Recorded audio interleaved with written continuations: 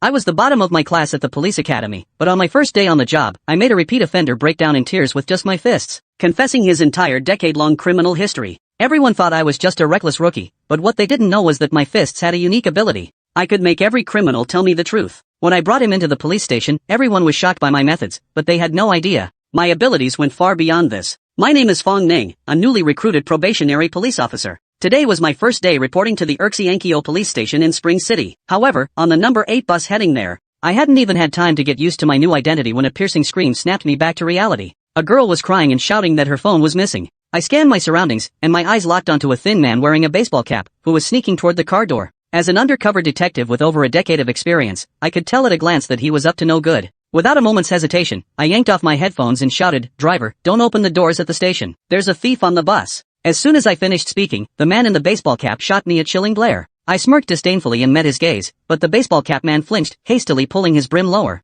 My physique and presence clearly intimidated him. At that moment, a screeching brake sound rang out. The driver indeed didn't open the door. I felt a surge of joy and stood up, moving toward the man in the baseball cap. Seeing the situation turning unfavorable, he tried to retreat in the opposite direction, but was firmly blocked by my outstretched arm. "Bro, stop pretending, just take out your phone." My tone was firm. The man in the baseball cap struggled to break free but couldn't, so he stubbornly retorted, "Who the hell are you? Are you crazy? I don't understand a word you're saying." Other passengers cast skeptical glances, and some even urged me not to falsely accuse an innocent person. I explained, "Everyone, trust me, I'm a police officer. This guy is definitely suspicious." Hearing this, the man in the baseball cap scoffed dismissively and mocked, "Stop bragging without looking in the mirror. A cop? Then where's your badge? If you're a cop, then I'm Inspector Lei Luo." As he spoke, he clutched his stomach pretending to have a stomachache, even letting out a fart in public, the stench filling the train car. Just as the girl was too flustered to speak, I had already made up my mind. Since you won't cooperate, then I won't hold back either. Ding! Host's emotions detected. The rogue cop system has awakened. A strange voice echoed in my mind. A system?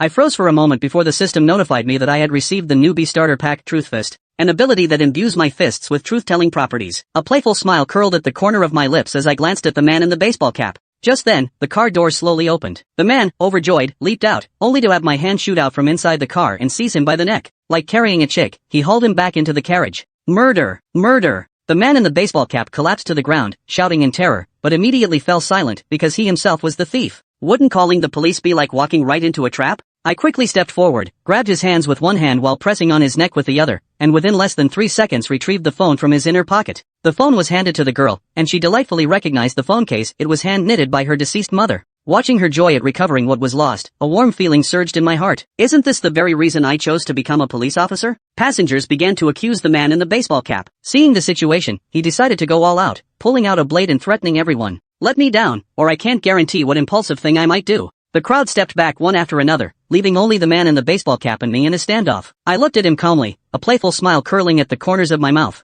His heart skipped a beat, then he swung the blade at me wildly. "Watch out!" Just as the blade was about to strike me, my left hand firmly grasped his wrist and then twisted it hard. With a snap, his wrist broke. The man in the baseball cap let out a pig-slaughtering scream. Ignoring him, I punched his ribs. Another snap echoed. He collapsed to the ground, completely incapacitated. "Talk. Besides stealing phones today, what other illegal things have you done?" I asked in a deep voice. The man in the baseball cap stared blankly, his mouth twitching, and then, like pouring beans out of a bamboo tube, he confessed all his crimes one by one. From stealing at the mobile phone store to stealing a Mercedes-Benz car, to pickpocketing on the subway. He even confessed to exchanging 1 yuan for the blind old man's 100 yuan bill. I nodded with satisfaction. The effect of the truth fist was even more impressive than I had imagined. "Master, turn at the terminal stop and stop at the gate of Urxiankyo police station." At 7:30 a.m., bus number 8 came to a steady stop in front of the police station. The man in the baseball cap cried and begged to get off the car to turn himself in, leaving the bewildered gatekeeper, who then contacted the officers on duty, Zheng Feng and He Wei. The two of them walked out the gate one after the other, and the man in the baseball cap limped over as if meeting a long-lost relative. Shouting his nickname Little Six, he tearfully begged them to arrest him.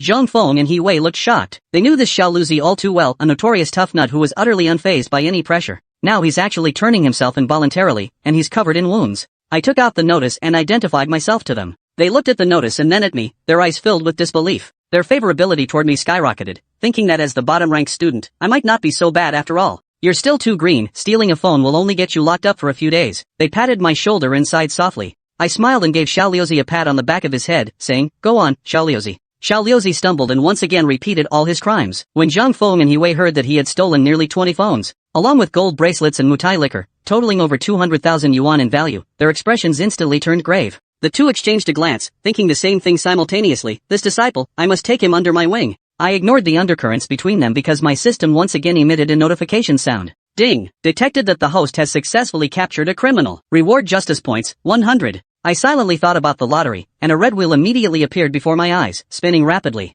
Ding! Congratulations, host, for obtaining the true eye. My eyes suddenly saw different light spots. The two police officers were emitting white light, while Xiaolu beside them was giving off a faint red glow. The criminal is red, the deeper the color, the higher the sin value. My heart was overjoyed with this divine skill. Catching criminals would be effortless, wouldn't it? Just then, the urgent sound of a police siren rang out as a beat-up Mazda sped down the street, followed by a police car. Before my eyes, a crimson to purple glowing dot perfectly overlapped with the Mazda's trajectory. Something's up. My pupils rapidly contracted. Without hesitation, I dashed after it. Chapter 4, Breaking News.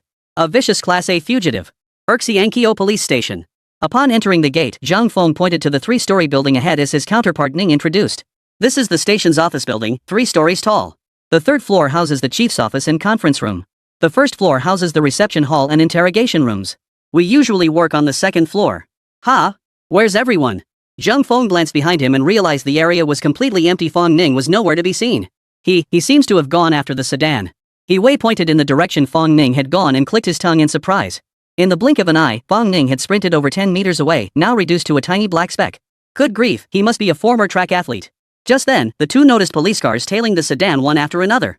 City Criminal Investigation Squad? Their eyes widened like saucers when they saw the police license plates. For the city bureau to mobilize this many officers for a manhunt, the suspect in that car must be a major criminal. Holy crap! He can't be going to arrest someone, can he? The pair were utterly shocked, cold sweat beating on their foreheads. A criminal of this caliber was far beyond what a petty thief could compare to. They knew Fong Ning was skilled, but he was still a greenhorn. If they failed to make the arrest and something went wrong, the two dared not dwell on the consequences. Lao He, take Xiaolu to the interrogation room first. I'll follow and check things out. Got it. Meanwhile, Fong Ning sprinted along, keeping a safe distance behind the Mazda. Urxiankyo Street lay at the urban-rural fringe, dotted with urban villages and crisscrossed by narrow, winding roads. The Mazda swerved wildly, plowing through traffic. Its speed wasn't high, but its destructive force was immense. Fong Ning weaved through traffic and quickly closed in on the Mazda ahead. Just as he drew near, a series of crashes and shouts erupted. The Mazda suddenly burst onto the bustling street, careening wildly. Roadside fruit stalls and breakfast stands were smashed to pieces. Bright red tomato juice mixed with white soy milk splattered across the Mazda's windows, a vivid contrast. Pedestrians on the sidewalk screamed in terror, and chaos erupted instantly across the entire street. Bang! Squeal! The Mazda spun out, its rear end making intimate contact with a streetlight pole. The pole snapped clean off and crashed onto the sidewalk. Directly beneath where it fell, a little girl was crying. "Mommy, I want mommy." The little girl stood rooted to the spot, wailing loudly, completely oblivious to the danger overhead. The crowd scattered in all directions, and no one nearby had time to rescue the child. Some people even covered their eyes, unable to bear watching. Thud! The streetlight crashed violently onto the ground, its metallic tremor echoing in Fong Ning's ears, making them buzz. Just as the lamp was about to strike the girl, Fong Ning lunged forward. With a last-minute forward roll, he shielded the girl tightly in his arms. "Little one, are you okay?" Ignoring the stinging pain in his ears, Fong Ning scrambled to his feet to check on the girl. The girl seemed terrified, clinging tightly to Fong Ning's arm without a word, refusing to let go. Just then, Fong Ning caught sight of Officer Zhang running toward them, panting heavily. "Don't be afraid. See that police officer over there? Go to him. He'll help you find your mom." Seeing the Mazda about to vanish from sight, she didn't wait to meet Officer Zhang. Straightening abruptly, she gave chase once more. Pushing himself to the limit once more, Fong Ning's stamina began to wane as he gasped for breath. But the thought of the little girl who had nearly lost her life ignited an uncontrollable rage within him, making him want to punch the driver of the Mazda in the face right then and there. Soon, the Mazda reappeared within his field of vision, a bright red dot blinking on the true sight interface. Bang! A thunderous crash echoed as the Mazda slammed into the curb, instantly engulfed in billowing smoke. Within seconds, a burly, bald man clutched his forehead as he kicked open the door. Blood trickled slowly from his fingers, soaking the scorpion tattoo on his arm and giving it an eerie appearance. The sound of sirens grew louder. The scorpion man clutched his bleeding forehead, glanced left and right, then darted into the alley entrance. A minute later, Fong Ning approached the Mazda and noticed a trail of blood leading deep into the alley.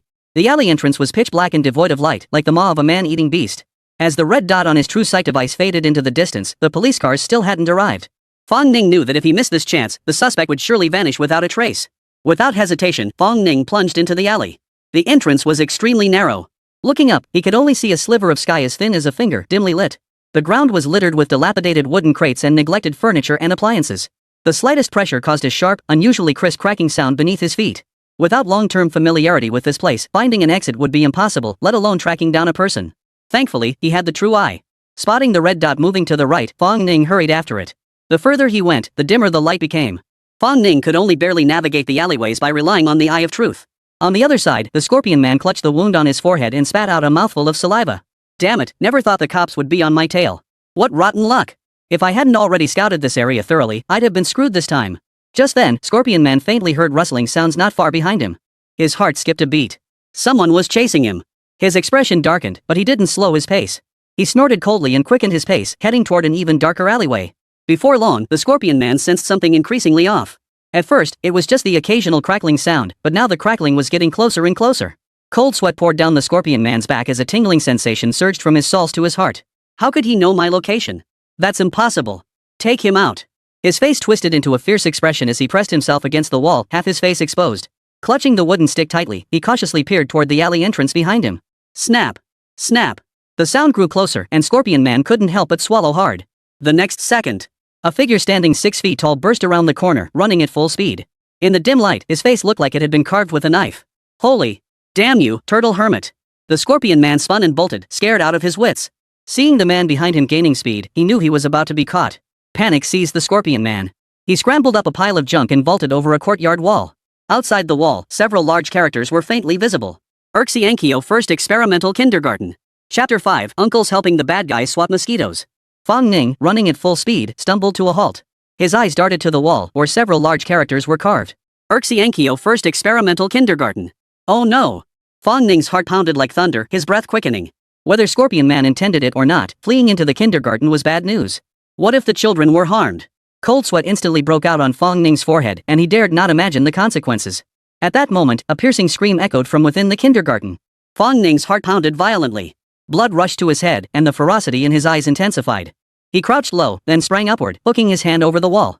Using the wall's surface to propel himself upward, he launched himself over the top and landed steadily inside the kindergarten compound. Looking around, the academic building stood directly ahead, the school gate to the right, and the playground to the left. Shrieks echoed from the first floor of the building. Through the windows, teachers could be glimpsed herding students into classrooms. At the edge of the playground, 2 security guards, one wielding a shield, the other a riot fork, stood facing the Scorpion Man on either side. The Scorpion Man stood on the left, knife in one hand, the other clamped tightly around a female teacher's neck, shouting curses. Back off. Step back now, or I'll kill her. With that, he pressed the blade of his knife threateningly against her neck. A trickle of blood immediately seeped from her snow-white neck, a sight that was truly horrifying. Her hair was disheveled, her eyes filled with terror, her face deathly pale, and her lips bitten until they bled from sheer fear. The 2 security guards had never witnessed such a scene. Their hands trembled slightly as they held their shields and forks. Their legs moved backward uncontrollably, pulling them farther and farther away from the Scorpion Man. Oh, I thought you were some big shot. Turns out you're just a worthless piece of trash who takes women hostage. What a waste of time following you all this while. What a bummer. Fong Ning stepped out from the corner with a look of contempt. All eyes turned to Fong Ning. The Scorpion Man tilted his head, licking the blood from his blade, his eyes blazing with savagery. So it's you mangy dog, who's been tailing me all this time? I'll let you off today. Get lost now, and I might spare you. Fong Ning grinned, revealing his signature pearly whites. Then I'd really have to thank you. But I never said I'd let you off today. I'm a cop. Not some damn horse-releasing guy. The Scorpion Man's pupils contracted sharply, veins bulging on his face as he looked savagely menacing. Ha! You want to arrest me? If you don't want her dead, back off. With that, he yanked the woman in front of him, his eyes gleaming with madness. Her face flushed crimson, unable to speak, she could only repeatedly slap at the Scorpion Man's arm. But her strength was too weak, her slaps felt like mere tickles against him. Tears welled in her eyes as she looked at Fong Ning, her gaze screaming for help. Fong Ning's expression darkened. After a 2-second pause, he turned and walked away. Watching Fong Ning walk away, despair washed over the woman's eyes as she slowly closed them. The 2 security guards hesitated, unsure what Fong Ning was up to. The Scorpion Man, seeing Fong Ning walk away, burst into maniacal laughter. I thought Chuanqing's cops were so tough, but they're just cowards. As Fong Ning grew farther away, the Scorpion Man gradually relaxed his guard, lowering the knife hovering over the woman's throat. The very instant the blade left her neck. Whoosh! A pebble struck the Scorpion Man's wrist with pinpoint accuracy. Thud! The Scorpion Man winced in pain as the knife plunged straight into the plastic running track. At the same time, a dark shadow lunged forward, accompanied by a whistling sound. A pair of massive feet appeared before the Scorpion Man's chest. In less than 3 seconds, the Scorpion Man could only watch helplessly as the massive feet closed in, utterly unable to react. Crack! The Scorpion Man was sent flying 2 meters through the air, landing face first in an intimate encounter with the track. Fong Ning brushed the dust off his feet, gazing coldly at the fallen Scorpion Man. You bastard! You ambushed me! The Scorpion Man spat out 2 bloodied teeth, his face looking gaunt and sunken. Sneak attack? Why bother talking about honor with trash like you? You think you're worthy? The Scorpion Man suddenly grew calm.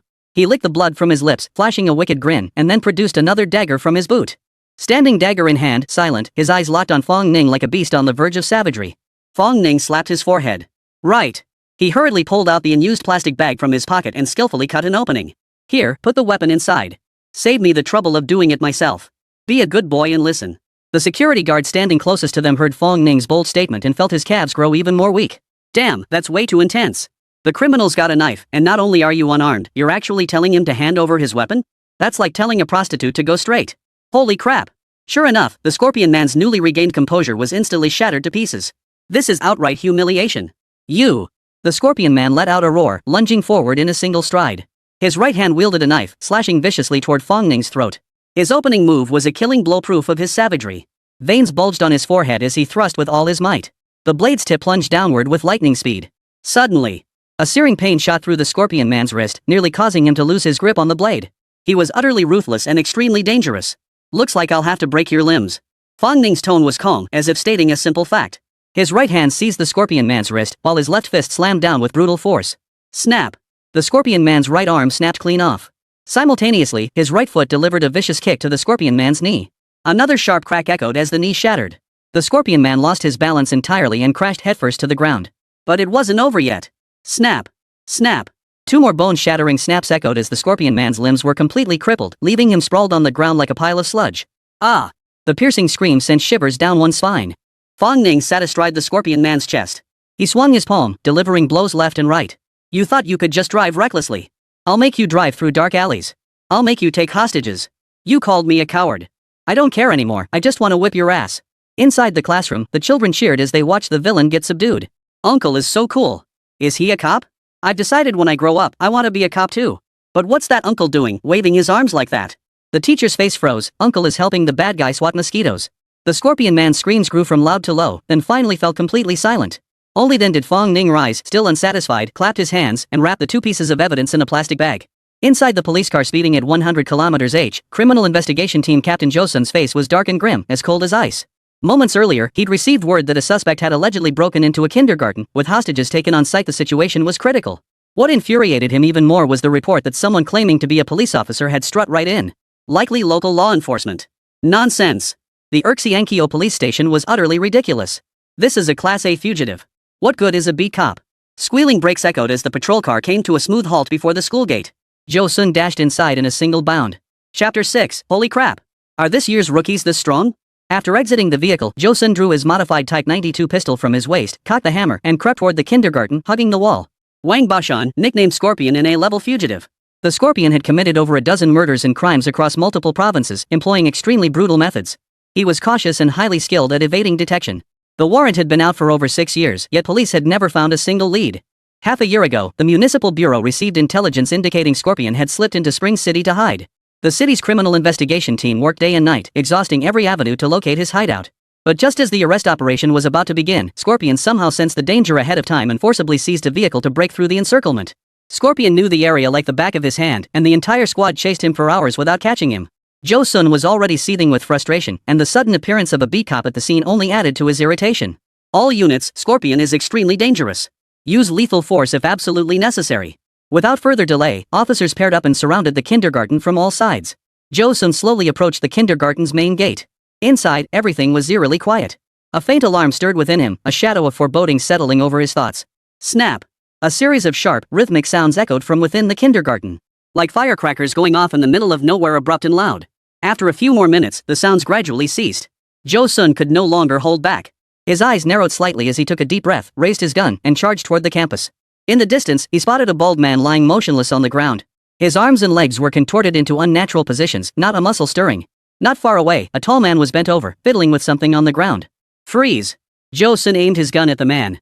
Turn around and raise your hands. Fong Ning had just finished bagging the evidence when the sudden shout made him spin around to meet the cold muzzle of a gun. His body trembled, and 2 knives slipped from his hands. The scene was utterly awkward. My name is Fong Ning. I'm with the Urxiankyo police station. I'm one of you. Fong Ning raised both hands high above his head, terrified he might be mistaken for a suspect. Jo-sun walked up to the bald man and examined him closely. He noticed a scorpion tattoo on the bald man's arm. His face was swollen like a pig's head, and a trickle of blood oozed from the corner of his mouth. Whoa! A scorpion! Jo-sun sucked in a sharp breath.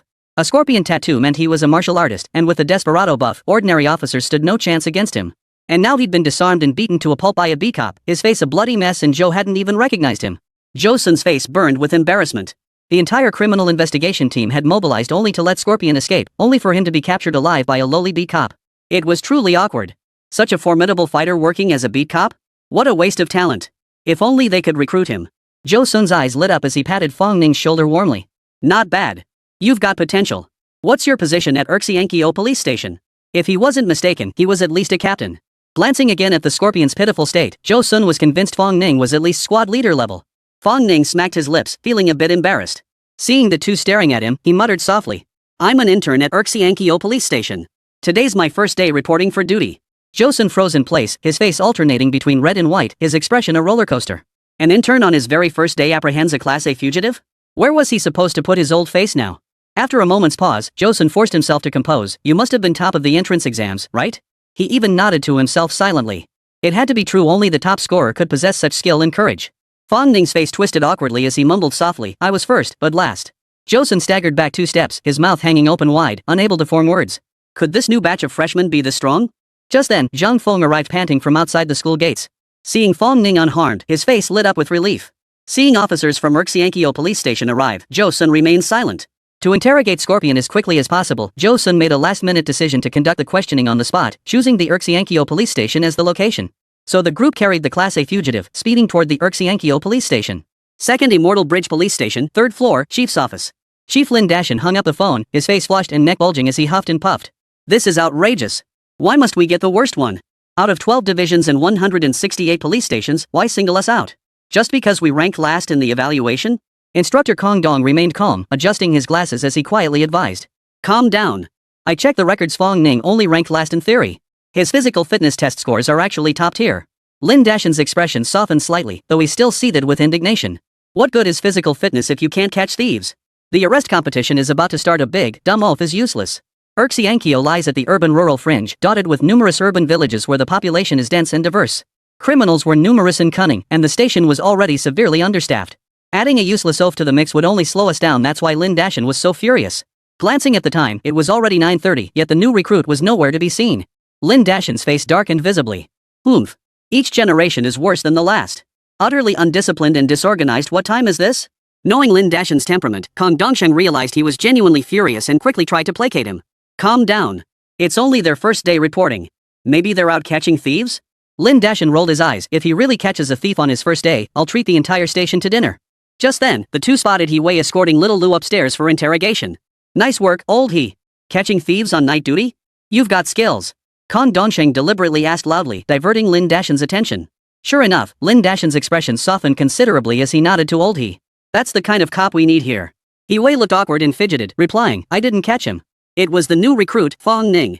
He was brought in by the bus driver. Kong Dongsheng burst out laughing upon hearing this. Haha, old Lin, get ready to bleed. Learning that Fong Ning was late because he caught a thief, Lin Dashin's face flushed slightly, though he felt a bit surprised. The rookie? Why didn't he come with you? He Wei slapped his thigh and hurriedly explained how Fong Ning had gone after the suspect. This is sheer madness. That's a dangerous criminal. Did he go alone to his death? Lin Dashin bellowed, rushing downstairs while straightening his clothes and shouting. All field agents, gear up and follow me. We've got a situation.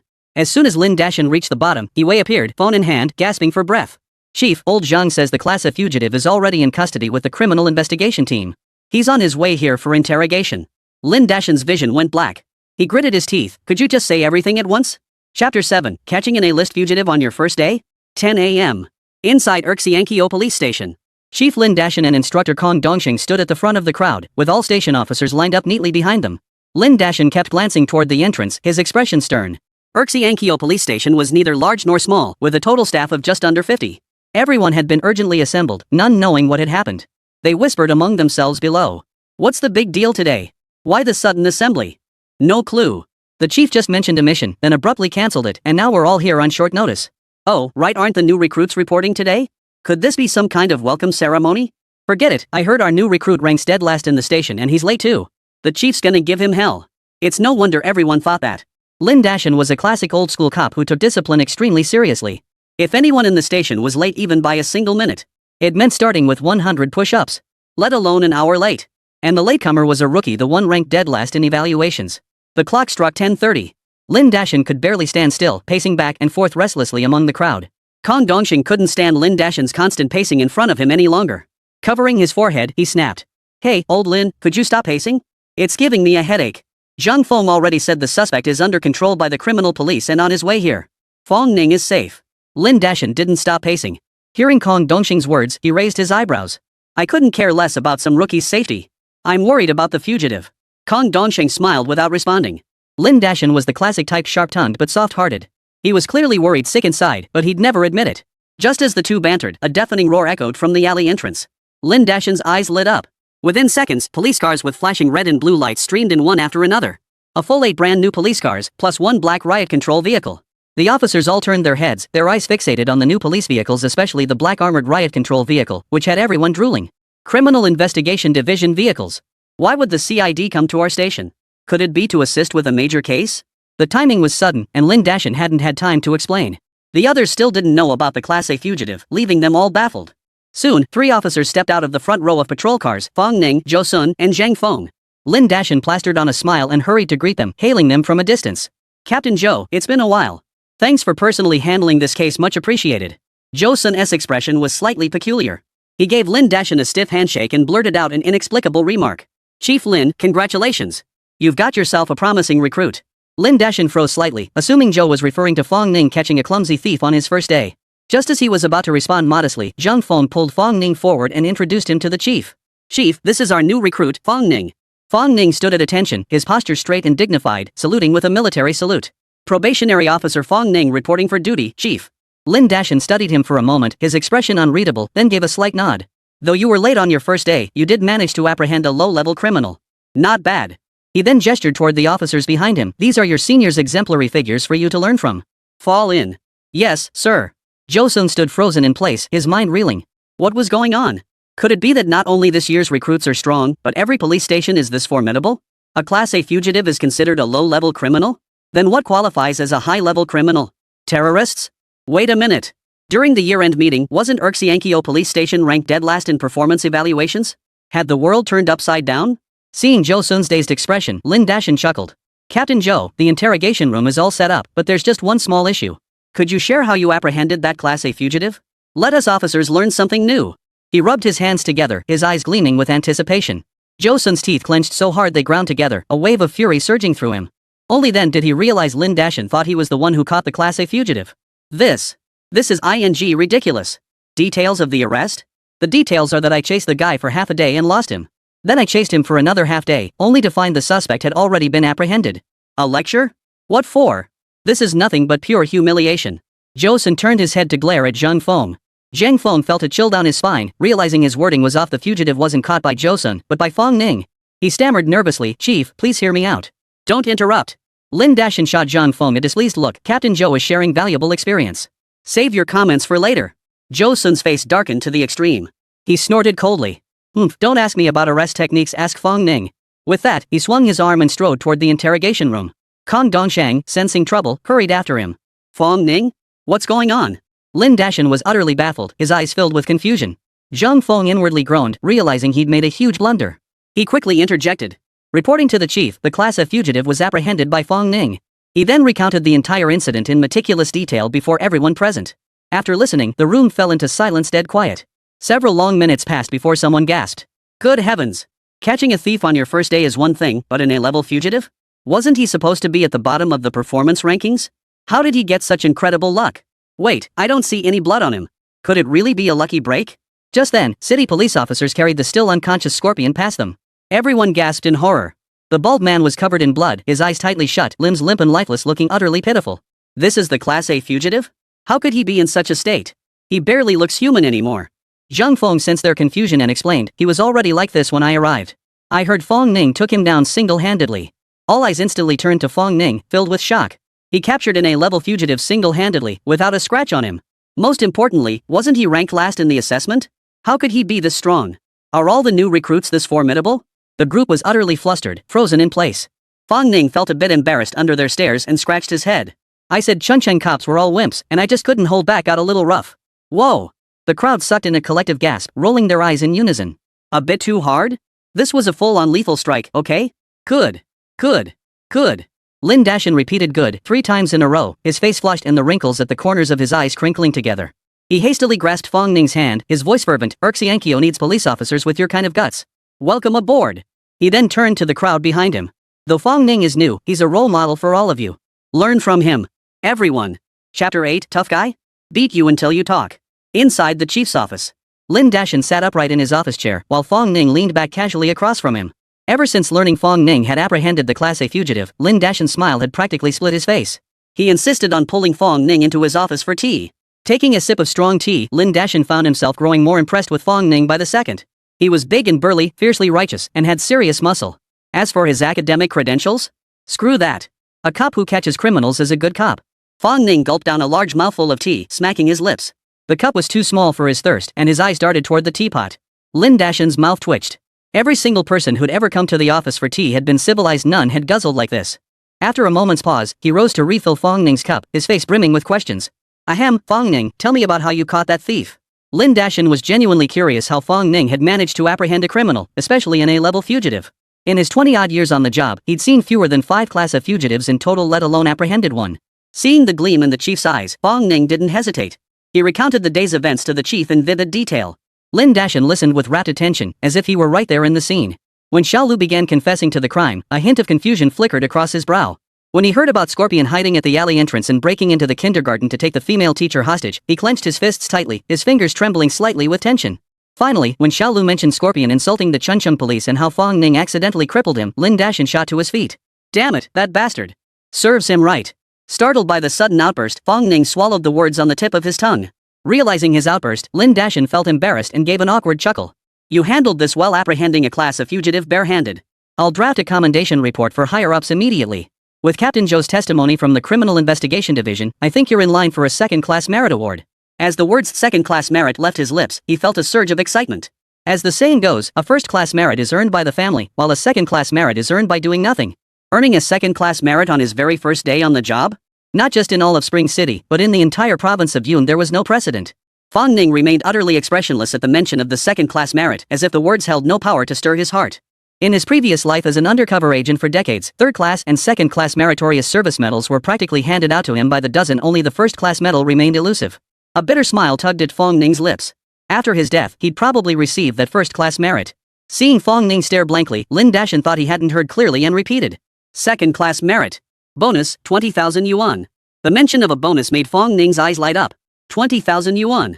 The reward was twice as high as in his previous life. Criminals in this parallel blue star must be rampant for the reward to be so generous. Chief, when will the bonus be paid out? Fong Ning looked at Lin Dashin with eager anticipation.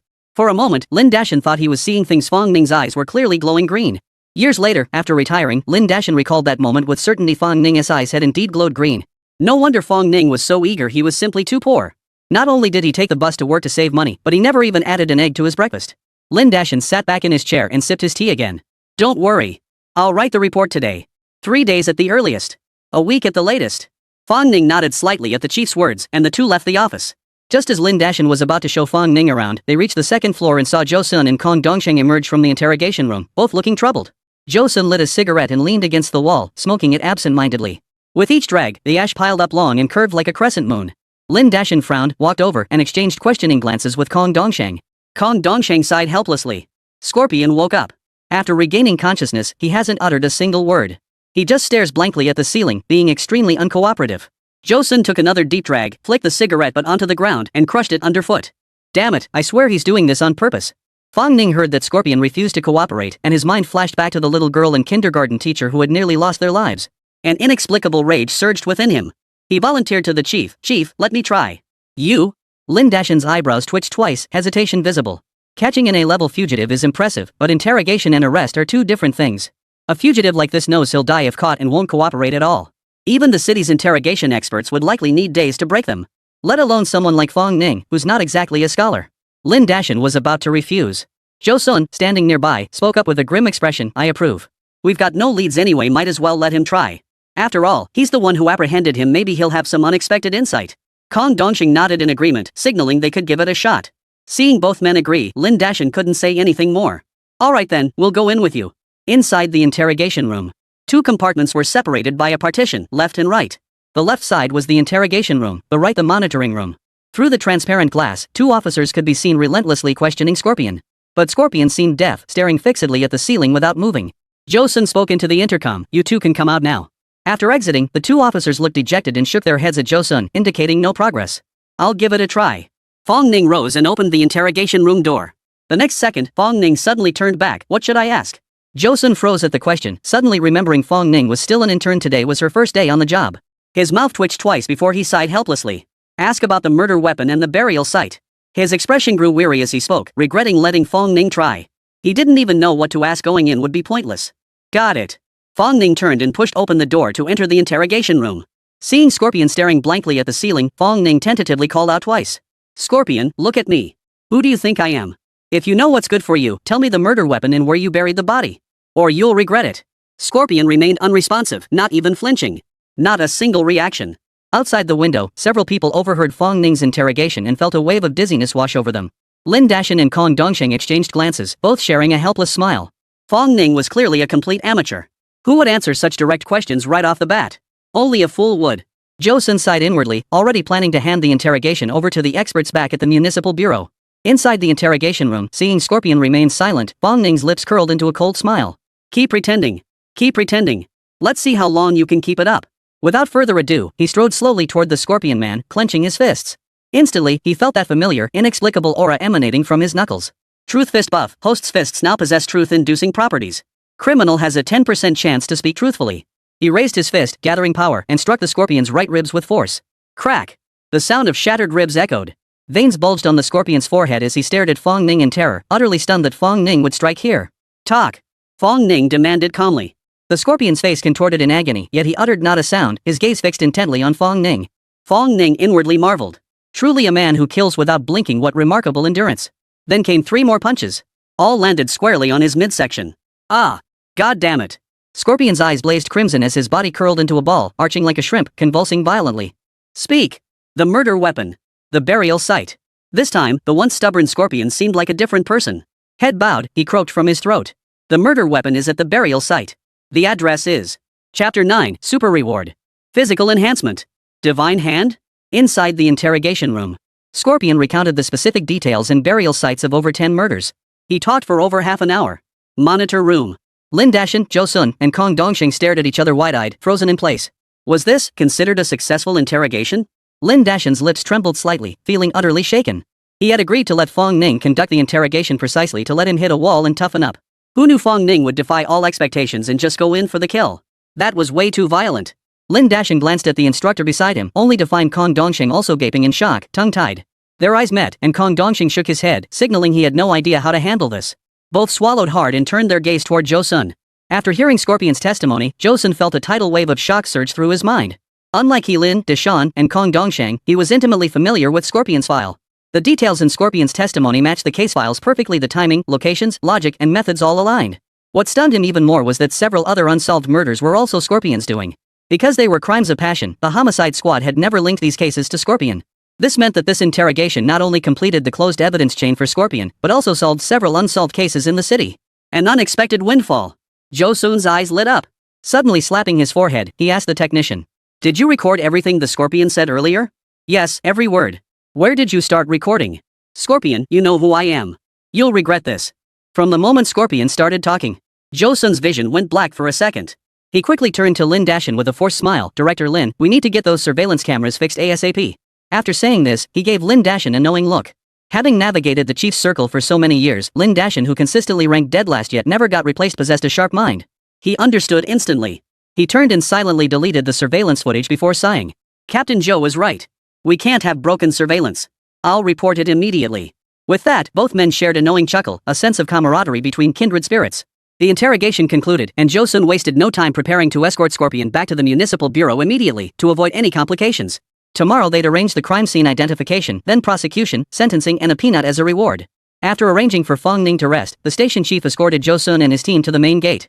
As they departed, Jo-sun smiled and said, "Old Lin, rest assured I'll report this truthfully to headquarters. Your Urxi Ankyo team deserves major credit for this. Barring any surprises, recognition is guaranteed. You've got yourself a real gem here." As Jo-sun spoke, his gaze drifted toward Fong Ning's direction, his eyes brimming with admiration. Lin Dashan hastily waved his hands. "Old Joe, this is simply our duty." "Commendations?" We don't need that sort of thing. Ah, but speaking of which, could you perhaps emphasize our Urxiankyo police station a bit more when writing the report? Josun rolled his eyes, hesitated for a moment, then whispered. Old Lin, could I ask you a favor? Go ahead, no problem at all. Lin Dashin's face flushed with warmth as he waved his hand generously, his tone courteous. That Fong Ning kid's pretty sharp. Could you possibly part with him and let him join our criminal investigation division? Ah, that hurts. Old Joe, I won't see you off, got to run to the bathroom. Lin Dashin took A and bolted, running as fast as a young man. Old fox. Josun muttered under his breath, then climbed into the police car and drove off. Meanwhile, the city criminal investigation team had already departed, bringing the case to a temporary close. Fong Ning lay resting on his side in the break room, looking exhausted. Catching a petty thief on the bus this morning, then apprehending Scorpion at the kindergarten, followed by interrogating Scorpion, he hadn't stopped for a single moment. Though he'd maintained rigorous physical training throughout this lifetime, giving him far superior stamina to the average person, his body was starting to feel the strain. Just then, Fong Ning heard the familiar, pleasant system notification sound. Ding! Successful apprehension of criminal detected. Reward justice points, 1,000. 1,000. Fong Ning was somewhat surprised. While he'd expected the bounty for a wanted criminal to be higher than that for a petty thief, he hadn't anticipated a tenfold difference. Holy cow! Even though the lottery wasn't discounted, 1,000 points meant he could draw 5 times. He'd already pulled the Eye of Truth buff on his first try. What treasures might 5 attempts unearth? Fong Ning's eyes lit up. Without hesitation, he silently chanted, Drawl. A crimson will instantly materialize before his eyes, spinning slowly. Ding, thank you for your patronage. Ding, thank you for your patronage. 2 consecutive thank you for your patronage. Fong Ning's brows knitted into a deep frown. He thought to himself, turns out this morning was just a beginner's luck. This is the familiar gotcha experience. I refuse to believe it's all thank you for your patronage. Fong Ning now resembled a gambler on a roll, choosing without hesitation to continue the draw. Ding, thank you for your patronage. Ding. Congratulations, host, you have obtained Physical Constitution Spinach 1. Ding. Congratulations, host, you have obtained the Divine Hand buff. Physical Spinach? Divine Hand? Sounds pretty good. Fong Ning hurriedly checked the usage instructions. Constitution Spinach permanently enhances the host's physical attributes. P.S. Go crush them. Popeye Spinach? Curiosity piqued, Fong Ning immediately chose to use it. The next second, a warm current flooded his entire body, leaving him tingly and numb, followed by a surge of strength filling his limbs. The mysterious aura emanating from his fists grew significantly stronger. Clenching his fists, Fong Ning felt he could take down a bull. He stood up and bounced in place, only to smack his head against the ceiling with a loud thud. Ouch! Fong Ning let out a yell, clutching his head and wailing. Glancing up, he saw a hole torn right through the ceiling. Whoa! That was seriously strong. He tiptoed lightly, feeling the astonishing explosive power in his legs. Fong Ning was certain that if he ever encountered a situation like the Scorpion Man again, he could guarantee his head would be right on target in no time. Suppressing his excitement, Fong Ning checked the information for the Thief God's buff. Divine Hand buff, host gains peak thievery skill, reaching world-leading level. P.S. Nothing can stop you from getting what you want. Divine Hand? The name sounds impressive, but it has nothing to do with catching thieves. As a police officer, you want me to steal? Forget it. Who knows, it might come in handy someday. Muttering to myself, I opened the system panel again. This time, the system had changed. Host, Fong Ning. Strength 20 average human 10. Stamina 20 average human 10. Speed 20 average human 10. Current buffs, Fist of Truth, Eye of Reality, Hand of God. Justice value, 0. Seeing physical stats twice that of an ordinary person, plus 3 God tier buffs, Fong Ning nodded with satisfaction. With these, he was practically a little cow riding a plane, totally awesome. Just as Fong Ning stood there grinning like an idiot, Instructor Kong Dongxing pushed open the door and smiled at him. You worked hard today. The chief has an urgent matter and wants you to go home and rest. There's a surprise waiting for you tomorrow. What kind of surprise? Fong Ning flashed his signature toothy grin. Top secret. Kong Dongxing turned and left immediately. Fong Ning didn't press for details, obediently clocking out and heading home to sleep. Of course, he still rode home in the familiar 8-wheel truck. Chapter 10, Second Class Merit on First Day. Directly promoted. Early morning, the sun hung high in the sky, showering warm rays that made even the air along the road feel sweet. As usual, Fong Ning boarded the 8th Route Army bus bound for Urxiankyo Police Station. He entered the station at 5 minutes to 9. Not a moment late. Fong Ning entered the compound with a cheerful expression, ready to greet his colleagues and build rapport. After wandering around a few areas, he discovered the entire station was completely quiet. Yet the entire courtyard was spotless, with even the fence adorned with clusters of red flowers. Did I come too early? That can't be right. Isn't the workday supposed to start at 9?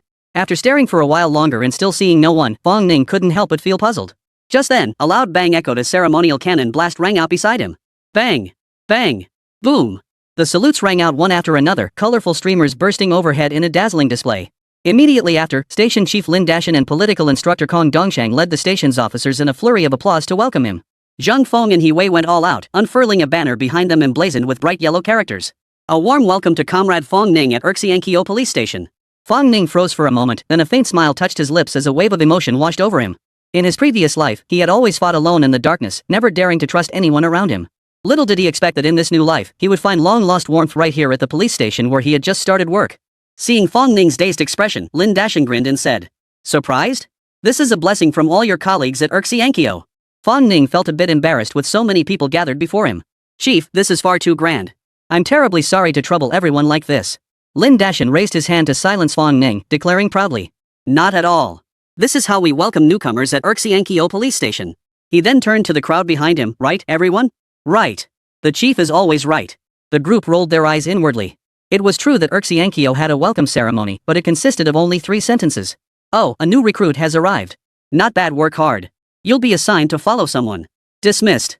When did they start hanging banners, unfurling streamers, and setting off fireworks? Yet despite this distinct treatment, not a single trace of discontent rippled through the crowd. Every gaze directed at Fong Ning carried respect. Though Fong Ning was a new recruit, what rookie could arrest an A-level fugitive on their first day? Not only that, but colleagues in the interrogation room said the fugitive was actually broken down by Fong Ning. This wasn't a rookie, he was a powerhouse. Lin Dashan stepped forward, clasping Fong Ning's hand with a smile in his eyes. "Old Kong mentioned yesterday he had a surprise for you. How'd you like it?" Fong Ning smiled politely at the colleagues gathered before him. "Thank you, Chief. Thank you, Instructor. Thank you, everyone. I really appreciate this surprise." Lin Dashan's eyes sparkled with even greater amusement as he said mysteriously, "This is just the beginning. The surprises aren't over yet." Before Fong Ning could react, Lin Dashan's expression turned serious, his entire demeanor shifting abruptly with a sense of solemnity. "All personnel at Urshian Bridge, fall in." Within a minute, the group stood in neat formation within the courtyard, with Fong Ning positioned at the far right. Lin Dashan narrowed his eyes, his gaze sharp as he surveyed the assembled personnel. Fong Ning, probationary officer of Urxiankyo Police Station. For outstanding meritorious service, the organization has decided.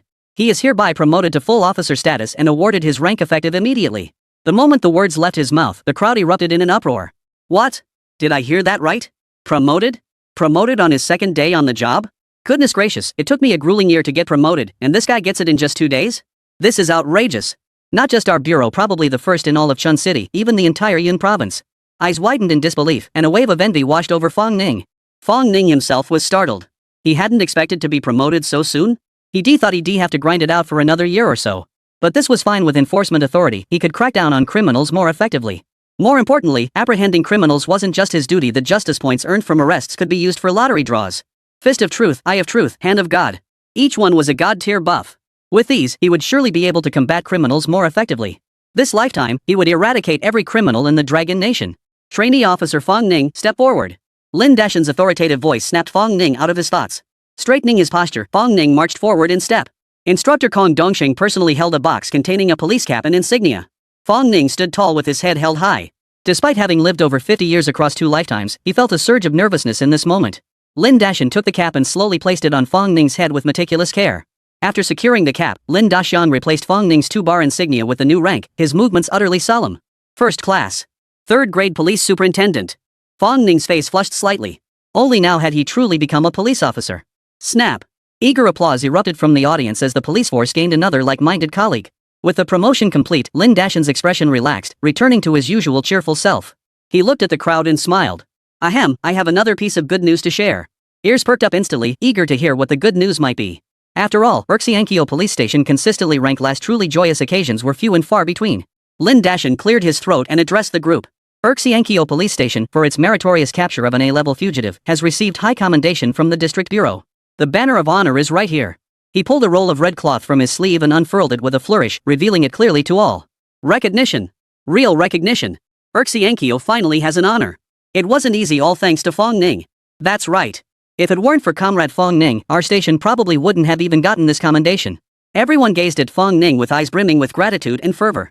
Fong Ning felt uncomfortable under their scrutiny, but Kong Dongxing cheerfully interjected, "This commendation was actually retrieved by the station chief from the district bureau overnight. It was originally scheduled to arrive the day after tomorrow."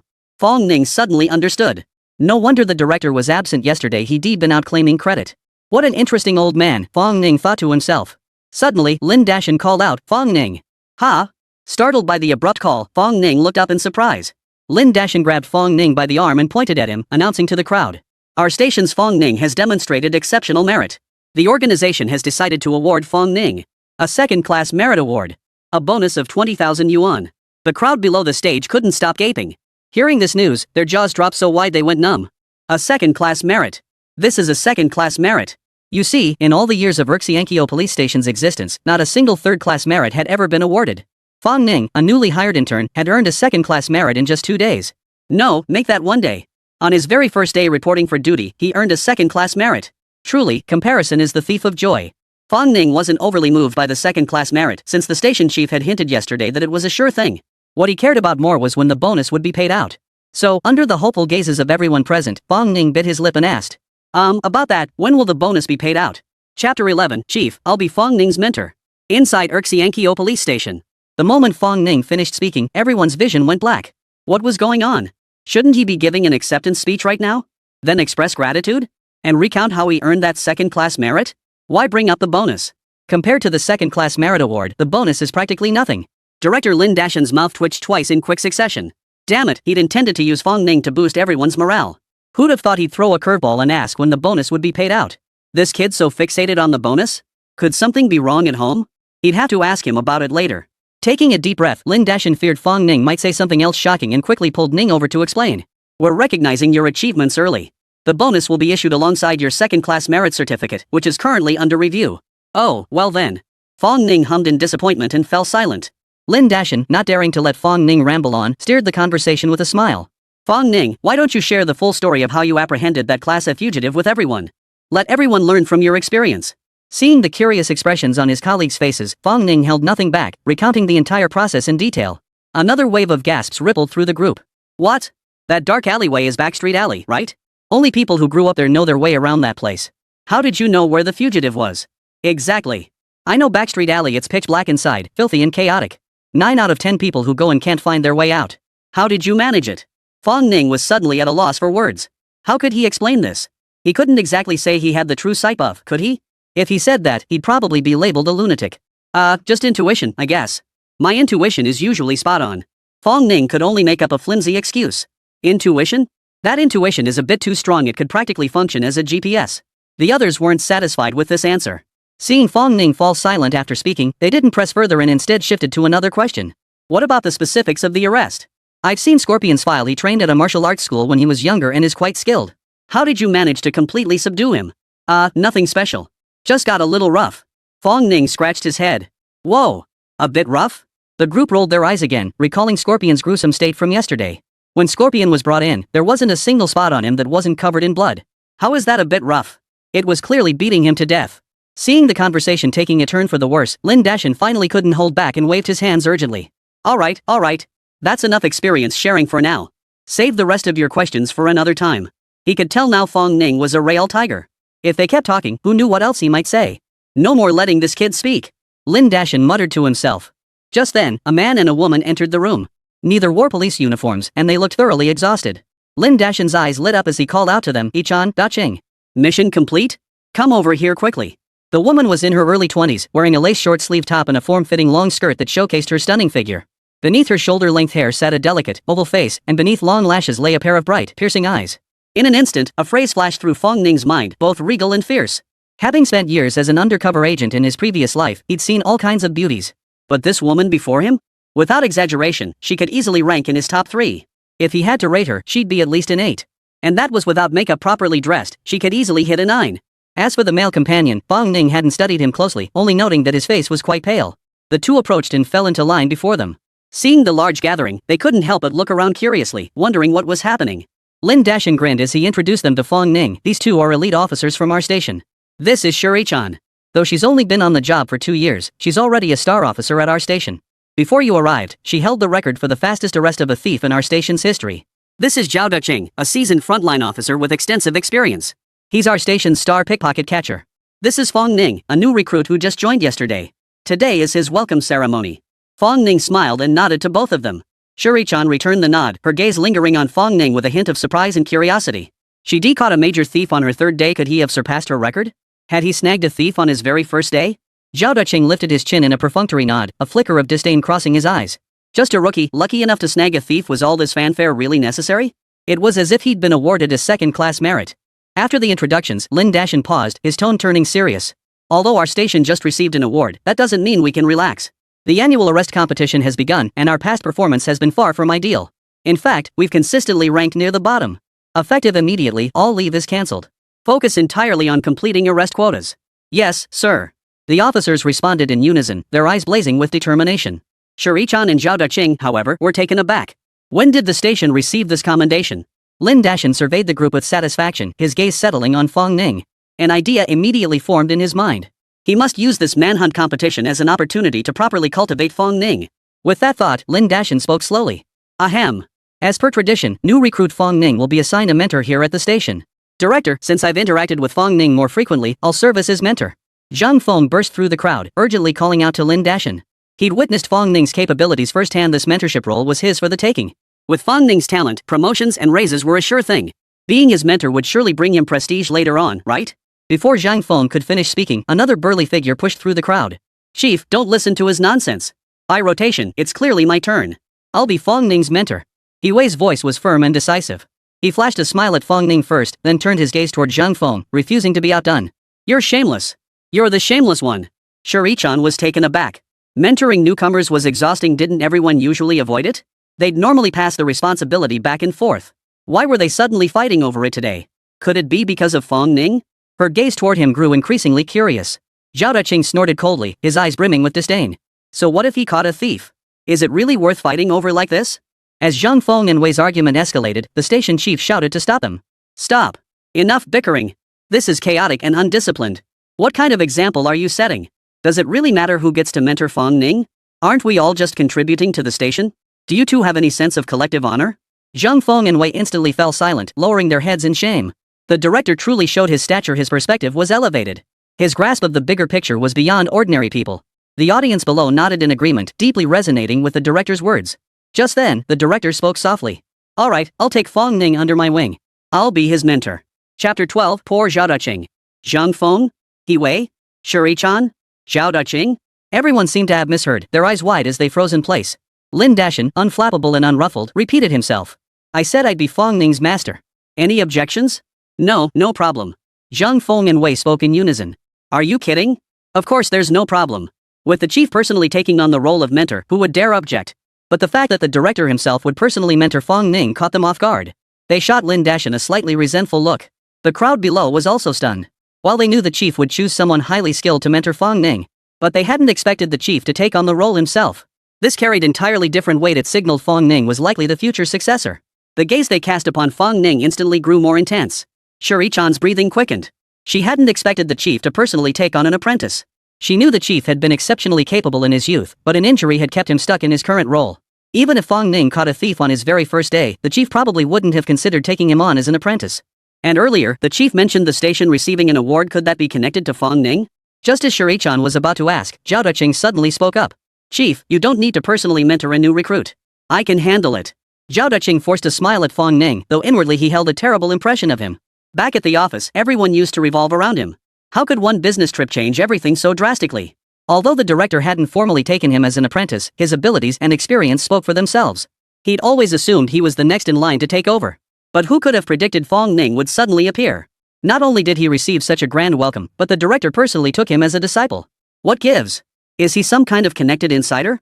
Yeah, that must be it. Lin Dashan knew Zhao Daqing's competitive nature well and didn't want to crush his confidence in front of everyone. He simply said calmly, Fong Ning is a promising newcomer. And since he's joining our division, I'll personally mentor him. Seeing the director's eyes flicker, Zhao Daqing felt even more certain his guess was right and showed no sign of stopping. Director, I'd like to know what Fong Ning's contributions to our division are. It's just catching a thief. What else could it be? A wanted criminal? He finished speaking and looked confidently at the people behind him, hoping for their support. But the colleagues behind him all looked extremely peculiar, eyes fixed on their noses fixed on their hearts, as if they hadn't heard a thing. A sudden sense of foreboding washed over Zhao Daqing. Lin Dashan's face darkened instantly, surprised by Zhao Daqing's lack of tact.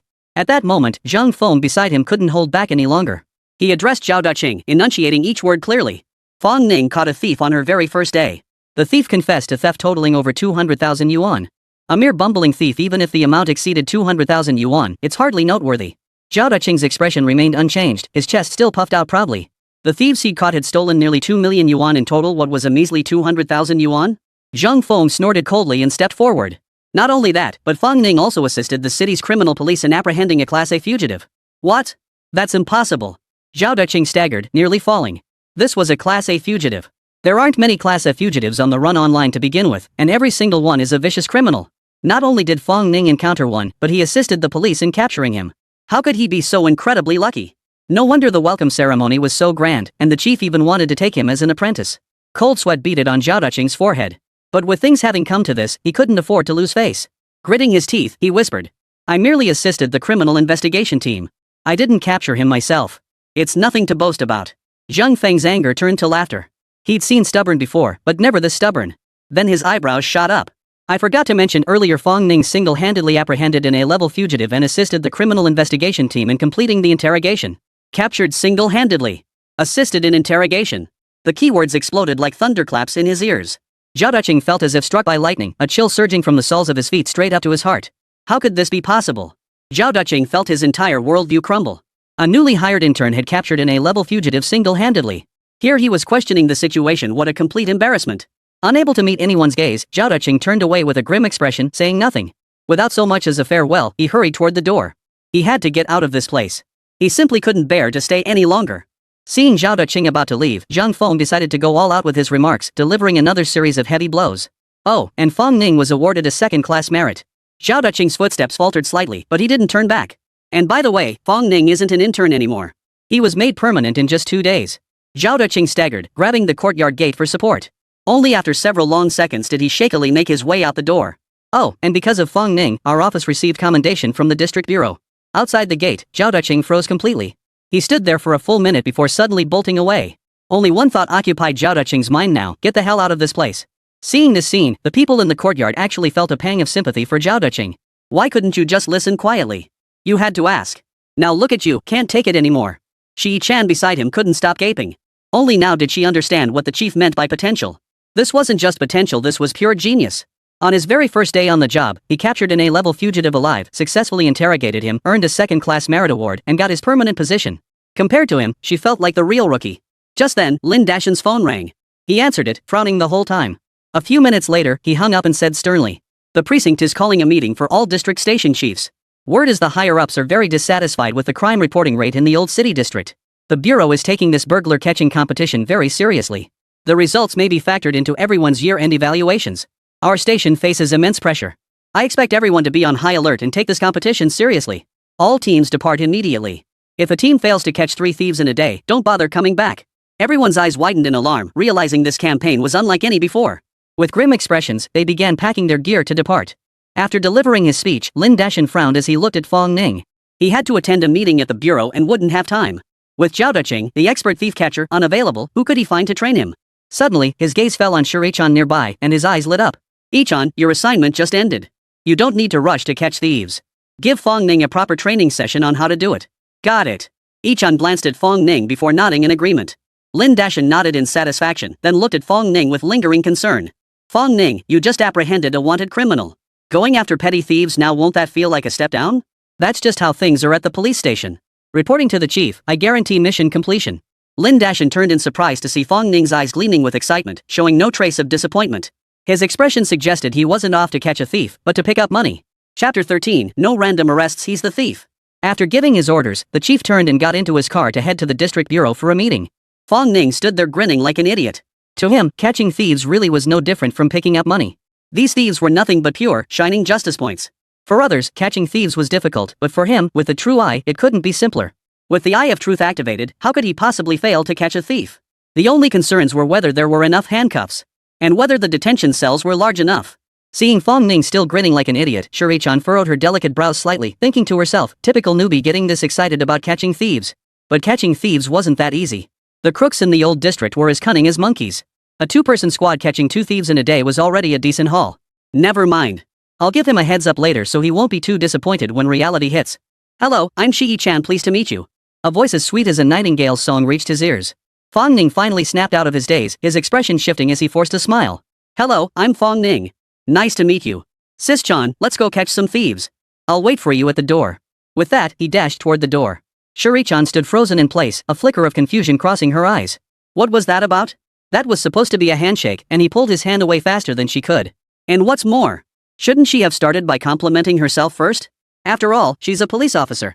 Not just the precinct's police flower, but the city's police flower. Not even a single compliment? He just said hello and bolted, claiming he had to go catch a thief?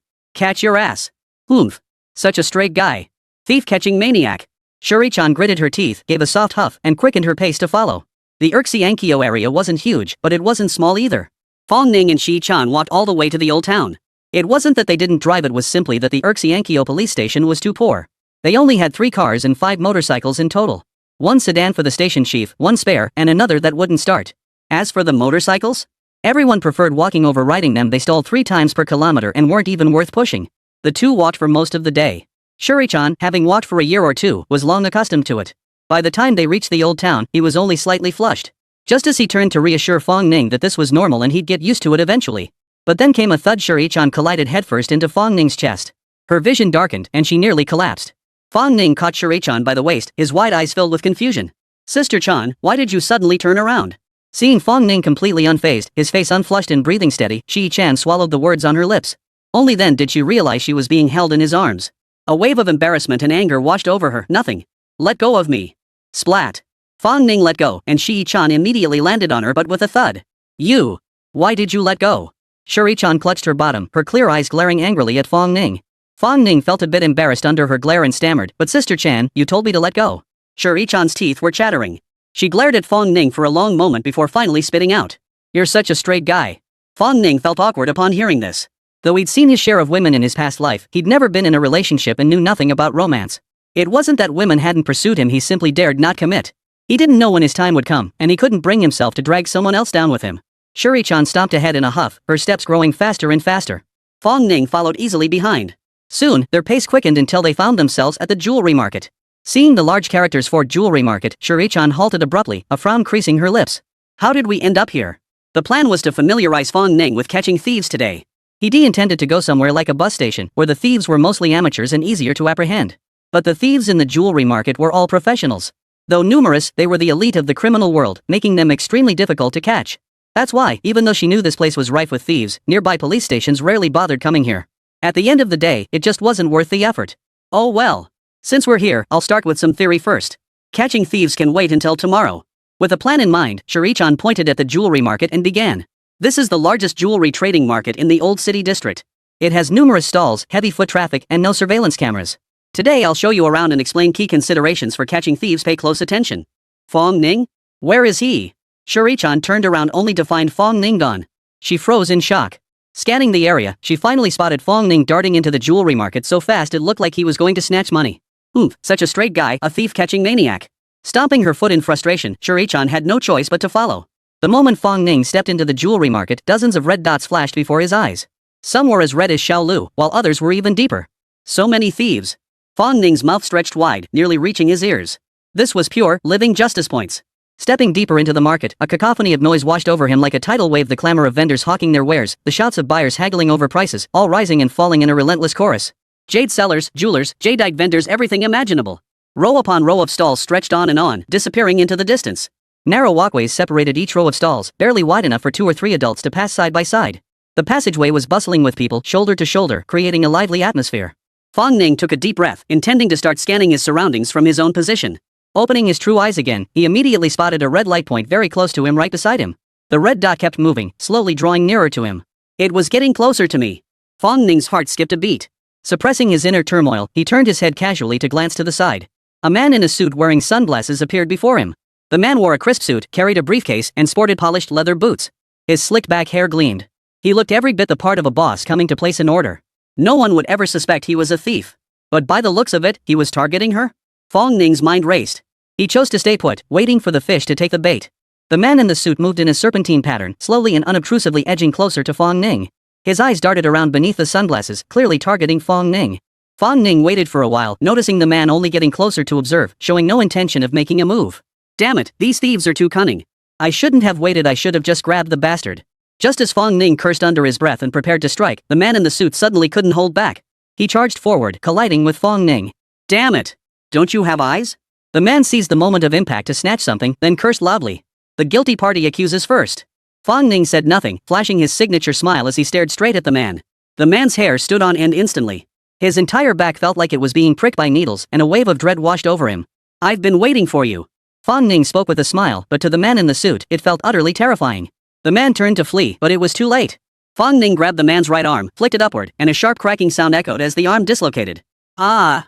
The man in the suit let out a piercing scream as his entire body lurched backward with the force of the injury. Fong Ning swiftly drew his handcuffs. Click! The arrest was complete, executed with fluid precision. Meanwhile, Shuri-chan finally spotted Fong Ning and was about to explode in anger, demanding why he'd acted on his own. Suddenly, she witnessed Fong Ning violently subdue a suit-clad man who looked like a boss, slapping handcuffs on him without hesitation. Shuri-chan's scalp prickled. She sprinted over, her voice tinged with disbelief. Fong Ning, what are you doing? You can't just arrest people like that. Fong Ning looked up, recognized Shuri-chan, and grinned. Sis-chan, I didn't arrest him arbitrarily, he's a thief. Chapter 14, Chief, Fong Ning made the arrest. Inside the jewelry market. Shuri-chan felt a wave of relief wash over her when Fong Ning called the man in the suit a thief. The jewelry market was bustling with people from all walks of life, every kind imaginable. If she'd arrested the wrong person and someone filmed it to post online, she'd be finished. She glanced at the man in the suit and noticed his arm dangling limply, his right shoulder was clearly dislocated. Damn, that's brutal. Shi-chan's heart skipped a beat, and she felt a pang of concern. In just a few minutes, Fong Ning had apprehended a thief and disabled his right hand. If they'd made a mistake, there'd be no room for maneuver. As the man in the suit was handcuffed, he realized the two were police officers. His heart sank instantly. But instead of giving up, he started screaming at the top of his lungs. Murder! Murder! Help! His shouts instantly drew the attention of onlookers, and soon the scene was swarming with layers upon layers of people. His eyes darted around restlessly, seemingly not seeing what he wanted to see. He shouted even more desperately. Look everyone! I only touched this guy, and he broke my hand. After saying this, he deliberately shouted again, as if trying to send some kind of signal. The crowd immediately began pointing and whispering at Fong Ning. Hey, buddy, he just touched you, and you broke his arm? That's way too aggressive. You two, don't leave. I'm calling the police right now. Seeing the crowd growing larger, Shuri-chan quickly pulled out his police ID and waved it around. Police investigation in progress. He's a thief. Everyone, please cooperate. Hearing it was a police investigation, the crowd instantly fell silent, their expressions shifting to one of sudden understanding. Seeing the situation under control, Shuri-chan breathed a sigh of relief. But just then, another group of people surrounded them, seemingly with a purpose. They began shouting. Wait, can the police just arrest people like this? What proof do you have he's the thief? Exactly. Arbitrary arrests by police are illegal. Release him immediately. He's my client. If you don't let him go, I'll file a complaint. Their sharp words surrounded Fong Ning and Shuri-chan, their eyes cold and piercing. Shuri-chan panicked. She'd never seen anything like this before and was momentarily at a loss, stammering and unable to speak. Oh? You want evidence? Fong Ning, who had been silently scanning the area, suddenly perked up and spoke softly. Just as the group closed in, he clearly saw several small red dots heading his way. He quickly realized they were all accomplices. They must have seen their accomplice arrested, then spotted only two beat cops, and now they were trying to use their numbers to demand his release. No wonder they say thieves in the jewelry market are hard to catch. This is sheer lawlessness. The man in the suit, hearing Fong Ning speak, flashed a look of viciousness in his eyes and shouted. Exactly. Without evidence, you have no right to arrest us. Show us proof, or don't even think about leaving this place. The group leaned forward, their expressions turning menacing. The suit-wearing gang had been operating in the jewelry market for years, and some members had been caught before. But whenever one was caught, the rest of the gang would resort to forceful resistance and stubborn obstruction. And surprisingly, they'd succeeded several times. Not to mention this time, there were only two officers. The group advanced toward Fong Ning with growing confidence, the smirk on the suit-clad man's face widening. Shuri-chan, sensing imminent danger, realized they were accomplices. She immediately shielded Fong Ning and shouted. What do you think you're doing? We're police officers. Are you trying to assault an officer? Her words were stern, but her heart was racing. There were 8 of them. Even if she could handle 2, that still left 6. What should I do? What should I do? Just then, Fong Ning yanked her behind him. Calm down. A woman should stand behind a man. Without waiting for Shuri-chan's reaction, he grabbed the suit-wearing man and stepped forward, opening his jacket pocket. You wanted to see the evidence? Come take a look. Seeing Fong Ning alone, the suit-wearing gang didn't think twice. They crowded around, craning their necks to see what was inside the pocket. The next second, Fong Ning grabbed the heads of the two in front of him and slammed them together with a thud. Then, with both fists flying simultaneously, he delivered 2 thuds, one to each of the remaining 2 men's foreheads. All 4 men collapsed to the ground in an instant. The entire sequence took less than 2 seconds. He then grabbed the hair of the 2 on either side and delivered a flying kick, sending them flying too. The 2 men whose hair was grabbed hadn't even processed what was happening when they realized they were the only ones left standing. Terrified, their legs trembled uncontrollably. Before Fong Ning could act, their bodies went limp and they collapsed to the ground. Officer, please stop. We're thieves. I surrender. I surrender too. MHM. Fong Ning nodded with satisfaction, pointing at the 6 people wailing nearby. You two, find some rope and tie these guys up. Tie yourselves up too. Yes, sir. We'll go right away. The 2 nodded like chicks pecking at grain, as docile as could be. Are you kidding? Getting locked up would mean a few days at most. Resisting would probably get us beaten to death. Seeing the 6 people on the ground wailing incessantly, the two felt a pang of fear. Without hesitation, they found rope and bound the 6 tightly, finally not forgetting to tie up the man in the suit and themselves. The surrounding crowd was stunned by the scene, their eyes filled with shock. These cops are crazy. Taking on 8 of them and still holding their own. Turns out they were all thieves. How brazen. Good. Well done. Thieves in the jewelry market had been long overdue for arrest. Someone started clapping, and soon the crowd joined in, their applause growing louder and more sustained. Fong Ning, unusually flushed, waved his hands awkwardly, his face turning bright red. Shuri-chan stared blankly at the scene, her heart pounding wildly. The moment Fong Ning shielded her behind him had stirred an unexpected flutter in her heart. Ever since she joined the police force against her family's wishes, she had worked diligently and never backed down. If men could do it, so could she. She had always considered herself a strong, capable woman. Yet in that very moment, she felt like a vulnerable little woman in need of protection. Especially when she saw Fong Ning take down the gang of 8 with effortless precision, her heart raced even faster, and she couldn't even bring herself to look at him. Chan Jie? How are we sending these thieves back? Sis Chan? Huh? What? Chan looked up blankly, her face flushed with a faint blush. The rosy hue spread across her cheeks like a ripe peach, exuding an alluring fragrance. Sis Chan, what's wrong? Do you have a fever? Fong Ning's eyes widened. Si Chan's expression changed instantly. She snorted. What else can we do? Call the chief. With that, she turned her back on Fong Ning and dialed the number herself. Meanwhile, Kong Dongsheng was driving Lin Dash into the precinct when he suddenly received a call from Shuri-chan. The phone connected and Shi Chan's voice came through. Chief, we've caught 9 thieves. Send a car to pick them up. What? 9 thieves? Ichan, you're incredible. Leading new recruits and catching 9 thieves. Truly the elite of our station. A few seconds of silence followed before she slowly replied. Chief, I didn't catch them. Fong Ning did. Chapter 15, another 23? What? Fong Ning caught them? Where did he catch them? How did he do it? A barrage of questions poured out of Lin Dashin. He couldn't fathom how Fong Ning had managed to catch 9 thieves in just 2 hours. That averages out to nearly 5 thieves per hour. Unbelievable. He'd set the squad's daily target at 3 thieves, a number he'd gritted his teeth and pushed for. If one team caught 2 a day and 5 teams caught 10 total, he'd be laughing himself awake in bed. Let alone 9 in 2 hours. On the other end of the line, Shuri-chan recounted every detail of Fong Ning's arrest to Lin Dashin. Wow, one leads to a whole nest. Excellent.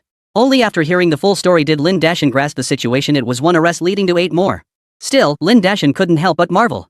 He'd assumed Fong Ning was just skilled and lucky when catching thieves and fugitives. He figured it would take some time to get the hang of it when he actually had to catch thieves himself. Little did he expect that on just the first day of his training, he'd already caught 9 thieves. Lin Dashin suddenly felt his spine straighten, his confidence surging instantly. You two stay right where you are. I'll send reinforcements. With that, Lin Dashin hung up and began making arrangements, a smile never leaving his lips. Kong Dongsheng, who was driving, noticed the joy on Lin Dashin's face and couldn't help but ask curiously. Old Lin, what's got you so happy? Who did you catch? Hearing Kong Dongsheng's question, Lin Dashin's eyes sparkled with amusement. He waved his hand dismissively. Nothing much. Just Fong Ning catching a few petty thieves on her first day. Kong Dongsheng, unaware of Lin Dashin's smug expression, followed up. Oh, catching thieves on her first day is pretty impressive. No wonder you took her as your apprentice. She's got real potential. By the way, how many thieves did he catch? Lin Dashin had been waiting for this moment. He chuckled and held up one finger, waving it in front of Kong Dongsheng. 1. Kong Dongsheng shook his head. Wait, you said several. 3. Lin Dashin shook his head without answering. 6. Kong Dongsheng's pupils contracted slightly, as if 6 thieves were already pushing the limit. Lin Dashin finally burst out laughing. Ha! Just 1 short of 10. Squeal! The sedan slammed on its brakes, startling Lin Dashin. Kong Dongsheng froze for a moment before regaining his composure, murmuring. Old Lin, why don't you take Fong Ning as your apprentice? I've never had one myself. Get lost. Meanwhile, Fong Ning and Shuri-chan stood by the roadside awaiting backup from the station. Behind Fong Ning stood a line of thieves bound together. Not a single one of them was in one piece. Some had dislocated arms, others had massive bumps on their heads. Some bore giant shoe prints on their chests, others had jaws swollen to the point of bursting. Fong Ning and Shuri-chan stood by the roadside with 9 individuals, each in a different state of disarray. They were as conspicuous as could be. Passers-by cast strange glances in their direction. Shiekin felt something was off and kept her distance. Only Fong Ning grinned widely. Whenever passers-by shot questioning looks his way, Fong Ning would pull out his police badge, point to the 9 people behind him, and explain with a grin. We're cops. These guys are all thieves. The 9 thieves kept their heads buried in their necks, not uttering a word. Their toes alone could count out a 3-bedroom apartment. Inside, they were screaming, this is so embarrassing. Just arrest me already. Fortunately, a gold van slowly approached nearby. Behind the wheel were Fong Ning's old acquaintances, Zheng Feng and He Wei. Their eyes lit up upon seeing Fong Ning and Shi Chan, but their hearts sank when they noticed the 9 figures standing nearby. Fong Ning. Sister Chan. The chief said to find a big truck to haul the thieves away. I was wondering when our station became so efficient at catching criminals. Who knew it was your team? Sis-chan, you're amazing, you caught 9 thieves at once. Seeing the cowering thieves behind them, their eyes lit up. 9. That's equivalent to the station's daily quota. With the other team's catches, we might easily surpass 20 thieves today. If that happens, our station won't be dead last in the arrest competition. Shini-chan's delicate nose wrinkled slightly, a trace of embarrassed anger flitting across her face. I didn't catch them, Fong Ning did. Ha? Whoa. Both turned to stare at Fong Ning, their eyes blazing with disbelief. Shock had rendered them speechless. This is insane. Catching a wanted criminal on your first day could be chalked up to luck, but to be this good at catching thieves too? How is anyone supposed to compete with this? Fong Ning scratched his head and waved his hands. It's all luck. Could you two please take these guys back to the station? Snapping back to reality, the two men knew time was tight. Without further ado, Zhang Feng swung open the van door. You lot, behave yourselves and come back with us for questioning. Otherwise. Before Zhang Feng could finish his sentence, he saw several thieves scramble into the van like they were fleeing, moving at lightning speed.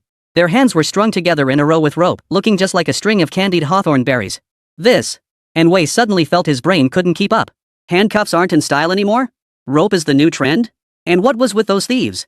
They got into the van so fast, weren't they supposed to put up a fight? He'd been all set for a fight, and now he felt a bit deflated. The two men looked at Fong Ning suspiciously, their eyes brimming with questions. Fong Ning chuckled. I suppose they're all genuinely repentant, eager to start their rehabilitation. The thieves nearly fainted, their vision going black. ING can't wait to reform? It's just so damn embarrassing. Ding. Successful apprehension of criminals detected. Reward justice points, 100. Ding. Successful apprehension of criminals detected. Reward justice points, 100. Ding. Successful apprehension of criminal detected. Reward justice points, 100. Hearing the system's notification, Fong Ning felt elated. Less than 2 hours, and 900 justice points were credited to his account. What a rush. Those 9 petty thieves were just the tip of the iceberg. The jewelry market was still teeming with bright red dots. All that shiny justice points. Fong Ning's eyes grew even brighter as he pulled Shuri-chan back into the jewelry market. First time was awkward, second time was smooth. Now navigating the market with ease, Fong Ning felt no trace of his earlier clumsiness. Near a stall, a young man wearing gold-rimmed glasses was haggling with the vendor. Taking advantage of the vendor's inattention, the young man's hand was secretly reaching toward the jewelry inside the stall. 1 piece, 2 pieces, 3 pieces, soon he had gathered quite a haul. Satisfied with his haul, he stood to leave. Just then, a large hand seized his wrist and with a click, handcuffs snapped shut. I'm a police officer. You're under arrest. A man wearing a baseball cap, thin and gaunt, was looking around the aisle. Just then, someone tapped him on the shoulder from behind. The man turned to see an unfamiliar yet determined face. I'm a police officer. You're under arrest. Before he could react, the man was handcuffed with a click and led away. The man was stunned. What was going on? He had only just begun scouting for prey, and now he was arrested? Noon. In a corner of the jewelry market, Shuri-chan watched as more and more thieves gathered around him. His expression shifted from shock to indifference, then finally to numbness. Over the course of the morning, Fong Ning had emerged every few minutes to hand over a thief to her. Now there were 22 thieves piled up behind him. So she'd brought Fong Ning out to catch thieves, yet she hadn't caught a single one herself, just serving as his support staff? Seeing the swarm of thieves behind her, Shuri-chan felt an indescribable mix of emotions. Watching Fong Ning escort yet another thief out, she couldn't take it anymore and hurriedly called the station chief. The call connected quickly. Shuri-chan took a deep breath. Chief, Fong Ning has caught 23 thieves. Request backup. Chapter 16, The Cocky Lin Dashin. Time rewound a few minutes earlier. Inside the meeting room of the Old City District Police Station. Bureau Chief Gao Tongwei sat at the head of the table, his sharp gaze sweeping across the station chiefs. Since the start of this year, the Old City District Bureau's crime reporting rate has been climbing steadily. It has already exceeded last year's figures by 50%. The Bureau is highly dissatisfied with our performance. I've gathered you all here today for one purpose only. Every police station under this Bureau must sign a formal pledge. Targets must be met. Gao Tongwei's face was flushed with anger, his chest heaving as he spoke with palpable agitation. He couldn't help it, he didn't want to be angry, but yesterday at the Bureau meeting, he had been publicly criticized by the chief. Had it not been for the second-class merit earned by Urxiankyo Station for apprehending an A-level fugitive, yesterday wouldn't have ended with just a public reprimand. Thinking of this, Gao Tongwei turned to look at Lin Dashin beside him, his eyes filled with both admiration and resentment. He admired the Urxiankyo police station for capturing the fugitive and earning merit, but resented their consistently dismal performance in the annual crime fighting competition. Not only were they dead last in the sub-bureau, but they were dead last in the entire city. This had significantly dragged down the overall ranking of the Old City District Bureau. Seeing Chief Gao's face turn ashen, the station chiefs knew this year's thief-catching competition was no ordinary affair. One by one, they hurried to make their pledges. The Lulapu Police Station spoke first. Chief Gao, we at Lulapu Police Station guarantee we'll meet the arrest quota 20 thieves per day. Gao Tongwei nodded upon hearing this, seemingly satisfied. Whoa! The station chiefs sucked in their breath. 20 per day? That's insane. Even the top-ranked station in the old city district bureau averaged only about 15 thieves per day. 20? That's suicide. Though the station chiefs inwardly grumbled, they weren't about to be outdone. The Ballaton police station immediately chimed in. Our Bytunton station may be understaffed, but we'll give it our all this time. We guarantee at least 23 arrests daily. Gao Tongwei's eyes lit up upon hearing this. He gave the Ballaton chief an appreciative look and praised aloud, Ballaton's got spirit. Damn. The other station chiefs cursed inwardly. This competition is insane. If they underpromise, won't they? Then, as if suddenly remembering something, they scrambled to speak up, afraid that if they were late, they'd have to raise the stakes again. 4th Street Precinct, we guarantee it. At least 25 thieves caught every single day. Shishuping Police Station, we catch at least 27 thieves every day. The atmosphere grew increasingly heated as the numbers kept climbing higher and higher. Before long, only the Urxiankyo Police Station remained silent. Gulp. Lin Dashin couldn't help but swallow hard, feeling a bit dazed. What was going on? Just moments ago, this group was huddled by the door discussing how to get the chief to lower their quotas, complaining they were too heavy to meet. Now that the meeting started, they were all hyped up like they'd been injected with adrenaline? Good grief, they're even bragging about catching 27 thieves in a single day. Bunch of old foxes. Lin Dashin muttered to himself, his eyelid twitching rapidly as he hesitated over how to speak up. Seeing that only Lin Dashin hadn't spoken yet, the other station chiefs immediately burst into laughter. After all, Urxiankyo Police Station had consistently ranked dead last in the annual thief-catching competition, averaging less than 10 arrests per day. This was going to be a show to watch. All the chiefs' eyes flickered as they turned their gaze toward Lin Dashin. Gao Tongwei looked at Lin Dashin silently, his eyes betraying a hint of disappointment. Lin Dashin, already short-tempered, saw the gleeful expressions around him and the disappointed gaze from the bureau. His blood boiled instantly. He shot to his feet, his voice ringing with conviction. Our Urxiankyo Police Station guarantee the arrest of 30 thieves every single day. The moment the words left his mouth, the entire scene fell silent. Everyone was stunned by Lin Dashin's declaration. 30. That's ridiculous. Last year's city-wide top performer didn't even catch 30 thieves in a single day. After a few seconds of silence, the other station chiefs burst into laughter. Hey old Lin, you haven't been drinking, have you? 30 thieves a day? Can your Urxiankyo station even manage that? Yeah, old Lin, forget 30 if you guys at Urxiankyo can catch 15 in a day, I'll treat you to Kwanjud. Forget 15. If your station can even exceed 10, I'll give you a free van. These past 2 days, Urxiankyo Police Station nabbed an A-level fugitive, and Lin Dashin was absolutely bragging like crazy. In the group chat, Lin Dashin kept posting non-stop either about the station getting commended or a rookie earning a second-class merit award. It left the others feeling sour. Finally getting a chance to show off, they couldn't resist shooting their mouths off.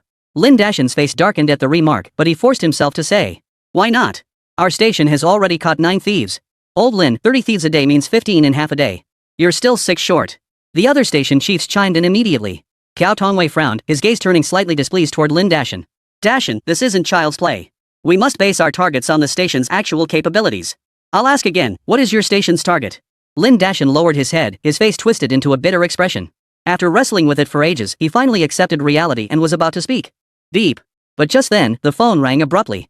Seeing it was Shuri-chan calling, Lin Dashin hurriedly answered. The next second, Shuri-chan's slightly exasperated voice came through the line. Chief, Fong Ning just caught 23 thieves. Requesting backup. Good. Lin Dashin's eyes lit up, the gloom vanishing instantly as his back straightened rigidly. Gao Tongwei noticed the change in Lin Dashin and asked curiously. Dashin, what's got you so excited? Lin Dashin glanced at the chief first, then surveyed the station chiefs gathered around. He suddenly cleared his throat twice and waved his hand dismissively, as if brushing off a trivial matter. Nothing much. Just another 23 thieves arrested at the station earlier. Add the 9 from earlier, and that makes 32 in total. Whoa! The crowd gasped in shock, their jaws dropping wide enough to fit a duck egg. What's going on? When did thieves become so easy to catch? Last year, the top-ranked station only caught 30 thieves in a single day at most. Urshian Bridge caught 32 in half a day? Wow, they've gone from dead last straight to first place skipping all the steps in between. Old Lin, you're not joking, are you? 32 thieves in just one morning? When did your station become so formidable? Lin Dashin snorted coldly, his voice tinged with displeasure. You think I'm lying? 32 thieves. No exaggeration. Come visit our station anytime. Hearing this, everyone was completely convinced and looked at Lin Dashin with envy. Each of them felt a pang of envy, wondering how Urxiankyo had suddenly become so formidable today. Lin Dashin felt thoroughly vindicated and didn't forget to glance at the 2 station chiefs he'd just bet with. Old Lu, Old Li, a meal and a van. Don't forget. The 2 men went pale and fell completely silent. Gao Tongwei was delighted to hear Urxiankyo had actually apprehended 32 thieves, yet he couldn't help but feel puzzled. How did Urxiankyo suddenly become so formidable? Curious, he turned to Lin Dashin and asked. Dashin, your Urxiankyo station has performed remarkably well, apprehending so many criminals. Must have been a full-scale operation, right? All the station chiefs perked up their ears, afraid to miss a single word. Lin Dashan looked peculiar, struggling to find the right words for a long while before finally shrugging his shoulders. Actually, Fong Ning caught all of them single-handedly. Boom! The moment those words left his mouth, the atmosphere exploded like a barrel of gunpowder. Chapter 17, rounding up to 40 fill the truck. Fong Ning? Gao Tongwei furrowed his brow slightly, the name feeling vaguely familiar. Suddenly, his eyes lit up. Wasn't this the rookie from Urxiankyo police station, the one who caught that Class A fugitive? Yesterday, he'd personally rushed the application for a second-class merit award to headquarters. This kid was something else. Not only did he nab an A-level fugitive on his first day, but he was also a master thief catcher. Dashan, is this Fong Ning the same one who received the second-class merit award? Yes, Chief, it's him. Lin Dashan's face broke into a broad smile, the corners crinkling with laughter. What? Fong Ning? The guy who got that second-class merit award? How is that possible? We're all graduates. Why is he already catching criminals while ours are still adjusting to the environment? The other station chiefs couldn't sit still anymore. What's going on? How could the bottom-ranked trainee be this effective? Catching an A-level fugitive on his first day, then nabbing over 30 thieves the next? How is that last place? Back when Lin Dashan called asking to swap out new recruits, they should have agreed. The Beilaton station chief's eyes darted over to Lin Dashan, grinning slyly. Dashan, our station's Liu ranked 10th in the trainee evaluations. How about swapping Fong Ning with him? We'll just take the hit. Cut it out. The Lupapu station chief quickly interrupted, our Wang Meng ranked in the top 3. Swapping with us would be more like it. Lin Dashan's expression darkened. He waved his hands frantically, laughing and cursing. Get lost. What are you thinking? No one's swapping. The others sighed helplessly, their eyes filled with envy as they looked at Lin Dashan. Why doesn't our station have interns like that? Sigh, even the bottom-ranked trainee is this strong. No way. Back at the station, we absolutely must step up new recruit training. There's definitely untapped potential here.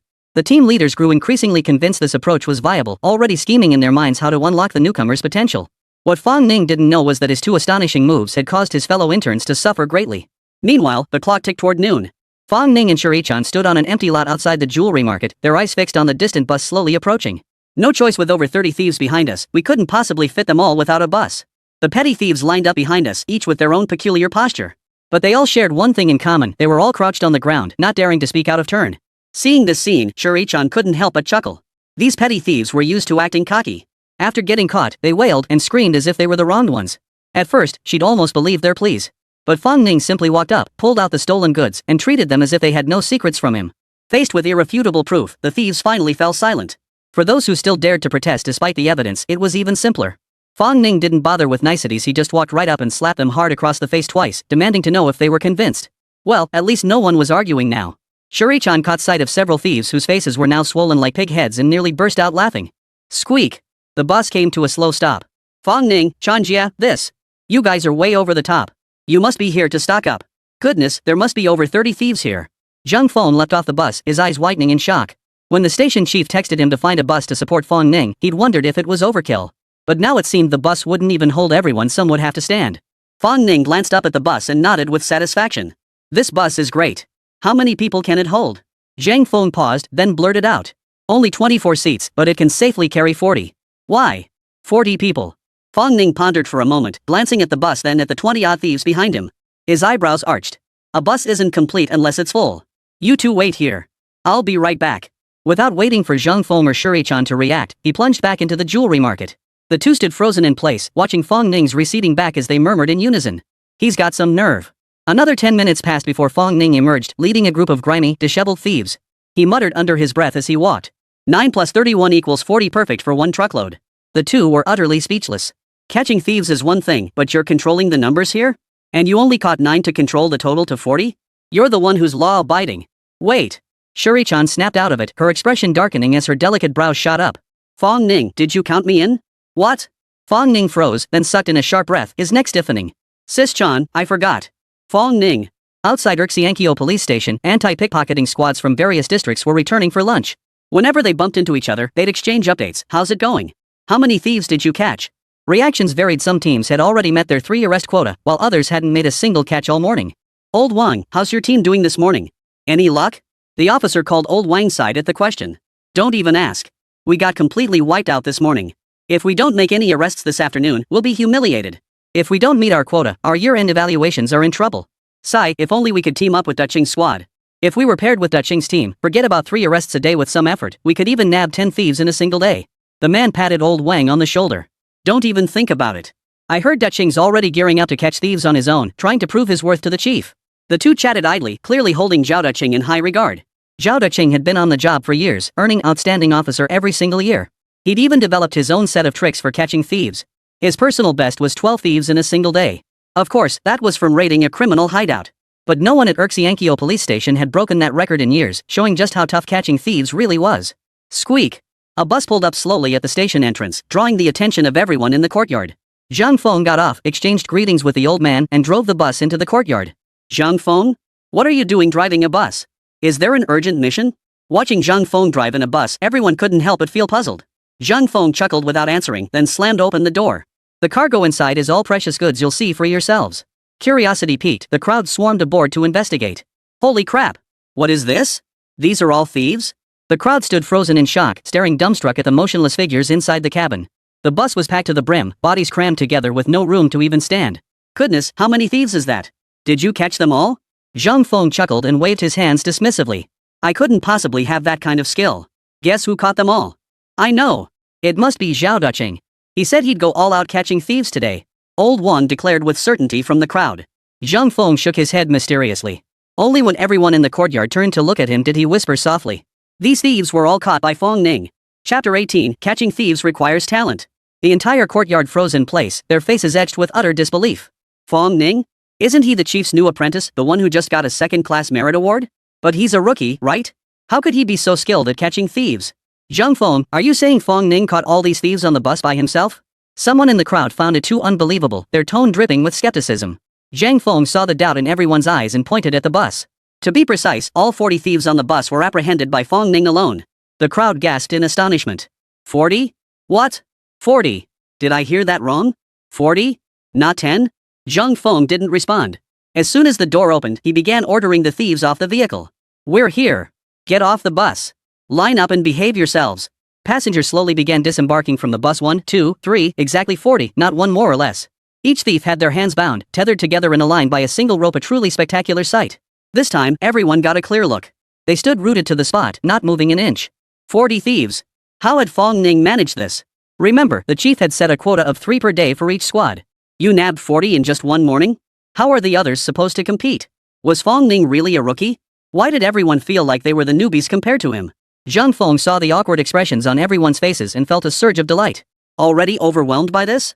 If I told you these 40 were all pre-calculated by Fong Ning, you'd be terrified. Fong Ning is amazing. He said he'd round up 9 to fill a van, and he actually did it. Ignoring the stunned crowd, Zhang Feng hurriedly grabbed He Wei and headed off to register the thieves. After all, 40 people was no small number. Old Town District, Rice Noodle Shop. Ding. Criminal apprehension detected. Reward justice points, 100. Ding. Successful apprehension of criminal detected. Reward justice points, 100. Ding. Successful apprehension of criminal detected. Reward justice points, 100. Hearing the system's reward notification, Fong Ning grinned from ear to ear. This justice points came way too easily. In just half a day, he'd earned 4,000 justice points, enough for 20 draws. Having experienced the benefits of a god-tier buff, Fong Ning was growing increasingly fond of the thrill of the lottery. Fancy another go? Nah, let's do it together tonight. With that decision made, Fong Ning stopped overthinking and settled in to enjoy his noodles. Sitting across from him, Shuri-chan kept glancing up at Fong Ning, her lips curling in displeasure. She'd figured it out by now. Fong Ning wasn't just a thief-catching maniac, he was also a bit dim-witted. Not only did he forget to reserve a seat on the bus, but he kept grinning like an idiot during lunch. It was giving her a headache. She couldn't fathom how someone in this mental state had managed to catch 40 thieves in a single morning. After enduring Fong Ning's relentless torment all morning, Shuri-chan felt she understood him thoroughly. There was no way Fong Ning could unsettle her anymore. But the slap in the face came all too quickly. Fong Ning finished his noodles without a second thought and headed to the cash register to pay. Shuri-chan's expression softened slightly. At least you have some decency left, you know, to treat someone. Sir, that's 20 yuan for 2 bowls of noodles. Would you like to pay with Alipay or? I only ate 1 bowl. Here's 10 yuan. Fong Ning pulled out a 10 yuan bill. Okay. The owner clearly hadn't processed the situation yet. He stood there dumbfounded for half a minute before taking the money, his eyes darting suspiciously between the two of them. Shuri-chan's facial muscles instantly stiffened and the relaxed frown between her brows suddenly deepened. Her teeth clenched together with a sharp click as she shot Fong Ning a furious glare.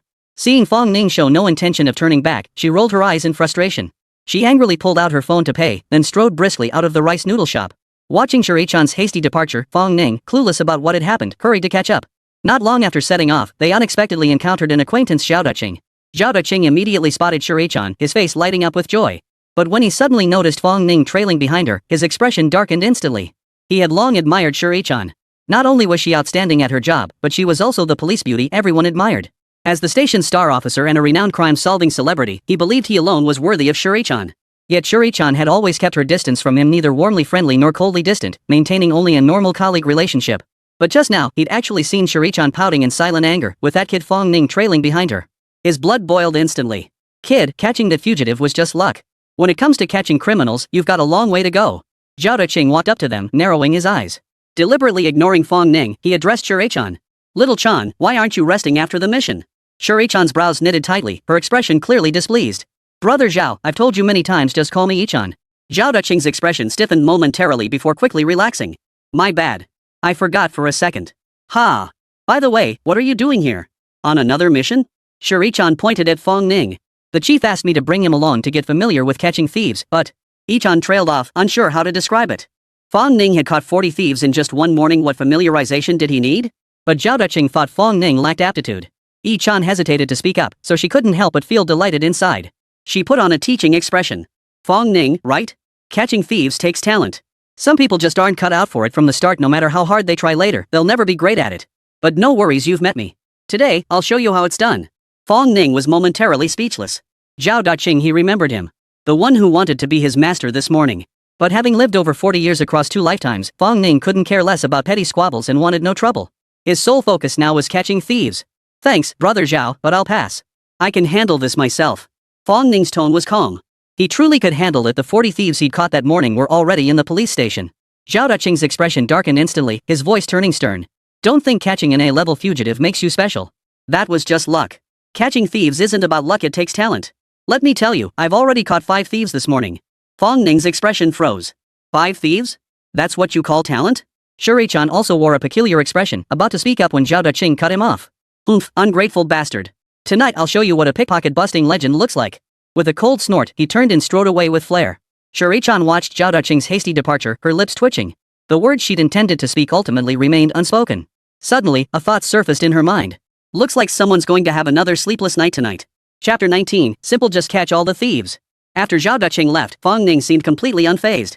Instead, he cracked a smile. Sis-chan, I feel like there aren't many thieves left in the jewelry market. Why don't we check out other places? Are there any nearby spots with more thieves? Si-chan rolled her eyes instantly. You think this is window shopping? Just move on to the next one after you're done with this one? Aren't 40 thieves enough? You still want to catch more? Seeing Fong Ning's determined gaze, Shuri-chan couldn't refuse. She whispered softly. There are more thieves around the East bus station, but people are scattered there. Luck plays a big part. Got it. Fong Ning turned and sprinted off, his speed resembling a money grab. Over here. Shuri-chan took a deep breath and called out to Fong Ning, who was running in the wrong direction, a hint of exasperation in her expression. Guided by Shuri-chan, the two soon arrived at the East bus station in the Old City district. Along the way, Shuri-chan kept explaining the situation to Fong Ning. The East bus station was the oldest in the Old City district, once the heart of the old urban core. It handled tens of thousands of passengers daily, with buses departing roughly every half hour. Due to the high volume of people, the Old City District Police Station maintained a permanent police post here. As they spoke, they approached a guard booth at the corner of the station plaza. Inside the booth stood 2 officers, Huang Ming and Lu Bo, coincidentally from Urxiankyo Police Station. Sister Chan, what brings you here?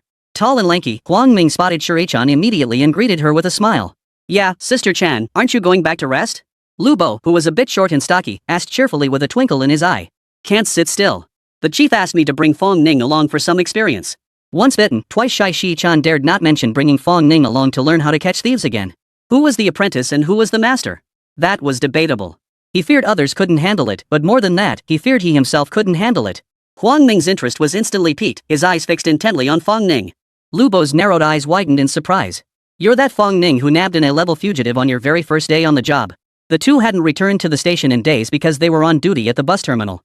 But they'd heard rumors about a prodigy arriving at the station, someone who earned a second-class merit award on their first day and was immediately made permanent. They kept sizing up Fong Ning, trying to figure out what made him so special. Fong Ning smiled and greeted Huang Ming and Lu Bo, but his eyes darted around uncontrollably. By the way, are there many thieves around here? Huang Ming paused, surprised by the question. Assuming Fong Ning was just getting acquainted with the area, he shook his head. Plenty. How could there not be? We get around 200 reports daily, and that's not even during peak season. Ring. Before he could finish, the phone inside the booth rang. Lu Bo answered the call, his smile vanishing instantly. Hey, old Huang, you really have a way with words. The command center just called. Someone reported a crime, and the suspect is right in the bus terminal.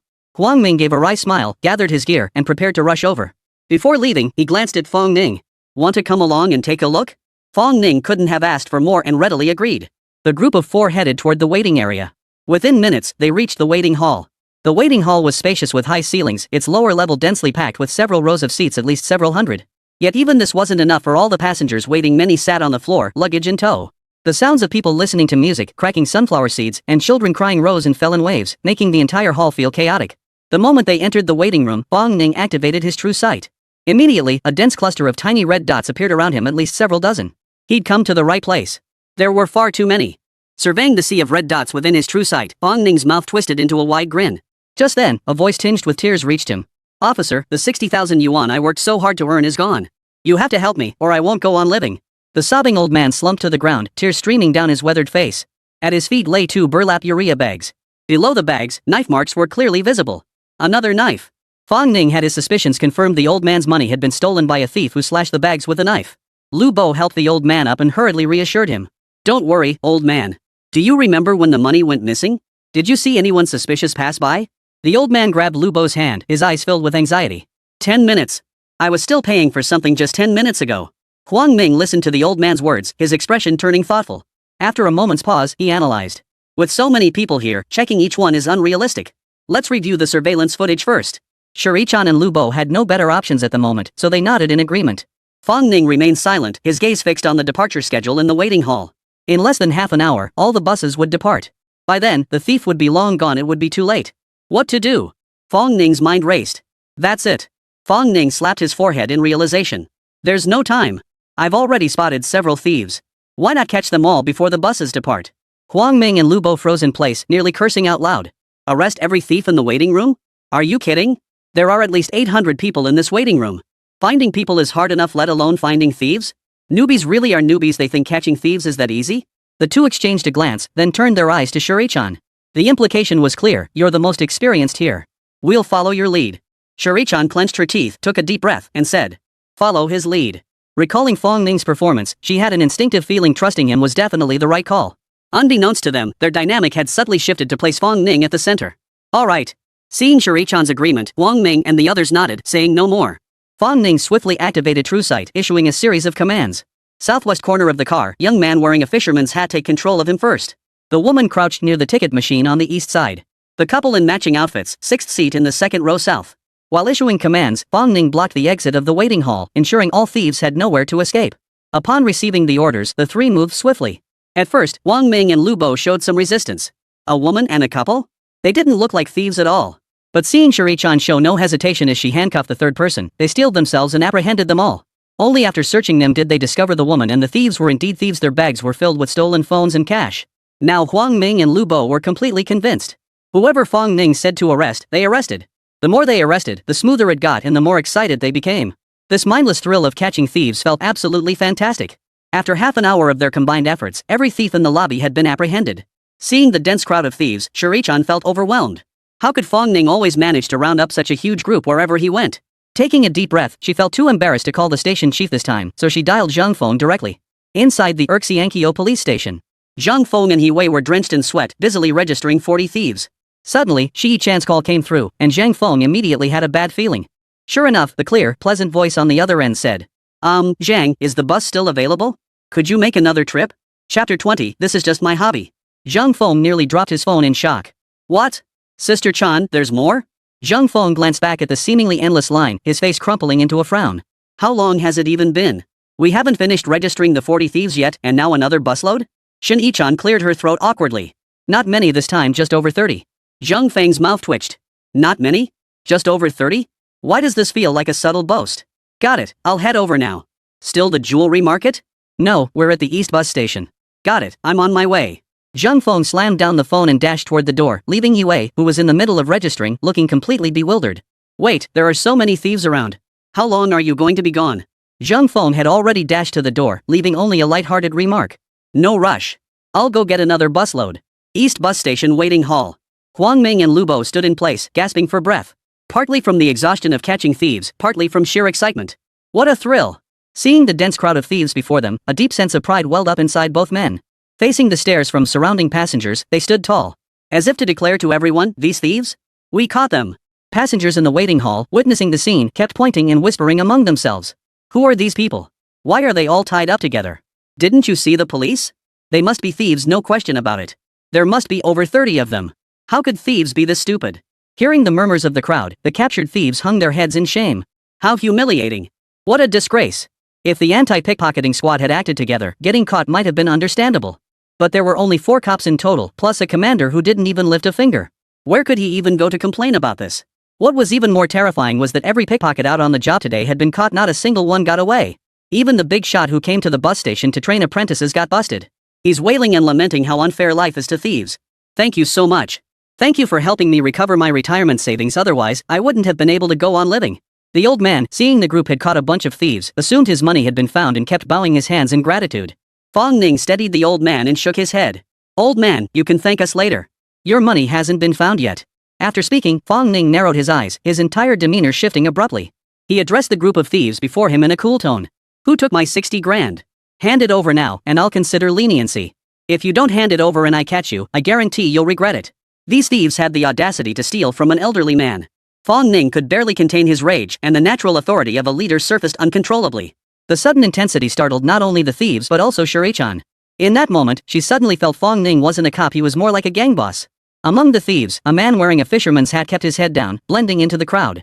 Hearing Fong Ning's words, his heart pounded wildly, and he nearly blurted out a confession. But he quickly snapped back to reality. He was a Freemason, after all, and his martial arts training hadn't been for nothing. Even if they searched everyone individually, he was confident this big oaf wouldn't find a thing. With that thought, his nerves steadied, and he sank back into the crowd. After waiting a long while with no response, Fong Ning smiled, though it was a cold, icy smile. No one's admitting it? Fine. Then I'll search each of you. Don't regret it later. The words had barely left his mouth when the man in the fisherman's hat took an imperceptibly small step backward.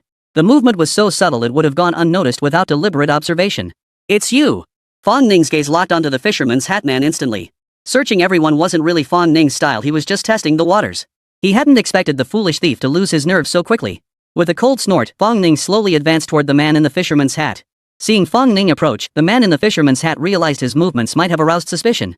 He tried to hide behind something behind him. Fong Ning gave him no chance. He strode forward, grabbed the man by the collar, and said coldly, "Hand over the money. I'll only say this once."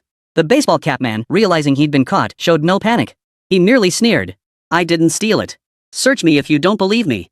As he spoke, his fingers darted rapidly inside his pocket. He opened the left pocket, empty. He opened his right pocket, nothing there either. Pants pockets, inner pockets, nothing at all. After the display, the guy in the baseball cap flashed a smug look. This little cop thinks he can catch me with stolen goods? Doesn't he know who I'm mixed up with? I'm at least an outer door disciple of the Freemasons. Even if it's just an outer door disciple, it's more than enough to deal with a lowly beat cop like you. Fong Ning watched the man's performance in silence, not uttering a word. A faint smile touched his lips as he narrowed his eyes, observing the man in the fisherman's hat. The fisherman's hat man's lips curled in disdain. His hands slipped naturally into his pockets, fingers brushing the money tucked inside his cuffs. Suddenly, he froze completely, veins bulging on his forehead. The money was gone. Lifting his gaze to meet Fong Ning's eyes, he instantly broke out in a cold sweat. A bone-chilling chill surged from his feet to his heart. Could it be? Are you looking for this? Fong Ning waved a stack of bills right in front of his face. The man in the fisherman's hat saw the money he'd just stolen now in the cop's hands, and his heart sank halfway. Impossible. When did you steal it from me? How could this happen? You're a cop, how did you see through my trick? Are you part of the Thieves Guild too? Fong Ning examined the money in his hand with satisfaction. It seemed the god's hand buff was indeed useful. The moment he prepared to strike, countless ingenious techniques flooded his mind as if he'd practiced them for decades, without a hint of awkwardness. Thief my ass, I'm a cop. Fong Ning spat, then punched the fisherman's cap squarely in the gut. Crack. The sound of cracking ribs echoed as the fisherman's cap fell to the ground with a thud. Fong Ning blew on his fist, his tone matter of fact. I told you, you'd regret it. The fisherman's cap man lay sprawled on the ground, his eyes filled with terror. Only one thought raced through his mind. You're a cop, how can your skills be better than mine? The 60,000 yuan was handed over to the old man, and the matter was resolved satisfactorily. Deeply moved, the old man clutched Fong Ning's hand, expressing endless gratitude. Upon learning Fong Ning wasn't married, he insisted on introducing his granddaughter to him. Startled, Fong Ning quickly ducked to the side, too frightened to speak. Fortunately, Zhang Feng arrived driving the bus just in time, saving Fong Ning's life. When Zhang Feng saw the dense crowd of over 30 thieves, he closed his eyes and rubbed his temples. Sigh, overtime tonight is guaranteed. With so many thieves around, Wang Ming and Lu Bo decided to play it safe and ride back to the police station together. Everything happened too fast. Only after getting on the bus did Shuri-chan finally process what had transpired.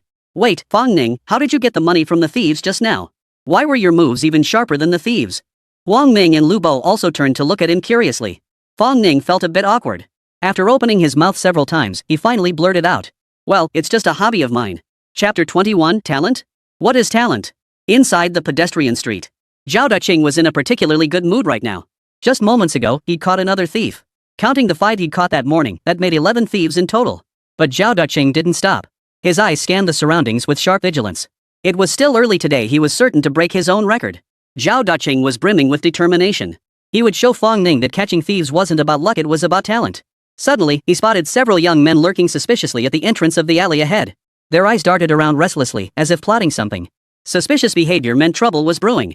Zhao Daqing quickened his pace to follow. Just then, the roar of an engine echoed from the alley entrance. The next second, an unlicensed black motorcycle roared out of the alley. The screech of burning tires filled the air as the bike executed a sharp tailspin turn, charging straight toward the pedestrian street. 2 figures sat atop it, their faces obscured by skull-patterned helmets. The bike accelerated wildly down the pedestrian street, sending crowds scattering in panic. Suddenly, the young man on the back seat yanked the shoulder bag from the girl beside him. The girl instantly fell to the ground, her face drained of color. Ah! Catch the thief! There's a thief! Zhao Daqing's expression tightened. A motorcycle gang? By the time he reacted and tried to chase after them, the motorcycle had vanished at the end of the pedestrian street. Disappointed, Zhao Daqing was about to call for backup when another motorcycle roared from the end of the street. It had turned around and was coming back. Looks like they're back for more bags. Damn it, how arrogant, they actually dared to come back. Zhao Daqing seized his chance. As the motorcycle approached, he sprang up and delivered a flying kick. Crash! The motorcycle crashed to the ground, flinging both riders 7 or 8 meters away. Zhao Daqing got up and clicked the handcuffs shut around the 2 youths. As dusk fell, Zhao Daqing dragged his weary body back to the station. Though physically and mentally drained, his eyes burned with renewed intensity. He had apprehended 13 thieves in a single day, shattering his own record. Not only that, but he had also recovered valuables worth 30,000 yuan on the spot. 30,000 yuan was no small sum enough to land those motorcycle gangsters several years behind bars. Zhao Daqing felt a surge of excitement. Catching 13 thieves in a single day and recovering 30,000 yuan. Such a haul would rank among the top achievements even at the precinct level. Fong Ning, I can't wait to see the look on your face when you see these thieves. Zhao Daqing grew more and more excited as he thought about it, escorting the 13 thieves into the courtyard. Though night had fallen, the courtyard was brightly lit as everyone attended to the aftermath of the capture. Zhao Daqing deliberately walked slowly with the 13 thieves in tow, allowing everyone to get a good look.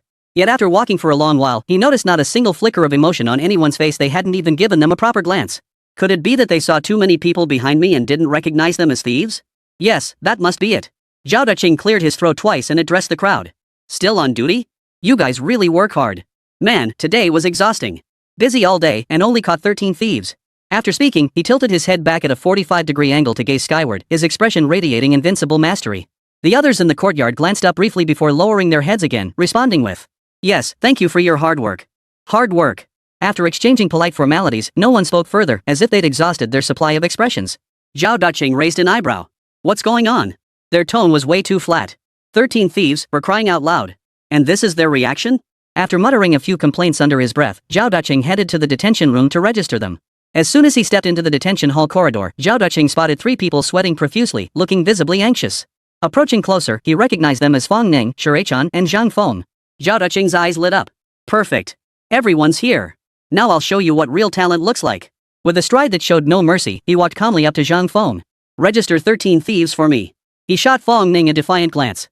Seeing no thieves behind Fong Ning, a smirk touched his lips. Can't register them now.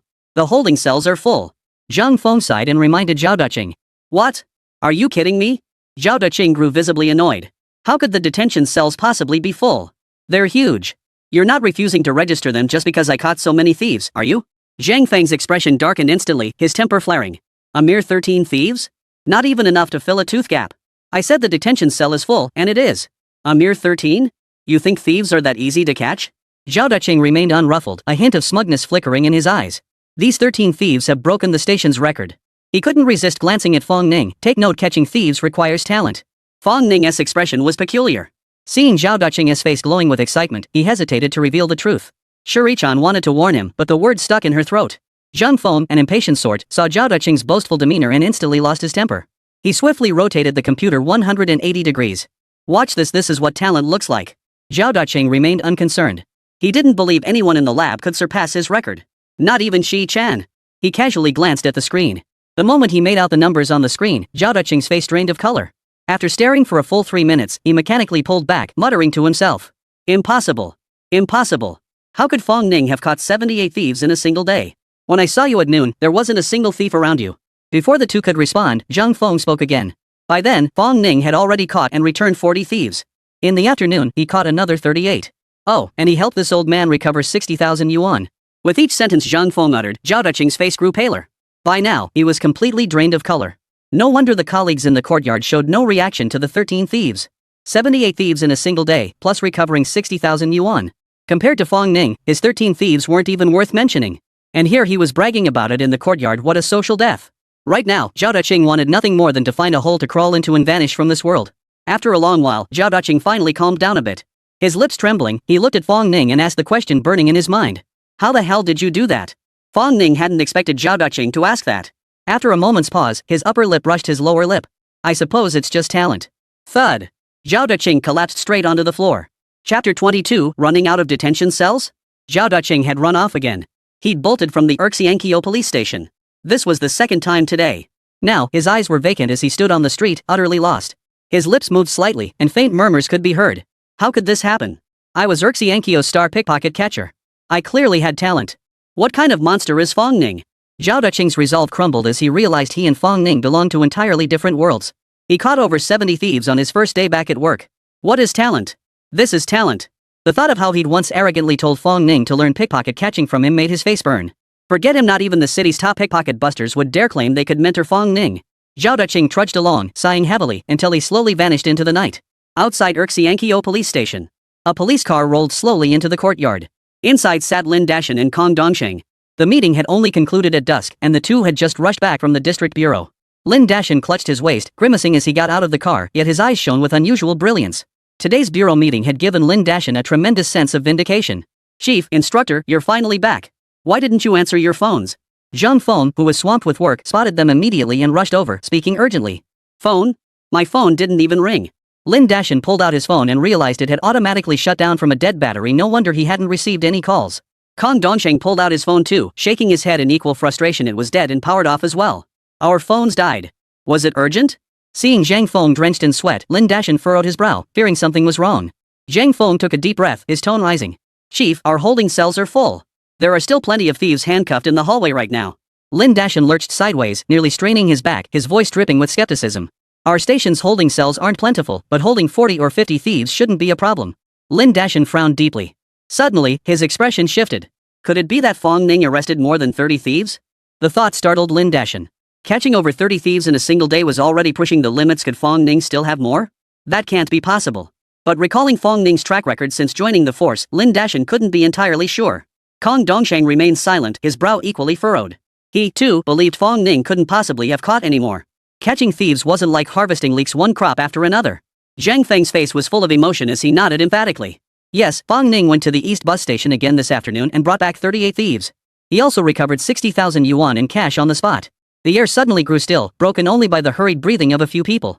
Seconds later, Lin Dashan suddenly bellowed, startling Kong Dongsheng. Ha! Good lad. Good. Fantastic. Where's Fong Ning? Take me to see him right now.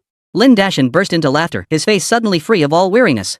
He jogged alongside Zhang Feng all the way to the detention room, showing no trace of his earlier aching back and legs. His face was beaming with uncontrollable joy, puffed up like a red balloon. Kong Dongsheng sucked in a sharp breath, once again stunned by Fong Ning's performance. That kid's got it, born to be a cop. Kong Dongsheng murmured his admiration, quickening his pace to keep up with Lin Dashan. The detention room hallway was now a chaotic scene, filled with the clamor of voices. Officer, I protest. Why are they allowed into the detention room while we're handcuffed out here in the hallway? We're thieves too. We have thieves' rights. Why is this fair? We protest. This isn't fair. The thieves inside the detention room were clearly displeased. They shouted back. Where are you guys from? Don't you know the rules? What's all this noise about? Exactly. Being arrested has its order, you know? If you're so tough, why weren't you arrested before us? The words hung heavy in the air, and the thieves in the detention cell suddenly sensed something was off. They shot a suspicious glance at the young thief who had spoken up. What's he implying? That we're worse thieves and got caught earlier? The young thief realized he'd said the wrong thing and quickly covered his mouth. But he couldn't escape punishment. Someone smacked him hard on the head, and he clutched his head, yelling, "Shut up, all of you. Keep making noise and I'll give him his own private cell." Fong Ning bellowed. Hearing Fong Ning's voice, both groups of thieves fell silent, terrified. Many among them had witnessed Fong Ning's methods firsthand. Damn, he took on 8 men single-handedly and didn't even get a scratch. Just as Fong Ning spoke, Zhang Feng appeared at the stairwell entrance, leading Lin Dashan. Lin Dashan beamed, waving at Fong Ning and Zhang Feng. Seeing the chief return, Fong Ning finally let out a long sigh of relief. Finally, the chief was back. If he hadn't returned, Fong Ning would have nearly lost his mind. He should have known better than to arrest so many. Fong Ning sighed heavily, completely oblivious to Shuri-chan's eye rolling behind him. Fong Ning, you've worked hard today. I never expected you to improve so quickly. Yi-chan, you've worked hard too. You're quite the competent mentor. Lin Dashan looked at the two of them with growing satisfaction, as if they were his prized possessions. 78 thieves in a single day, that's nearly as many as the entire station caught last year. Looks like you two make a good team. I've decided from now on, you two will partner up. Huh? What? Yi-chan froze, clearly caught off guard by the chief's unexpected arrangement. What? Is there a problem? Lin Dashan raised his large head and asked. No problem. Shuri-chan glanced at Fong Ning and, as if compelled by some unseen force, agreed. Shuri-chan didn't know why he'd agreed. Even though Fong Ning never treated her to meals, was hopelessly clueless and obsessed with catching thieves. Somehow, she just couldn't bring herself to dislike him. Fong Ning showed little reaction upon learning he'd be paired with Shi-chan, his mind still preoccupied with the gang of thieves outside. Chief, what about the thief handcuffed in the hallway? Lin Dashan waved it off dismissively. You don't need to worry about that. I've got it covered. You two have worked hard today. Go get some rest. Hearing the chief's words, both men breathed a sigh of relief. If so many thieves were left handcuffed in the hallway overnight, who knew what trouble might arise? They exchanged farewells and left the office. The door had barely closed. Fong Ning heard Lin Dashan's arrogant voice echoing from the office. Hey, old Zhang? Nothing much. Nothing much, just that the detention cells are running out of space. Wondering if you guys have any room left at Balaton. Chapter 23, Nomination for Outstanding Officer? Inside the station chief's office. Lin Dashan sprawled arrogantly across the sofa, his feet propped on the armrest as he made a call. Old Zhang? Old Zhang, why aren't you answering? Hello? I'm telling you, our station's so packed we can't hold anymore. We're desperate, can we borrow a holding cell? Old Zhang remained silent for a long while before finally grinding out a single word through clenched teeth. Get lost. Old Zhang was in a terrible mood right now. He'd just signed a military pledge at the sub-bureau that morning. But when he got back to the station that night, he saw, damn. They hadn't even met half their target. Now, hearing Lin Dashan's utterly arrogant words, he felt worse than eating. Lin Dashan was pure, unadulterated infuriating, showing absolutely no mercy toward old Zhang. Not even angered by being told to get lost, he continued unabashedly. Sigh, this rookie is such a handful. He caught 31 thieves this morning and thought the number was unlucky, insisting on rounding it up to 40. This afternoon he wasn't idle either, went to the bus station and nabbed over 30 more. Add in what the others caught, and we're already at 100. Can you believe it? Sigh, now we don't even have enough holding cells. It's driving me crazy. Old Zhang. Lin Dashan was about to continue speaking when a sudden beep sounded in his ear. That old Zhang, what a jerk. How rude to just hang up on someone like that. Lin Dashan chuckled twice, unconcerned, and dialed the Lulapu police station again. Old Lu at Lulapu was in a great mood right now, because the station had exceeded its arrest quotas for thieves today. Old Lu was chatting cheerfully with everyone, constantly praising them. Everyone did a great job today, exceeding our targets. Keep up the hard work tomorrow, and I'll treat you all to a special meal at my expense. Ha! The chief is so generous. The team cheered and jumped for joy. Just then, Old Lu received a call from Lin Dashan. Without a second thought, Old Lu answered the call in front of everyone. Hello? Old Lin? What's up at this hour? Lin Dashan chuckled, nothing much. We've just caught so many thieves that our detention cells are running out of space. Really? How many have you arrested? Old Lu paused for a few seconds before his voice dropped. As if anticipating the question, Lin Dashan blurted out, 100. Old Lu fell silent again, this time for a longer stretch. Lin Dashan showed no impatience, crossing his legs with a smug look. After what felt like an eternity, Old Lu snapped out of it, his words coming out one by one, gritting his teeth, get lost. He hung up immediately, his chest heaving as he panted heavily. He too was furious with Lin Dashan. The young officer beside him, lacking any sense of tact, looked up and asked Old Lu out of the blue. Chief, what's for dinner tomorrow? Chicken drumsticks? Lu's face darkened further. He turned and roared. Extra food? Extra food. Extra my ass. We caught a few thieves and you expect extra food? Forget it. With that, he stormed off toward the chief's office. The door slammed shut with a bang. Hearing the dial tone on the other end of the line, Lin Dashan's smile deepened. As everyone knows, smiles don't vanish. It merely shifts from one person's face to another's. But Lin Dashan still felt his smile wasn't bright enough, so he called the other station chiefs. Hello? Old Lee, here's the thing. We at Urxi Ankyo. Half an hour later, Lin Dashan finally hung up the phone, still feeling unsatisfied, his face practically split from smiling so much. Today was absolutely the most satisfying day since he became chief. He'd called every single police station in the old city district. Though without exception, they hung up after just a few words and told me to get lost. But Lin Dashan couldn't care less. He wasn't borrowing the detention room at all, he was purely showing off. After flipping through his phone again and confirming all station chiefs had been notified, Lin Dashan finally dialed the last number at a leisurely pace. The call was directed to the deputy chief, Gao Tongwei. Meanwhile, at the old city district bureau. Gao Tongwei, having wrapped up a day of meetings, hadn't clocked out yet. He remained seated in his office, handling paperwork.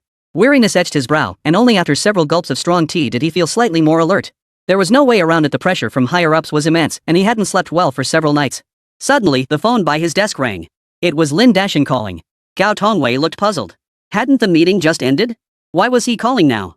Hello, Dashan. What's up? Lin Dashan's slightly hoarse voice came through the line. Nothing major, director. Just a small favor I need your help with. Gao Tongwei sighed and rubbed his temples hard. Go ahead. What is it? I'll listen first. Lin Dashan chuckled, his voice practically bursting with excitement. We've rounded up so many crooks, the clubhouse can't hold them all anymore. Need backup, boss. Gao Tongwei shot up from his chair, startled, wondering if he'd misheard. He quickly asked. No room? How many thieves have you arrested? He never imagined the station chief would tell him the police station's holding cells were full. This was truly a first for him. Not many, not many. Just 100. Lin Dashan's tone remained calm. 100. Gao Tongwei froze in place, his mouth agape. What's going on? At the meeting this morning, it was only over 30. How did it jump to 100 in just one afternoon? Have the thieves in the old city collectively lost their minds? How did they become so easy to catch? Fearing his superior hadn't heard clearly, Lin Dashan repeated over the phone. Fong Ning alone apprehended 78 thieves. The rest were caught by other officers at the station. Boss, we're completely overwhelmed here. You've got to figure something out. Oh, and make sure to credit the arrests to our station. I've got it all recorded. Gao Tongwei sucked in a sharp breath, his eyes widening in disbelief. Fong Ning again. 78 criminals in a single day? Absolutely terrifying. On his first day, he apprehended a wanted criminal. The next day, he caught over 50 thieves. What kind of monster is this? In all his years on the force, he'd seen his share of geniuses, but someone as relentless as Fong Ning? This was a first. As this thought crossed his mind, a sudden decision formed in his heart. Oh, and Chief, Fong Ning also helped the victims recover their stolen property this afternoon, exactly 60,000 yuan. Seeing his superior remain silent, Lin Dashan blurted out another remark. Gao Tongwei swayed slightly, grabbed the corner of the desk for support, and took a deep breath. Got it. I'll handle it. Send the extra thieves to the municipal bureau. After hanging up, Gao Tongwei sat motionless in his chair. After deep contemplation, he pulled a document from his drawer and wrote 2 words on it, Fong Ning. The document's cover bore neat red characters. Nominees for Spring City's Outstanding Police Officers. Chapter 24, Operation Commander? Pay extra? By the time he left the station chief's office, night had fallen. Fong Ning boarded the usual Route 8 bus home. Gazing out the window at the city lights beginning to twinkle, the tension that had gripped his nerves all day gradually eased. With over half an hour left before reaching home, Fong Ning activated the system interface. Host, Fong Ning. Strength 20 average human 10. Stamina 20 average human 10. Speed 20 average human 10. Current buffs, Fist of Truth, Eye of Reality, Hand of God. Justice points, 7,800. Seeing his justice points had reached 7,800, Fong Ning's lips curved into a smile. 7,800 justice points meant he could draw the lottery many more times. No one could resist the lure of the lottery, and Fong Ning was no exception. Gotcha. Fong Ning silently chanted in his mind. The next second, a red virtual wheel appeared before his eyes, spinning slowly. Fong Ning stared intently at the wheel, not blinking once, his heart yearning for a god-tier buff. Truth's Fist and Eye of Truth were obvious choices, and the new skill, Divine Hand, was also incredibly powerful. When he just slipped 60,000 yuan from the thief's pocket without a sound, the thief's horrified expression had given Fong Ning a real thrill. Seconds later, the wheel finally came to a halt. Ding, thank you for your patronage. Fong Ning's lips curled in a sneer. Without hesitation, he activated a 10 pull. Ding, thank you for your patronage. Ding, thank you for your patronage. Ding, thank you for your purchase. Ding. Congratulations, host, you have obtained Physical Constitution Spinach 1. Ding, thank you for your purchase. 10 consecutive draws ended and I only got 1 physical spinach. Fong Ning's face flushed red as he clenched his fists tightly. This system's win rate is way too low, a 10 pull and I only got 1 physical spinach. Glancing at the remaining 5,600 justice points, Fong Ning closed his eyes and went all in. The crimson wheel spun instantly, and soon, system notifications chimed one after another. Ding, thank you for your patronage. Ding, thank you for your patronage. Ding. Congratulations, host, you have obtained Physical Constitution Spinach 1. Ding, thank you for your patronage. Ding, thank you for your patronage. Ding, thank you for your patronage. Ding. Congratulations, host, you have obtained 1 Physical Constitution Spinach. Ding, congratulations, host, on obtaining the God of Autumn Name Mountain buff. Ding, thank you for your patronage. Ding, thank you for your patronage. Ding, congratulations, host, on obtaining the Eye of Truth buff. Already possessed. Damn it. Fong Ning cursed inwardly, his face creased with frustration. So much justice points, and all I got was 1 buff and 3 servings of spinach. The drop rate is way too low. And what the hell does already owned mean? Could it mean you can draw buffs you already possess? This system is such a ripoff. Suppressing his heartache, Fong Ning quickly checked the new buff he'd drawn. God of Mount Akina buff, host gains peak driving skills. P.S. Mount Akina?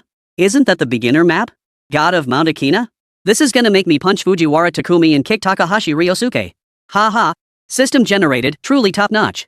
Fong Ning's mood instantly lifted. With this buff, it didn't seem like such a bad deal after all. Seeing 3 unused physical spinach boosts remaining, Fong Ning decided to activate them all at once. A wave of heat surged through his body, making him feel fiery hot all over, far more intense than last time. After a dozen seconds, the burning sensation on his body gradually subsided, and Fong Ning immediately felt the changes in his physique. His once bulky muscles had begun to slowly shrink, making him appear at first glance like a weakling incapable of lifting a finger. Yet Fong Ning could distinctly feel explosive power surging within his body. It felt as though all his physical strength had been compressed within him, ready to surge forth explosively at the slightest thought. Glancing at the metal handrail beside him, Fong Ning couldn't resist giving it a light squeeze. The metal railing instantly dented, leaving 2 fingerprints. Fong Ning's pupils contracted in surprise. He hadn't realized his strength was this immense. He opened the system interface again. Host, Fong Ning. Strength 50 average human 10. Stamina 50 average human 10. Speed 50 average human 10. Current buffs, Fist of Truth, Eye of Reality, Hand of God, God of Mount Akina. Justice value, 0. Seeing the astonishing strength of 50, Fong Ning sucked in a sharp breath. His strength was already 5 times that of an adult. No wonder he could leave fingerprints on metal railings. Justice value reset to 0. The system lottery concluded just as the bus pulled into the station. After getting off the bus and grabbing a quick dinner, he collapsed onto the bed and fell asleep instantly, soon snoring loudly enough to shake the heavens. The night passed without incident. Early the next morning, Fong Ning boarded the number 8 bus punctually, heading toward Urxiankyo police station. Again, he arrived 5 minutes before 9, but this time the courtyard was packed with people. Lin Dashin stood among the crowd, greeting everyone with a cheerful expression. Shuri-chan stood beside the station chief, dressed in full police uniform today. Her every gesture radiated a commanding presence, giving her a unique charm. Zhao Duqing stood alone on the sidelines, his expression somewhat vacant, seemingly still reeling from yesterday's blow. Spotting Fong Ning, Lin Dashin's face lit up with even greater warmth. He waved eagerly toward Fong Ning. Fong Ning, over here. Come on over. Good morning, chief. Fong Ning approached, his face breaking into a wide grin. Lin Dashin nodded approvingly, growing increasingly satisfied with his protege. Good-natured, polite, and skilled at catching thieves. Simply perfect. Seeing everyone assembled, Lin Dashin dropped his smile and adopted a stern tone. Form ranks. Standing before the group, Lin Dashin spoke slowly. Everyone performed exceptionally well yesterday. The station apprehended a total of 100 thieves.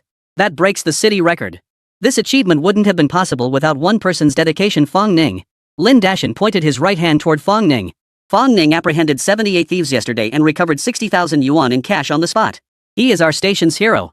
I hereby appoint Fong Ning as the overall commander for this apprehension operation, responsible for all coordination and deployment. The moment the words left his mouth, jaws dropped across the room. Overall commander. The commander has the authority to mobilize all mobile police forces. That's a lot of power. Everyone knew the chief valued Fong Ning, but no one expected such high regard. Though stunned, no one questioned the decision after all. Who could arrest 78 thieves in a single day? Shuri-chan froze upon hearing the news, staring intently at Fong Ning. He hadn't realized the chief held such high expectations for him. Zhao Duqing's eyes flashed with determination upon hearing this, but he quickly lowered his head, acutely aware of the vast gap between himself and Fong Ning.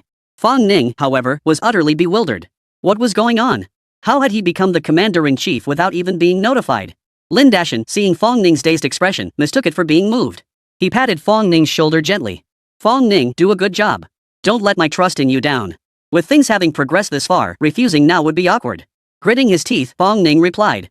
Director, I guarantee we'll complete the mission. Lin Dashin nodded approvingly, his eyes brimming with admiration. But the next second, Fong Ning changed the subject. Commander, can we get a raise? Chapter 25, Sudden Situation. Silver Van. Commander-in-Chief, can we get a raise? Fong Ning blinked her big, wide eyes, looking at Lin Dashin expectantly. Shuri-chan discreetly curled her lips in a sneer, muttering under her breath, not only stingy, but a money-grubbing miser. The rest of the station sucked in their breath. Fong Ning was truly a legendary warrior. She was the first person to ever ask the chief for a raise. Lin Dashin rubbed his temples, looking utterly helpless. This kid is no ordinary tiger, he's the real deal. Raise your pay? Get moving and catch those thieves. I've already made it clear the entire task force is under your command. Lin Dashin's eyes twinkled, and a faint smile involuntarily curved his lips. With this many people under you, catching 100 or so thieves a day should be no problem, right? Fong Ning's vision went black, his face plastered with a huge question mark. So many people? Including himself, there were only a dozen or so. Where would he find that many? Terrified by the suggestion, Fong Ning hastily waved his hands. Chief, this task is too daunting. I'm afraid I won't be able to pull it off. Lin Dashin seemed oblivious, his tone flat and matter of fact. If the mission is accomplished, I could apply for some bonus funds. Reporting to the chief. I guarantee we'll complete the mission. No sooner had Lin Dashin finished speaking than Fong Ning snapped to attention with a sharp salute, his eyes burning with resolve. Everyone. Lin Dashan nodded with a smile, his expression clearly satisfied. He'd figured it out. When it came to boosting Fong Ning's motivation, money was the surefire way to go. Is this kid that strapped for cash? No good. I need to push for that second-class merit bonus. After the morning briefing, Lin Dashan returned to his office, leaving only the members of the anti-theft task force behind. The squad, numbering less than 10, now fixed their eyes expectantly on Fong Ning, awaiting his orders. It was true that in his previous life, Fong Ning had been a gang leader, but his underlings back then were uneducated, undisciplined thugs. He'd never held a position of authority before. Seeing everyone staring at him expectantly, he froze in place for a moment. Thus, a bizarre scene unfolded.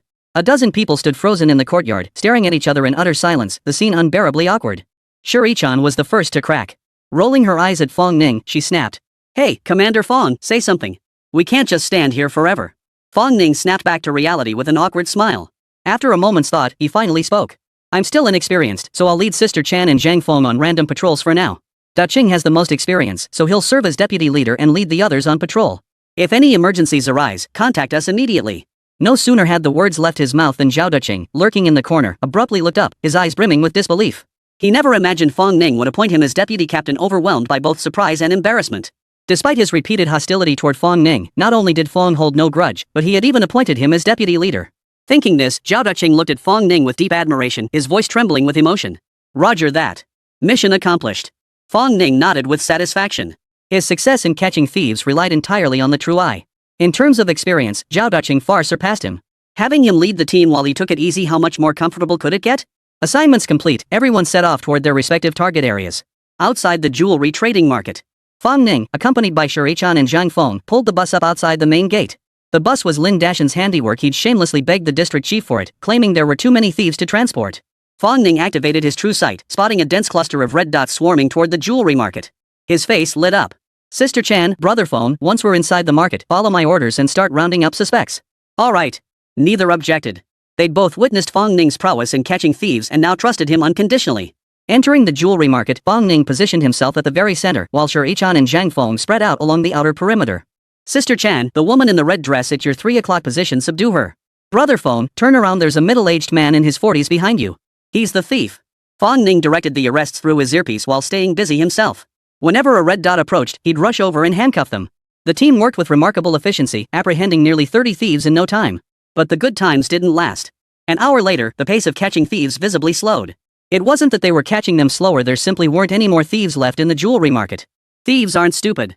Seeing their colleagues getting handcuffed one by one, they immediately sensed something was off.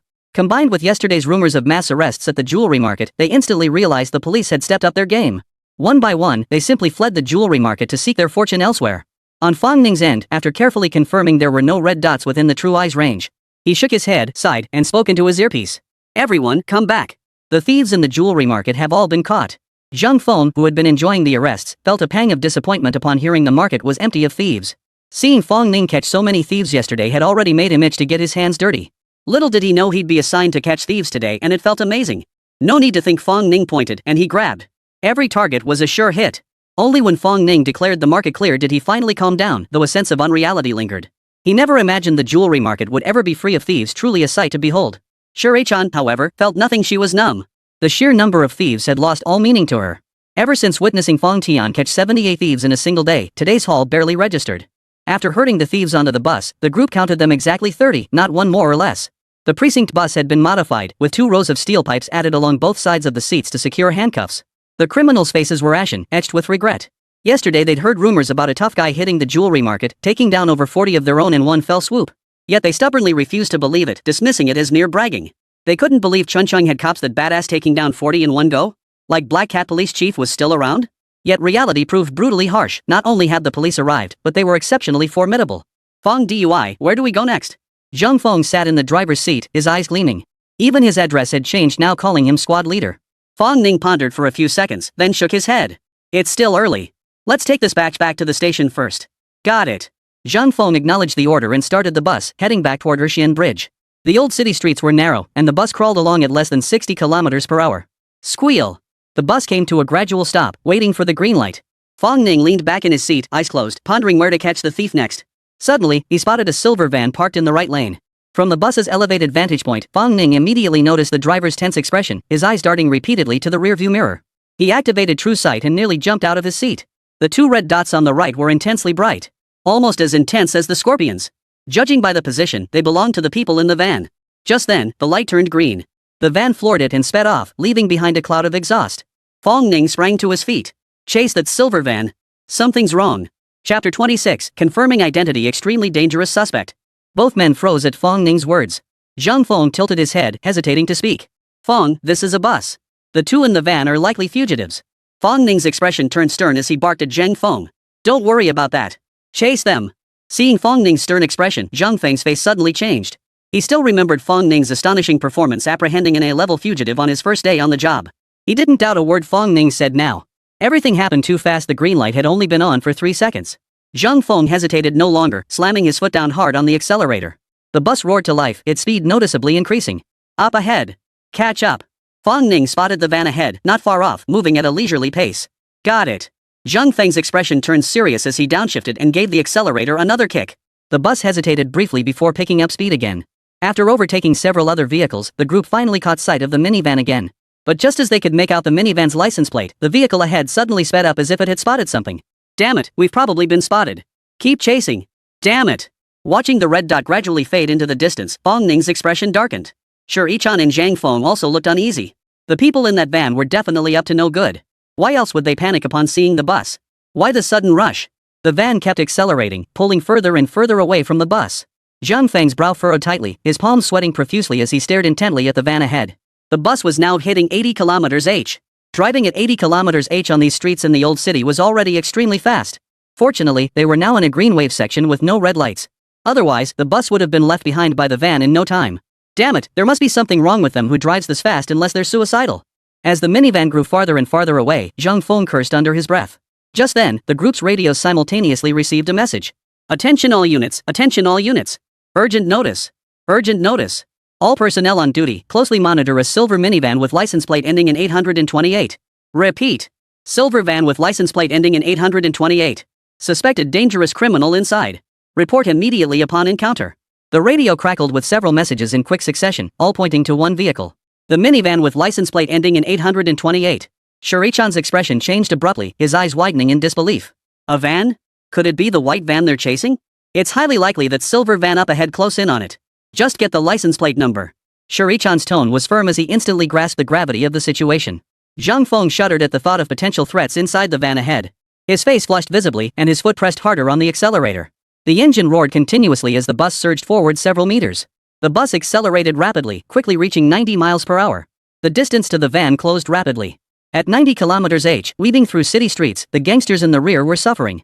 Shackled to steel pipes, their wrists turned blue as the handcuffs jerked violently left and right with every sharp turn of the bus. Finally unable to endure it, they voiced their complaints. Officer, this is a city area. Driving this fast is illegal. Just you wait, I'm reporting you. Unlock these handcuffs. My wrists are about to snap. This is how I make my living. Where are you even going? We're almost out of the city. What are you doing? I'm filing a complaint. Hearing this, Fong Ning's expression darkened. Still talking so much with your hands cuffed? Think you're on vacation? Shut up. One more word and I'll hang you from the truck. Fong Ning radiated pure authority as he glared fiercely at the gang of thieves behind him. The thieves fell instantly silent. The van accelerated faster and faster. Zhang Feng's right foot trembled slightly, whether from excitement or fear, he couldn't tell. Finally, they caught a clear glimpse of the minivan's license plate. The last 3 digits were indeed 828. Confirming it was the van reported by their superiors, their eyes brimmed with excitement. Brother Fong, keep up the speed. Sister Chan, call the chief, we've located the suspects. Just moments before Fong Ning and his team received the radio transmission. Inside the old city precinct conference room, an emergency meeting was underway. The atmosphere was tense. Gao Tongwei looked grim as he stated solemnly. This case is rather complex. Let Captain Zhou from the Criminal Investigation Division brief everyone. Zhou Sun nodded and got straight to the point. 3 days ago, we received intelligence that led us to 2 suspects from out of town. To cut to the chase, these suspects are not only involved in human trafficking but may also be linked to organ trafficking. At these words, the expressions of everyone present turned grave. Human trafficking. Organ trafficking. These are extremely heinous criminal offenses. Such crimes are typically orchestrated by organized criminal syndicates with clear objectives. The sums involved are enormous, the number of people implicated is vast, and solving these cases is incredibly difficult. After speaking, Zhou Sun glanced at the group. Seeing their solemn expressions, he continued. Intelligence indicates the 2 came to Spring City for a meeting and transaction, but the exact location and method remain unknown. Our team maintains surveillance without making any rash moves, but something went wrong somewhere. The suspects managed to shake off our tail in their vehicle. After days of surveillance and investigation, we've pinpointed their location near the Old City District. The group below the podium furrowed their brows, processing the information as quickly as possible. Lin Dashin frowned and asked, "Old Joe, you didn't call us here just to analyze the case, did you? What do you need us to do?" Joseon nodded and projected the screen from his computer. A surveillance screenshot appeared on the large screen. Two figures walked down the street, one in front and one behind, both with their heads down. The front figure had a well-proportioned build, their right ear adorned with a cluster of glittering gold studs. The face of the person behind was obscured, though a faint poker symbol could be discerned on their collarbone. Joseon pointed at the two and began. "The guy with the earrings is Yu Bin, from Northeast China. He has a criminal record and was a famous race car driver before he went to prison. The man in the back with the poker tattoo has unknown information, but he's likely the earring guy's superior." Joseon's expression darkened as he spoke, his voice growing urgent. "The latest intel indicates they'll complete the transaction within the next couple of days. If the deal goes through, we may never catch them again. Additionally, there's another crucial lead. The suspects are driving a silver van with license plate number 828. I'm counting on you all." Joseon stood up and bowed to the group. Gao Tongwei stopped Joseon, his tone stern. "We will fully cooperate with the Municipal Bureau's operation. Immediately deploy field officers to screen suspicious individuals." "Yes." The team members looked solemn, realizing the gravity of the situation. Each promptly relayed the orders. Soon, all field officers in the Old City District received the investigative assistance notice. Just as they were discussing next steps, Lin Dashin's phone suddenly rang. "Shuri-chan?" Lin Dashin frowned, hung up, and planned to return the call after the meeting. But the next second, 3 consecutive text messages arrived from Shuri-chan. "Spotted silver van with license plate ending in 828. Requesting backup. Silver van with license plate ending in 828 spotted. Requesting backup. Silver van with license plate ending in 828 spotted. Requesting backup." Chapter 27, "No problem, I've already caught up to it." Meanwhile, after confirming the vehicle contained the suspects, Zhang Feng suddenly put his foot down, driving the bus relentlessly toward the van. Inside the van, the earring-wearing man chuckled while driving. "Bro, you're being way too cautious. It's just a bus, right? Maybe it's just going our way, it can't be the cops." The man called Kai sat in the passenger seat, a distinct Jack of Spades tattoo etched on his neck. He shook his head at the remark. "This deal is crucial. The organization is paying close attention. Better to be safe than sorry." At the mention of the organization, the earring-wearing man's expression shifted. A flicker of fear crossed his eyes as he glanced uncomfortably to the side. One glance was all it took. Suddenly, they spotted a bus tailing them. "Damn! The bus has been tailing us all along." The earring-wearing man sat bolt upright, his eyes fixed intently on the bus behind them, his voice trembling slightly. "Brother Kai, could it be the cops?" The poker-faced man in the passenger seat snapped his eyes open, his gaze hardening with ruthlessness. "Whoever they are, shake them off. Weren't you a race car driver before? A crappy bus? Like it could catch up to you?" The earring guy calmed down after hearing this, glancing back at the bus with a cold smirk. "If they want to chase me, let's see if they've got what it takes." With that, his right hand swiftly shifted gears while his feet worked the pedals, flooring the accelerator.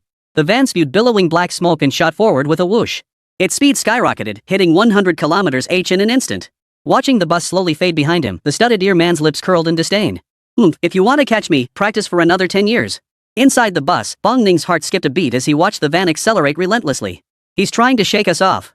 Brother Feng, step on it." Zhang Feng's forehead veins bulged, his eyes bloodshot from prolonged high-speed driving. His voice trembled as he replied to Fong Ning. "No way. This is the absolute limit in the city." As the van was about to vanish from sight, Fong Ning gritted his teeth. "Pull over up ahead. I'll take over." Zhang Feng nodded without protest. The intense high-speed chase had already drained him mentally and physically, and he was on the verge of collapse. The bus slowed to a stop. Fong Ning leapt into the driver's seat and buckled his seatbelt. The moment his hands touched the steering wheel, Fong Ning's entire body shuddered. The bus before his eyes instantly disintegrated in his mind, revealing every intricate component laid bare before him. From the simplest drifting and tire-burning maneuvers to the profound principles of fluid dynamics and the art of achieving perfect harmony between driver and vehicle. A vast array of automotive driving techniques surged into his mind. A sharp gleam flashed in Fong Ning's eyes as he swiftly deactivated the air conditioning and ventilation controls, closed the sunroof, and switched to manual driving mode. A sharp, ear-piercing screech of burning rubber erupted as thick black smoke billowed from the tires. The next second, the bus shot forward like a rocket, its tires erupting with astonishing friction the moment they touched the road. The bus shot forward like a blade. Shuri-chan and Zhang Feng were instantly pinned back into their seats, the powerful force of the acceleration sending shivers down their spines. They turned to Fong Ning, their eyes filled with utter astonishment. Was this force of inertia really coming from a bus?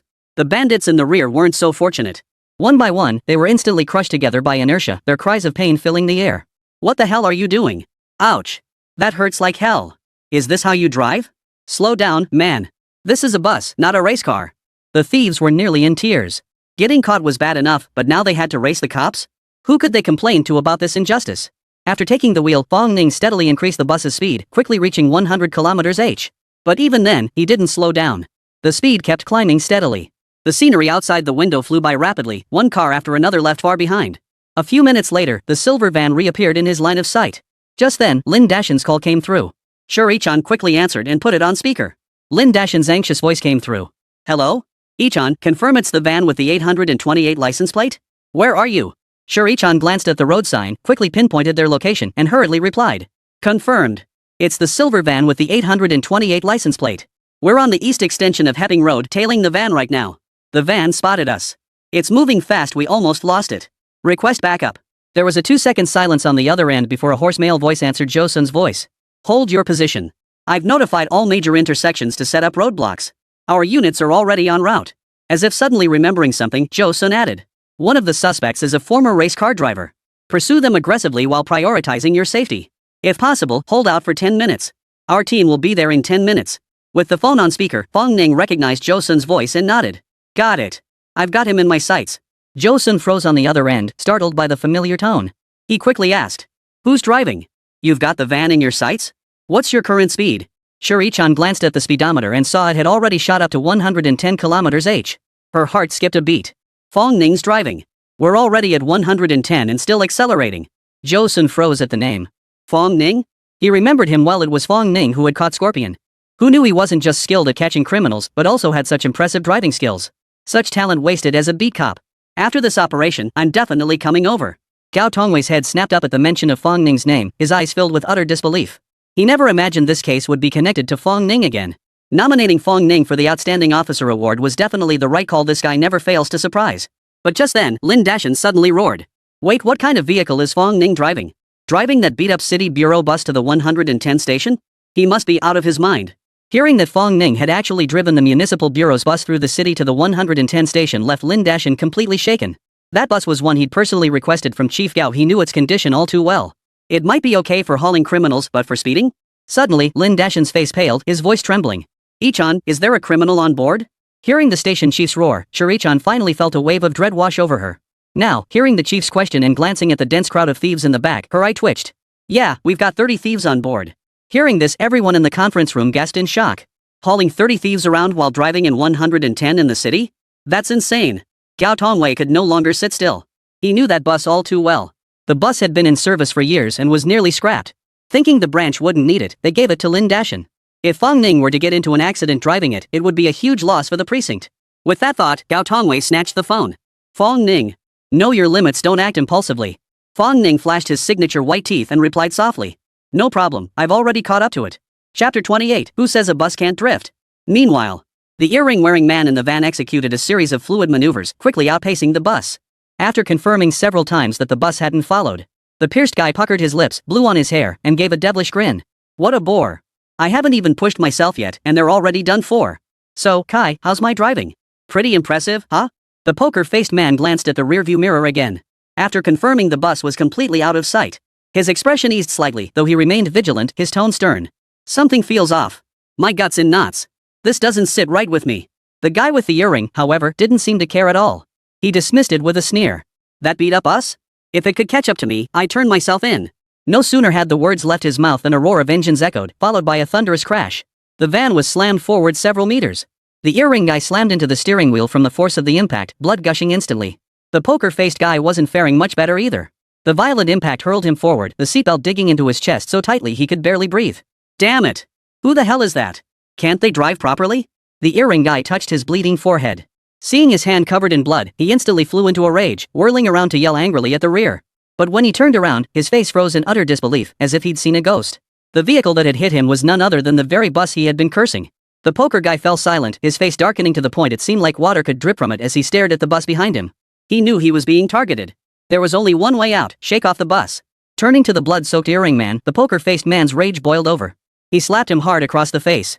Damn it! Didn't you say the bus couldn't catch up? Open your damn eyes. Look behind us. What is that? What is it? Get moving, you bastard. If this mission fails, you know the organization's punishment. The earring guy, who'd been seething a second ago, froze instantly at the poker guy's words. A bone-chilling coldness washed over him. He was just a peripheral driver for the organization, knowing little. But he knew one thing, the organization was powerful, and its punishments were endless. He'd seen several burly men dragged away, only to return emaciated, skin stretched taut over their bones. They lay in bed for a full month before recovering.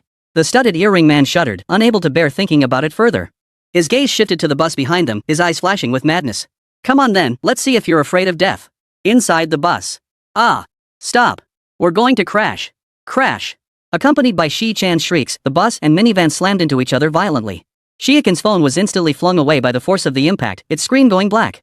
Witnessing the bus collide with the van with her own eyes, her heart began pounding violently with the impact.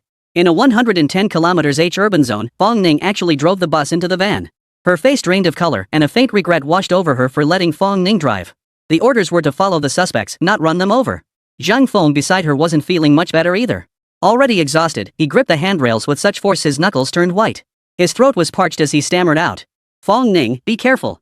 We have to prioritize safety. Fong Ning didn't turn around, his eyes fixed unwaveringly on the van ahead. Seeing the van accelerate once more, it visibly pulled away from the bus. Meanwhile, the bus's speedometer had climbed to 115. He's got some skills, no wonder he's a race car driver. Fong Ning marveled inwardly, then turned to Shi-chan and Zhang Feng with a serious expression. Hold on tight, I'm accelerating. Hearing Fong Ning's words, the two nearly blacked out, almost fainting on the spot. Accelerate? What was that earlier then? We're already going 110 km/h. How much faster can you possibly go? This is the city, not some deserted wasteland, for crying out loud. Sure, Yi-chan and Zhang Feng exchanged glances, seeing fear in each other's eyes.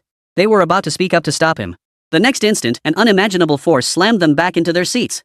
The sudden weightlessness made them dizzy, leaving them speechless. The criminals in the back of the car turned deathly pale. They'd never seen anything like this before. The rapidly flashing scenery outside the window turned their faces green with terror. They huddled in their seats, eyes shut tight, too terrified to make a sound, forgetting the pain of their wrists being choked. For the first time, they longed intensely for the detention cells at the police station. Compared to this, the detention cell felt like paradise. Fong Ning, seated in the driver's seat, wore a stern expression as he pushed the engine to its limits. His pupils dilated with excitement, gleaming brighter than ever. The peak driving skills granted by the autumn name Mountain God buff awakened every dormant, rebellious gene within him. His eyes blazed with excitement as he stared at the van as if it were prey. Prey about to be caught. An utterly absurd scene unfolded on the city streets. A silver van sped ahead, weaving relentlessly through traffic, overtaking 3 or 4 cars every second on average. Tailgating the van, a bus clung tightly to its rear, weaving just as nimbly through the traffic. Ahead of the van, the driver of an 8-lane vehicle slowly approached the platform with the right turn signal on. Less than 2 meters remained to the platform. The next second, a silver van shot through the gap with a whoosh, creating a wake of air. The bus driver slammed on the brakes, watching the van speed away. Furious, he cursed. Damn it! Driving that fast, you must be in a hurry to meet your maker. After cursing, the driver checked his rearview mirror again, preparing to adjust his position. Just then, a black bus roared toward the bus. Less than 10 meters away. The driver's face instantly drained of color as he slowly closed his eyes. Whoosh! The bus narrowly skimmed past the left side of the 8-lane vehicle, the rush of air snapping the driver's eyes open. His eyes widened in shock, his lips trembling so violently he couldn't speak. Phew! Must have been a bad dream. I actually saw a bus speeding like that. Inside the precinct meeting room. The sudden hang-up from Shuri-chan sent a chill through the room. No one knew what had happened. Lin Dashin immediately panicked, turning to rush out the door. Chief, the surveillance cameras along Hepping Road are now calibrated and ready for viewing. Just then, the support staff finished calibrating the feed and projected it onto the large screen. Lin Dashin's footsteps halted as his gaze fixed on the display. The screen rapidly switched between camera feeds, quickly pinpointing the location of the silver van. From the aerial view.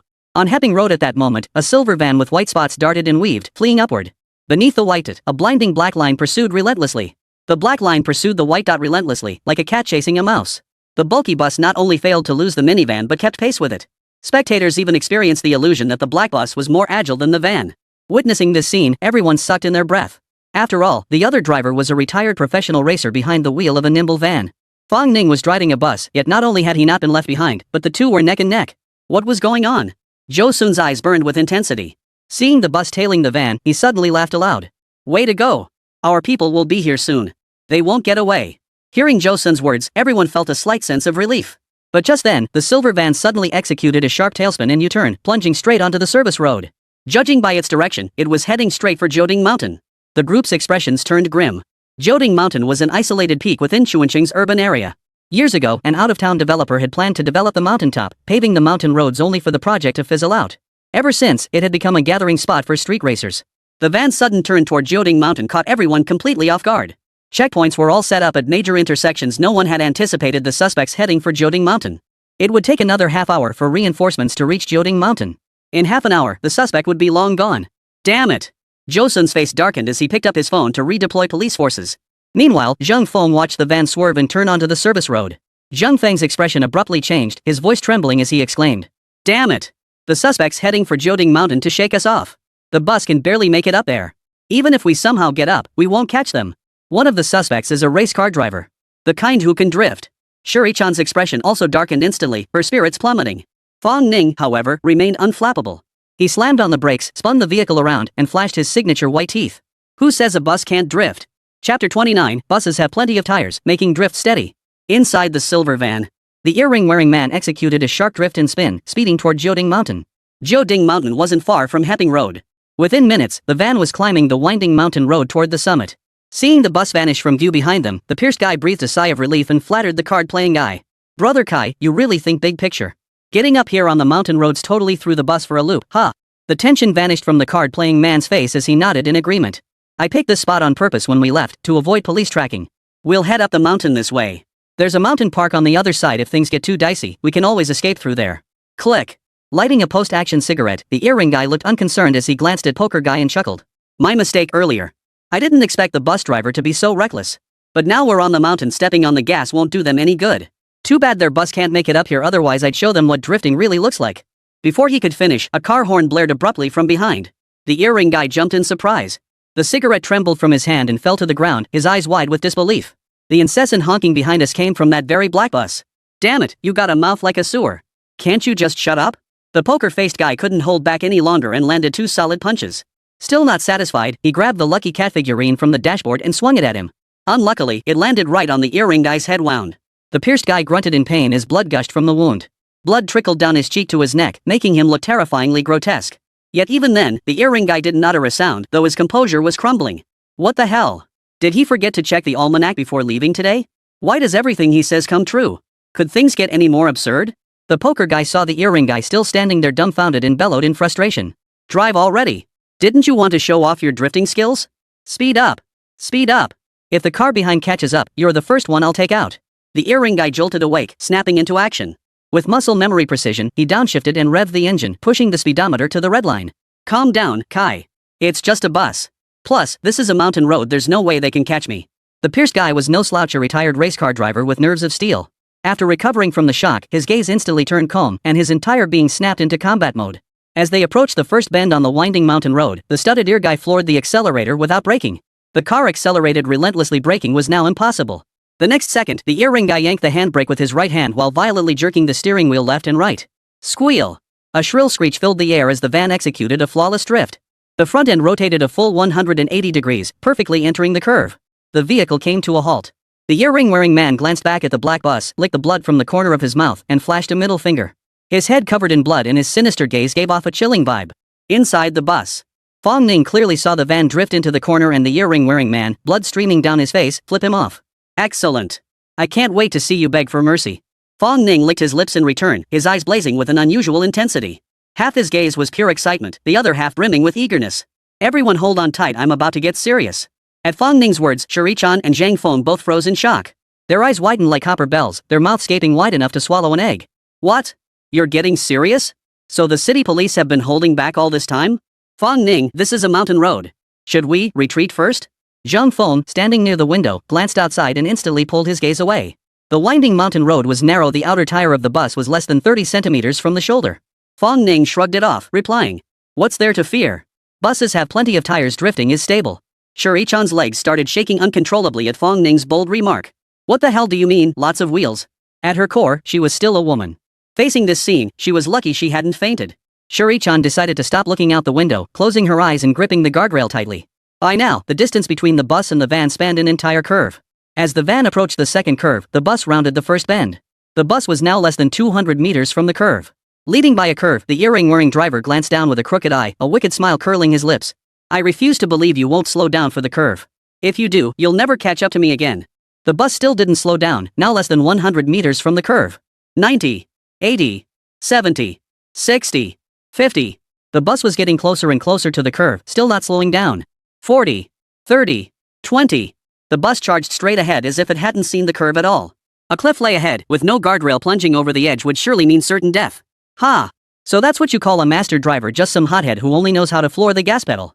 The earring-wearing man snorted coldly, his eyes brimming with contempt. Inside the bus, Zheng Feng's face turned green as he bellowed incessantly. Fong Ning, hit the brakes! Hit the brakes! There's a cliff ahead. Are you out of your mind? Shuri-chan's eyelashes fluttered rapidly as her mind spun in chaos. Carefully opening her eyes, she saw the vehicle had already charged to the edge of the curve, the bus showing no sign of slowing down. Her heart seemed to stop beating. The world fell into an eerie silence, everything around her suddenly slowing down. For a moment, she even felt certain she was going to die. Dying alongside Fong Ning didn't seem so bad after all. Glancing at Fong Ning in the driver's seat, Shuri-chan slowly closed her eyes. Zhang Feng could now see the view below the cliff. He felt the front of the bus had already shot past the curve. It's over. I wonder if I'll be recognized as a martyr after I die.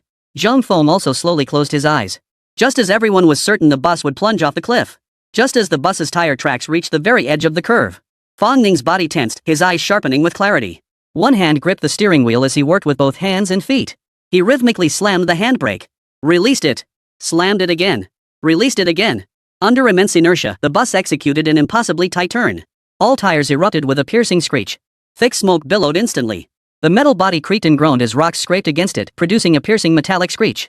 The noise lasted 3 seconds. As the smoke cleared, the bus had somehow completed the inertial drift turn unscathed. The deafening noise caught the van's attention. The earring-wearing man looked down, his gaze locking with Fong Ning's. Fong Ning grinned, revealing his signature pearly whites. He gave a thumbs up, then slammed his thumb down. Chapter 30, The Stunned Street Racers. The pierced guy's pupils contracted sharply as a wave of terror instantly washed over him. He gasped for air, as if invisible hands were squeezing his throat. What the hell? Is this even human? A bus drifting into a curve by inertia? The earring guy felt like the sky had fallen. As a former professional race car driver, he had achieved a Grand Slam every single year during his career. He had always believed his skills were unmatched. But witnessing the bus's maneuver instantly made him realize he was but a frog in a well, ignorant of the world's vastness. The poker-faced man was also drawn by the deafening crash behind him. He looked down and met Fong Ning's gaze directly. A chill ran down Poker Guy's spine. His heart began racing, and a deep sense of unease washed over him. Damn it, stop staring. Drive down the mountain and get out of here through the back park. The Poker Guy could no longer maintain his composure, roaring at the earring guy. The earring guy snapped back to reality, took a deep breath, and his eyes turned intensely grave. He was going all out. Inside the bus.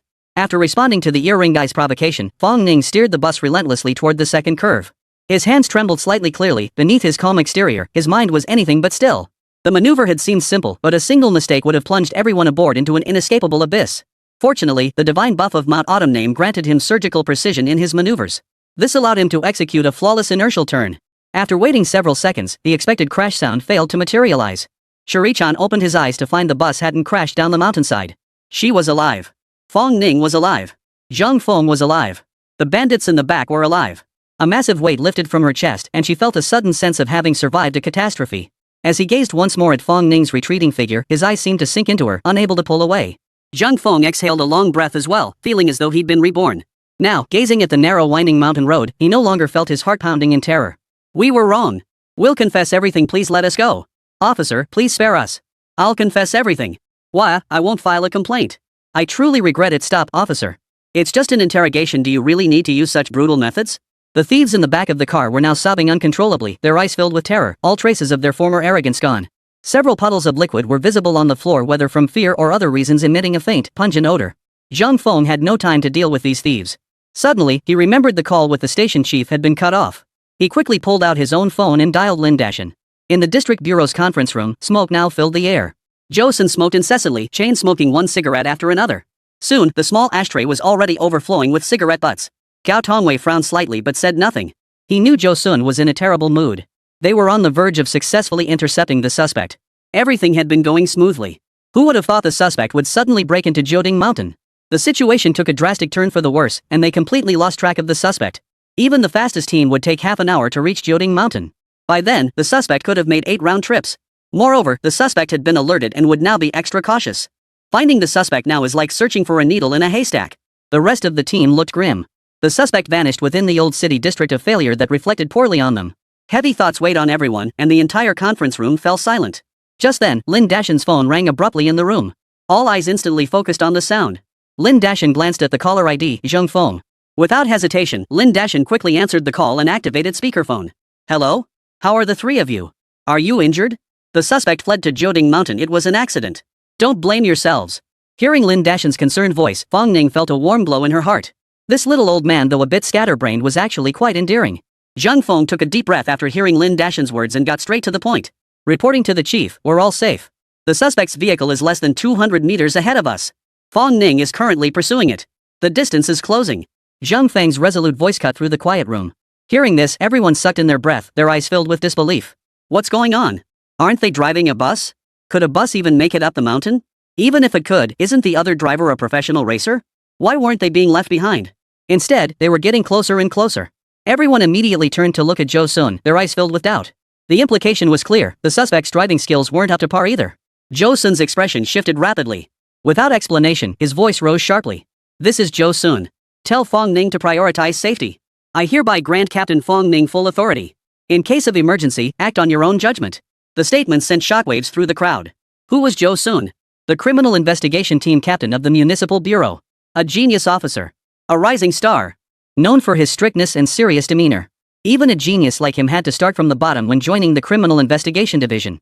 Yet now he was showing such concern for Fong Ning and granting him the authority of a captain. It was utterly unbelievable. Upon hearing this, Fong Ning's dark eyes lit up. His foot pressed harder on the accelerator as he fixed his gaze on the van and replied. Roger that. Mission accomplished. The summit of Jioding Mountain. Boom. Clatter, clatter. Two luxury cars stood side by side, their engines roaring in a deafening din. A crowd gathered around the vehicle on the left. Go, young Master Tian. Take down that sissy across the way. The man called Tian Xiao, wearing sunglasses, shot a dismissive glance to the right. Relax, his beat-up Mustang can't outrun my GTR. I'm known as the Takumi Fujiwara of Spring City, trust me. On the other side, a crowd had gathered around the Mustang too. Go, third young master. Take down that big oaf over there. Third young master gave a coy smile, covering his mouth. Don't worry. I've never lost a race in Spring City. A few minutes later, the race officially began. 3, 2, 1, go! At the referee's command, the two luxury cars roared from the starting line like wild beasts unleashed. Just then, a deafening roar echoed from the distance. The next second, a silver van sped up from behind, overtaking both luxury cars in one swift move. Before the crowd could react. Seconds later, a black bus roared past the crowd, leaving the two luxury cars in its wake. Chapter 31, Panic? The suspect is already under control. Summit of Jioding Mountain. After the minivan and the bus had both overtaken the two luxury cars one after the other, the crowd on the mountaintop nearly dropped their jaws. Holy! Am I seeing things? What the hell was that, a flying van? Holy, it's going crazy. This is a ING bus. A van is one thing, but a bus can race too? Everyone stood frozen in place, their eyes flashing with disbelief. Damn, what the hell is going on? Inside the Mustang, the effeminate-looking third young master executed a flawless launch. He was ready to thoroughly crush the cocky big guy, young Master Tian.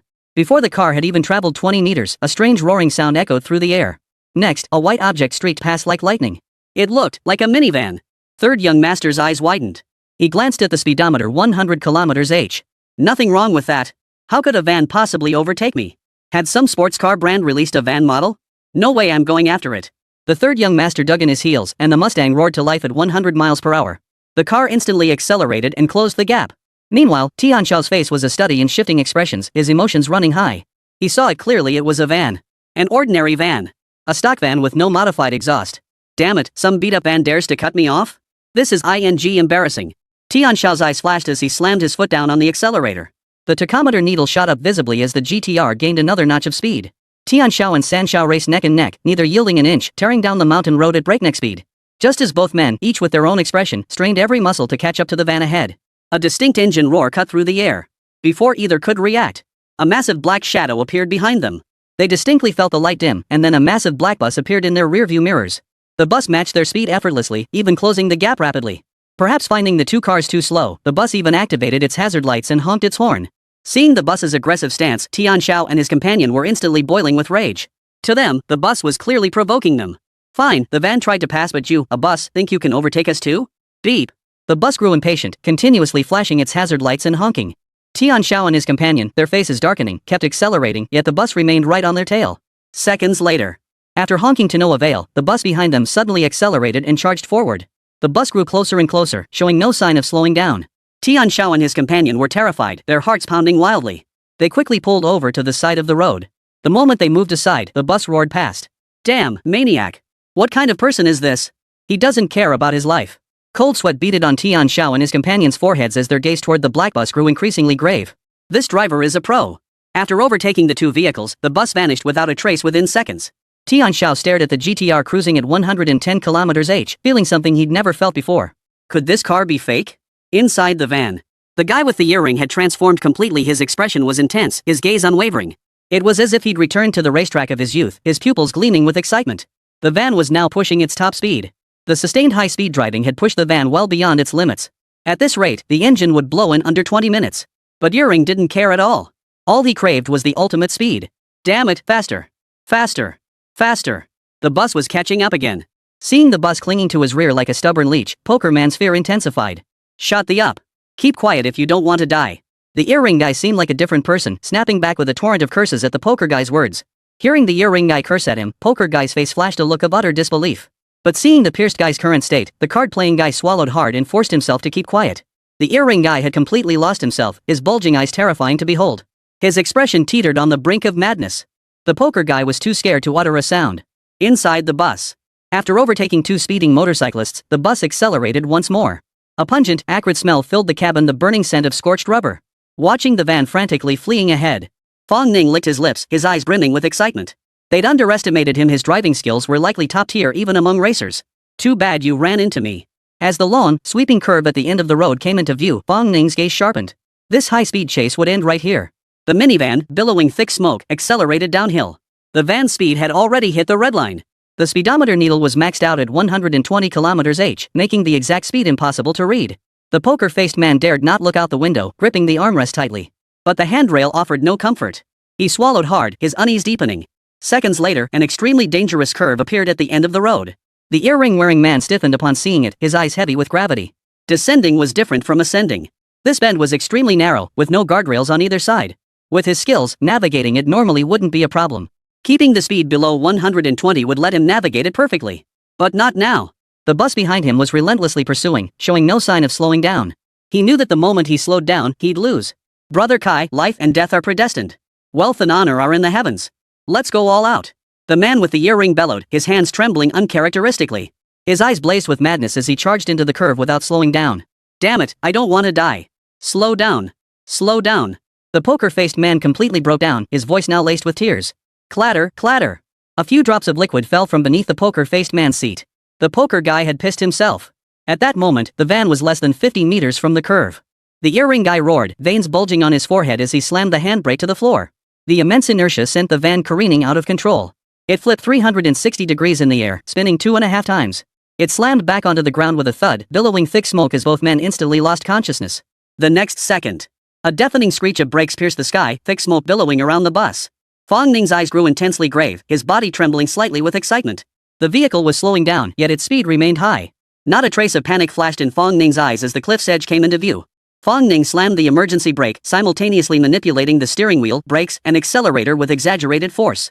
The vehicle's speed dropped further, and with a hair-raising drift, it barely made it through the curve. The rear wheels hovered just 1 centimeter above the ground. Inside the conference room, a tremendous crash echoed from the other end of the phone. Then a continuous, shrill screech of brakes. Everyone's faces paled. Something had gone wrong. Lin Dashan reacted first, his face flushing with anxiety as he bellowed into the phone. What happened? Are you okay? Anyone hurt?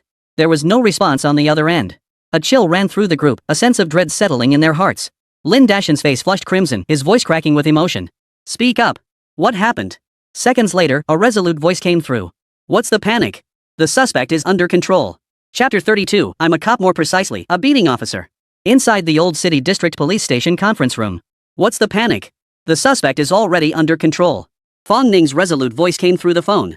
Lin Dashan instantly relaxed upon recognizing Fong Ning's voice. He immediately slumped into his chair, murmuring to himself. As long as you're safe, as long as you're safe.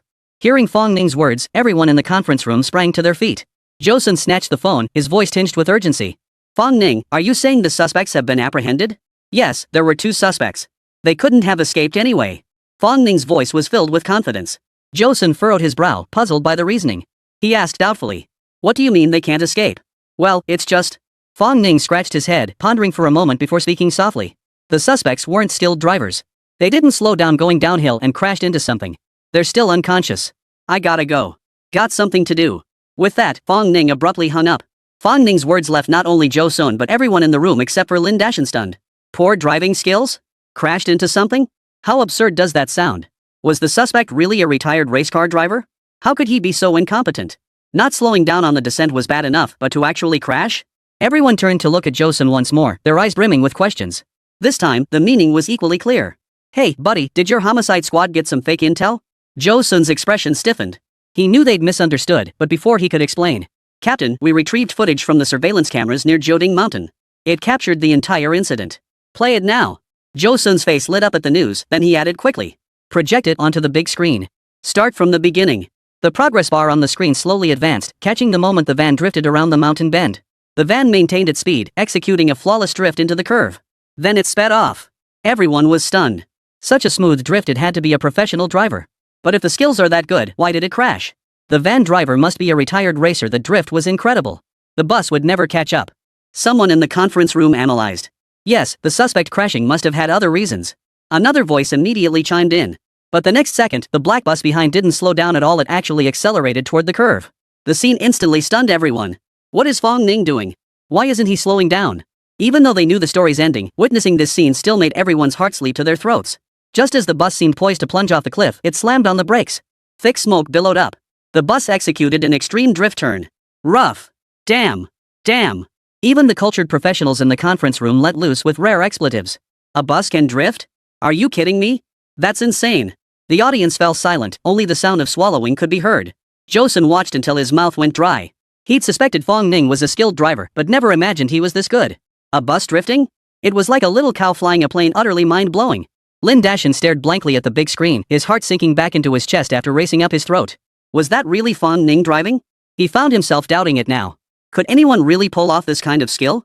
The video played on without giving anyone much time to react. After drifting, the bus didn't pause for even a moment, roaring toward the minivan. With every bend, the gap between the two vehicles narrowed further. The conference room audience watched with rapt attention, as if immersed in a high-speed car chase scene from a movie. Suddenly, two dark specks appeared at the top of the video. Immediately after, two luxury cars raced down the mountain. Gao Tongwei watched intently, his brow furrowing as he slowly spoke. These must be the street racers from the old district. The authorities have conducted joint crackdowns on them multiple times. This gang is large and extremely unruly, they're all troublemakers. Even if we catch them, they only get locked up for a few days, it's impossible to root out the problem. Just as Gao Tongwei spoke, the minivan and bus managed to overtake the two luxury cars one after the other. They quickly left the luxury cars far behind. Ha! Even these street racers get their comeuppance sometimes, ha! The chiefs all laughed heartily, looking thoroughly satisfied. Every precinct participated in the crackdown on street racers in the old city district. But these street racers were all incredibly skilled drivers, often requiring several police cars to surround and apprehend just one vehicle. Everyone had suffered through it. Now, seeing the street racers' luxury cars being left far behind by minivans and buses, the chief's mouth stretched into broad smiles. The video continued playing as the van and bus grew increasingly distant, eventually disappearing from the camera's close-up view. Only faintly visible was the minivan failing to execute a successful drift, rolling several times before crashing to the ground. Meanwhile, the bus executed a perfect braking maneuver into the turn and came to a steady halt. The video ended there. After watching the footage, the crowd wore a mix of expressions, some even looking slightly unsatisfied. All eyes turned to the bus and the footage, filled with awe. A bus drifting to stop a professional race car driver? This was simply beyond belief. Catching fugitives. Catching thieves. Driving. Every talent Fong Ning displayed was astonishing. This is what a true genius cop looks like. The thought simultaneously flashed through everyone's minds. After watching the video, Joseon remained silent. He lit a cigarette, walked to the side, and made a call. Hey, Chief, I need to request someone from the old city precinct. Inside the bus. Fong Ning abruptly hung up the phone. The reason was simple. Including Shuri-chan and Zhang Feng, every single thief on the bus had vomited. The moment Fong Ning stopped the vehicle, every thief inside turned deathly pale, drained of all color. It took them a while to recover and slowly calm down. But just then, one foolish thief, looking strangely grim, couldn't hold it in any longer and let out a loud retch. Once the first one started, the second followed. Soon, everyone in the van was leaning out the windows, vomiting. Fong Ning offered a few words of comfort to Shuri-chan and Zhang Feng before stepping out of the car and walking toward the van. He intended to arrest the two suspects on behalf of Joseon. The van was still billowing smoke, its tires badly worn down to the steel rims. The windshield was shattered, revealing two figures slumped over the driver's console. Fong Ning approached and checked they weren't dead. He instantly breathed a sigh of relief. Too bad they're unconscious, otherwise, I'd love to see you beg for mercy. Fong Ning looked at the earring-wearing man in the driver's seat, his tone tinged with regret.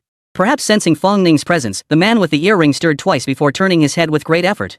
His eyes locked onto Fong Ning as he trembled, clenching his teeth and demanded. Who the hell are you? Why are you such a goddamn good driver? Fong Ning chuckled, flashing his signature bright white teeth. I'm a cop. To be precise, a beat cop. Damn. The earring guy's head lolled to the side, and he instantly passed out. Chapter 33, Chief, they came to turn themselves in. Seeing the earring guy's head tilt and collapse, Fong Ning froze, muttering under his breath in obvious displeasure. A retired race car driver? What a weak mental game. The earring man clearly didn't hear this. Had he heard it, he'd probably have been so furious he'd have leaped up on the spot. He was a retired professional race car driver, a career Grand Slam winner. Having his driving skills thoroughly outclassed by his peers was one thing. But Fong Ning was a cop, a beat cop, no less. Who would believe that? Just as Fong Ning was about to drag the two men out, two distinct, deep roars echoed from the distance, growing louder. It was the GTR and Mustang blocking the mountain road. The two cars came to a stop one after the other not far away. Tian Xiao and San Xiao sat in the driver's seats, clearly still reeling from the shock. Who were these two? Without exaggeration, every underground street race in Spring City was sponsored by them. Money. Cars. Thrill-seeking. Classic rich kid traits. In pursuit of ever greater speeds, they'd spent untold fortunes hiring tuners to modify their vehicles. Tens of millions were spent annually on modifications alone. But after getting overtaken by minivans and buses one after another, their spirits plummeted to rock bottom, leaving them deeply doubting themselves. Just as their spirits hit rock bottom, they witnessed an astonishing sight, the bus drifting through a corner. Instantly, they experienced a mental orgasm, as if struck by divine inspiration, realizing one crucial truth. The car doesn't matter, it's all about the skill. After a moment of deep contemplation, they both made the same decision almost simultaneously. They must apprentice themselves to him. Tian Xiao and the other approached Fong Ning without hesitation. Up close, the sight was even more horrifying. The van's condition was far worse than they'd imagined. Yet the bus remained completely unscathed. Tian Xiao and his companion couldn't help but shudder. Too powerful. Bro, where are you from? Nice skills. Let's be friends. Tian Xiao raised an eyebrow and spoke first. San Xiao didn't back down, extending his right hand. You can call me third young master. I'd like to be friends. Fong Ning turned his head away, recognizing the two as the reckless drivers from earlier. He waved them off dismissively. Get lost. Don't bother me. Not interested. Seeing Fong Ning's dismissive attitude, the two young masters didn't get angry, their eyes only grew brighter. A master. This is definitely a master. Masters are always so defiant. Master, here's the deal, if you teach me how to drive, I'll clean up this mess for you. Tian Xiao pointed at the minivan still puffing smoke, then gestured toward the wrecked bus. I can handle it too faster than him. Third young master stood before Tian Xiao, refusing to be outdone. Do these two think I'm some kind of gangster? Fong Ning froze for a moment, then said oddly. Get lost. I'm a cop, do I need your help? I don't have time for you today. Get lost. Tian Xiao and his partner froze in place, stunned. They hadn't expected the man before them to be a cop. Seeing they weren't going to hassle him further, Fong Ning yanked the earring guy and the card guy out of the van. With 2 clicks, he snapped handcuffs around their wrists. The suspects were now under control. All he needed to do was wait for backup at the scene. So what if he's a cop? As long as he can teach me to drive, I'll do whatever he says. Tian Xiao made up his mind and declared to Fong Ning, enunciating each word clearly. He can do it, so can I. Third young master retorted, his eyes blazing with determination. Fong Ning felt a headache coming on. He'd seen plenty of these rich second-generation speed demons, none of them ever spoke the truth. To shake off these two smart alecks, Fong Ning pulled out the big guns. You want to learn to drive, huh? Fine. Get everyone on the mountain who's ever raced, including you two, to turn yourselves in at the police station and promise never to disturb the peace again. If you can do that, I might consider giving you a few pointers. With that, Fong Ning turned and boarded the bus, convinced neither would agree to such terms. Just as he stepped aboard, both men called out to him simultaneously, their eyes brimming with desperation. We agree. Coach, I want to learn how to drive. Outside the municipal bureau, Gao Tongwei, Zhou Sun, Lin Dashan, and all the chiefs from the old city district branch stood together at the entrance, as if waiting for something. They stood together at the main gate, as if awaiting something. Just over 10 minutes earlier, Fong Ning had called to say they didn't need to come pick him up, he would bring the suspect over himself. Though puzzled, no one asked further questions, assuming the bus could still operate normally. Time ticked by second. Just as impatience began to set in among the group, a breathtaking scene unfolded at the end of the road. A GTR and a Mustang led the way side by side, followed by a convoy of dozens of luxury vehicles. Unusually, the convoy adhered strictly to the speed limit, not exceeding it. Judging by their direction, they were heading straight for the district police station. Lin Dashan, witnessing this, instantly flew into a rage and cursed. How arrogant! They dare come right to the precinct entrance. I'll go get reinforcements immediately. Gao Tongwei's eyes flickered thoughtfully as he called out to Lin Dashan. Hold on. They're not speeding, not causing a disturbance, what's the rush? But... Gao Tongwei waved his hand, and Lin Dashan immediately fell silent. Moments later, the luxury car convoy pulled up outside the municipal police headquarters. The GTR doors slid open, and out stepped none other than Fong Ning. Fong Ning scratched his nose awkwardly. He expected the two to back down when faced with difficulty, but they actually agreed. Not only did they agree, but they'd even ordered their men to turn themselves in. Of course, they had picked up Fong Ning and his crew along the way. Not just Fong Ning, all 30 thieves in the car were brought along, not a single one missing. Seeing Fong Ning step out of the car, Lin Dashan redefined the meaning of a dramatic change of expression. Disciple, you're back. You've been through a lot, haha. Lin Dashan chuckled as he slapped Fong Ning on the shoulder, his face beaming with joy. Then he asked suspiciously. Disciple, what's going on? Where's the suspect? Fong Ning smiled and waved toward the rear. Immediately, 4 people emerged from the SUV behind them. Zhang Feng and Shuri-chan escorted the earring man and the card man forward. Reporting to Captain Zhou. Mission accomplished. The suspect is yours to handle. Fong Ning looked at Zhou Sun and snapped to attention with a sharp salute. Zhou Sun returned the salute with a stern expression, then made a gesture. Several officers swiftly stepped forward from behind him to take custody of the suspect. After the suspect was escorted away, Fong Ning waved again. This time, all the rear doors swung wide open. 30 thieves, escorted by Tian Xiao and San Xiao's men, were brought before Lin Dashan. Reporting to the chief. 30 thieves apprehended today. Please take custody. Fong Ning snapped to attention and saluted again. Lin Dashan paused, then snapped to attention and returned the salute to the bureau chief. Reporting to the chief. The Urxiankyo detention facility is at capacity. Requesting backup. The other station chiefs present froze. This is blatant showing off. He actually handed the deputy chief 30 thieves right in front of him. I could just punch his face in. The chiefs were grinding their teeth in fury. Gao Tongwei was also stunned, his face a study in expression. It took him several full minutes before he finally waved his hand. The station officers led the 30 thieves away. Fong Ning was equally stunned. He looked at Lin Dashan with eyes full of admiration.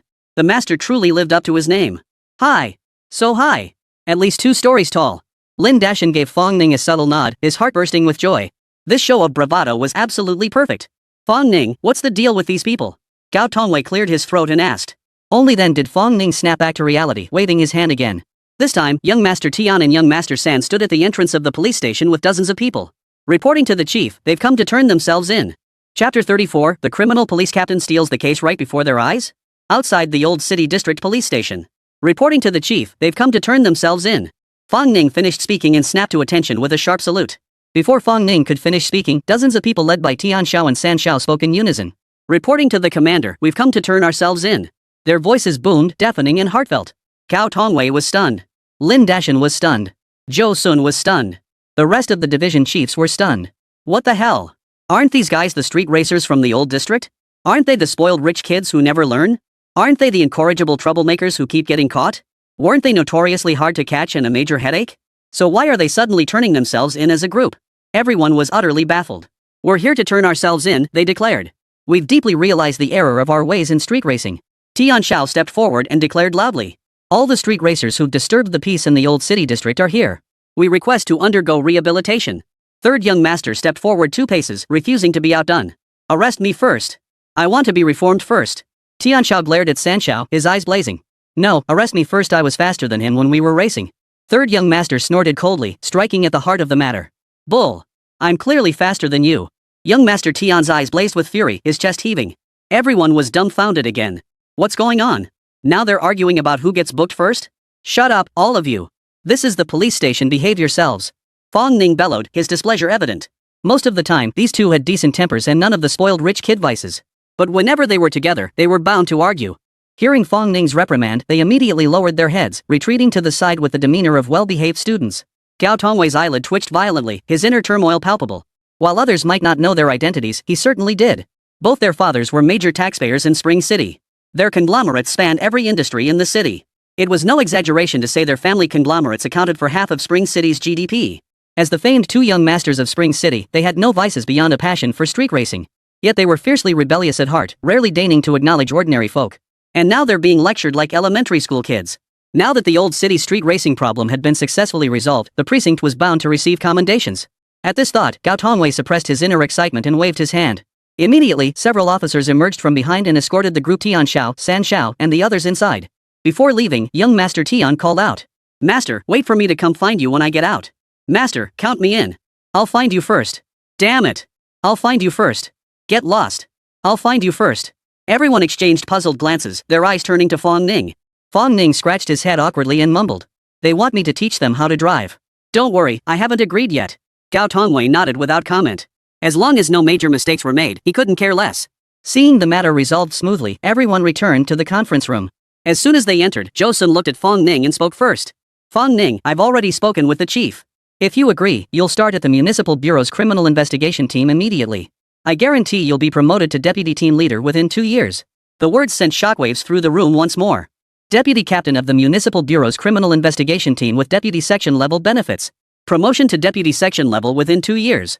Everyone's teeth gritted with envy, especially the station chiefs. Their jealousy boiled over. Deputy section chief in 2 years. By the time they reach that age, wouldn't they have already become big shots in white coats? Unacceptable. Old Joe, you're being unfair. Stealing people right from our station. Lin Dashin shot to his feet, pointing an accusing finger at Joe Sun and unleashing a torrent of abuse. Joe Sun remained unruffled by the tirade, merely glancing at Lin Dashin and stating calmly. Old Lin, with Fong Ning's credentials, how long do you think he'll last at a police station? Lin Dashin froze at the question, instantly cooling down. He recalled that Fong Ning had achieved major accomplishments within a week of joining, likely drawing attention from higher-ups in the city. Being transferred was only a matter of time. The realization deflated him instantly. He sat motionless in his chair, his gaze growing distant and melancholy. Though he'd only known Fong Ning for a few days, he genuinely liked the young man. Good-looking, humble, and capable, a rare talent. Fong Ning, what are your thoughts? Joe Sun turned his gaze back to Fong Ning. After a few seconds of silence, Fong Ning shook his head. Thank you for the offer, Captain Joe, but I lack experience. I prefer to gain more training at the station first. Everyone's eyes widened in surprise. No one expected Fong Ning to turn down such a golden opportunity. This is the Municipal Bureau. It's worlds apart from a police station. Moreover, the Criminal Investigation Division was the core department of the Municipal Bureau. Countless people would fight tooth and nail just to get in. And Fong Ning just says no? In the corner, Shuri-chan heard his words and felt a flutter in her heart. Her face instantly flushed crimson. Fong Ning staying at the office couldn't be for my sake, could it? She glanced up at Fong Ning quietly, then quickly lowered her head again. Lin Dashin's nose stung at Fong Ning's words, and tears threatened to spill. He quickly lowered his head and fell silent, afraid the others would see his expression. Good lad, you truly haven't wasted my affection. Gao Tongwei's eyes widened in disbelief when he heard Fong Ning had actually chosen to refuse. He stared blankly at Fong Ning, suddenly seeing him in a whole new light.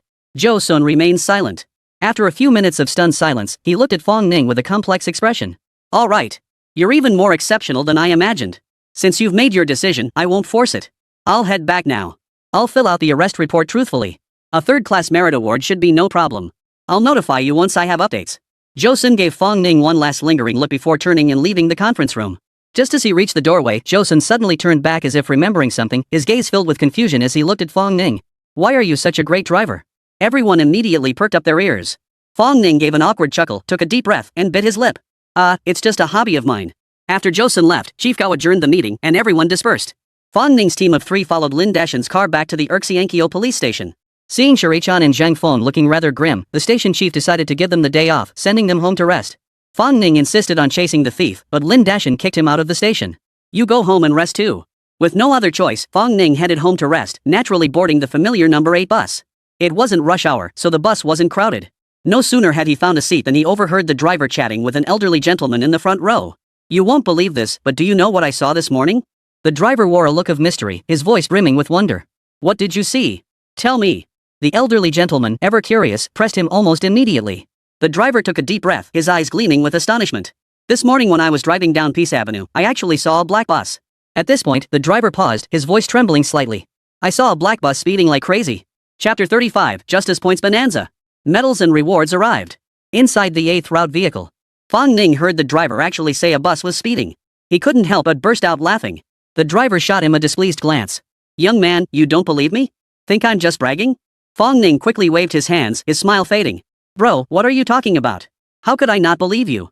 I totally believe what you're saying. The driver eyed Fong Ning suspiciously, still unconvinced. You really believe me? Of course. Fong Ning's expression tightened. I think someone who can drive a bus like that must be incredibly dashing, handsome, strong, and brave. The driver froze for a full 30 seconds, his tone now uncertain, his voice much quieter. I suppose that's how it should be. Fong Ning felt an overwhelming urge to laugh after speaking, nearly bursting out again. Joking aside, how could he not believe it? Even if the whole world didn't believe it, Fong Ning would. Why? Because he was the one driving that bus. The black bus, Happing Road, the high-speed chase, wasn't that exactly what Fong Ning had witnessed chasing the van that morning? Who'd have thought he'd gain another fan so casually? Being too outstanding really is a mistake. Just as Fong Ning was lost in self-admiration, a system alert suddenly echoed in his mind. Ding! Criminal apprehended successfully. Reward, justice points plus 1,000. Ding! Successful apprehension of criminal detected. Reward justice points, 500. Ding! Successful apprehension of criminal detected. Reward justice points, 100. 1,000 justice points. It really is comparable to Scorpion. Fong Ning's gaze sharpened. He knew the earring man and the card man must have powerful backers. Otherwise, how could Joe Sun guarantee a third-class merit award just for a successful arrest? The system kept beeping non-stop, ringing over 30 times before finally stopping. The moment the system tone ceased, Fong Ning eagerly opened the system interface. Host, Fong Ning. Strength, 50. Average human, 10. Stamina 50 average human 10. Speed 50 average human 10. Current buffs: Fist of Truth, Eye of Reality, Hand of God, God of Autumn, Name Mountain. Justice points 4,500. Justice points are surprisingly easy to come by. I've already accumulated this much in just one day. Fong Ning stared at the 4,500 justice points, his expression radiating satisfaction. Should I try a spin? Fong Ning blinked several times before deciding against the lottery for now. The system's win rate left him feeling uneasy. The memory of his last all-in failure felt like it happened yesterday. He resolved to save up more justice points for a combined draw. The bus creaked to a halt at the station. Fong Ning got off and headed back to his rented room. He quickly ate 2 plates of pork and corn dumplings, washed down with a bottle of orange-flavored Daniel soda. He kicked his legs out.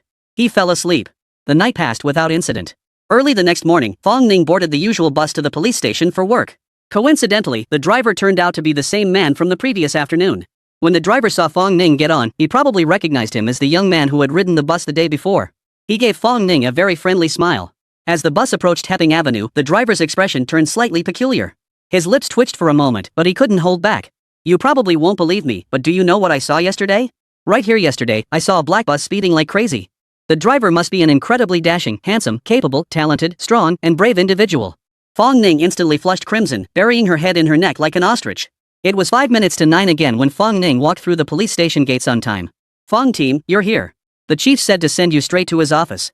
Zhang Feng spotted Fong Ning immediately and waved a greeting. Fong Ning's expression stiffened, his face scrunching up like a bitter melon. Brother Fong, please don't call me squad leader. Just call me Xiao Fong. Ah, no problem. We each have our own way. You call me Brother Fong and I'll call you squad leader. Zhang Feng waved it off casually. Go on in. The director's in a good mood, should be good news. Alright, Brother Fong, I'll be off then. Fong Ning nodded and turned toward the chief's office. The chief's office was on the 3rd floor. Fong Ning frowned as he climbed the stairs. What could master possibly want with me? He wasn't paying attention when he reached the 2.5 floor. With a thud, he collided head-on with someone coming down the stairs. A rich, pleasant fragrance wafted into his nostrils, and Fong Ning couldn't help but inhale deeply. The next moment, it felt like colliding with jelly, soft, plump, and bouncy, making him want to sink right in. Ah! Shiekan shrieked, clutching her chest as she whirled around, her face flushing crimson. Ah, I'm so sorry, I didn't mean to. Fong Ning snapped out of his daze, only to realize Shi-chan was right in front of him. Today, Shuri-chan wore a black leather jacket over a white-fitted tank top. The petite white tank top was clearly struggling under the weight, already straining at the seams. Her ample figure couldn't be fully concealed even by her hands, revealing hints of her rounded curves. Fong Ning was instantly mesmerized again, his eyes fixed forward, unblinking, his breathing slightly hurried. What are you staring at? Shuri-chan panicked, quickly tugging her leather jacket tighter and straightening her posture. But the jacket was too small and too tight. This little tug proved disastrous. The white vest suddenly couldn't contain itself, and the dazzling white instantly blinded the dog's eyes. Fong Ning's eyes. Fong Ning felt a sudden warmth at his nose, a warm stream slowly trickling down his nostrils. You're too much. I'm ignoring you. Shuri-chan's voice trembled as she wiped away tears and ran downstairs. What the hell is going on here? Oh, what a mess. Fong Ning pressed his bleeding nose, raising his hands above his head with a helpless expression. Thud. Come in, the door's open. Lin Dashan's voice echoed from inside the room. Fong Ning pushed open the door and immediately spotted the round medal and 2 stacks of cash on the table. What's wrong, apprentice? Why are you holding your nose like that? Lin Dashan couldn't help but ask upon seeing Fong Ning's peculiar gesture of covering his nose. I'm fine, master. Fong Ning tightened his grip on his nose, then pointed at the table with eyes sparkling. Master, this must be the good news you mentioned. Knowing Fong Ning's impatient temperament, Lin Dashan wasted no time and pushed the items on the table forward. A second-class merit medal and 20,000 yuan in cash, both are yours. No sooner had Lin Dashan finished speaking than a dark shadow flashed by and Shanshan vanished without a trace. Thank you, director. Fong Ning snapped to attention with a sharp salute. Lin Dashan stared blankly at the second-class merit medal left on the table, momentarily lost in thought. After a dozen seconds, his lips trembled. You kid, putting the second-class merit medal and money together, taking the money first? You're the first. Do you have any idea how many people would trade money for that medal? Fong Ning grinned widely, revealing his signature pearly whites. Can a second-class merit medal be exchanged for money? Chapter 36, way ahead. I'll take responsibility for you. Erxian Bridge. Inside the chief's office. A deafening roar echoed through the room, startling the sparrows on the ceiling into dropping a few drops of urine. Exchange it for money? Exchange your ass. This is about honor. Do you even understand honor? You little brat. Lin Dashan's expression changed in an instant. He leapt up from his chair like a spring.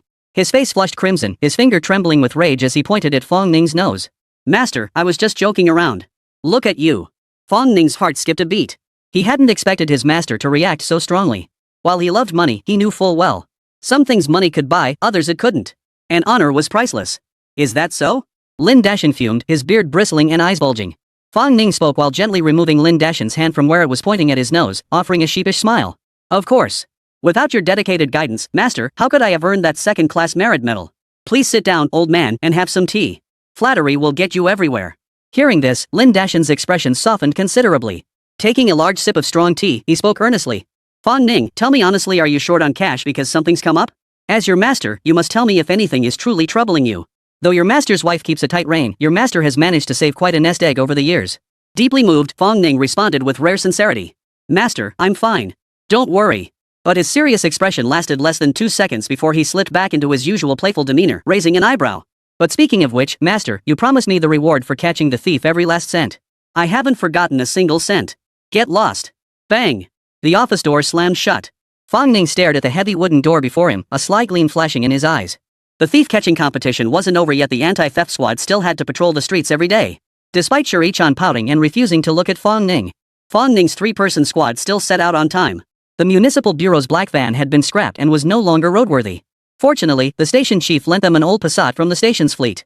An old Volkswagen Passat to the three of them. Fong Ning eyed the relic with its all-physical buttons, itching to drive. He insisted on taking the wheel. Before he could finish, Shuri-chan and Zhang Feng both paled, nearly shouting in unison. Impossible. Absolutely impossible. Thus, Zhang Feng naturally became the driver. Fong Ning and Shuri-chan naturally took the back seats, as if a mountain separated them. Fong team, where are we heading today? Zhang Feng, seemingly oblivious to the tense atmosphere in the back seat, turned his head to ask. Fong Ning felt the hefty 20,000 yuan in his pocket and suddenly remembered how he'd smashed Shi-chan's phone yesterday when he'd lost his temper and slammed into that van. He glanced at Shi-chan, who had turned her head to gaze out the window since getting in the car. He paused for a moment before speaking slowly. Bro Feng, let's head to the Wan Hongqiao electronics market. Got it, let's go. Zhang Feng didn't ask a single question. He'd long since decided that following Fong Ning was always the right move. Wan Hongqiao Electronics Market was the largest mobile phone and electronics market in Spring City. Located right in the heart of the old city district, it wasn't far from the East Bus Station. Leaving from Urxiankyo Police Station, they reached their destination in under 20 minutes. All three were in plain clothes. They parked the car a short distance away and walked into the market. It wasn't even 9:30 a.m. yet, and the market wasn't crowded, mostly vendors busy loading and unloading goods. Fong DUI, are we here to catch cell phone thieves? But it's way too early now, there aren't many thieves around at this hour. Zhang Feng's face showed confusion, looking utterly perplexed. The theft rate at Wan Hongqiao Electronics Market wasn't low, but it had a distinct pattern. All incidents cluster between 12 p.m. and 3 p.m. This is when the market is most crowded, and people are at their most fatigued. Theft success rates tend to be higher during these hours. That's why the police usually only patrol the area around noon. Yes and no. Fong Ning avoided answering Zhang Feng's question directly, instead glancing at Shuri-chan following behind them. Noticing Fong Ning's gaze, Shuri-chan quickly turned her head away. Fong Ning sighed inwardly and asked Shi-chan. Chan, what brand of phone do you like? Shuri-chan snorted coldly, rolling her eyes at Fong Ning. Why are you asking me? What, just because I like it, you're going to buy it for me? To her surprise, Fong Ning nodded solemnly. Fine, I'll buy it for you. If you don't buy it, then don't. What? You'll buy it for me? Shuri-chan blinked her long lashes repeatedly, staring at Fong Ning in disbelief. Are you serious? Why would you buy it for me? Could it be that you're? Could it be? Fong Ning is pursuing me? The thought flashed through Shuri-chan's mind, making her heart pound nervously and her cheeks visibly flush. I broke your phone yesterday when I was driving, so I'm replacing it for you. Fong Ning spoke sincerely, his eyes fixed on Shi-chan as he spoke. Shuri-chan felt even more embarrassed under his gaze. She quickly turned away, fidgeting awkwardly as she folded her arms. Alright then, whatever you buy is fine. No, I mean, whatever you buy is fine. Shi-chan's coy demeanor left Zhang Feng utterly speechless. Who was Shi-chan? The station's star officer. The undisputed police beauty. The epitome of decisive action and heroic spirit.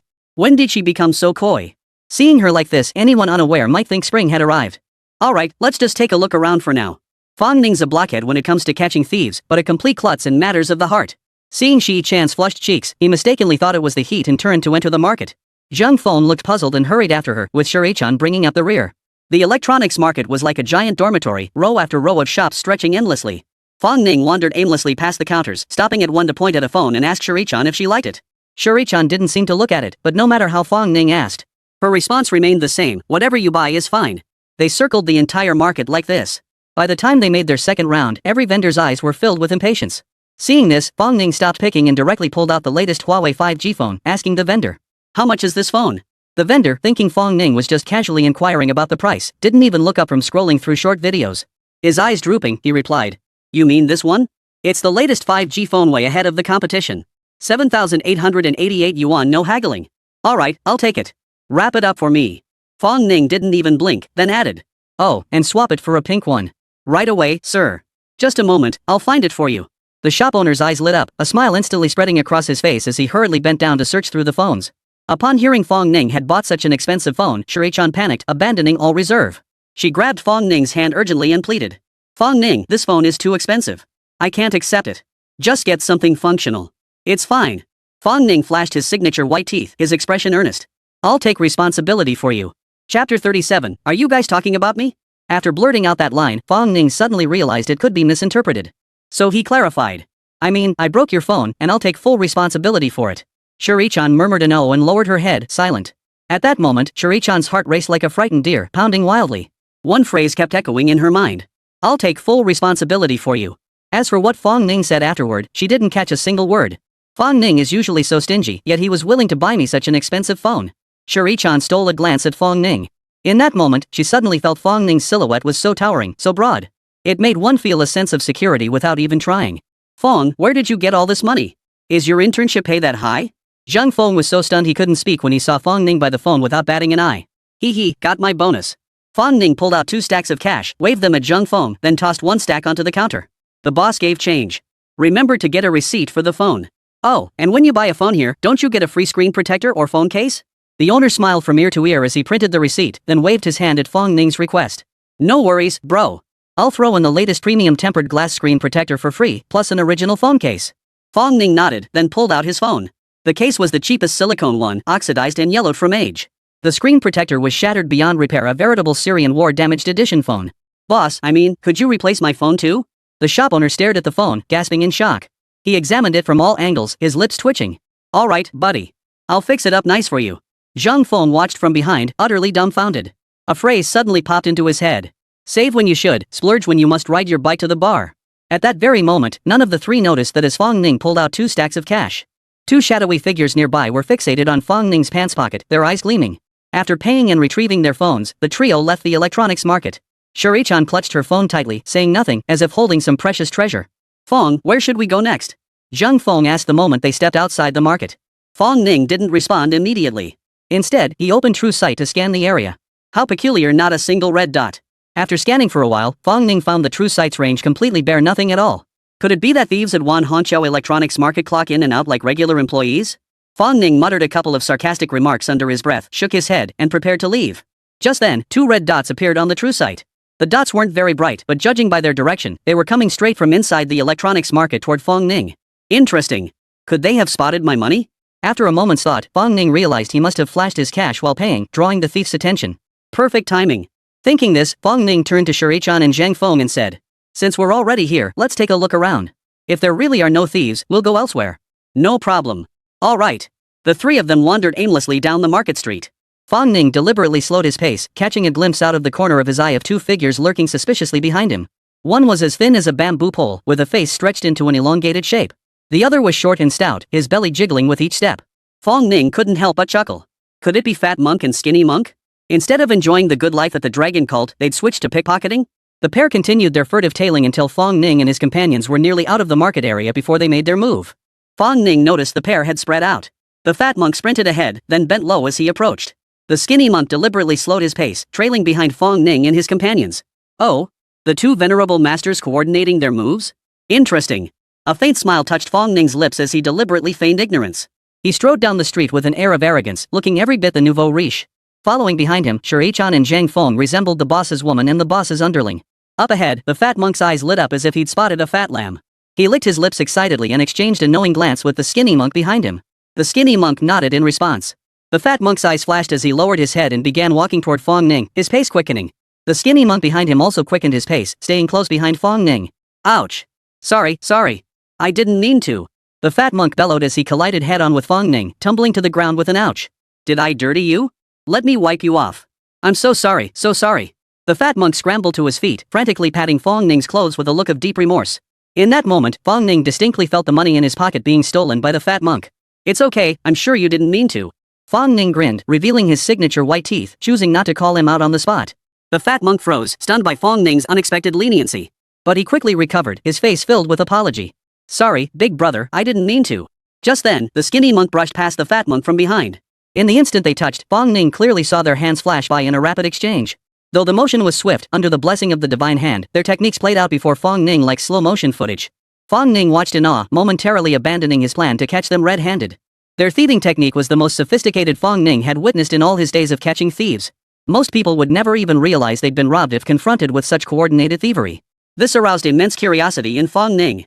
Their movements were lightning fast. The money had already been transferred to the skinny monk's hands in the instant they brushed past each other. Once the skinny monk had safely retreated, the fat monk abruptly ended his act. He pretended to take a phone call and hurried away. The entire operation took less than 3 minutes. The average person wouldn't even have time to react. Zhang Feng merely frowned slightly, sensing something was off but unable to pinpoint what it was. As for Shuri-chan, she remained engrossed in her phone, not glancing this way at all. Watching the 2 red dots on the eye of truth rapidly converge before disappearing into a deep alleyway. Fong Ning cleared his throat and addressed Shuri-chan and the other. "I'm going to the restroom. Wait for me here." With that, he headed toward the alley entrance where the red dots had disappeared. After walking for just a few minutes, he spotted the fat and skinny thugs sitting face to face, counting money. Who'd have thought it'd be this easy? That guy's such a dumbass. Heh, this job was a sweet deal. After handing over our share to the boss, the rest will keep us living large for a while. Just as the two were quietly gloating, a firm voice rang out beside them. "You two calling me a big dumb oaf? Is that me?" Chapter 38. Coincidentally, the cop you're talking about is also me. "You two talking about a big dummy, is that me?" The sudden male voice from behind sent shivers down their spines. The fat monk and skinny monk instantly felt their scalps crawl with terror, a chill running from the soles of their feet straight to the tops of their heads. They spun around in unison, only to see the very big dummy they'd been talking about standing right before them. Their eyes nearly popped out of their heads. "How did you find this place?" The plump monk's round chin trembled violently as he pointed at Fong Ning, his voice quivering. After a moment of shock, the skinny monk snapped out of it, glaring fiercely at Fong Ning and snarling. "You really are dumb. Coming alone to get your ass kicked? Had ha." Only then did the fat monk notice there was no one else behind Fong Ning, just a lone figure. His confidence surged back. He instantly lifted his chin at Fong Ning, his eyes brimming with contempt. "That's right, we're talking about you, big dummy. What's it gonna be?" Fong Ning said nothing, staring at the two with a smile that didn't reach his eyes. The fat monk and his partner felt uneasy under his gaze, frozen in place, unable to move. The three stood facing each other in an intensely awkward silence. Seeing Fong Ning make no move, the two exchanged a glance and nodded to each other. Then, with remarkable synchrony, they turned and bolted. Their movements were smooth and seamless, their acceleration swift. Especially the fat monk. His bulky frame didn't hinder his speed at all. In fact, he soon pulled several meters ahead of the skinny monk. Watching the two flee, Fong Ning remained unhurried. Watching their receding figures, he merely remarked indifferently. "Leaving without taking anything?" The fleeing duo's eyes flashed with contempt. "You actually think such amateur tricks would work? We've been thieves for years. Not only do we carry little, but if we dropped a single. Holy! The money we just got is gone." Fat monk's pupils contracted sharply. "Not only the money, but our wallets are gone too." The two frantically searched their entire bodies, only to discover that not just the freshly stolen cash was gone. Even the wallets sewn into our pockets had vanished without a trace. Watching the fat and skinny masters scratching their heads in frustration, Fong Ning's lips curved into a faint smile. "Look, isn't it these things?" As he spoke, Fong Ning held his hands high, revealing a pile of items. 2 leather wallets, 2 worn keys, and 2 hand tags dangling from the keys. Engraved in black ink on the back of the tags were 4 small characters. Inner Sect Disciple. On the front, 3 large characters were embroidered in gold thread. Freemasonry. The two fathead monks halted abruptly upon seeing the items in Fong Ning's hands. Their expressions turned grave, and a flash of horror flickered in their eyes. At that moment, even the most obtuse among them realized they had been robbed. Stolen clean and completely. Even the Freemasonry insignia had vanished. What was even more terrifying was that if the other party hadn't pointed it out, they wouldn't have even known they'd been robbed. After all, they were inner circle members of the Freemasons. The Freemasons were Spring City's largest thieves guild, boasting thousands upon thousands of members. Among those thousands, most were ordinary members. Those who made it into the outer circle were already the cream of the crop. Inner circle disciples? Not even 1 in 10 make the cut. Those who make it through the inner gate may not possess the absolute pinnacle of skill, but they are undoubtedly among the most exceptional. I never imagined I'd be completely outwitted right in front of me. This is utterly humiliating. Brother, we've all been through tough times, we're all in the same boat. I never imagined you were also one of us in the underworld. We broke the rules. My apologies." The skinny monk clasped his hands in a bow toward Fong Ning, a hint of reverence flickering in his eyes. The fat monk eyed Fong Ning a few times, his flab instantly bunching up as he grinned apologetically. "Where'd you come from, bro? Skills like that, and I've never heard of you?" After speaking, the fat monk eyed Fong Ning suspiciously. "Of course you haven't. I'm a ING cop." A faint, enigmatic smile flickered across Fong Ning's face. Then he suddenly shook his head. "One man eats his fill, the whole family goes hungry." Fat monk's eyes lit up. That phrase meant, "I'm working solo, not part of any gang. Out of respect for our shared profession, I'll let this slide this time. But if you provoke me again, the consequences." Fong Ning's voice turned icy. After speaking, he tossed the object in his hand and strode toward the alley exit. He deliberately walked slowly, glancing back at the fat and skinny monks out of the corner of his eye. Sure enough, seeing Fong Ning turn and walk away, the fat monk panicked and hurriedly called out. Brother, don't rush off. To make up for our apology, I'll treat you to a meal. Treat me to a meal? Fong Ning feigned interest. Yeah, bro. There's a little eatery up ahead. We can chat over food. Without another word, the thin monk grabbed Fong Ning's arm and steered him toward the small eatery. Once seated at the restaurant, the fat monk gulped down a large mouthful of tea before cautiously speaking up. Brother Fong, interested in joining us? You guys? Fong Ning's eyes flashed with disdain as he raised an eyebrow. Your skills aren't even as good as mine. Join you? I'd be blowing in the wind. The two monks looked awkward, chuckling awkwardly but shrugging it off. Then the skinny monk lowered his voice. Not with us, with our boss. Our boss is the Eastern District President of the Freemasons. He commands hundreds of men. Fong Ning's heart leapt with excitement. So it was the Freemasons. His act hadn't been in vain. He recalled catching a thief at the East bus station. The crook had kept bragging about being an outer circle member of the Freemasons. At the time, he hadn't paid it much mind, assuming the Freemasons were just a petty gang of thieves. It wasn't until meeting the fat and skinny monks that he realized the Freemasons were this massive. What if they took down the Freemasons? Wouldn't the catch the thief competition end early? Suppressing his excitement, Fong Ning feigned interest. That powerful? What are your requirements for recruitment? I don't have any money, that's all my life savings. The fat monk's face lit up at Fong Ning's concession, and he immediately pounded his chest in assurance. Don't worry, that's not a problem. The lodge is actively recruiting new members right now. At this point, a look of bitter resentment flashed across the fat monk's face. Damn cops. They've raided our jewelry market stalls 2 days in a row. The East District's taken a huge hit. The Grand Master's birthday is just around the corner. At this critical moment, so many brothers got busted. To scrape together money for the birthday gift, we had to hit the streets early. It's heartbreaking. Hearing this, the skinny monk couldn't sit still either. He snapped his chopsticks in two with a loud crack. Damn those stinking cops. Don't let me catch you, or you'll end up like this chopstick. Fong Ning's expression turned strange. The cop who'd raided the jewelry market for 2 days straight, wasn't that himself? Hadn't he caught so many thieves that the Freemasons had recruited him? What? Fate is truly strange. Watching the skinny monk stewing in silent anger beside him, Fong Ning really wanted to tell him. Funny enough, that cop you're talking about? That's actually me too. Chapter 39, Astonishing Combat Power. I'll take on 10. After a hearty meal and plenty of drink, the fat monk wiped his mouth, exchanged a glance with the skinny one, and rubbed his hands together toward Fong Ning. Bro, wanna tag along to meet the boss right now? Fong Ning's heart stirred, yet his expression remained unchanged. After a moment's thought, he nodded. Sure. I've got nothing else to do anyway. Might as well go check it out. He pulled out his phone to text Zhang Feng, instructing the two to wait in the car. Fong Ning then followed the fat and skinny monks to pay their respects to their leader, the head of the Eastern District of the Freemasons. The two led the way ahead, winding through a labyrinth of narrow, spiderweb-like alleys. Following behind them, Fong Ning marveled at the sight, astonished that such a place existed in the heart of the bustling city. After walking for over 10 minutes, they finally came to a halt. Fong Ning halted abruptly, looked up, and his expression turned peculiar. Before them stood a hotel. Spring City Hotel. Though named Spring City Hotel, it was essentially an inn. He knew this place well. It had been the most popular inn in Spring City in earlier years. Though called an inn, it rivaled some 5-star hotels of the time. Only the wealthy or influential could afford to stay here back then. Later, with rapid urban development, the Spring City Hotel lost its former glory. Nowadays, its occupants are neither the year-round admissions offices of diploma mills. It's now occupied by temporary instructors from dance and music institutions, all on yearly contracts. Guys, I asked, why bring me here?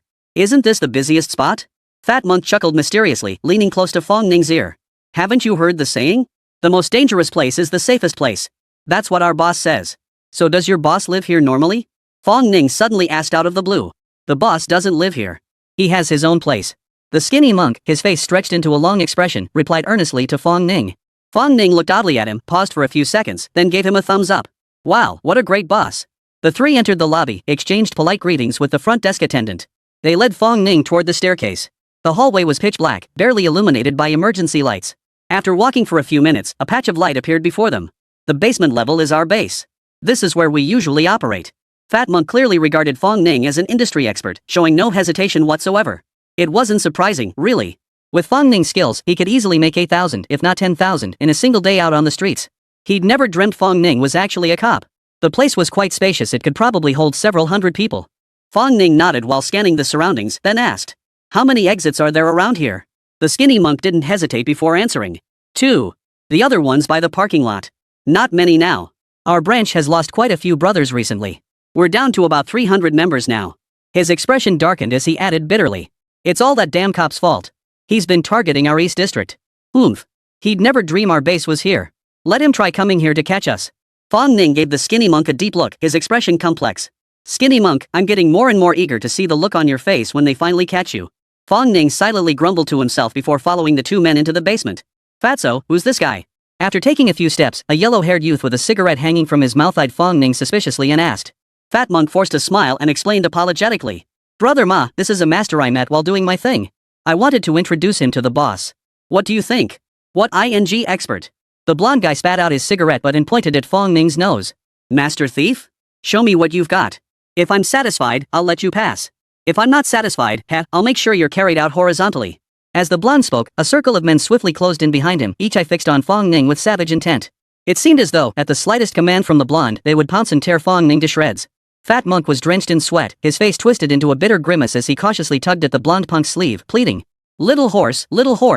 I swear he's a master. Give me some face. Smack. A sharp slap echoed as yellow hair delivered a hard blow to Fat monk's nose. Showing you face? Who do you think you are? The bottom feeder of the inner disciples? Put. The fat monk clutched his swollen cheek, unable to utter a sound, his eyes glistening with a hint of desolation. Seeing his buddy get hit, skinny monk couldn't hold back any longer. His entire expression changed abruptly, his gaze sharpening. He bellowed, launching a flying kick toward the blonde-haired man. Fong Ning's pupils contracted, inwardly impressed. Who would have thought the skinny monk was actually trained in martial arts? Truly a hidden talent. The next second, the monk, launched into the air, was kicked several meters away by the blonde-haired man, crashing straight onto the concrete ground. With those skinny arms and legs, I'm afraid I'll cripple you. From now on, I'll call you Sprout Skinny as a bean sprout. The blonde-haired guy looked down at the fallen monk with utter contempt, his eyes brimming with scorn. Ha! Seeing the frail monk's helpless state, the crowd behind the blonde-haired youth erupted into a wave of arrogant laughter. Having dealt with the fat and skinny monks, the blonde punk pointed his finger straight at Fong Ning's nose. Kid, I don't repeat myself. Show me what you've got. Fong Ning smiled, revealing his signature pearly whites. You really want to see? Cut the crap. Show us what you've got, the blonde-haired man snapped impatiently. Fong Ning nodded and spoke softly, the performance I brought is true rib restoration technique. No sooner had the words left his mouth than Fong Ning grabbed the blonde-haired guy's wrist with one hand and slammed it down hard. Snap. The yellow-haired guy's fingers snapped clean off at the base, bending backward at a 90-degree angle. A blood-curdling scream echoed through the basement, its lingering reverberations sending chills down spines. Before anyone could react, Fong Ning swung his massive fist, slamming it hard into the blonde punk's midsection. With a crisp crack, the punk's head snapped to the side as he collapsed unconscious. It all happened too fast. Before anyone could fully process it, the blonde-haired guy was already lying on the floor. Damn it! Little horse got hit. Take him down. Someone behind him yelled, and immediately 7 or 8 men, eyes red with rage, charged at Fong Ning barehanded. Gutsy bastards, coming at me barehanded. Fong Ning flexed his wrists, waiting for his chance. One punch shattered a rib, another knocked out a thug. Snap. Snap. Snap. In mere seconds, he'd made another substantial contribution to the orthopedic department at Spring City Hospital. Oh no, I forgot my lines. Fong Ning suddenly remembered something, exhaled softly, tilted his head back at a 45-degree angle to gaze at the sky, adopting the air of a master in solitude. Then, flashing his signature pearly whites in a wide grin, he suddenly blurted out. Come on. I'll take on 10 of them. Chapter 40, Life or Death Crisis. An impossible mission? Watching Fong Ning swiftly knock Huang Mao and his crew to the ground in no time, Fat Monk and Skinny Monk blinked repeatedly, their jaws dropping in astonishment. They never imagined that someone they'd randomly encountered on the road not only possessed formidable martial arts skills but also such incredible agility. After all, Yellowhair was a core disciple of the sect, surrounded by bodyguards at all times. Who would have thought that a whole dozen of them couldn't last even a second? Good heavens! What a treasure trove of a boy! Fat Monk's eyes sparkled with admiration, as if Fong Ning himself was glowing. If excellence had a color, this must be his. Fat Monk stared at Fong Ning in a daze, muttering to himself. Skinny Monk was also mesmerized, his eyes burning with admiration as he muttered to himself. If we introduce him to the boss, we'll definitely earn major brownie points. Just then, a resonant voice boomed from the shadows behind them. Who are you to dare injure my core disciple? And you even broke 5 of my disciples' fingers? How cruel. The speaker was a man in his 50s, wearing a white training uniform. He wasn't tall, with a balding crown and a tuft of hair at the back of his head. A single strand of hair remained atop his head, braided into a small ponytail that hung down to his lower back. He held a string of small leaf rosewood beads, rubbing them constantly as he spoke. The man was none other than Lu Sanpao, the Eastern District leader of the Freemasons. Upon seeing him, the plump monk hastily scrambled to his feet, bowing deeply with a bent back. Greetings, Master Lu. After speaking, he kept winking at Fong Ning, signaling him to keep his head down. Fong Ning deliberately pretended not to notice.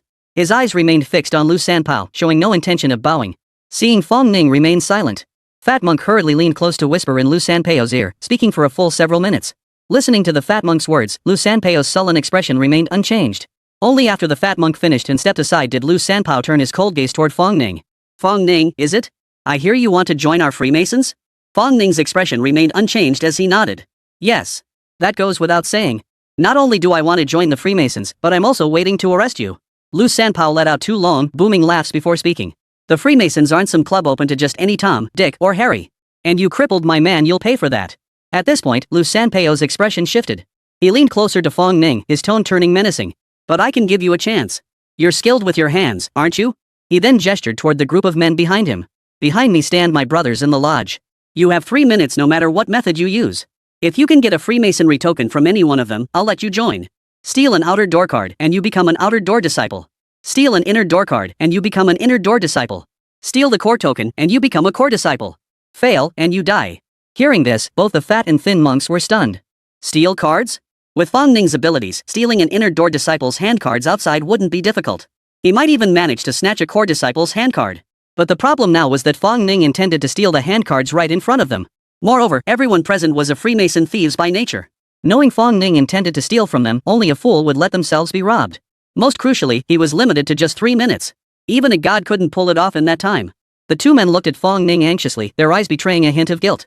Perhaps they shouldn't have brought Fong Ning here at all. But now that things had come to this, it was too late. They were filled with regret, as if they could already foresee Fong Ning's failure. A hand-to-hand contest? You're walking right into the trap. You chose this path, don't blame me. Hearing Lu Sanpao's words, Fong Ning didn't even flinch. He stood motionless, a peculiar smile spreading across his face. Lu Sanpao gave Fong Ning a deep look, his fingers rubbing the small leaf rosewood faster as he chuckled softly. Who knew you had such guts? But I, Lu Sanpao, keep my word. If you can't get it, I'll follow the rules. Glancing up at his watch, Lu Sanpao exhaled softly. 3 minutes start. The timer started, yet Fong Ning remained motionless, merely narrowing his eyes at Lu Sanpao. May I ask a question? Lu Sanpao was taken aback. He hadn't expected Fong Ning to have the presence of mind to ask questions at this critical moment. He nodded nonetheless. Sure. Fong Ning grinned, revealing his signature white teeth. If I steal the chapter leader's hand cards, what kind of disciple can I become? Fat and skinny monk's eyes darkened as a thought flashed through his mind. This kid has given up. He's ready to throw caution to the wind. Hearing Fong Ning's words, Lu Sanpao froze, then burst into laughter as if he'd heard the most ridiculous joke ever. The branch leader's token? If you steal it, the branch leader will become your master. Fong Ning seemed oblivious to the mockery in Lu Sanpao's eyes. Satisfied with the answer, he nodded. Suddenly, Lu Sanpao's laughter cut off abruptly. His voice regained its calm as he spoke slowly. Friendly reminder, 2 minutes remaining. Hearing that only 2 minutes remained, Fong Ning finally stirred as if just now realizing the urgency. Seeing Fong Ning move, the disciples behind Lu Sanpao instantly grew alert. They knew he was coming to steal their hand cards. If he succeeded, they might as well die right there. Everyone fixed their gaze on Fong Ning's every move, not blinking once. Fong Ning stretched his limbs, unable to suppress a chuckle at their battle-ready stares. He cracked his neck, did a quick push-up, then called out to the disciples. Don't worry, I just got a little stiff from standing too long. Just stretching a bit, no need to be so tense. Hearing Fong Ning's brazen words, the disciples' faces instantly turned green with fury. Damn it! Still talking tough when you're about to die. You don't think you can get away with it and are planning to run, do you? Well, you better run fast. If we catch you. Lu Sanpao glanced at his watch, his voice growing colder. 1 minute left. Fong Ning continued to merely stretch his limbs, making no move. Watching this nearly drove both the fat and skinny monks mad with impatience. Just show us a little skill, man. Maybe the boss will go easy on you. What the hell are you doing just standing there? The seconds ticked away. 30 seconds left. Lu Sanpao's voice grew colder. 10, 9, 8, 7, 6, 5, 4, 3, 2, 1. Countdown complete. You missed your chance. Sorry about that. Lu Sanpao no longer glanced at his watch or at Fong Ning. He simply turned and walked away. The fat and skinny monks collapsed to the ground, their bodies going limp. As soon as Lu Sanpao departed, a dozen figures slowly emerged from the shadows, blades glinting faintly in their hands. It seemed as though everything had already been decided. Just as everyone assumed the matter was settled, that Fong Ning would either die or be gravely injured. Fong Ning flashed another white grin, revealing his signature pearly whites. Lu Sanpao. Turn around and see what this is. Chapter 41, Becoming Vice President right after joining? In the basement of the Spring City Hotel. Fong Ning flashed another white grin, revealing his trademark pearly whites. Lu Sanpao, look at this. As he spoke, Fong Ning pulled a membership card from his breast pocket. The entire card gleamed golden, cast entirely from solid gold. Only 4 characters were engraved on both sides. Eastern District President. Hearing the title, Lu Sanpao assumed Fong Ning was about to beg for mercy. He shook his head, his eyes brimming with contempt. He turned to tell Fong Ning what the rules were. But as he turned, he noticed something gleaming in Fong Ning's hand, golden and radiant. Under the light, it shimmered with a yellow glow, looking quite splendid. Somehow, it felt so familiar. Lu Sanpao was instantly drawn to the gleaming object. When he finally recognized what it was, his eyes nearly popped out of his head. How could it not be familiar? It was his to begin with. What Fong Ning held in his hand was none other than his identity card. The Freemason chapter leader's badge. Lu Sanpao's composed expression shattered instantly. He fidgeted like a cat on a hot tin roof, frantically searching his person. After frantically searching his person for a long while, he discovered it was indeed his own chapter leader's token. Impossible. When did he take it? How could I not have noticed at all? Lu Sanpao's face flushed crimson like a red-skinned duck, his brows knitting into a deep frown. His chest felt stuffed with a wet wad of cotton, and for a moment, he could barely breathe. His neck stiffened, his voice cracking as he demanded. How did you do that? Witnessing this scene, everyone in the arena was utterly stunned. What the hell? How did that kid get hold of the chairman's token? Wasn't he supposed to be stealing a disciple's badge? How did he end up stealing the guild master's card? How did he pull that off? Fat Monk stared blankly at the scene, his mind churning with shock. He'd thought Fong Ning had completely given up and accepted his fate. But no. Fong Ning wasn't resigning himself to fate after all. He was defying the heavens to rewrite his destiny. He suddenly recalled a question Fong Ning had long ago posed to the guild leader. What would happen if he stole the guild leader's handcards? This wasn't throwing caution to the wind, it was acting with complete confidence. Fat Monk couldn't help but glance at Skinny Monk, only to find the latter's eyes gleaming with astonishing intensity. The Skinny Monk's eyes were now ablaze with excitement, completely oblivious to the pain in his body. With a swift leap, he scrambled to his feet and took 3 steps and 2 strides to stand before Fong Ning. His opening words were earth-shattering. Greetings, Eastern District Leader of the Freemasons. Lu Sanpao? Fong Ning? Fat Monk? Everyone? You're a bloody genius. A peculiar smile spread across Fong Ning's face. Ignoring the Skinny Monk's remark, he locked eyes with Lu Sanpao and asked. According to the rules, am I eligible to join the Freemasons? Lu Sanpao's eyelids fluttered wildly, beads of cold sweat forming on his forehead as his hands moved faster and faster. The small rosewood in his hand was nearly worn to a smooth sheen. Damn! I really have a dirty mouth. Just to show off, I actually agreed to his request. What do I do? What do I do? I can't just hand over the guild leader position to him. No way, absolutely not. Lu Sanpao's eyes darted around wildly before he suddenly burst into hearty laughter. Patting Fong Ning on the shoulder, he exclaimed. Excellent. Absolutely excellent. Brother Fong, I never expected you to pass my test so flawlessly. At this point, Lu Sanpao's tone turned wistful as he deliberately turned to face the crowd. I've long recognized Brother Fong as no ordinary fish in the Golden Pond, a rare talent indeed. Seeing potential, I deliberately set a trap to test Brother Fong. I deliberately left a small opening, but I never expected Brother Fong to seize the opportunity so swiftly. Your martial skills are no less than mine. The crowd stood frozen in place, their expressions shifting to sudden realization. Ah, no wonder the chairman's cards were so easy to steal, it was a deliberate opening he left. It suddenly dawned on me the president had deliberately approached Fong Ning. That must have been the opening. The president truly went to great lengths. Such eagerness to nurture talent. Truly worthy of the title. Fong Ning was dumbfounded. I've seen people with thick skin before, but never this thick. To turn getting stolen from into deliberately showing a weakness, that's just shameless. I'll let you keep jumping around for a while longer. Anyway, you won't be jumping much longer. Fong Ning shot Lu Sanpao a piercing look but said nothing. Hearing everyone's words and seeing Fong Ning's lack of reaction, Lu Sanpao secretly breathed a sigh of relief. Never again would he act so cocky. It was terrifying. Fat Monk's body, which had just straightened up, instantly went limp and he fell flat on his face again. He stared blankly at the scene, sensing something was off but unable to pinpoint it. Skinny Monk's head nearly exploded.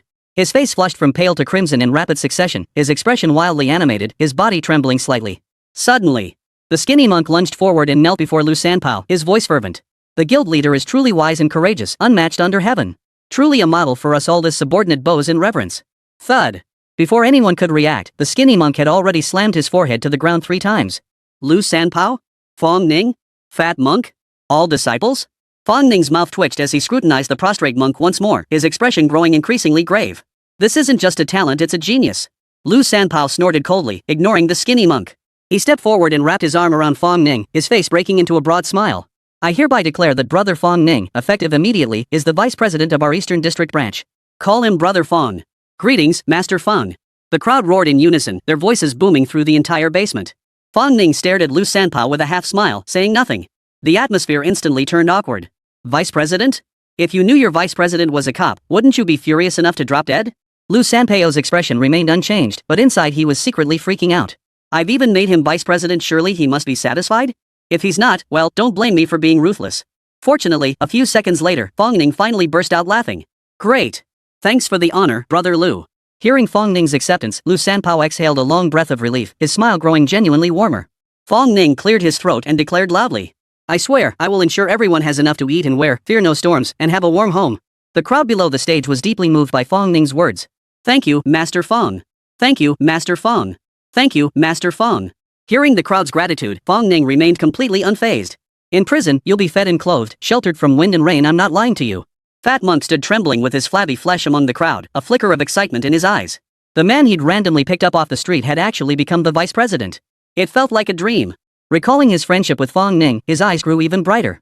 It felt like he could already foresee the good days ahead. Little did he know, those good days would be spent behind bars. Go! Gather all the brothers out on the streets for a meeting. I'm officially appointing Brother Fong as vice president. Fong Ning was just wondering how to gather all the thieves together. Hearing Lu Sanpao's words, his face lit up with delight, and he suddenly found Lu Sanpao much more agreeable. Mr. Lu, how many men do we have in the East District now? Lu Sanpao's expression darkened as he muttered grimly. A lot of brothers got busted recently. Without counting us two, there's only about 300 left. 300?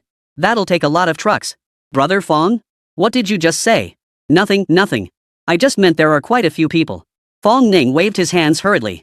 Lu Sanpao frowned slightly and nodded, saying nothing. Before long, a large group arrived in the basement in full force. The entire basement was soon filled with a roar of voices, bustling with activity. Seeing that most people had arrived, Fong Ning discreetly pulled out his phone. He sent his location and composed a text message to Zhang Feng. Freemasonry East District Headquarters discovered in Chuncheng Hotel basement. Over 300 people on site. Eastern District Branch Chief Lu Sanpao is present. Calling the station chief for backup. Chapter 42, Quantity doesn't matter when catching thieves, it's all about quality. Not far from Wan Hongqiao Electronics Market, inside an old Volkswagen police car. Sis Chan, where do you think Fong Due went? He hasn't come back yet. Zhang Feng sat bored in the driver's seat, idly fiddling with his phone. Shani-chan was still staring blankly at her phone. Hearing Zhang Feng's question, she answered absent-mindedly without a second thought. Maybe he went to catch thieves. Zhang Feng pointed out the window, then shook his head. Impossible.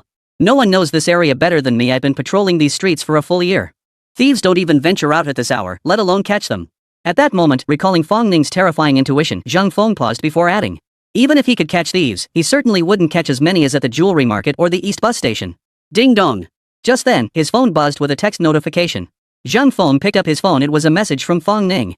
A second later, Zhang Feng sat bolt upright, his eyes blazing with excitement. He immediately dialed Lin Dashan's number.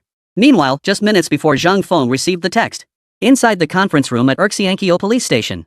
Lin Dashan and Kong Dongsheng were participating in an emergency video conference. On the large screen directly ahead, the left side displayed the Old City District Branch's feed, while the right side showed feeds from various police stations.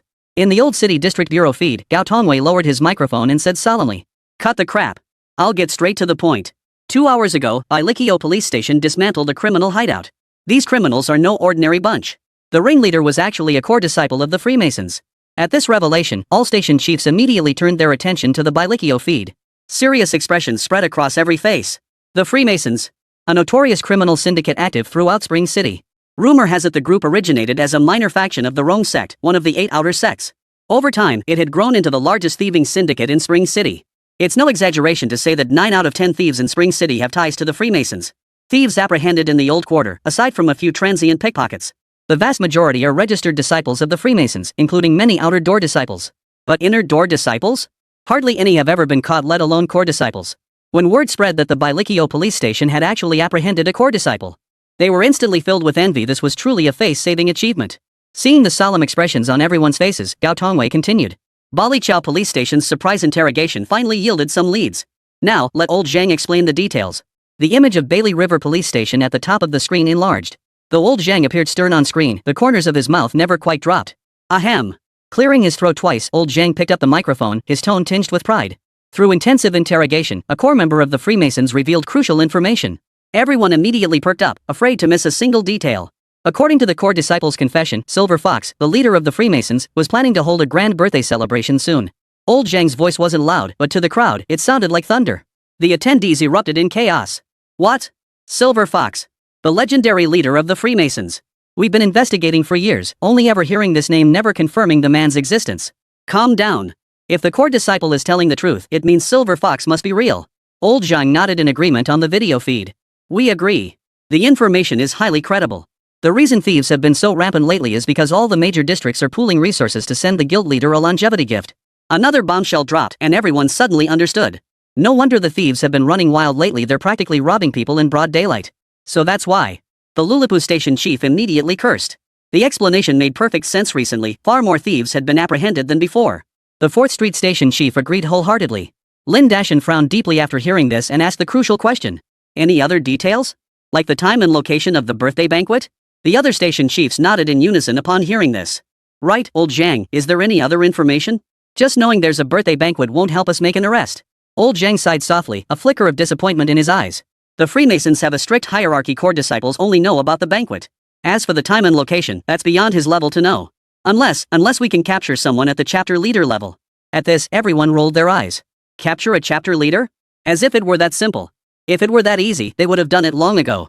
The Freemasons were divided into 4 major regions: East, West, North, and South. Each region's strongholds are deeply concealed, making them extremely difficult to locate. Even if discovered, apprehending a high-ranking criminal like a chapter president remains exceedingly difficult.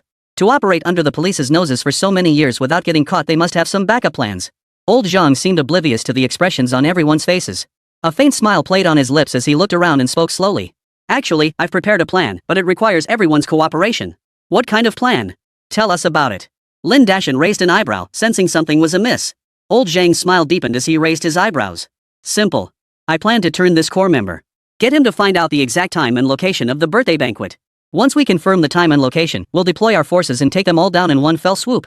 However, all police resources will be under my command during this period. I expect everyone's full cooperation. The words had barely left his mouth when everyone blinked simultaneously, exchanging bewildered glances. They all felt like they were going crazy. No way. The chiefs nearly shouted in unison, rejecting the proposal without a second thought. Are you kidding? All police resources under Beilaton's command? That would leave them completely exposed. Old Zhang seemed to have anticipated their reaction all along. He said nothing, only turned his gaze toward the bureau chief. Gao Tongwei sighed softly, took the megaphone, and urged in a low voice. For now, this seems our only option. For the sake of the old city district bureau, everyone will have to make some sacrifices. It's all about solving the case. Hearing this, the others knew there was no room for negotiation. Their faces fell like wilted eggplants, and they all hung their heads in silence. Seeing the chief speak thus, Lin Dashin's fiery temper flared. No way. I won't agree to this. We catch the most thieves. How can we catch them if we keep lending out our people? Seeing Lin Dashin still objecting, Gao Tongwei's brow furrowed tightly, a flicker of anger rising within him. Old Zhang shook his head, glancing at Lin Dashin with a neutral expression. Old Lin, catching the most thieves is useless. What matters is the quality of the arrests, you understand? If your station catches a core disciple, ours will be the first to assist you. Old Zhang's expression was smug. He still remembered how Lin Dashin had gloated when he called to borrow the detention center. Now he finally had a chance to get back at Lin Dashin, and he wasn't about to let it slip. But Lin Dashin tried to protest, but Gao Tongwei shot to his feet and bellowed. Shut up. This matter is settled. Seeing the chief lose his temper, cold sweat instantly beaded on Lin Dashin's forehead. He knew he'd acted impulsively. It seemed the matter was now set in stone. Just then, Lin Dashin received a call from Zhang Feng. Lin Dashin's expression changed instantly as he hurriedly answered the call. Director Fong Ning discovered the Eastern District branch of the Freemasons in the basement of the Spring City Hotel. Over 300 people were present at the scene. Not only that, but the chapter leader, Lu Sanpao, was also present. Chapter 43, bring more buses, these thieves won't fit. Hearing Zhang Feng's words, the drooping corners of Lin Dashin's eyes visibly perked up. Good. Excellent. Tell Fong Ning not to act rashly. I'll report this to the chief immediately. After hanging up, Lin Dashin's face flushed crimson, his entire being radiating excitement. Dashin, what are you so happy about? The station's staff is almost entirely being pulled away, and you're still cheering? Sigh. Kong Dongshang, who had attended the entire meeting, knew there was no room for maneuver. He couldn't help but sigh. Who says the station's personnel are being transferred? I reckon the bureau will be sending reinforcements instead. Lin Dashin's eyes sparkled, his mouth practically splitting into a wide grin. Could it be? Kong Dongsheng slowly rose to his feet. The meeting was drawing to a close. Gao Tongwei announced its adjournment, and the heads of each department were preparing to shut down their computers. Just then. Hold on. I have something to say. Lin Dashin's voice boomed with full resonance, amplified to maximum volume by the microphone. The thunderous volume sent a collective shiver through the room. Gao Tongwei, startled, could no longer contain the anger in his eyes. He roared at Lin Dashin. Lin Dashin, if you don't give me a reasonable explanation, you better believe I'll evaluate you. The station chiefs halted in their tracks, their faces twisted with schadenfreude. They all remembered the incident where Lin Dashin had called to borrow the detention center. Now, each had transformed into a bystander, watching the drama unfold. Hearing the chief's words, Lin Dashin not only showed no concern but sat down in a chair, crossing his legs with his feet up. Gao Tongwei's eyes blazed with fury. He'd already made up his mind, if Lin Dashin didn't provide a reasonable explanation, he would conduct a strict evaluation. Suddenly, Lin Dashin's expression changed. He spoke slowly and deliberately. My apprentice, Fong Ning, discovered a Freemason Eastern District hideout at the Spring City Hotel. Over 300 people were present at the scene. Among them was the Freemason chapter leader, Lu Sanpao. The scene froze, and the conference room fell into absolute silence. A full 30 seconds passed before the room snapped back to reality, a collective chill running down everyone's spine. Fong Ning? Why always Fong Ning? Yesterday he helped the police apprehend suspects, and today he uncovered the Eastern District headquarters of the Freemasons? And he's uncovered the chapter head and over 300 underlings? If they successfully apprehended the Eastern District chapter head. Everyone sucked in a sharp breath, hearts pounding wildly. That would be a monumental breakthrough for the old city. Its significance far surpasses that of a single core disciple. Gao Tongwei's breathing quickened. He couldn't even remember he was supposed to evaluate Lin Dashan. He hurriedly ordered everyone in the precinct, mobilize immediately. Lin Dashan will lead and command the arrest operation. I'll contact the SWAT team for backup immediately. Everyone, move out immediately. Hurry. Meanwhile, in the basement of the Spring City Hotel, over 300 thieves stood in perfect formation, awaiting the leader's command. Fong Ning quietly activated his true sight, watching the overlapping red dots on their faces until he couldn't help but grin. So much justice points this time, we're going to cash in big. Seeing Fong Ning's expression, Lu Sanpao mistakenly thought he was delighted about becoming vice president. He took Fong Ning by the hand and led him before the crowd, introducing him with solemn expression. Allow me to introduce our new brother, Fong Ning. He'll be serving as vice president of our Eastern District branch, henceforth known as Brother Fong. Fong Yi. Brother Fong. Master Fong. Over 300 people spoke in unison, their voices and momentum incomparable to the mere dozens from before. Even Fong Ning, who was no stranger to grand spectacles, felt his teeth tingle at that moment. The unconscious yellow hair was jolted awake by the deafening roar, slowly opening his eyes. He saw the man who had just beaten him now standing on the stage, laughing and chatting with the boss. And below the stage, people were actually calling him Master Fong. Fury made the blonde punk's mouth twitch violently, nearly foaming at the mouth. He kicked out once more before collapsing unconscious again. Fong Ning surveyed the crowd of over 300 people before him and couldn't help but lick his lips. Even though his physical strength was 5 times that of an average person, there were simply too many people present. No matter how skilled he was in combat, he couldn't be certain of taking down such a large crowd. Besides, these people were armed to the teeth. A direct confrontation was out of the question. He was tough, but he wasn't stupid. Right. Fong Ning's eyes lit up as he scanned the crowd below the stage, grinding his teeth. I hear a lot of our brothers have been busted by the cops lately. Want to know why? The thieves below froze, then someone whispered. It's all because of that tough cop in Spring City. He's led raids that busted over 100 of us. Exactly. So many big shots from our branch got busted, we're all too scared to make a move now. Damn it, how did this get dragged into my business? Fong Ning rolled his eyes inwardly, feigning utter disappointment as he lamented with feigned anguish. Couldn't it be because of your own shortcomings? At his words, the noisy crowd of thieves fell silent, their eyes turning to Fong Ning in confusion. Fong Ning wore an exasperated look, his voice rising. At the end of the day, it's because your skills are lacking. Because you're not good enough. Because you haven't worked hard enough. These 3 simple sentences left the bandits stunned and speechless. The bandits soon fell into confusion, Fong Ning's words echoing relentlessly in their minds. Because your skills are lacking. Because you're not good enough. Because you haven't worked hard enough. As if struck by divine revelation, the bandits' eyes grew brighter, as though they had finally grasped the crux of the matter. Seizing the moment, Fong Ning's voice brimmed with enticement. I'll teach you a few moves right here. Do you want to learn? Yes. Louder. I can't hear you. Yes. Did you guys even eat today? Yes. The bandits were visibly stirred, each gazing at Fong Ning with fiery eyes that betrayed their hunger for knowledge. Lu Sanpao was stunned. He never imagined Fong Ning could whip everyone into such a frenzy with just a few words. This kid's got real talent, born to be a leader. Lu Sanpao scrutinized Fong Ning once more, growing increasingly satisfied and fond with each passing glance. He was already scheming to groom Fong Ning as his successor. Old Lu, do we have any rope here? The thicker and longer, the better. Fong Ning suddenly turned and asked. Sure, no problem. Though he had no idea what Fong Ning needed the rope for, Lu Sanpao still had someone fetch it. Soon, a pile of hemp rope appeared before them, easily 300 or 400 meters long. A faint smile touched Fong Ning's lips as he used scissors to cut off a 2-meter length. Mr. Lu, tie my hands and feet with this rope tight as you can manage. Fong Ning smiled as he handed a length of rope to Lu Sanpao. Ha! All right. Lu Sanpao was a bit surprised but didn't ask questions. He tied up Fong Ning's hands and feet as requested. He tied it extremely tightly, leaving red marks on Fong Ning's wrists. After tying him up, Fong Ning stood with his hands behind his back and addressed the group. To learn how to fight, you must first learn how to take a beating. The same goes for thieves. First you must learn to be caught, not escape. No sooner had the words left his mouth than Fong Ning's bound limbs began to shake violently. Within seconds, both his hands and feet broke free simultaneously. Damn, what's going on?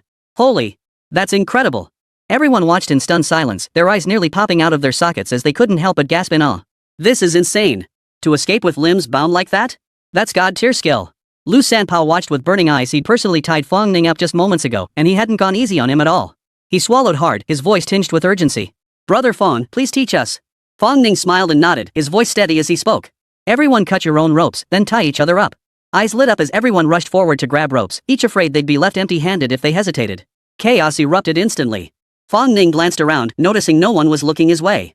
He discreetly pulled out his phone to record a video, then sent a text to Zhang Feng. "I've got the situation mostly under control. Send more buses, we won't be able to transport all the criminals otherwise." Chapter 44. This kid has a connection with my SWAT team. Outside the Chuncheon Hotel. A 5-mile perimeter around the Spring City Hotel was now completely cordoned off. Police cars screeched in with flashing lights, followed by a convoy of SWAT buses. The atmosphere felt oppressive, like the calm before a storm. Soon, all police forces from the Old City District and the municipal SWAT team were fully assembled. Inside the temporary command vehicle. Reporting to Chief Gao, all 200 officers assigned to the Old City District for this operation are assembled. Lin Dashan, his face flushed with excitement, reported the situation to Gao Tongwei. All police forces in the Old City District would be under his unified command for this operation. This put a huge smile on Lin Dashan's face. Of course, this wasn't an arbitrary decision by Gao Tongwei. In his younger days, Lin Dashan was a genuine model officer, exceptionally skilled in his duties. Within half an hour, he had deployed all 200 officers, proof his skills remained as sharp as ever. Gao Tongwei nodded in satisfaction, then turned to the square-jawed man beside him and asked, "Old Su, with our 200 officers plus your 200 SWAT team members, we should be well prepared, right?" The square-jawed man was Su Tian, captain of the city's SWAT team. In his 40s, Su Tian had graying temples but eyes that burned with intensity. His every movement carried an air of command, and his face commanded respect without needing to raise his voice. Su Tian gave a slight nod in response, though his expression was less than cheerful. "Time is tight. I've done my best to assemble 200 SWAT officers within 10 minutes. Dealing with over 300 petty thieves should be manageable, though some colleagues might get injured." The city SWAT team is normally dispersed across districts for routine duties, only assembling for major operations. Gao Tongwei's call came unexpectedly, leaving only about 100 officers available at headquarters. With no other option, Su Tian hastily drafted some recruits from the training squad to make up the 200. Expressions shifted among those in the command vehicle. All knew this arrest operation would be no easy feat. After all, they were facing over 300 criminals. Though the SWAT team members were fully equipped, injuries were inevitable in the chaos. Gao Tongwei frowned deeply, fell silent for a moment, then made his decision. "If we miss this chance, there won't be another opportunity like this. Whatever happens, I'll take responsibility. Today, we must round up every last one of them. Especially the chapter leader, Lu Sanpao." He knew this chance was exceptionally rare. Faction leader Lu Sanpao had actually appeared in the basement alongside over 300 accomplices. Though the reason for their gathering remains unclear, this is a once-in-a-lifetime opportunity. The Freemasonry president's big birthday celebration is just around the corner. This is the perfect moment. If they could capture Lu Sanpao today and obtain the banquet's time and location, then we could wipe out this cancer of the Freemasons in Spring City once and for all. Good. Our SWAT team will provide full cooperation. Your men will follow behind our riot control squad. After hearing Gao Tongwei's words, Su Tian wasted no time and began arranging the operation plan. Good. Gao Tongwei nodded emphatically, then addressed the group. "Everyone, prepare. We move out in 3 minutes." "Yes." The squad leaders responded in unison. Lin Dashan. Present. Notify Fong Ning, do not act rashly. Prioritize your own safety. Roger that. The moment the operational countdown was issued, the SWAT team instantly surrounded the Spring City Hotel. They were poised to storm the basement and apprehend the target the moment the order was given. Seeing this scene, Shuri-chan couldn't help but swallow hard. The thought of Fong Ning's predicament sent waves of worry through her. Do you think Fong Ning is in danger? There are over 300 criminals down there. What if he gets discovered? What Shuri-chan didn't know was that not only had Fong Ning been discovered, but he was currently standing on stage lecturing the thieves. Zhang Feng's expression was equally grave. After a moment's thought, he spoke slowly. "I should text team leader Fong to be careful." Before he could finish composing the message, he received one from Fong Ning. "Send more buses. Over 300 thieves have been apprehended." Attached to the message was a video. Zhang Feng casually tapped to play the video, and Shuri-chan leaned in to watch. After watching the footage, the two exchanged a look, their expressions oddly unsettled. As the 3-minute countdown ticked closer, tension mounted among everyone in the operations room. With 1 second left on the countdown, Lin Dashan rushed onto the vehicle. "Director, new developments." Lin Dashan's sudden appearance startled everyone. Seeing Lin Dashan's flushed face, Gao Tongwei frowned. "The operation is about to begin. What's the situation? Speak up." Panting heavily, Lin Dashan pointed at his phone screen, his voice breaking. Look, watch the video." He then thrust the phone forward. The others were baffled. What video could be so crucial? They crowded around to see. The video was dimly lit, but they could still make out a large group of people standing there. Strangely, the people in the video were acting oddly. Each one was using ropes to bind the other's hands and feet. What the hell is going on? Su Tian watched the video and was completely baffled, unable to help but ask. Gao Tongwei and the other chiefs were equally baffled, all turning to look at Lin Dashan. The video was shot by Fong Ning, and the people tying their hands and feet in it were all thieves. Lin Dashan's breathing quickened, his eyes brimming with excitement. It was only after seeing the video and text message that he realized Fong Ning had infiltrated the thieves' hideout. Not only that, but Fong Ning still didn't know how. How had he managed to bind the hands and feet of over 300 bandits to one another? Lin Dashan's voice wasn't loud, yet it sent shockwaves through everyone's minds. Fong Ning. It's Fong Ning again. What kind of god is Fong Ning? This camera angle, we're practically inside the bandit's lair now. This is utterly unbelievable.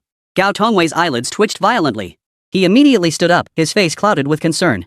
This Fong Ning, so reckless, going solo into the thieves' lair. He's not just looking for trouble, he's courting it. Mid-sentence, Gao Tongwei fell silent. Fong Ning posting a video proves he's perfectly fine. But those bandits were the strange ones playing cosplay? Fong Ning? Su Tian mumbled the name a couple times, feeling it was so familiar. Suddenly, his eyes lit up. Isn't this Fong Ning the one old Zhou specifically requested? Gao Tongwei nodded in agreement. Yeah, he's got guts. Judging by the video distance, he must have been pretty close to the thieves. No wonder Zhou Sun, that chain-smoking bastard, wanted to recruit him. Su Tian nodded, looking like he got it. But then confusion washed over Su Tian's face. But why did the thief in the video tie up his own hands and feet? Everyone shook their heads, their gazes turning toward Lin Dashan. Lin Dashan swallowed hard, his lips parting slightly as he pulled up another text message. I've got the situation mostly under control. Send more buses, we won't be able to haul all the thieves otherwise. Everyone's jaws dropped in unison, breath catching in their throats. Even the seasoned and steady Su Tian was no exception. Damn! This is insane. How did he manage this? The group stood frozen in place, speechless. One man controlling over 300 thieves. Who would believe this if it got out? But the text message was right before their eyes. They had no choice but to believe it. Su Tian was the first to snap out of it. His sharp eyes gleamed with excitement as he rubbed his hands together eagerly and whispered. Old Gao, I think Fong Ning is meant for our SWAT team. Why don't we bring him on board? Chapter 45, Yummy Warning. I'm in. In the basement of the Spring City Hotel. The thieves were completely lost in their joy, none of them noticing they were already surrounded by police. Hurry up. Tie him tighter. Hey, did you even eat today? Pull harder. Right, tighter still. No problem, the tighter the better. The thieves strained every muscle, binding each other with extreme tightness. Before long, all the thieves below the stage had bound each other's hands and feet. One by one, they looked longingly at Fong Ning, their eyes filled with a thirst for knowledge. Fong Ning nodded with satisfaction, his gaze settling on Lu Sanpao. Brother Fong, tie me up first. Use me as an example for everyone. Lu Sanpao hurriedly agreed, his eyes sparkling with excitement. Even he hadn't seen how Fong Ning had managed to free himself. As the chapter leader of the Freemasons, he had never bowed to anyone except for the reclusive grandmaster who rarely meddled in affairs. Yet today, Fong Ning's 2 moves had left him thunderstruck. The thought sent a surge of fervor through his heart. With Fong Ning joining their ranks, the Eastern District chapter would crush the other districts and rise to absolute dominance. Fong Ning froze upon hearing this.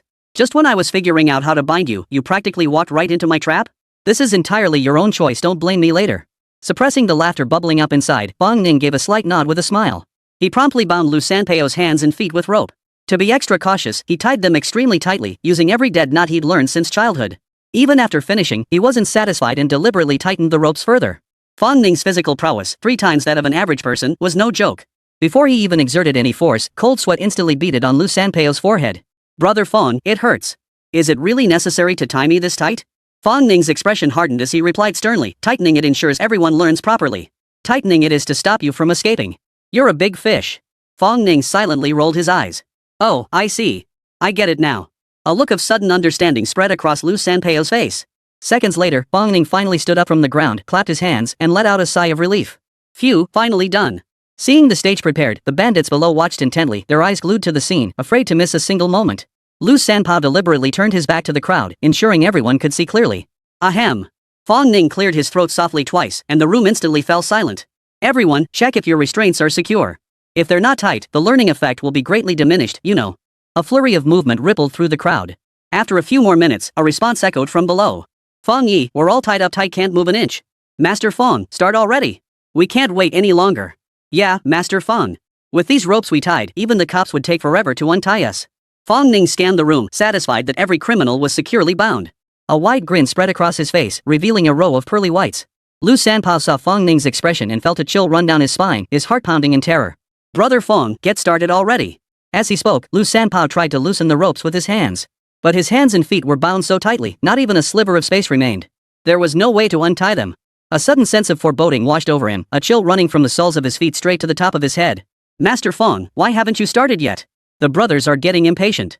Yeah, Master Fong, I'm tied up so tight my hands are getting really sore. Master Fong, please teach us. We genuinely want to learn. Fong Ning ignored the crowd, pulling out his phone and dialing Lin Dashan's number. The call connected quickly. Chief, all the thieves are under control. They can't escape. Come arrest them immediately. After hanging up, Fong Ning casually flipped over a lounge chair, stretched out on it with his legs crossed, and sat back comfortably. Upon hearing Fong Ning's call, Lu Sanpao felt a wave of dizziness wash over him, nearly fainting on the spot. Why you're a cop? Lu Sanpao's eyes nearly popped out of their sockets as he stared fixedly at Fong Ning, his voice thick with disbelief.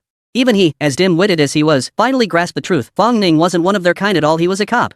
His face twisted with terror. He couldn't fathom why a cop possessed such incredible skills. With skills like that, why would he become a cop? Wouldn't it be better to be the boss and build a powerful operation? The other thieves finally snapped out of it too. Their deep-seated fear of cops made them instinctively want to bolt. But their hands and feet were bound, and the basement was packed with people. The thieves collapsed like dominoes, the scene instantly descending into chaos. Ouch! Who the hell is that on top of me? Run already! Run my ass! Your foot's right in my face! Ouch, you're crushing me!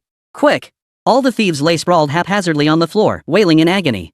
Seeing this, Fat Monk was completely dumbfounded, the light fading from his eyes. He'd thought he was about to reach the pinnacle of his criminal career, but life had just slapped him in the face. The random guy he'd dragged off the street might have become the branch leader, but damn it, he was a cop. The thought that he'd personally led the branch to total annihilation. Fat Monk simply closed his eyes and passed out. The skinny monk also went mad. The constant reversals were too much for him to bear. But the skinny monk was a genius after all. After a few seconds of dazed confusion, he bounced right up to Fong Ning and blurted out, "Officer, I want to turn myself in." Fong Ning? Lu Sanpao? The bandits? Before Fong Ning could react, the bandits lying on the ground erupted in fury. "Damn it, you turncoat, you're a disgrace to our Freemasonry. Spit. You make me sick. A man may be killed but not disgraced. You've no backbone." For a moment, their hatred for the skinny monk even surpassed their hatred for Fong Ning. Fong Ning was utterly defeated. After untying the ropes binding the skinny monk, he said flatly, "Guard the stairwell exit. Shoot anyone who tries to run. Complete this mission and I'll consider it atonement for your crimes. But if you dare run..." A flicker of hope lit the monk's face. He snapped to attention and saluted with a crisp at ease. "Roger that. Mission accomplished guaranteed." Watching the monk raise his left hand high, Fong Ning felt a wave of nausea wash over him. "Get lost. You traitorous dog. May you rot in hell. I'll kill you." The bandits seethed with fury, itching to grind the skinny monk's bones to dust. Recalling the remaining parking garage exit, Fong Ning paused in thought before addressing the crowd below the stage. "There's still one basement exit left. If anyone volunteers, I'll consider it atonement for their crimes." The thieves fell silent instantly. The entire basement plunged into dead stillness. Ha! Naive. Utterly naive. On stage, Lu Sanpao let out a defiant howl, his voice ringing with arrogance. "We Eastern District Branch are all real men. We'd rather die standing than live on our knees. Give up that delusion. No one but that useless fool will agree to your terms." Lu Sanpao declared with unwavering conviction, his expression defiant. Yet in the very next second, a resolute voice rang out from below the stage. "I'll do it." Chapter 46, this is also one of my hobbies. But before the speaker could finish their sentence, a fierce clamor erupted from the audience. "I'll do it. I'm in great shape, work out every day, and I'm a beast at blocking doors. No, I'll do it. My eyesight's sharp with me here, no one's getting out. Get lost. This job is definitely mine. I've been fed up with the Freemasons for ages." The thieves below the stage seemed like different people entirely, having long forgotten how they had cursed the skinny monk earlier. One after another, they scrambled to volunteer for gate duty, each begging for leniency. Lu Sanpao's mouth twitched uncontrollably, feeling like he might foam at the mouth any second. You, I hate you." A piercing scream echoed as Lu Sanpao crashed heavily to the floor, his eyes glazed over as he ceased all resistance. Just then, light suddenly flooded the stairwell and parking lot entrance. Countless SWAT officers charged into the basement, shields raised. The seasoned SWAT team leader, having positioned his squad, bellowed, "Listen up, everyone inside. You're surrounded. Surrender now." His words trailed off abruptly. The entire basement was littered with criminals lying haphazardly on the floor. Each was tightly bound, unable to move, let alone resist. What the hell is going on? Didn't they say there were over 300 of them? Looks like there really are over 300 of them, but no one said they'd all be lying down. Why get so worked up over nothing? The squad leader wore a peculiar expression, as if he'd punched a pillow. It felt like waking up from a dream just as he was about to wet himself utterly miserable. The next second, a flurry of hurried footsteps echoed from behind. Lin Dashan arrived shortly after, leading a group of fully armed officers. Seeing the thieves sprawled out on the ground, all under control, he instantly felt a wave of relief wash over him. Fong Ning, where are you?" "Master, I'm here." Fong Ning, dragging Lu Sanpao, slowly emerged before the crowd. "Is this?" Lin Dashan's face lit up with anticipation. Fong Ning nodded and declared, "This is Lu Sanpao, the Eastern District President of the Freemasons." Good. After uttering 3 goods in succession, Lin Dashan's face broke into a beaming smile. He promptly grabbed Fong Ning's hand. "Disciple, you've truly done us a great service this time." Lin Dashan and Fong Ning escorted Lu Sanpao ahead, while the SWAT team brought up the rear with over 300 criminals in custody. As soon as they reached the upper floor, they were met by a crowd already waiting. Deputy Chief Gao Tongwei, SWAT team leader Su Tian, and the chiefs of the Old City District. Noticing the bureau chief's presence, Fong Ning took a deep breath and snapped to attention. Reporting to the chief. Lu Sanpao, head of the Freemasons East District, has been apprehended. Not a single member of the branch has escaped. Gao Tongwei's expression lit up with excitement, his eyes sparkling with unrestrained joy. He patted Fong Ning on the shoulder. Fong Ning, you've earned the bureau another major achievement. Rest assured, I'll personally secure you a third-class merit award. Deep inside, Gao Tongwei was seething with excitement. Ever since becoming the bureau chief, the Freemasons had been a thorn in his side. His promotion should have been secured long ago, but the Freemasons' presence had consistently thwarted his advancement year after year. He had practically given up hope this year until Fong Ning suddenly reignited his aspirations. On his first day, he apprehended an A-level fugitive. The very next day, he rounded up nearly 100 thieves. Later, he even drove to assist the municipal bureau in capturing a major suspect. And now, he'd single-handedly dismantled the Freemasons' Eastern District branch. Fong Ning is with the Urxiankyo police station, which falls under the jurisdiction of the Old City District. With all these achievements piled up at the Old City District Bureau, promotion this year is practically guaranteed. Hearing the chief's words, all the station chiefs could practically fit ostrich eggs in their mouths. Why ostrich eggs? Because they'd already run out of chicken eggs. Third-class merit. Another third-class merit. This left the chiefs with a strange illusion. When did third-class merits become so easy to come by? Turns out they're just racking up medals here, handing out third-class merits left and right. Don't they get hot to the touch? The chiefs wore expressions of bitter resentment, their entire beings radiating an inexplicable aura. A sour stench. Especially old Zhang from Beilaton, he was so bitter his teeth were practically falling out. He'd thought that with the core disciple in custody, spring would finally come to the station. But then Fong Ning slapped him awake with a big slap, saying as he did it. What core disciple? What busting a hideout? If you're gonna make arrests, go after the chapter leaders. Take down the entire chapter's headquarters, got it? What a freak. Old Zhang sighed, his resolve crumbling. Just as everyone was marveling at the scene, the SWAT team escorted the criminals out of the basement to load them onto buses. Due to Fong Ning's instructions, Lin Dashan had prepared over a dozen buses, otherwise, they wouldn't have fit in a single trip. The criminals' peculiar posture instantly drew everyone's attention. Instead of walking, they were hopping. The sight made everyone's eyes widen in shock. What was going on? They were carrying corpses. Su Tian stood at the front of the crowd, his mouth dry. He barked. What the hell are you doing? Untie them. The SWAT team leader beside him grimaced, his tone utterly exasperated. These thieves are ruthless. They've tied themselves in knots, 6 or 7 of them, and we just can't untie them. The moment he spoke, all eyes instantly turned to Fong Ning. Everyone remembered the video Fong Ning had sent and was just about to ask him what was going on. Feeling the intense stares around him, Fong Ning grew visibly uncomfortable. He gave an awkward chuckle before explaining to the group. He then recounted in detail how he became vice president. He also recounted how he tricked the bandits into tying him up. The crowd listened in stunned silence, their eyes darting wildly, nearly driven mad. This was beyond absurd. No, it was straight up science fiction. You're a cop, and you actually joined the Freemasons through your martial arts skills? Joining the Freemasons was one thing, but stealing the membership card right under the chapter president's nose? Becoming vice president? And not just that, you actually tricked the thieves into tying themselves up? This isn't a cop. His skills are more impressive than the chapter heads. Who's really the thief here?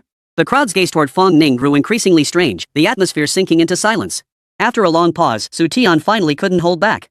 He looked at Fong Ning and voiced the question everyone was dying to ask. Fong Ning, you're a cop, how do you know all this stuff? Fong Ning gave an awkward chuckle, took a deep breath, and licked his lips. It's just one of my hobbies. Chapter 47, you know how to interrogate? It's just one of my hobbies. Gulp. Everyone nearly stumbled and fell to the ground. A hobby? What kind of hobby is that for a cop? Studying how to steal? Not only are you dabbling in nonsense, but you've actually mastered it. And seriously, don't you have a bit too many hobbies? Street racing is a hobby? Stealing is a hobby? Aren't your hobbies a bit too extreme? Everyone looked at Fong Ning, who wore an innocent expression, and a thought popped into their heads. Thank goodness this kid's a cop, otherwise he'd be a dangerous criminal. The arrest operation came swiftly and ended even faster. All because of Fong Ning. From start to finish, the entire operation took less than 10 minutes. Before bystanders could even process what had happened, the police cordon was already lifted. Everyone vanished without a trace, leaving only the lonely Chuncheon Hotel standing in its place. As if nothing had ever happened. Time was of the essence. As the operation leader, Lin Dashan had already escorted Lu Sanpao to the sub-bureau for interrogation. The Freemason branch had too many members, they filled over a dozen buses. Fong Ning and his 2 companions were also brought along as temporary security, closely following behind the buses. As usual, Zhang Feng drove, with Fong Ning and Shurichan seated in the back. Fong team, you're so cool. This was thrilling. Next time, you gotta take me along. After hearing Fong Ning's account, Zhang Feng's eyes lit up with excitement. He slammed his fist on the horn, startling the other 2. Shurichan furrowed her delicate brows, pouting as she huffed. What's so cool about it? With so many people inside, one wrong move and they'd be dead meat. She shot a glance at Fong Ning beside her. Some people just love playing the hero. As for the details, Fong Ning mentioned stealing the handcards, becoming vice president, and outsmarting the bandits. She completely ignored them. All she remembered was Fong Ning going solo into the bandits' lair, then facing over 300 of them utterly perilous. The thought of Fong Ning making her worry herself sick for hours made her blood boil. Didn't I just buy her a new phone? How could she change her tune so fast? Fong Ning beside her looked utterly speechless, on the verge of tears. How did this conversation go so wrong? After such a heroic display, shouldn't his colleague at least offer some praise? Fong Ning shook his head helplessly. Women's hearts are like needles at the bottom of the sea. Zhang Feng sat in the driver's seat, struggling to stifle his laughter until he finally burst out laughing. Hey, Feng, what's so funny? Fong Ning leaned over, his big head looming close. Zhang Feng glanced at Shi Yichan pouting in the rearview mirror. After a moment's hesitation, he teased. Don't let Yichan's words fool you, she's actually worried about you, kid. Back in the car, she was freaking out. She almost stormed inside to find you, luckily I stopped her. Oomph, you're one lucky guy. Zhang Feng finally understood Shi Yichan probably had feelings for Fong Ning. When he first got Fong Ning's text, Shi Yichan had nearly cried from worry. If he hadn't stopped her, she might have actually stormed inside. No wonder she's been acting all coy today. Yichan, you're done for. You've fallen head over heels. Zhang Feng's expression turned understanding. Seriously, Chan? You're this worried about me? Fong Ning turned his head just in time to meet Shi Chan's flushed gaze. Shi Chan quickly lowered her head, her embarrassment practically dripping off her face. After a full 3 seconds, a sharp command rang out from old Pusan. Just drive properly. Stop all this nonsense. Old Pusan shuddered twice before accelerating forward. By the time Fong Ning and the others arrived at the police station, Lin Dashan had been waiting at the entrance for quite some time. Over here. Lin Dashan waved them over. Boss, the operation was successful, right? Why do you look so grim? Fong Ning immediately noticed Lin Dashan's furrowed brow and the shadow of gloom lurking in the corners of his eyes. Really? Is it that obvious? Lin Dashan asked, a look of confusion crossing his face. Yes, Chief. Shi Yichan and Zhang Feng nodded. You can't hide anything from us, sir. It's all written on your face. As soon as we got to the bureau, we started interrogating Lu Sanpao. We wanted to get the details about the Silver Fox's birthday banquet out of him as quickly as possible.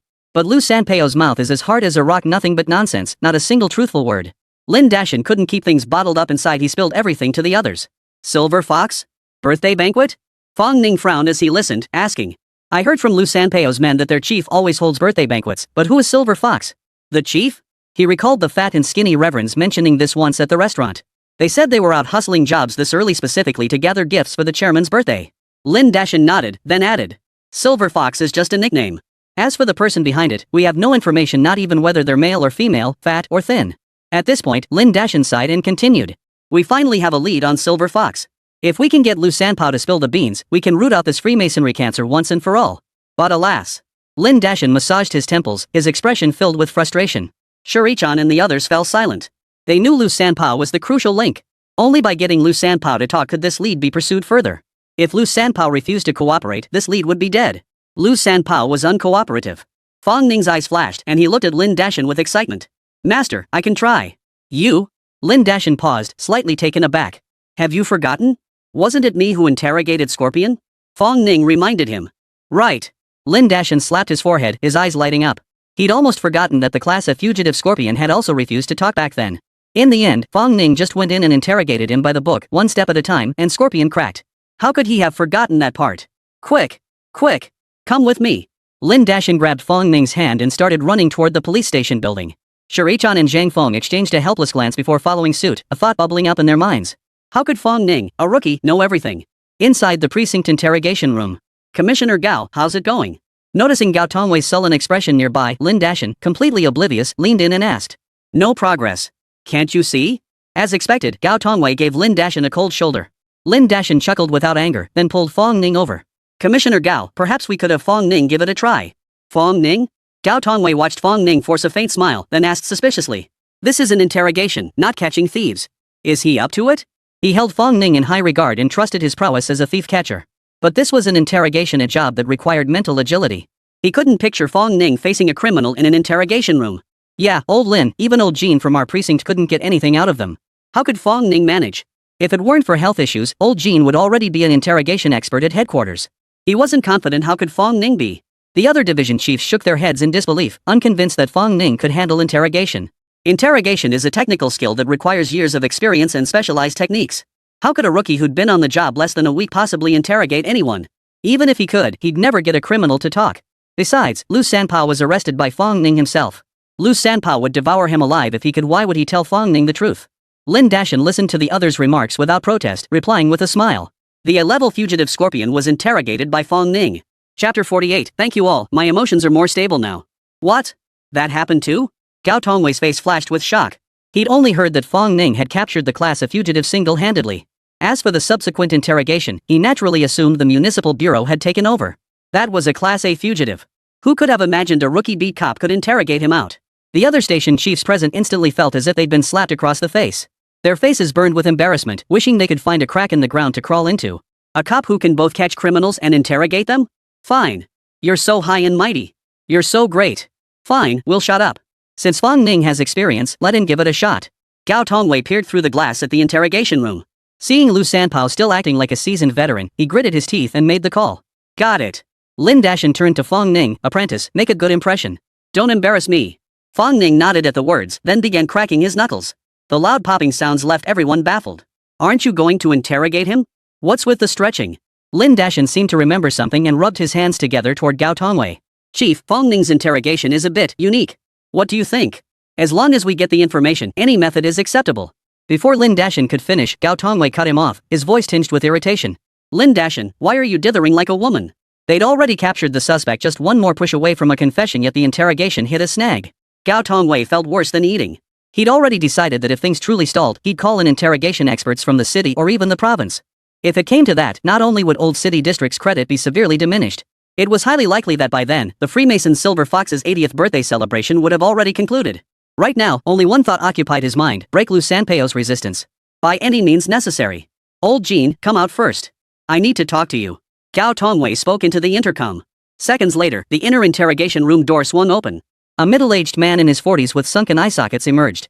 His frame appeared frail, yet his eyes were piercingly sharp, as if capable of seeing straight into a person's soul. Everyone at the precinct called him Old Jean, the bureau's interrogation expert. As soon as Old Jean stepped out, he didn't even glance at the people inside the room. Instead, he shot Gao Tongwei a displeased look. Old Gao, my chief Gao. I'm in the middle of a showdown with the suspect. You're undermining me, aren't you? Sigh. Old Jean wore a look of resentment, showing no awareness of his subordinate status. He had every reason to be proud. If not for his health issues preventing prolonged work, who else would hold the title of the city's interrogation expert? So at the precinct, everyone treated him with utmost respect, even Gao Wei gave him leeway. Gao Tongwei didn't get angry. He gestured for Old Jean to sit down and said softly, "You've been facing him for half a day straight. I was just worried about your health. Take a break." Old Jean sighed deeply, a trace of resentment flickering across his face. Damn it all to hell. If my body weren't failing me, I'd wear him down to the bone. Back in the day, I could watch a whole day of Goodbye My Love without even taking a bathroom break. Gao Tongwei nodded with a smile, then gestured to Fong Ning. Fong Ning, you give it a shot. Roger that. Mission accomplished. Fong Ning snapped to attention with a sharp salute, then opened the door and strode straight into the interrogation room. Old Jean watched the scene with a peculiar expression, swallowing hard. Who's this guy Lao Gao brought? He seems pretty eager. But enthusiasm alone won't cut it. We're dealing with a seasoned criminal here, a real slippery one. Can he handle it? Give it a shot. He personally apprehended Lu Sanpao. Besides, he's interrogated an A-level fugitive before successfully. Gao Tongwei's gaze followed Fong Ning closely as he explained to Old Jean. Whoa, he's pretty strong. I'll have to learn a thing or two from him. Old Jin's expression grew slightly more serious, but that was all. Interrogation success hinges on overall results. A single victory means nothing. In his view, Fong Ning was far too young. Successfully interrogating an A-level fugitive was surely just blind luck. Perhaps the suspect was already mentally broken, or maybe the fugitive had already been inclined to turn himself in. Who could say for sure? Old Jean shook his head, closed his eyes, and began to rest. Inside the interrogation room. The moment Fong Ning stepped inside, he saw Lu Sanpao, his hands and feet shackled, glaring at him with vicious intent. Well, if it isn't the chairman. Ignoring Lu Sanpao's menacing expression, Fong Ning pulled out a stool and sat directly in front of him. Let me reintroduce myself. I'm Fong Ning, the beat cop from Urxiankyo police station. Lu Sanpao could no longer contain his rage. He lunged forward, reaching out to grab Fong Ning. But just inches away from Fong Ning, the shackles clanked loudly, refusing to budge any further. Fong Ning didn't even blink. He looked calmly at Lu Sanpao and said flatly, "You're finished. Tell us what you know, and we might show leniency. You little bastard. Think you can get anything out of me? No way. Pa." Lu Sanpao spat viciously, his eyes seething with a desire to devour Fong Ning alive. Witnessing this, Old Jin's eyelids fluttered slightly, his expression growing grave. Gao Tongwei noticed Lao Jin's change in demeanor and asked suspiciously, "What's wrong, Lao Jin?" Lao Jin sat up straight and looked toward the interrogation room, replying, "Haven't you noticed? The suspect's emotions are completely out of control. That means we've found an opening. Seems he's got a serious grudge against this Ning guy. If we can keep him in this state, within 24 hours, I'll get him to talk." Gao Tongwei's expression darkened, nearly gasping aloud. 24 hours. That's far too long. By then, the opportunity will have gone cold. He couldn't wait 24 hours. They'd finally managed to secretly raid the East District hideout. If too much time passed without Lu Sanpao showing up, the Freemasons would definitely catch wind of it. Given Silver Fox's temperament, he might even cancel the 80th birthday celebration altogether. Old Jean blared, protesting. You think interrogating criminals is like catching thieves? These suspects are extremely difficult to deal with. 24 hours is already fast, it's only possible for me. Others would take much longer. Sigh, we'll just have to wait and see. Gao Tongwei rubbed his throbbing temples, sighing helplessly. Inside the interrogation room. Just as Lu Sanpao finished yelling at Fong Ning and was about to completely lose control. Suddenly, his entire demeanor shifted to calm. He sat up straight, carefully adjusting his collar and cuffs. Then he turned his head, staring straight at the one-way glass of the interrogation room. Behind the one-way mirror sat none other than Gao Tongwei and Old Jean. Thank you both for bringing Fong Ning here. I'm feeling much calmer now than I was a moment ago. A sinister smile curled at the corners of his mouth. Chapter 49, this isn't an interrogation, it's torture. Damn it. How arrogant. Old Jean smashed his teacup to pieces, veins bulging on his face as he teetered on the brink of fury.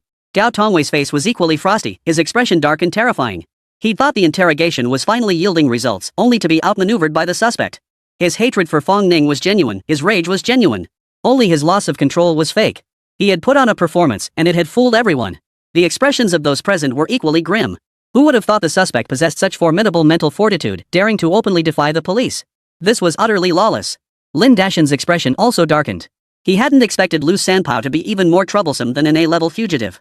Come to think of it, the class of fugitive scorpion was merely a desperate criminal who relied on one word to survive, recklessness. Lu Sanpao was different. He was the chapter leader of the Freemasons, having held that position securely for years. If he were truly a brainless brute, he probably wouldn't even need the police to catch him, he'd likely lose his position before that. Old Gao, cough cough, let me take over. Looks like this youngster can't handle it. Old Jean gasped for breath, coughing incessantly as his chest heaved violently, his words coming out in fits and starts.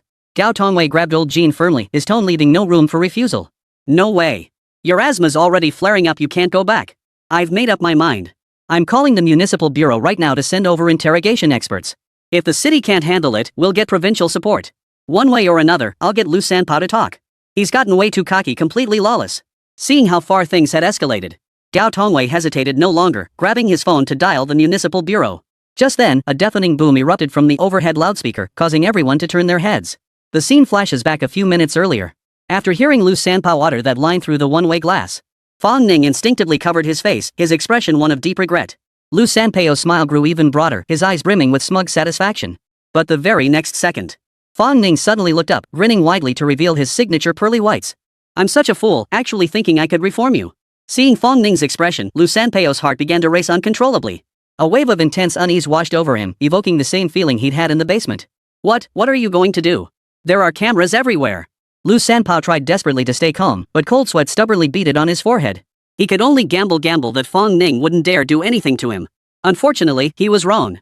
Fong Ning lunged forward in a single swift motion, his large hand slamming down hard on Lu Sanpao's head. A tremendous force slammed Lu Sanpao's head down onto the interrogation chair. The interrogation chair had a stainless steel surface, and Lu Sanpao felt its icy coldness against his face. A cold sweat instantly broke out on his body. This is illegal. I'm reporting you. Fear filled Lu Sanpao's eyes. Only now did he realize how terribly wrong he had been. Fong Ning wasn't a regular cop at all. How could a legitimate officer's skills surpass those of a criminal? He was a brutal cop. Fong Ning paid no heed to Lu Sanpao's pleas. His right hand shot high above his head, then came crashing down. The sheer speed of his palm created a series of whistling sounds as it sliced through the air. The palm slammed down with tremendous force onto the stainless steel interrogation chair's tabletop. Clang! A deafening crash exploded in Lu Sanpao's ears.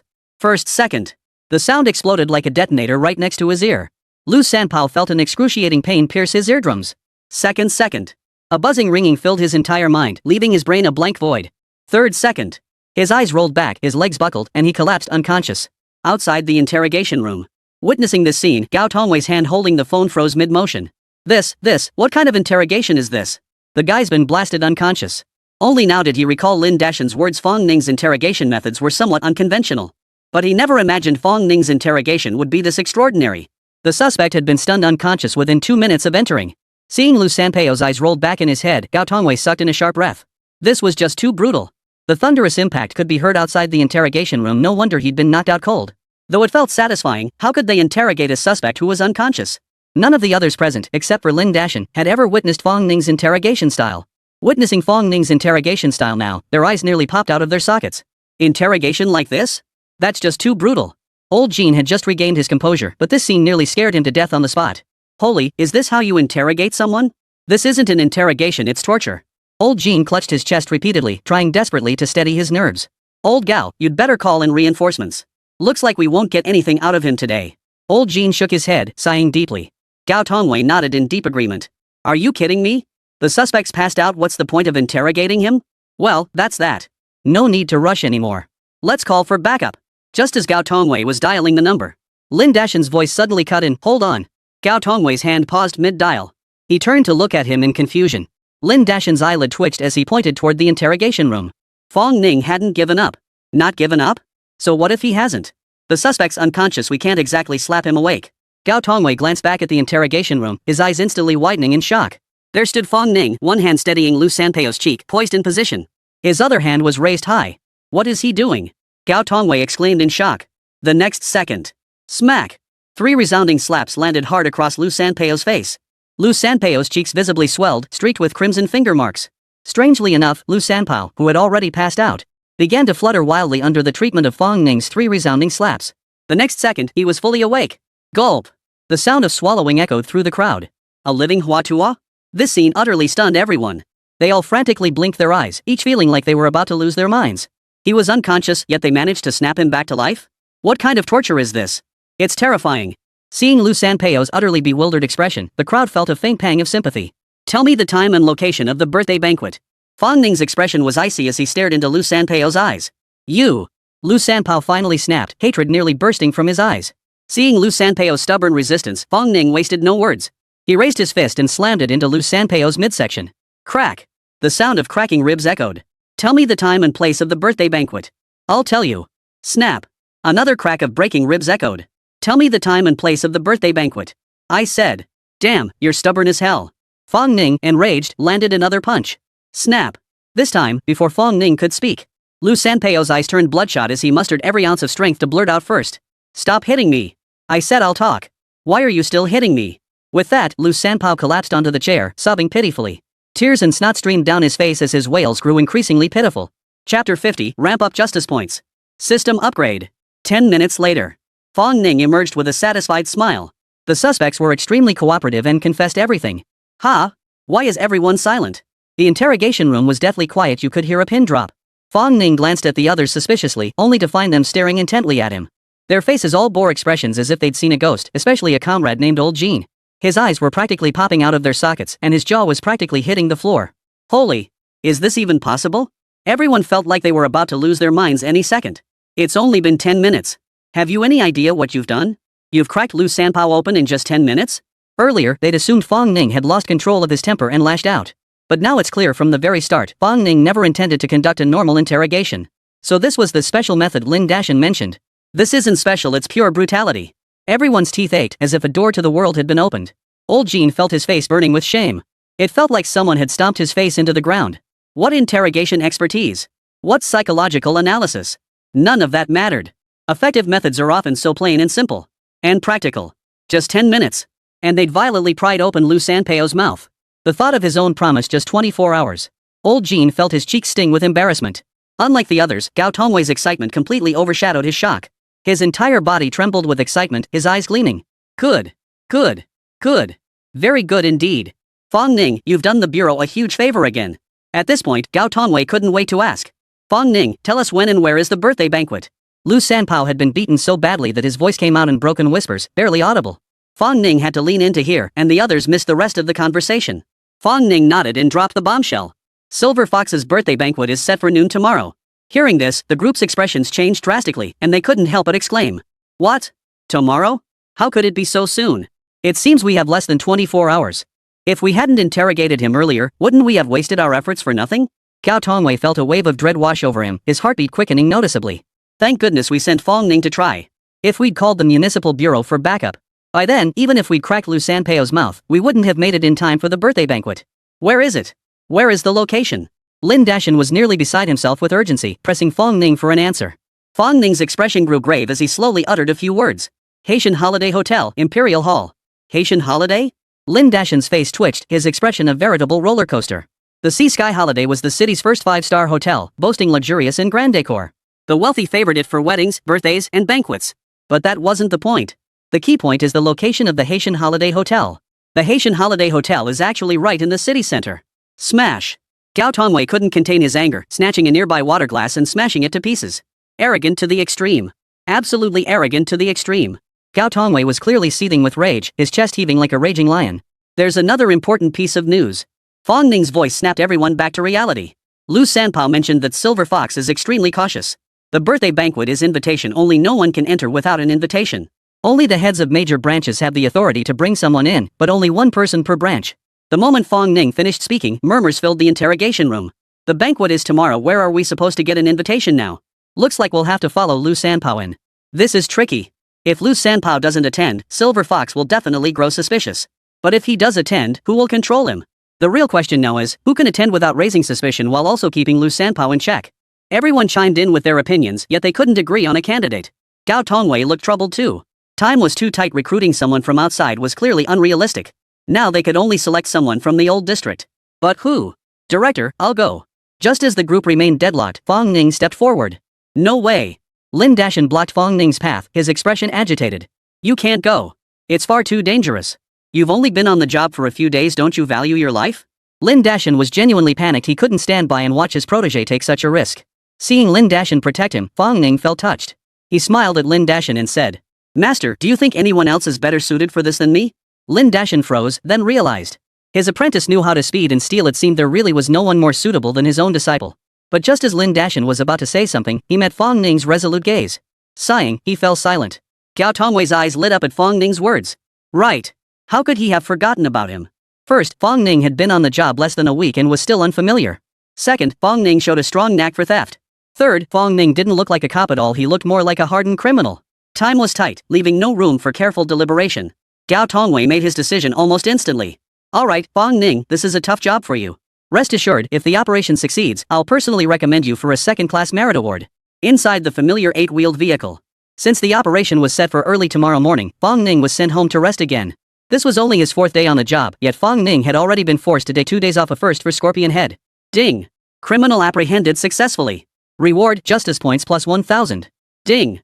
Successful apprehension of criminal detected. Reward, justice points, 500. Ding! Successful apprehension of criminal detected. Reward, justice points, 300. The system notification chime rang for over half an hour. Hearing the rewards arrive, Fong Ning's face lit up like a chrysanthemum. He hurriedly opened the system panel. Host, Fong Ning. Strength 50 average human, 10. Stamina 50 average human, 10. Speed 50 average human, 10. Current buffs, Fist of Truth, Eye of Reality, Hand of God, God of Autumn, Name Mountain. Justice points, 45,000. Seeing a full 45,000 points, Fong Ning couldn't hold back any longer and was about to pull a few more 10 pulls. Ding! Justice points reach 50,000 to upgrade the system. System upgrade grants 1 buff upgrade opportunity. The sudden system notification halted Fong Ning's gotcha session. Upgrade the system? Buff upgrade? Fong Ning's heart raced. Without hesitation, he thought of the Eye of Truth. The Eye of Truth was arguably the strongest buff he possessed. What if the Eye of Truth got upgraded? Whoa! Fong Ning sucked in a sharp breath. How insanely powerful would that be? He dared not imagine it, he simply dared not. Besides, tomorrow's Silver Fox birthday banquet would surely be packed with criminals. Fong Ning's eyes grew brighter and brighter. That meant he could probably rack up 50,000 justice points in a single day tomorrow. At this thought, Fong Ning's eyes grew even brighter. He was incredibly eager for tomorrow's operation. Chapter 51, The Divine Hand Strikes. The Mysterious Birthday Gift. 11:30 a.m. Outside the main entrance of the Haitian Holiday Hotel. Front desk, is all equipment functioning normally? Fong Ning spoke softly into the black dot hidden inside his collar. Don't underestimate this tiny black dot, it's the latest hidden camera model specially procured by Chief Gao from the Municipal Bureau. Not only does it record high-definition audio, but it also has GPS tracking capabilities. All systems normal. Proceed as planned. Inside the branch bureau meeting room, Gao Tongwei stared at the live feed on the large screen, his voice stern. The atmosphere in the meeting room was tense, with many people seated. SWAT team members Su Tian, Lin Dashan, and other division chiefs all stared intently at the screen without blinking. My dear chairman, you know what to do next, right? Otherwise. Fong Ning wore a black suit, the top button undone, his muscles faintly visible beneath the vest. He was smiling at Lu Sanpao at that moment. Lu Sanpao wore a white training uniform, holding his familiar small leaf rosewood. Most of the swelling on his face had subsided, though his expression remained somewhat listless. At Fong Ning's words, his expression shifted. With a reflexive start, he nodded vigorously. Rest assured, Officer Fong, no, Chief Fong. I'll make amends for my mistakes. He was genuinely terrified. Just recalling yesterday's ordeal made his cheeks throb faintly. Officer Fong, what exactly is that in your hand? Lu Sanpao caught sight of the square box in Fong Ning's hand, his eyes brimming with unmistakable confusion. You mean this? A strange smile curled at the corner of Fong Ning's mouth as he flung the box toward Lu Sanpao. This is the birthday gift for your chairman. Make sure you catch it for me. Lu Sanpao had steady hands and caught the box without a hitch. But the moment he caught it, his brow furrowed. The box felt light in his hands, far too light for what it should have been. Could it be an empty box? The look of confusion deepened in Lu Sanpao's eyes. Let's go up. Just then, Fong Ning's voice interrupted his thoughts. Lu Sanpao immediately stopped overthinking and quickened his pace to catch up. You guys are so professional, you even prepared a birthday gift? What's inside? Inside the conference room, Su Tian's eyes lit up as he turned to look at Gao Tongwei. This? Gao Tongwei looked equally bewildered, turning his questioning gaze toward Lin Dashan. I didn't prepare it. It must be Fong Ning's own gift. I have no idea what's inside. It's probably just a standard birthday gift. After all, showing up to a birthday banquet empty-handed would raise suspicions. Lin Dashan's expression froze instantly. He swallowed several times unconsciously and forced a bitter smile. So that's how it is. Everyone nodded in unison. Though some lingering doubts remained, they tacitly accepted this explanation. Outside the longevity hall on the third floor of the hotel, a group of staff in matching black uniforms stood at the entrance. They were continuously scanning guests entering and exiting with metal detectors. At that moment, Fong Ning and Lu Sanpao had just reached the entrance. Lu Sanpao led Fong Ning straight into the hall. But before they could step inside, they were stopped by the staff. Please undergo security screening. Thank you for your cooperation. Are you blind? Look who I am. What the hell are you checking? Lu Sanpao was furious enough to burst a blood vessel. Being bullied at the police station was one thing, but this was another matter entirely. How could someone attending a birthday banquet get bullied by the gatekeeper? Sorry, but we've been instructed to check everyone, no exceptions. The staff refused to budge. Fong Ning. Seeing Fong Ning's expression of utter contempt behind him, Lu Sanpao felt as if his face would swell from a slap. His body sank instantly. He was about to strike. Just then, a chuckling voice drifted closer from afar. Though it was laughter, the tone was icy cold. Hee, Master Lu, it's all for safety's sake. Please cooperate. Following the sound, a middle-aged man emerged from the hall. He appeared to be in his 50s, a smile playing at the corners of his mouth, giving off an aura as refreshing as a spring breeze. Wu Lu. A flicker of apprehension crossed Lu Sanpao's eyes. He glanced back at Fong Ning and lowered his voice. This man is the chairman's personal steward, having served him for years. We must treat him with utmost courtesy. I can't afford to lose his favor. Fong Ning's lips twitched slightly. All right. Remember to give me the square box. Hearing Fong Ning's words, Lu Sanpao felt a slight sense of relief. Though he had no idea what was inside, his gut told him it was definitely not a birthday gift. All right, I'll grant Master Wu this favor. With a cold snort, Lu Sanpao stepped through the detector into the hall first. As expected, the detector remained silent. Now only Fong Ning remained. Fong Ning, however, walked toward the detector without flinching. Inside the conference room, the sight instantly turned the faces of everyone present grim. Director Gao, what do we do? Fong Ning has a camera on him. No matter how advanced the camera is, as long as it has electronic components, it can't evade the detector. Lin Dashan's face was etched with anxiety, beads of cold sweat forming on his forehead. Who could have imagined Silver Fox would be this cautious? Using detectors at a birthday banquet. Was the operation over before it even began? Gao Tongwei's face darkened too, his teeth grinding audibly. He hadn't anticipated Silver Fox pulling this stunt either. It was confirmed that not a single whisper had leaked about the capture of Lu Sanpao. This wasn't a last-minute plan, it was premeditated. What a sly old fox. Gao Tongwei muttered under his breath, then turned to Su Tian. Old Su, if all else fails, we'll have to take a gamble. Give the signal to move in early and arrest everyone in the banquet hall. Su Tian instinctively wanted to refuse, but realizing there was no better option, he reluctantly nodded. Alright, looks like that's our only option now. Just as everyone in the conference room was preparing to go all in, the camera feed suddenly went black, then began shaking violently. The next second, the world spun wildly. Everyone felt dizzy and disoriented. After several tens of seconds, the shaking ceased and the large screen displayed an image once more. Look! The screen's back on, they haven't noticed us yet. Someone exclaimed in delight.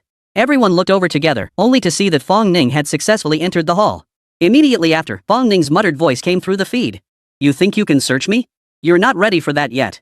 The conference room fell silent for a moment before bursting into delighted laughter. They'd almost forgotten Fong Ning had a special talent. Only now did they recall. Fong Ning was the one who'd bested Lu Sanpao in a hands-on contest, earning his position as vice president through sheer skill. This little trick was child's play for him. Good lad, you haven't disgraced your master. Lin Dashan's face flushed crimson, his expression once again breaking into a broad smile. Inside the banquet hall. Seeing Fong Ning pass the monitoring test without incident, Lu Sanpao breathed a heavy sigh of relief. But the next second, a voice abruptly rang out. Hold on. Wu Lu called out to halt the two. Mr. Wu, is there something else? Lu Sanpao's tone carried a hint of displeasure. He had already shown considerable leniency, yet Wula persisted in his meddling. What's inside the box? Wula pointed at the square box in Fong Ning's hands. Chapter 52, Social Death. The Northern District Branch Chief's public humiliation. What's inside the box? For some inexplicable reason, the sight of the square box sent a sudden pang of dread through him. Though it lasted only a moment, he still called out to Lu Sanpao and the others. That's the birthday gift for the chairman. What? You want to open it? Lu Sanpao's expression darkened instantly, yet his peripheral vision darted toward Fong Ning. Fong Ning's expression remained utterly unchanged, save for an almost imperceptible curve at the corner of his mouth. What was that kid smiling about? Why wasn't he panicking at all? What on earth was inside that box? Seeing this, Lu Sanpao felt an itch in his heart, desperate to open the box right then and there. Ha! So it's just a birthday gift. I was just asking. Master Lu, please come inside. The 4 great presidents are waiting, you're the only one missing. Wula stared at the box for a long moment before suddenly bursting into laughter. He then turned and walked away without another word. Phew. Once Wula was out of sight, Lu Sanpao exhaled a heavy sigh of relief. Let's go. We're only missing you. Fong Ning's eyes flickered as he urged quietly. The seats for chapter leaders were at the innermost section, separate from the crowd in the main hall. After walking a few steps, they saw 3 figures sitting alone at a table ahead. Behind each stood a figure, eyes fixed on their noses on their hearts silent, heads bowed, standing rigidly in place. They were either bodyguards or underlings. The 3 at the table sat in separate corners, as if none wished to come near the others. Directly south sat a middle-aged man with gold-rimmed glasses, his every gesture exuding refinement. To the north sat a bald, burly man with several jagged knife scars across his scalp, his posture brimming with arrogance. As for the west side, a woman sat slumped in her chair. The most striking feature about her was the black mole at the corner of her mouth. As Lu Sanpao entered, all 3 eyes turned toward him.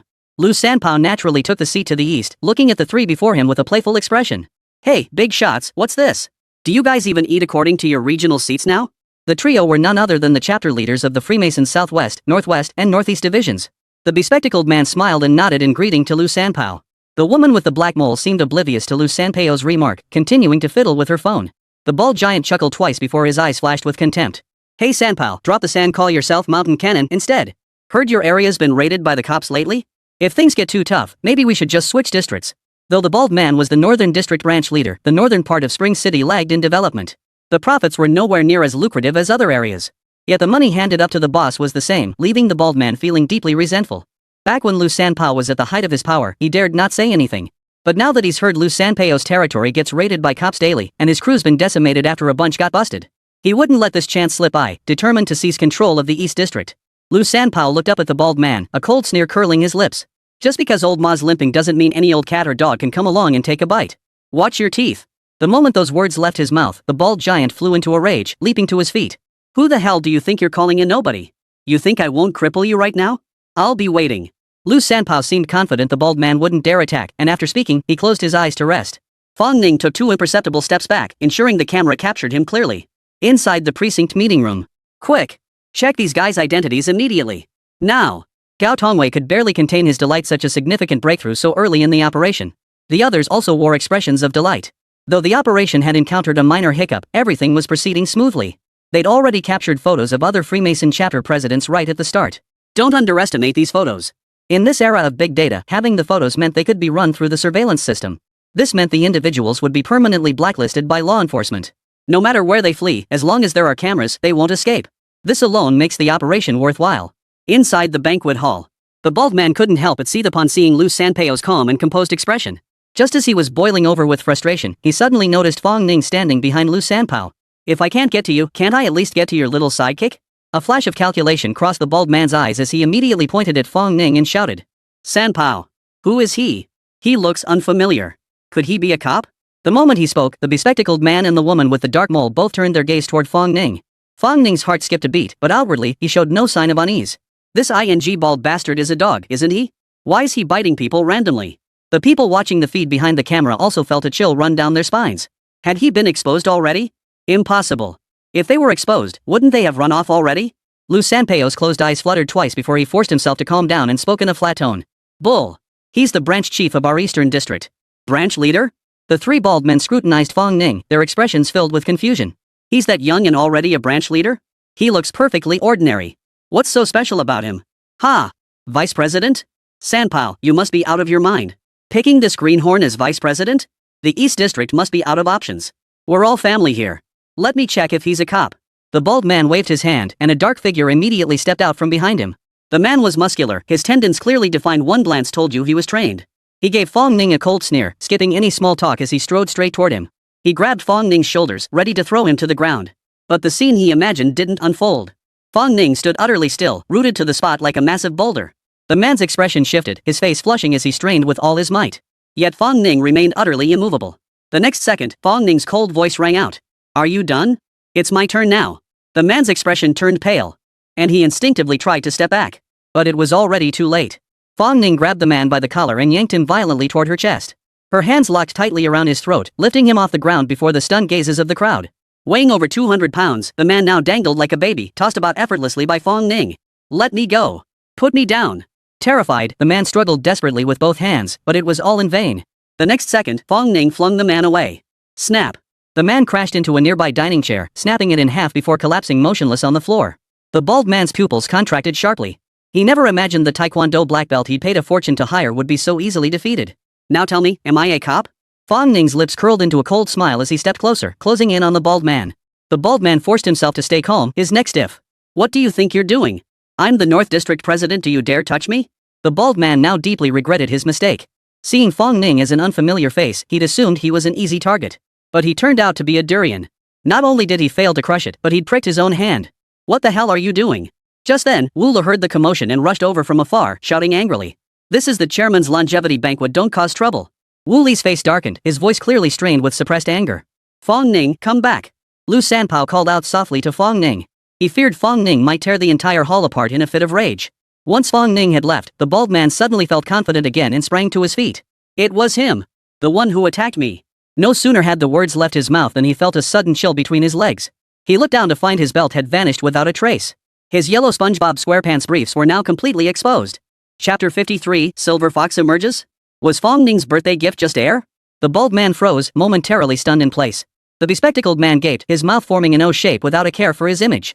The woman with the black mole transformed into a cat fixated on crotches, giving it several meaningful extra glances. Lu Sanpao helplessly massaged his temples, feeling like he was about to lose his mind. Wu Li's mouth twitched uncontrollably as his facial expression shifted rapidly. "Put."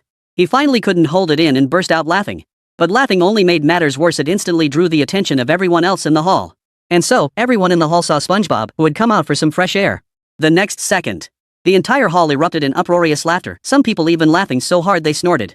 Put. Fong Ning was just too ruthless. This was the ultimate social embarrassment.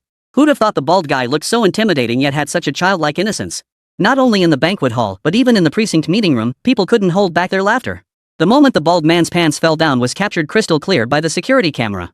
And with that ultra-clear 4K resolution, everyone could even see the loose threads on his underwear. Despite the seriousness of the operation, laughter erupted from the crowd. They were professionals, they didn't usually laugh. Unless it was truly hilarious. You're asking for it. Hearing the collective laughter, the bald man finally snapped out of his daze. He yanked up his pants, his face flushing crimson like a wronged little girl. "Master Wu. He's gone too far. I'll cripple him." After his initial embarrassment, the bald man's eyes turned bloodshot. He grabbed a stool, ready to fight Fong Ning to the death. A man can be killed but not disgraced today. His pride was utterly shattered. If he didn't redeem himself, how could he still be the boss if word got out? "How dare you? Today is the president's birthday. Take your issues elsewhere." Wula stood in front of the bald man, his gaze icy. "I said take your business outside. Can't you hear me?" Seeing the bald man still refusing to back down, Wu Li's voice rose several decibels, growing increasingly icy. The bald man's heart skipped a beat at Wu Li's glare. After a moment's hesitation, he gave Fong Ning a cold snort and immediately returned to his seat. Fong Ning narrowed his eyes. Ever since he'd walked in, he'd noticed something about Wu Lu. This guy was no ordinary person. Though he wore a smile on his face, the feeling he gave off was even more dangerous than a scorpion. Though it lasted only an instant, the aura Wu Lu had briefly projected caught Fong Ning's attention. If a mere steward made him feel threatened, what kind of threat would the silver fox pose? Fong Ning's brow furrowed as his gaze locked onto Wu Lu. Perhaps sensing Fong Ning's gaze, Wu Lu abruptly turned his head, their eyes locking instantly. Fong Ning stared into Wu Li's eyes and suddenly felt like he was being locked onto by a venomous snake, his entire body bristling with goosebumps. After several seconds, Wu Lu suddenly smiled. "This brother's skills are truly masterful, my respect." He then turned to Lu Sanpao and said, "Congratulations, Boss Lu. You've found yourself a talent." With that, Wu Lu turned and walked away.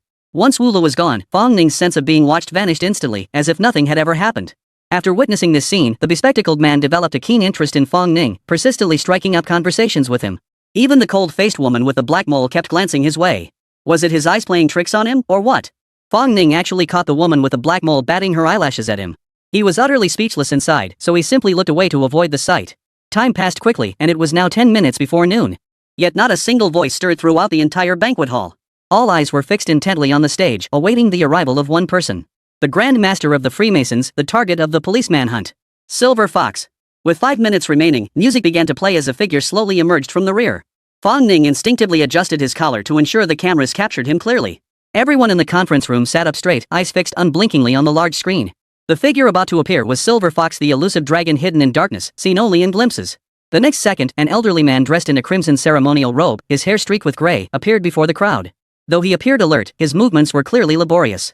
Fong Ning's eyes narrowed sharply upon seeing him. This man was actually seated in a wheelchair. And the one pushing the wheelchair behind him was none other than Wu Lu. Fong Ning's brows knitted into a deep frown. Something felt terribly off. The scene left everyone in the conference room staring in stunned silence. Is this Silver Fox? Everyone had their own image of the Silver Fox. Prudent and cautious? Overwhelming presence? Piercing gaze? But no one could have imagined the Silver Fox had aged so drastically. This must be an 80th birthday celebration.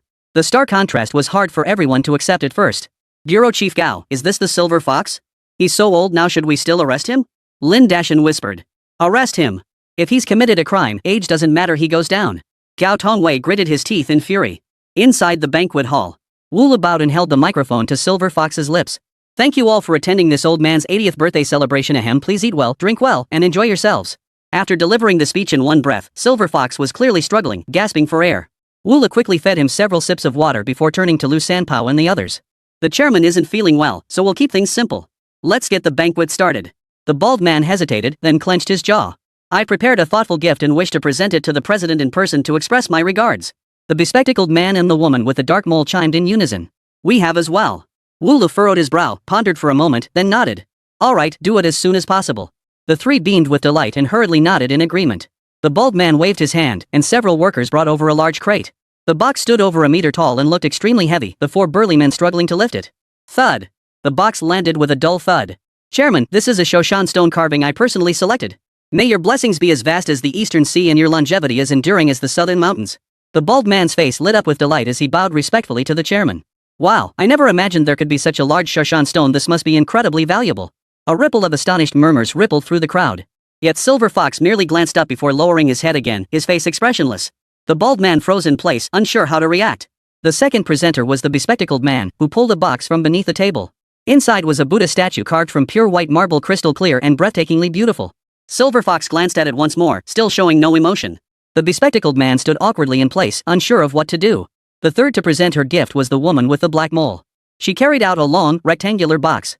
Inside the box was a century-old wild ginseng root. Silver Fox's expression shifted for the first time. He slowly spoke, impressive.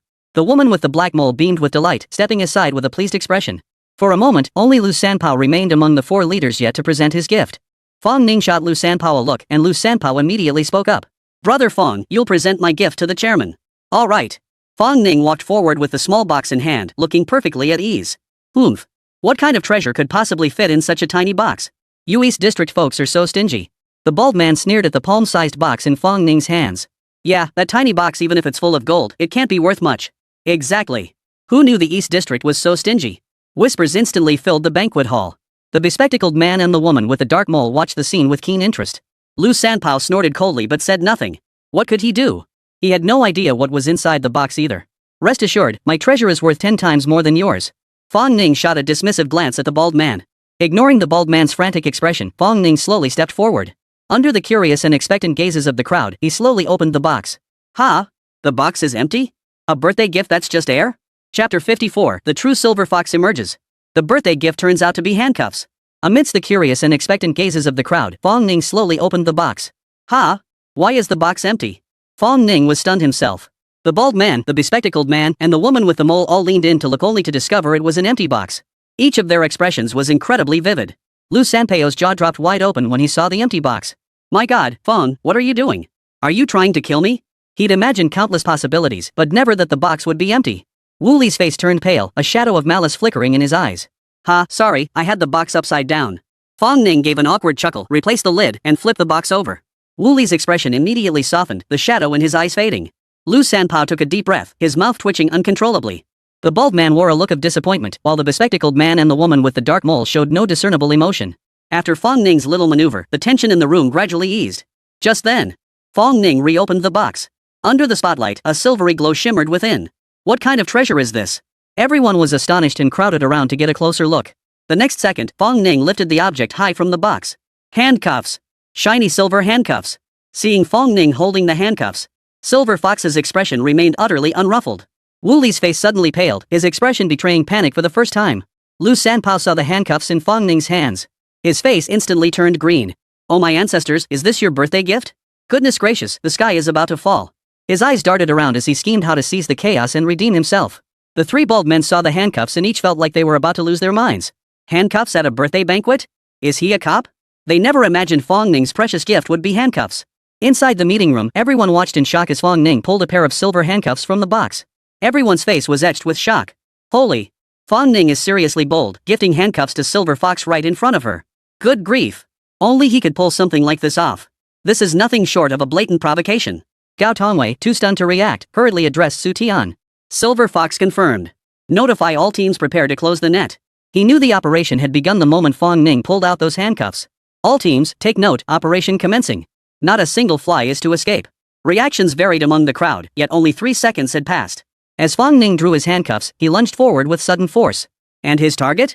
None other than Wu Lu. Wu Li's pupils contracted.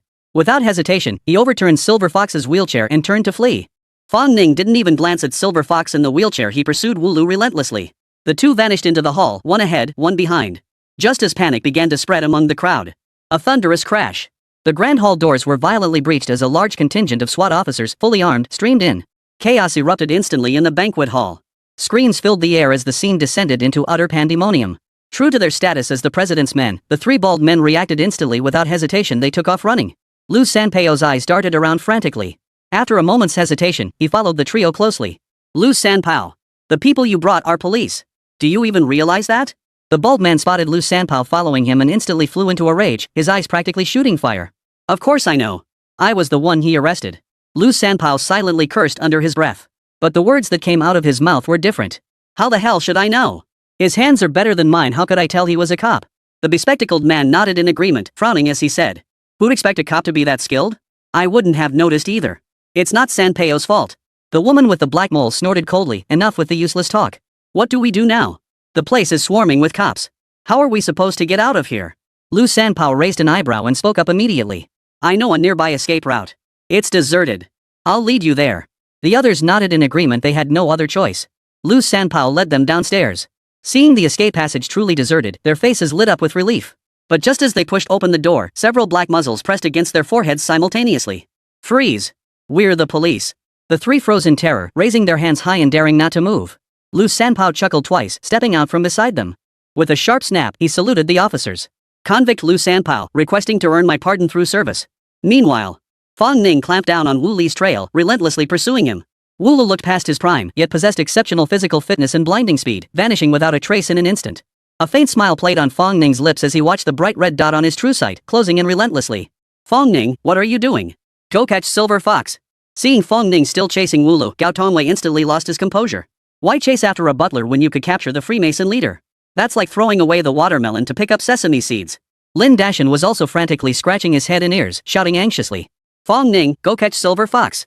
Su Tian, however, looked deep in thought, as if he had just grasped some crucial clue. Just then, Fong Ning's voice rang out. That old man isn't Silver Fox. I suspect Wu Lu is the real Silver Fox. The room erupted in chaos at his words. What did you say? No way. Wu Lu is the butler. How could he be the Silver Fox? No way. Just now, all four major chairmen called him the old man chairman. How could that be fake? Everyone was utterly baffled. All the evidence pointed to the old man being the Silver Fox. How could Fong Ning claim otherwise? That old man must be a puppet. The real Silver Fox is Wu Lu, I'm certain. Fong Ning had his reasons for saying this. From the very beginning, he'd sensed something off about Wu Lu, though he couldn't quite put his finger on why. It wasn't until the fake Silver Fox appeared that Fong Ning began to suspect something.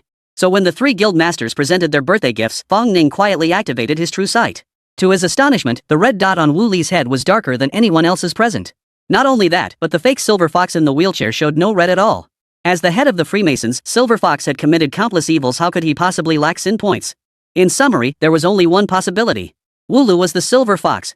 Chapter 55, Only children make choices. I want it all. Silver Fox. Stop right there. Seeing Wu Li's frantic retreating figure ahead, Fong Ning suddenly shouted. Just as I thought. Wu Li's figure faltered slightly, his feet instinctively halting before he forced himself to keep moving. Damn it! How did he know my identity? Wu Li's expression darkened to an extreme degree. I never imagined that despite being so careful, a cop could still slip through. But he clearly passed the detector. Damn! Almost forgot he's got martial arts skills. Recalling Fong Ning's outmaneuvering of the North District leader, Wu Lu suddenly understood. Though he knew the police were behind him, Wu Li's stride showed no sign of panic. He kept moving steadily in one direction. That's the spot. Spotting the marked window on the right side of the corridor, his face lit up. Without a moment's hesitation, he turned sharply and accelerated toward the window. Meanwhile, seeing Wu Lu suddenly make a sharp turn, Fong Ning hurriedly picked up speed to keep up. Just around the corner, he saw Wu Lu leap from beside the window, his figure vanishing from sight in an instant. Holy crap, is he trying to kill himself? That's the third floor. He must be out of his mind. Fong Ning rushed to the window and peered down. The sight that met his eyes made Fong Ning's pupils dilate in shock, his eyes filled with utter disbelief. On the windowsill, a ladder had been placed there at some point. Wu Lu had already climbed down to the first floor, now less than 3 meters above the ground. Just as Fong Ning spotted Wu Lu looked up and met Fong Ning's gaze. The next second, Wu Lu leapt directly from the 3-meter height, simultaneously snatching the ladder away. You're clever, you figured out I'm the Silver Fox. Too bad you're still too green. If you want to chase after me, Silver Fox, you're not qualified yet. Goodbye. Wu Lu licked his lips, waved a finger at Fong Ning, and wore a look of utter contempt. Fong Ning was on the third floor, Wu Lu was on the first. Without a ladder, Fong Ning had no choice but to return inside and descend via the staircase. Descending the stairs would take at least 3 minutes. 3 minutes, he'd be long gone by then. Seeing the car he prepared earlier still parked in the backyard, Wu Lu breathed a deep sigh of relief, his face regaining its calm. Just as Wu Lu thought he had successfully escaped. Thud! A dull thud echoed from behind him. Wu Lu instinctively turned his head, his expression instantly turning as grim as if he were constipated. His eyes widened in disbelief, and he felt like he was about to lose his mind. Fong Ning had jumped off the building with his bare hands. Holy! What kind of monster is this? Wu Lu dared not linger another moment. He yanked open the car door, cranked the engine, and floored it, speeding away. Fong Ning watched Wu Lu drive away but didn't immediately give chase. No other reason his legs were numb. It was still a bit of a stretch. Even with Fong Ning's physical prowess 5 times that of an average person, jumping straight from the third floor without any protection was pushing it. His legs were completely numb, more so than after squatting too long to take a. It took a full minute of stupor before Fong Ning finally regained his senses. Activating his true sight, he saw Wu Lu still within radar range and immediately breathed a sigh of relief, rushing toward the door. What Fong Ning didn't notice was that as he plunged from the third floor, the camera on his collar had been flung off. Fong Ning, where are you? Respond. Inside the conference room, everyone's scalps prickled with horror at the sight of Fong Ning leaping from the third floor. That was the third floor, a jump that would be fatal for an ordinary person. Even a SWAT officer in peak physical condition would need a rope to swing down. Fong Ning just jumped straight down? Seeing the camera feed go completely dark and Fong Ning still not responding, Lin Dashing grew frantic. Chief Gao, Fong Ning might be in danger. I'm going to find him. I'll give you a team. Go now. Gao Tongwei's face was equally filled with worry. Though not Fong Ning's mentor, he valued him no less than Lin Dashan did. Fong Ning had achieved remarkable feats within his first week on the job. He had long regarded Fong Ning as a precious asset. He didn't want anything to happen to Fong Ning either. Lin Dashan received the order and wasted no time, rushing straight to the hotel. Meanwhile, watching the Audi vanish at the road's end, Fong Ning's expression darkened. He flagged down a private car and presented his police ID. Hello, I'm a police officer. I need to temporarily requisition your vehicle. Follow that Audi up ahead. Seeing the officer requisition his vehicle, the driver's face lit up with excitement. Chasing criminals on the road, every boy's dream, right? Officer, hold on tight, I'm about to accelerate. The driver's eyes lit up as he swiftly switched to sport mode and floored the accelerator. Roar! The car roared to life, its thunderous sound sending adrenaline surging through the air. But the car lurched, swayed twice, and began to move slowly. Fong Ning's face darkened as he finally realized the driver was behind the wheel of a Corolla. I want to speed up too, but this is all the car can do. The driver explained with a pained expression. Get out. I'll drive. Without waiting for an explanation, Fong Ning slid into the driver's seat. Grab the handles, I'm accelerating now. The driver nodded from the passenger seat, though his expression betrayed a hint of skepticism. As if he didn't know how fast his own car could go. Squeal! A shrill screech of friction filled the air, followed by billowing black smoke swirling around the car. The next second, the Corolla shot forward like it had swallowed a springtime elixir. The driver of the nearby Tina was stunned, his mouth gaping wide enough to fit a duck egg. Is this a Corolla? We agreed to just coast along together, but you turned into a sports car? Inside the speeding Corolla, the driver clutched the armrest in terror, too frozen to utter a sound. Only now did he realize you could actually hit 120 in the city. Turns out there's no such thing as a car that can't go fast, only drivers too scared to floor it. The driver had his epiphany. From that day on, Chun Chang gained another floor at Corolla. Fong Ning, relying on his true sight, tailed Wu Li's Audi closely. The Audi sped along, quickly leaving the city center behind and heading toward Hepping Avenue. Judging by its trajectory, it was heading toward Jioding Mountain. Was he planning to race too? Fong Ning looked puzzled, but his foot didn't slow down. He stuck to the Audi like glue. South of Jioding Mountain lay a cluster of villas, a renowned affluent neighborhood in Spring City known as Half Mountain Mansion. Nestled against the mountains and facing the water, it was a place of spring blossoms and warm sunshine. Each villa there cost at least 30 or 40 million yuan. And Wu Li's destination was precisely Half Mountain Mansion. A few minutes later, Fong Ning spotted the red dot come to a halt in front of one of the villas. After getting out of the car, Fong Ning rushed straight toward the villa. The villa was enormous, spanning 3 stories. Whatever urgent matter Wu Li had, he'd even forgotten to close the door. What could be so urgent? A vague sense of unease began to take root in Fong Ning's mind. Without a moment's hesitation, seeing the red dot lingering in a room on the 3rd-floor balcony, Fong Ning kicked the door open. Inside, Wu Lu was holding a black metal box resembling a safe, about to toss it into the river. Stop! Fong Ning's heart skipped a beat. Whatever it was that made Wu Lu so desperate to destroy it must be extraordinary. Wu Lu watched Fong Ning freeze for a few seconds, then licked his lips. Didn't expect you'd follow this far. Perfect timing. How about we play a game? I can tell you this, the safe holds the Freemasons' ledgers spanning decades. Without these ledgers, no one can prove I'm Silver Fox. So, are you going to arrest me, or dive into the river to save the safe? I'm looking forward to it. Wu Lu gave a sinister grin and released his grip on the safe. Time was too tight, there was no room for hesitation. Fong Ning leapt toward the safe in a flash. His gut told him Wu Lu wasn't bluffing, this safe was crucial. Watching Fong Ning leap off the balcony to save the safe, Wu Li's lips curled into a strange smile. TSK, you're still too green. No one but me can open that safe. Suddenly, his eyes widened as a sense of dread washed over him. Fong Ning grinned widely, revealing his signature pearly whites. He drew a belt from his chest and flicked it swiftly around Wu Li's neck. Only children make choices. You and the safe, I want both. Chapter 56, Insufficient Evidence. The Black Safe. Inside the Half Mountain Mansion. Outside a riverside villa. Ouch, my back's killing me.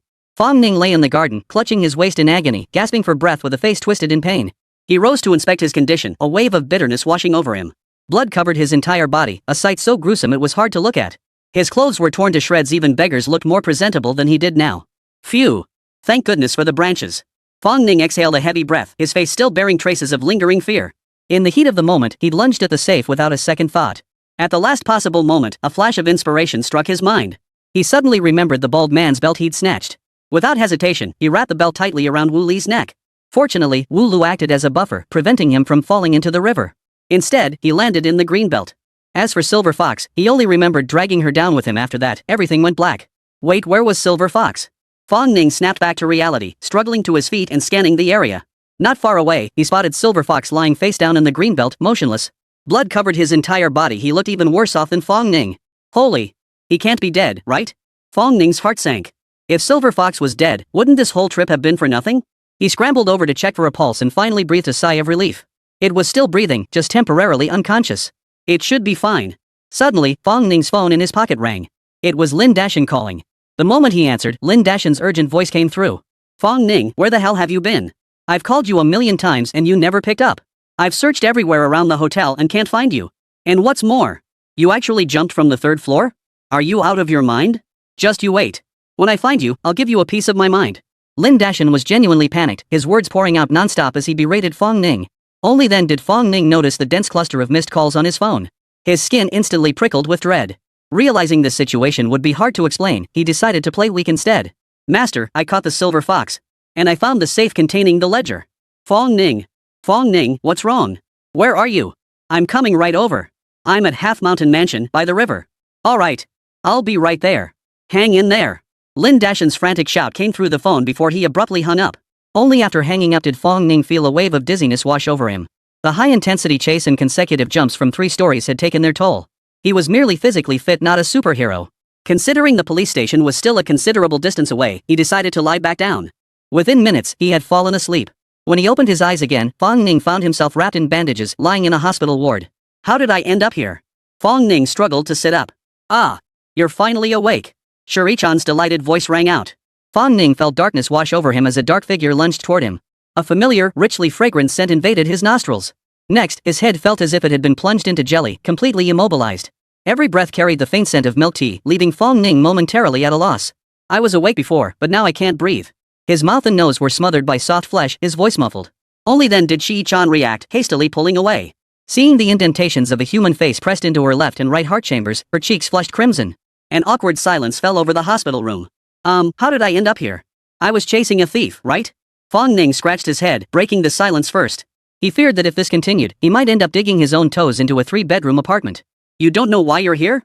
At that, Shuri-chan's expression hardened instantly. The chief said you were covered in blood and in a deep coma. They almost couldn't save you. What? I almost died? Fong Ning's expression turned peculiar. He had been slashed by branches, covered in blood. But those were just superficial wounds, they only looked scary. The unconsciousness was simply because he'd fallen asleep from exhaustion. Realizing this, Fong Ning struggled to sit up. Oh, it's all a misunderstanding. I'm fine, just minor injuries. Shuri-chan immediately stepped in front of Fong Ning. No. You can't leave. The chief said to call him when you wake up. You're staying put. Not long after, half an hour later. The sound of hurried footsteps echoed down the hallway. Squeak. The ward door swung open. A large group of people poured in from outside. What's going on? Why are there so many people? Fong Ning froze. Comrade Fong Ning, you deserve the top credit for this operation. If not for you, Silver Fox might have slipped away. Gao Tongwei seized Fong Ning's hand and wouldn't let go, his eyes brimming with admiration. Director, it was only my duty. Seeing the large group of people standing behind the director, Fong Ning's face froze. He could only grit his teeth and respond. After a few more polite exchanges, Gao Tongwei glanced at his watch, a flicker of urgency crossing his eyes. Comrade Fong Ning, get some proper rest at the hospital. I'm approving paid leave for you. There's an urgent matter at the bureau. I must return now. Gao Tongwei arrived abruptly and departed even more hastily, spending less than 3 minutes in the hospital room before rushing back. Before leaving, he glanced at Lin Dashan standing nearby and instructed. Dashan, take good care of Fong Ning. Make sure he gets plenty of rest. Without waiting for Lin Dashan's response, he walked straight out of the ward. No sooner had Director Gao departed than Zhang Feng and the rest of the colleagues surged forward behind him. Fong, you're incredible. You actually figured out Wu Lu was Silver Fox on the first try. Fong Ning, tell us how you caught Silver Fox. Facing his colleagues' enthusiastic barrage of questions, Fong Ning had no choice but to grit his teeth and respond. Fortunately, Shuri-chan, concerned that the crowd might disturb Fong Ning's rest, ushered everyone away within minutes. Once they were gone, Fong Ning turned to Lin Dashan beside him and suddenly asked, Master, is there a problem with the case? No. Lin Dashan's expression shifted and he waved his hand dismissively, feigning indifference. No problem. The Freemasons have been taken down. What else could go wrong? Oh, really? Fong Ning was speechless. When you've got something on your mind, you can't hide it, it's written all over your face. Is it the safe? Can't open it? Fong Ning ventured. Lin Dashan instinctively turned his head, his expression one of shock. How did you know? Wu Lu may have been arrested, but crucial evidence proving he was the Silver Fox was still missing. Based on the clues Fong Ning provided and everyone's speculation, the crucial evidence should be hidden inside that black safe. The Freemasonry ledger. But after numerous attempts, the black safe remained stubbornly locked and the case had reached a dead end. I can try, Fong Ning suddenly said. Chapter 57, the legendary D-grade lock? You want to try again? Lin Dashan blurted out almost reflexively. He turned to look at Fong Ning, blinking rapidly. This apprentice of his always delivered surprises whenever he said he'd give something a shot. Just as he was about to agree, he seemed to suddenly remember something and flatly refused. Try my ass. Look at you now, you're practically a mummy. You'd better stay in the hospital and recuperate properly at least 10 days to a fortnight. At this point, Lin Dashan paused before adding. The bureau has already hired a professional locksmith. You don't need to worry about it. Me? What about me? But what about what? Fong Ning was about to say he was already fine, but Lin Dashan didn't give him a chance to speak. Just then, Shuri-chan, having seen off a colleague, pushed open the door and entered the ward. Lin Dashan's eyes lit up. He immediately pulled Shi-chan aside and instructed. I-chan, you're a girl and more attentive. I need you to look after Fong Ning. Most importantly, don't let that kid slip out. Shuri-chan glanced at Fong Ning, who was swathed like a mummy with only his head exposed, and nodded firmly. Don't worry, Chief. Mission accomplished. He won't get away. Hearing this, Fong Ning's vision darkened and he collapsed straight onto the bed. At the old city district police station parking lot, Gao Tongwei and the other chiefs stood rooted to the spot like stone pillars. All eyes fixed on the safe atop the wooden table. Master Wang, what's the situation? Any confidence? Gao Tongwei, seeing Master Wang remain silent, couldn't help but ask. Master Wang, a middle-aged man in his 40s, carried a canvas tool bag on his back. He was crouched silently before the safe, turning it over and over in his hands. Hearing Gao Tongwei's words, beads of cold sweat formed on his forehead. It wasn't that he didn't want to speak, he simply didn't know what to say. He began learning the trade at 8 and showed promise by 10. By 15, his skills were perfected, and by 18, he had opened his own locksmith company. In this little corner of Spring City, he'd picked at least 10,000 locks over the years. But a safe lock? He'd never even seen one before. How was he supposed to open it? After a few more minutes, his face grew increasingly flushed, quickly turning a deep liver-like hue. Finally, Master Wang sprang to his feet. Seeing him rise, the crowd instantly swarmed around him, their eyes brimming with anticipation. Ahem. Master Wang cleared his throat twice before saying awkwardly. This safe, it's quite special. It's no ordinary lock. Well, precisely because it's so unique, unlocking this mechanism is incredibly difficult. Gao Tongwei? Gao Tongwei was itching with impatience and blurted out the crucial question. So, Master Wang, can you open this lock? No. No sooner had Gao Tongwei finished speaking than Master Wang shook his head firmly. I've never even seen this lock before. I can't open it.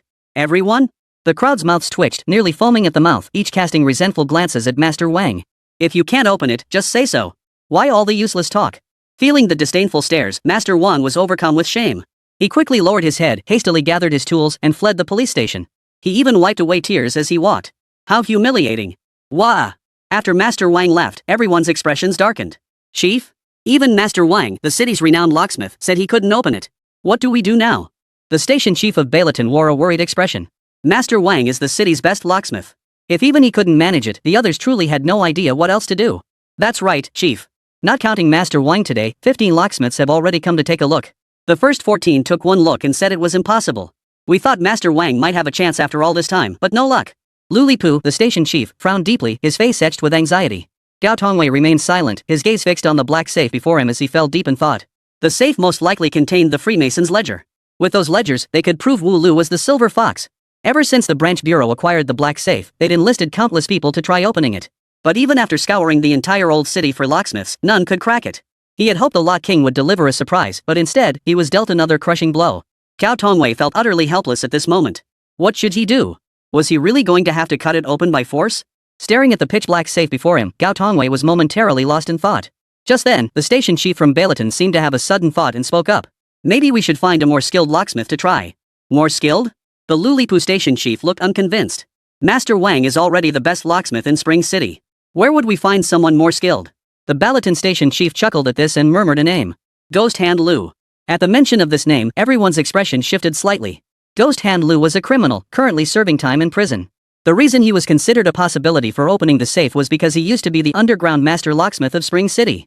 It must be noted that officially registered locksmiths on police records could handle 99% of the locks on the market. But underground lockpickers like Ghost Hand Lu were far more skilled than their official counterparts. Their lockpicking skills were so formidable that no lock on the market could withstand them. These underground locksmiths caused considerable trouble for the police at the time. Ghost Hand Lu was the leader of this illegal underground lockpicking operation and the most skilled practitioner.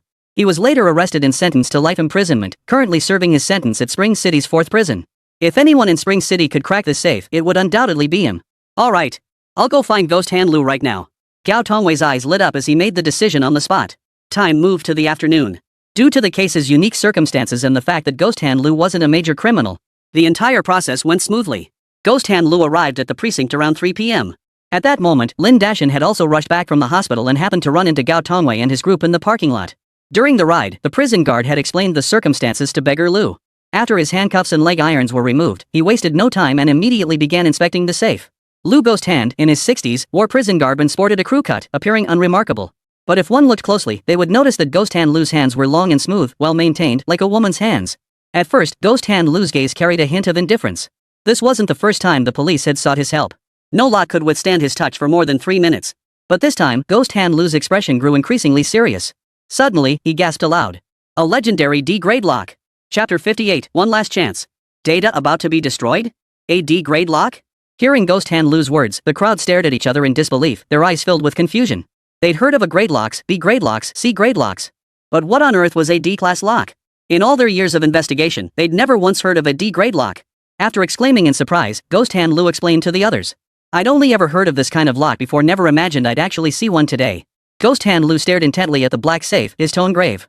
Most locks on the market today are grade A or grade B. They're what most households use, but a professional can crack them in seconds.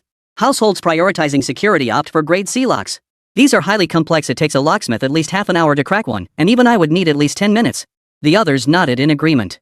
As police officers, they were certainly familiar with the classifications of combination locks. As he spoke, Ghost Hand Lu's expression grew increasingly grave. He pointed at the black safe on the table. If I'm not mistaken, this safe uses a grade D lock. These locks are custom made by professionals, several tiers above standard safes. The defining feature of a grade D lock is its self-destruct mechanism. If the box is forcibly breached, the contents inside will be instantly destroyed. The moment he said this, the room erupted in shock. What? That's ridiculous. It can't even be broken open? Silver Fox went to such lengths. There must be evidence of Freemasonry's crimes inside that safe.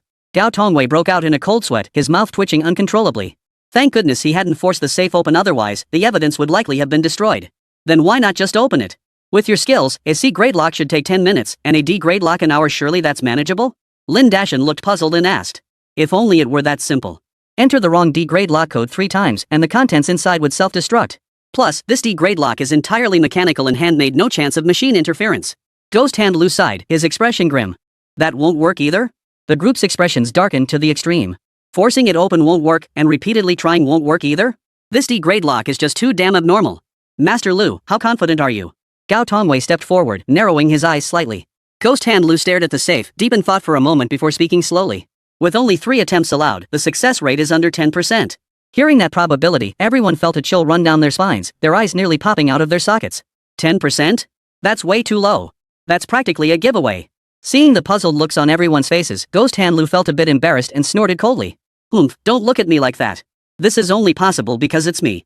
If it were anyone else, they wouldn't even have a 10% chance. The decision is yours.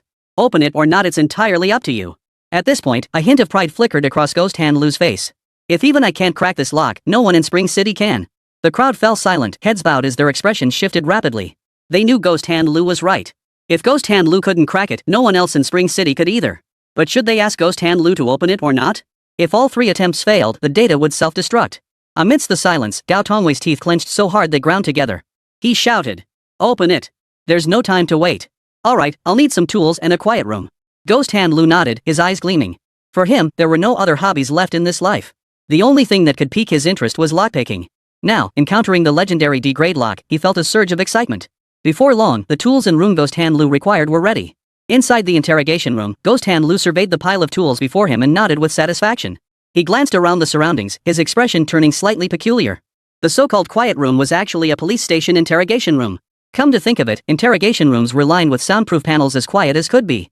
Taking a deep breath, Ghost Hand Lu carefully placed the safe on the table. First, he donned his modified stethoscope, then clamped a flashlight between his teeth, and finally slipped on a pair of rubber gloves. Picking locks demanded absolute precision. A single drop of sweat could tip the scales. Outside the interrogation room.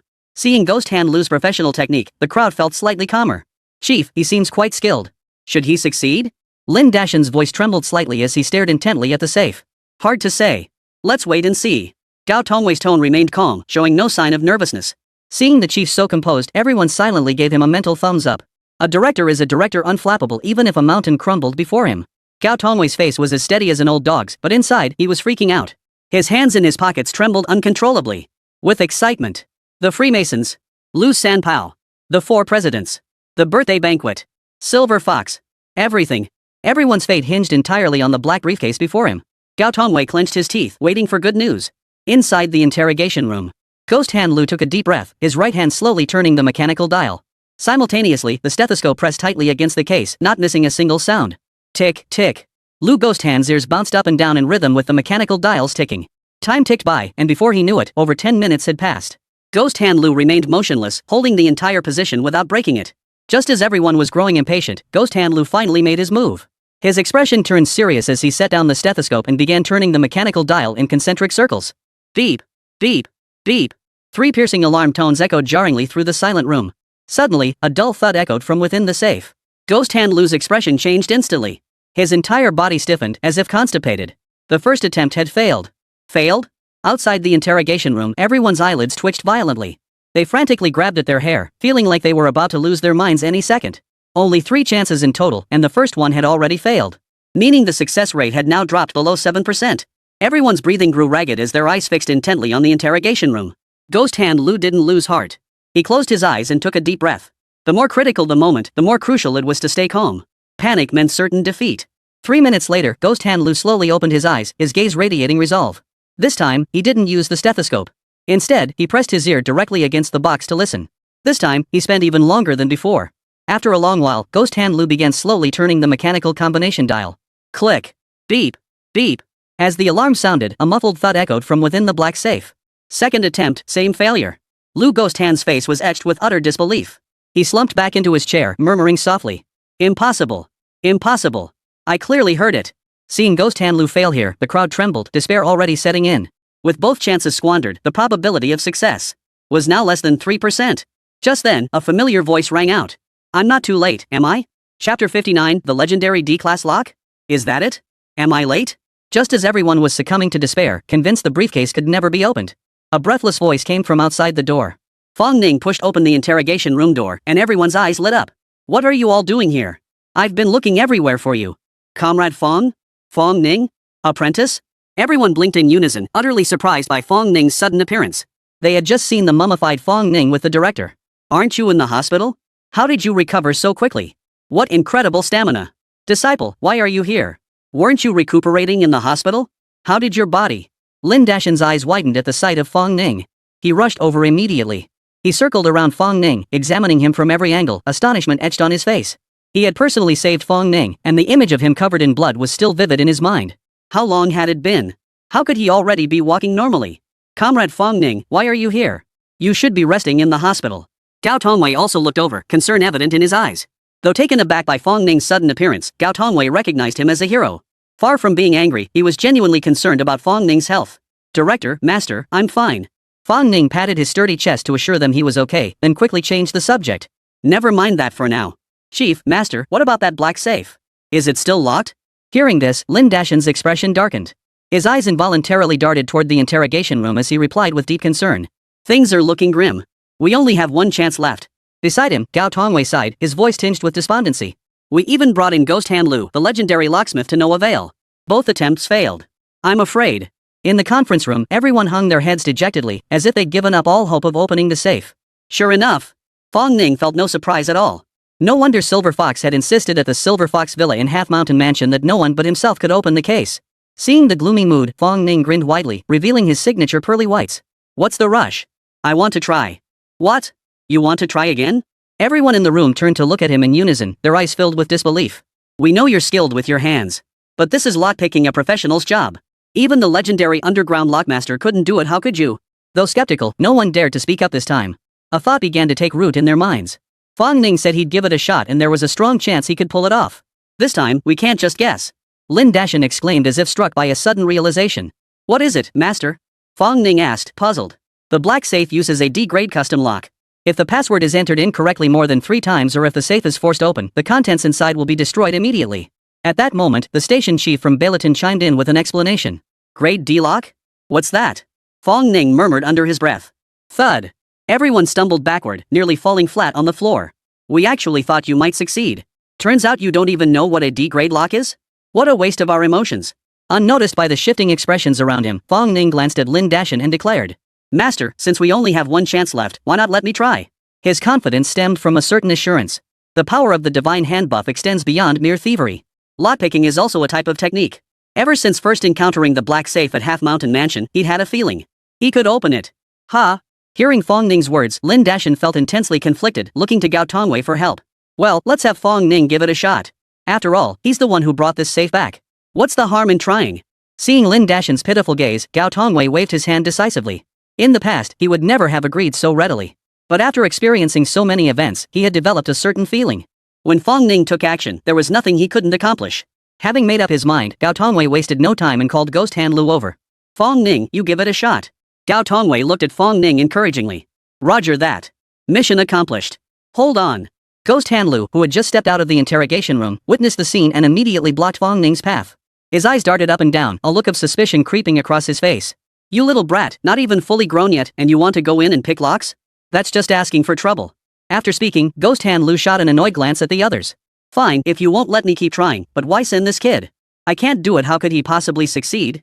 Ghost Han Lu was clearly furious, his chest heaving up and down. Not letting me try again was fine after all, there was still one last chance left. If the code was wrong again, the contents inside would be destroyed, leaving them with nothing. But first they call him out, then immediately send in some young punk? That's just slapping him in the face. He might be a prisoner now, but he was once the undisputed Lock King of Spring City. Lock King. Do you understand the weight of that title? The absolute best. Seeing the old man not only blocking his path but also addressing him as kid, Fong Ning's temper flared. He lifted his chin and glared at the old man. Hey, old man, just because you can't open it doesn't mean others can't. Move aside already. By the time you're done talking, the safe would have been open. Holy. You're full of hot air. Ghost Han Lu's face darkened, veins bulging on his forehead. This kid's got some nerve, acting like he's certain he can crack the safe. Are you going to move or not? If you can't do it, fine, but don't stand in the way of others trying. Seeing the old man still blocking his path, Fong Ning grew impatient. Fine. Ghost Han Lu laughed bitterly in anger, stepping aside abruptly as he spat out. Kid, I'll see what you're made of. If you can't crack it. Oomph. What the hell? Ignoring the old man, Fong Ning strode straight into the interrogation room. Approaching the desk, he didn't even bother with gloves, let alone a flashlight or stethoscope. He simply reached out, picked up the safe, and began turning it over in his hands, examining it from every angle. Seeing this, Ghost Hand Lu snorted derisively.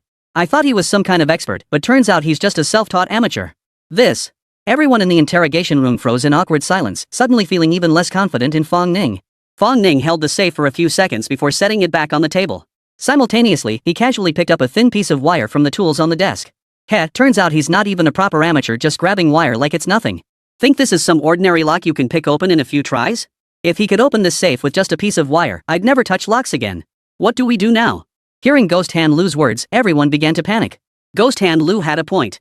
A D-grade custom lock this tough and he thinks he can crack it with a wire? What a joke. Just as despair washed over them once more. Inside the interrogation room, Fong Ning took out a piece of wire and gently fiddled with the mechanical combination dial. In less than 5 seconds. Click. The safe opened. Fong Ning froze. The legendary D-level lock? That's it? Chapter 60, Ghost Hand Lu questions his existence, Silver Fox Despair. Whoa. It just opened like that? How long did that take? Am I seeing things? Everyone frantically rubbed their eyes, as if they were about to rub their sockets raw. Wait, what's going on? Isn't this a custom-made grade D lock? How did a piece of wire just pick it open? Is the safe broken? And how long has this been going on? 10 seconds? No, not even 5. All eyes turned to Ghost Hand Lu, each face wearing skepticism. Aren't you the underground lock king of Spring City? Didn't you say if you couldn't open it, no one else could either? Didn't you claim this lock was so difficult it had only a 10% chance of being opened? Were you just bragging? How come someone else cracked it in under 5 seconds? How is that possible? Ghost Hand Lu's body stiffened, his mouth twitching uncontrollably, nearly biting his tongue to death. He stared blankly at the open safe, his face etched with utter shock. Impossible. Impossible. Ghost Hand Lu kept repeating these words under his breath, then charged into the interrogation room like a madman. He clutched the open safe, and at first glance, he was utterly numb. The interior of the safe was completely intact, not even the lock mechanism showed a single scratch. How did you do this? Ghost Hand Lu's throat felt dry as he glanced at Fong Ning beside him and swallowed hard. Ha? You don't know? Fong Ning shot Lu Ghost Hand a disdainful look, his eyes brimming with skepticism. And you call yourself the underground lock king of Spring City? Wire. You don't even know how to pick a lock with wire? Ghost Hand Lu's face turned as dark as liver, looking as miserable as someone suffering from constipation. Who doesn't know how to pick a lock with wire? Even a novice locksmith knows that. It's the foundation of locksmithing, like a chef needing to master flipping a wok. But this is a custom-made grade D lock. You just opened it with a wire? Isn't that a bit too careless? Where's your manners? If there were a crack in the ground right now, he'd crawl right into it. How humiliating. The legendary lock king of Spring City and some kid tells him he can't pick a lock with wire? Embarrassing. Utterly humiliating. Ghost Hand Lu's face flushed alternately crimson and ashen. After a long moment, as if drained of all strength, he croaked weakly. May I ask, young friend, who is your master? Ghost Hand Lu knew nothing of Fong Ning's identity. In his mind, someone this young with such skill must have been taught by a legendary master, like a monk sweeping the courtyard. Me? Fong Ning gave a peculiar look, pointing at himself and raising an eyebrow. I'm a cop. My master? My master's name is Lin Dashin. What? A cop? Ghost Hand Lu's legs instantly went weak, and he stumbled, nearly crashing to the ground. A cop? How come a cop knows how to pick locks? Are cops this competitive these days? Then you must be some kind of technical specialist in the force. Ghost Hand Lu wasn't giving up yet, his eyes fixed intently on Fong Ning. Talent? What talent? I've only been on the force for a week. This is just my hobby. Thud. No sooner had Fong Ning finished speaking than Ghost Hand Lu collapsed to the ground, his vision going black as he passed out cold. Whoa. Another hobby. The others in the interrogation room felt their scalps crawl, nearly biting their tongues in shock. Street racing is an amateur hobby. Hand-to-hand combat is an amateur hobby. Lockpicking is an amateur hobby. What kind of bizarre hobby is this? You're a cop. Instead of studying normal stuff every day, you're studying weird hobbies. How many hobbies do you have, exactly? And why do all these hobbies of yours look so criminal? Ignoring the stunned expressions of the crowd and the madman Lu, Fong Ning reached into the safe and pulled out its contents. The Freemasonry ledger. Fong Ning's eyes lit up. He glanced over it briefly before handing it to Gao Tongwei. Excellent. Excellent. Excellent. With this, we can prove Wu Lu is the Silver Fox. Let's see how he denies it now. Gao Tongwei quickly flipped through the ledger, his smile growing wider by the second. He couldn't help but praise Fong Ning. Comrade Fong, you've done the Bureau a huge favor again. Rest assured, once this case wraps up, we'll definitely hold a commendation ceremony for you. The commendation ceremony doesn't matter, what matters is the bonus. Just as Fong Ning was about to refuse, he caught Lin Dashin winking at him from the side. His words changed mid-sentence. Thank you, Chief Gao. Good. Armed with the evidence, Gao Tongwei immediately took the ledger to the adjacent interrogation room. With nothing else to do, Fong Ning followed along with Lin Dashin. As for Ghost Han Lu, he'd already slipped back to the prison during the commotion. Rumor had it he ran off in tears, never looking back, muttering that he'd never touch locks again. Wu Lu, I advise you to be honest. You know what you've done. If you confess now, it can be considered voluntary disclosure. Oomph. If you don't confess now and we uncover it later, you'll face even harsher punishment. Inside the interrogation room, 2 precinct officers were conducting an urgent interrogation of Wu Lu. Officer, I've already made myself perfectly clear. I was merely the butler under Silver Fox, responsible only for his daily needs. I know nothing else. Wu Lu, similarly wrapped in bandages, spoke calmly, without a hint of emotion. Bull. How could a butler afford a house in Half Mountain Mansion? And why were you so desperate to get rid of that black safe? What was inside? The interrogating officer exploded in rage, his temper finally snapping. He slammed his fist on the table and shouted. Officer, the house was a gift from Silver Fox to thank me for caring for him all these years. As for the black safe, I've never heard of it. Wu Lu lifted his head straight up, his gaze showing not a hint of retreat. He dared to act this way because he had confidence. Even if the police seized the safe, he was certain they couldn't open it. It was a great D-lock he'd paid a fortune to have custom made overseas. No one in this world could open it except himself. You! The officer roared, about to retort, when the interrogation room door creaked open. Gao Tongwei entered, accompanied by Lin Dashan and Fong Ning. Chief Gao, the 2 interrogating officers immediately stood and greeted him. You've worked hard. You 2 can go rest now. Yes, sir. Gao Tongwei and Lin Dashan sat down in chairs, one in front of the other, with Fong Ning standing behind them. Wu Lu, this is your final chance. If you confess voluntarily, you may receive a lighter sentence. Gao Tongwei's tone was flat. Officer, I've said this countless times, I'm just a butler. Wu Lu glared viciously at Fong Ning, his voice growing icy. If it weren't for Fong Ning, he wouldn't be in such a mess now. Still talking tough when death is imminent? Let me tell you, we've already opened the safe. Lin Dashan snorted coldly. Impossible. Wu Lu blurted out almost instinctively. Look at this. Gao Tongwei held up the ledger with one hand. What? How is this possible? Wu Li's face paled instantly at the ledger. His eyes filled with terror, as if blood swirled in his throat, ready to spurt out any second. That was a D-grade lock. With an auto-destruct mechanism. How did you manage this? Wu Li clutched his chest, his entire body shaking uncontrollably like he was having a seizure. Hearing this, Fong Ning suddenly laughed. He grinned widely, revealing his signature pearly whites. This lock was indeed impressive. It took me a full 5 seconds. Chapter 61, 3rd Class Merit. 2nd Class Merit. Old City District Police Station. Inside the auditorium. The grand auditorium was vast, larger than 4 basketball courts combined. The seats were too numerous to count. Yet at this moment, it was packed to capacity, not a single seat left empty. Seated at the center of the podium was Gao Tongwei, flanked on either side by Su Tian of the SWAT team and Zhou Sun of the Criminal Investigation Unit. Directly below the podium, in the front row, sat all the station chiefs from the Old City District. Behind them stood every officer from the Old City District, each wearing a smile. Today was the District Bureau's commendation ceremony, a day to recognize merit and reward achievements. Yet 2 individuals stood out as exceptions. In the Urxienkyo area, a woman sat pouting, glaring sideways at the man beside her and snorting coldly, clearly displeased. The man she was glaring at wore a pained expression, not daring to meet her gaze, looking utterly helpless. One woman angry, one man resigned. They stood out starkly against their surroundings. Who else could this pair be but Fong Ning and Shuri-chan? Ever since Shuri-chan discovered Fong Ning had slipped away while she was buying lunch, she hadn't given him a single friendly glance. Knowing he was in the wrong, Fong Ning dared not speak, instead curling up in a corner with his head bowed. Ugh, it felt like sitting on pins and needles, like a fishbone stuck in his throat, like thorns pricking his back. Just as Fong Ning was muttering to himself, the sound from the stage interrupted his thoughts. Comrades, through our collective, all-out efforts, the criminal syndicate known as the Fraternity, which had entrenched itself in the Old City District for years, has been uprooted. This achievement by our bureau wouldn't have been possible without everyone's dedication. I'd like to bow to you all first. Gao Tongwei stood on the podium, his face flushed and radiant with energy, as if he'd smeared honey on his cheeks. Clap. Immediately, thunderous applause erupted from the audience, its echoes reverberating through the auditorium, deafeningly loud. Of course, this success wouldn't have been possible without the support of the SWAT team. Now, let's hear a few words from Captain Su of our SWAT unit. Gao Tongwei turned to Su Tian beside him, handed him the microphone, and looked at him with gratitude. Clap. The applause from the audience continued unabated.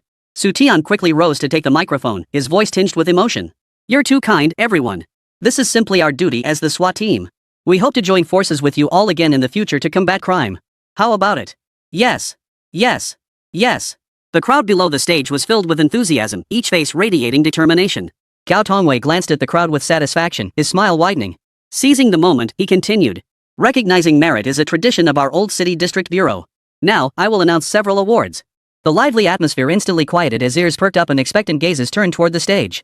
Even the station chiefs in the audience quietly sat up straighter, their breathing slightly hastened. Even they had no idea what awards were coming or who might receive them. I hereby announce, in recognition of the outstanding performance of all Old City District police stations during the Freemason incident, the Bureau has decided. All police stations within the Old City District jurisdiction are hereby commended. Gao Tongwei looked out at the crowd below the stage and spoke softly. Wow! A collective commendation. Good heavens! Commendations for every single station? That's a first in Spring City. You bet. Old Town really made a name for itself this time. From now on, we'll walk tall on every mission. The crowd below erupted in excitement, every face breaking into a beaming smile.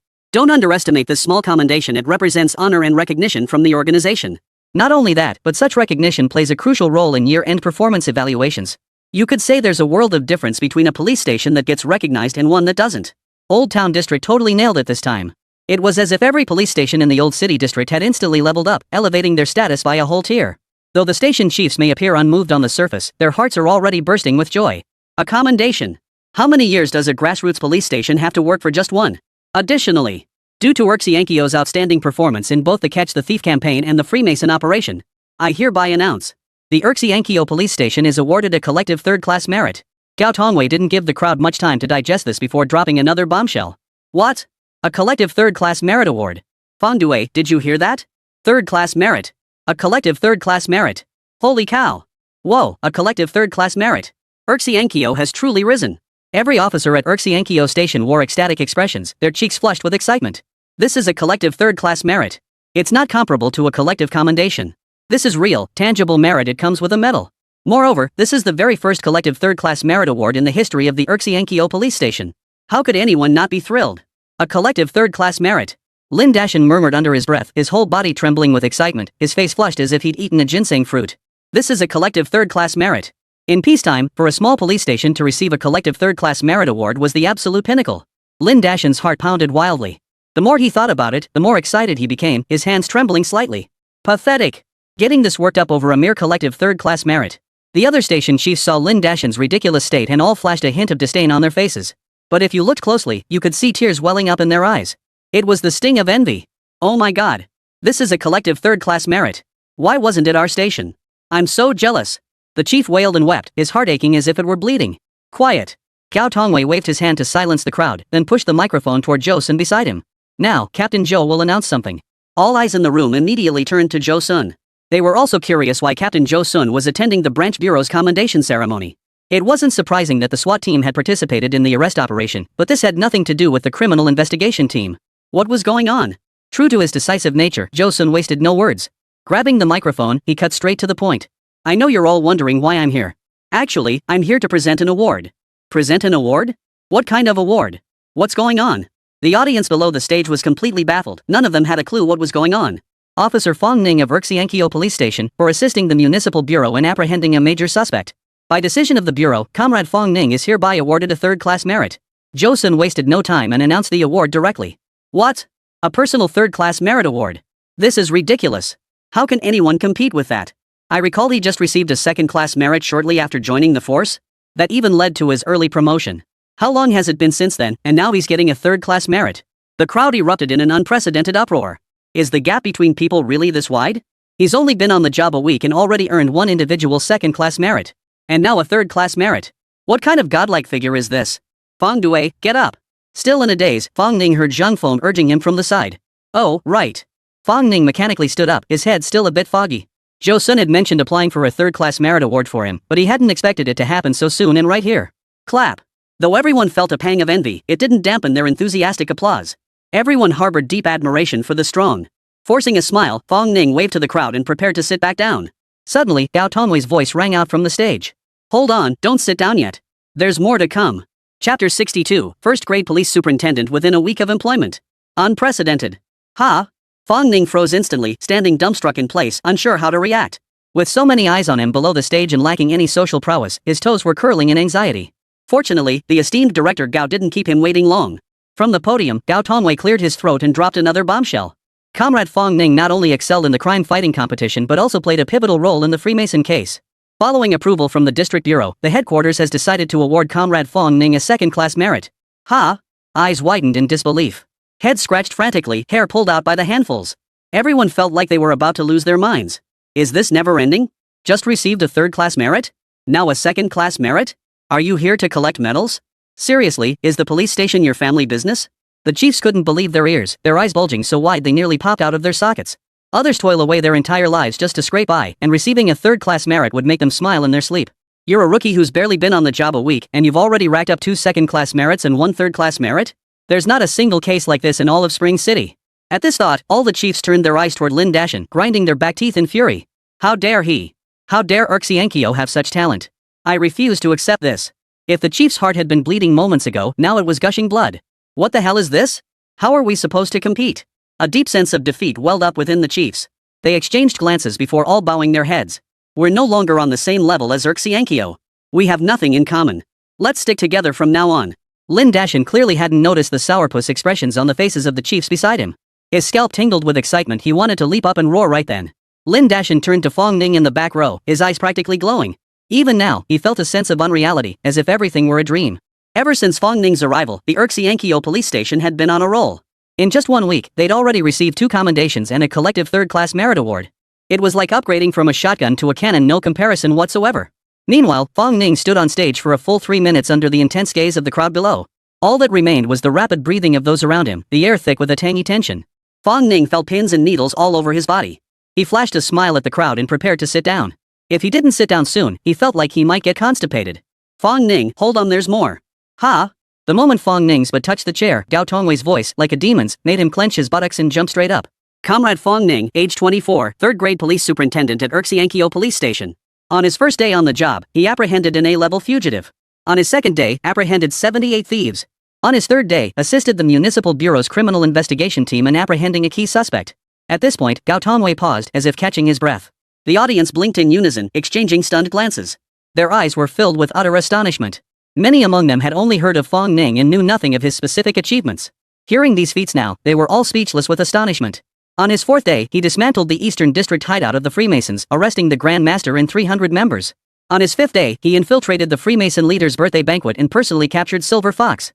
On his 6th day, he assisted the precinct in securing crucial evidence, leading to the complete annihilation of the Freemasons.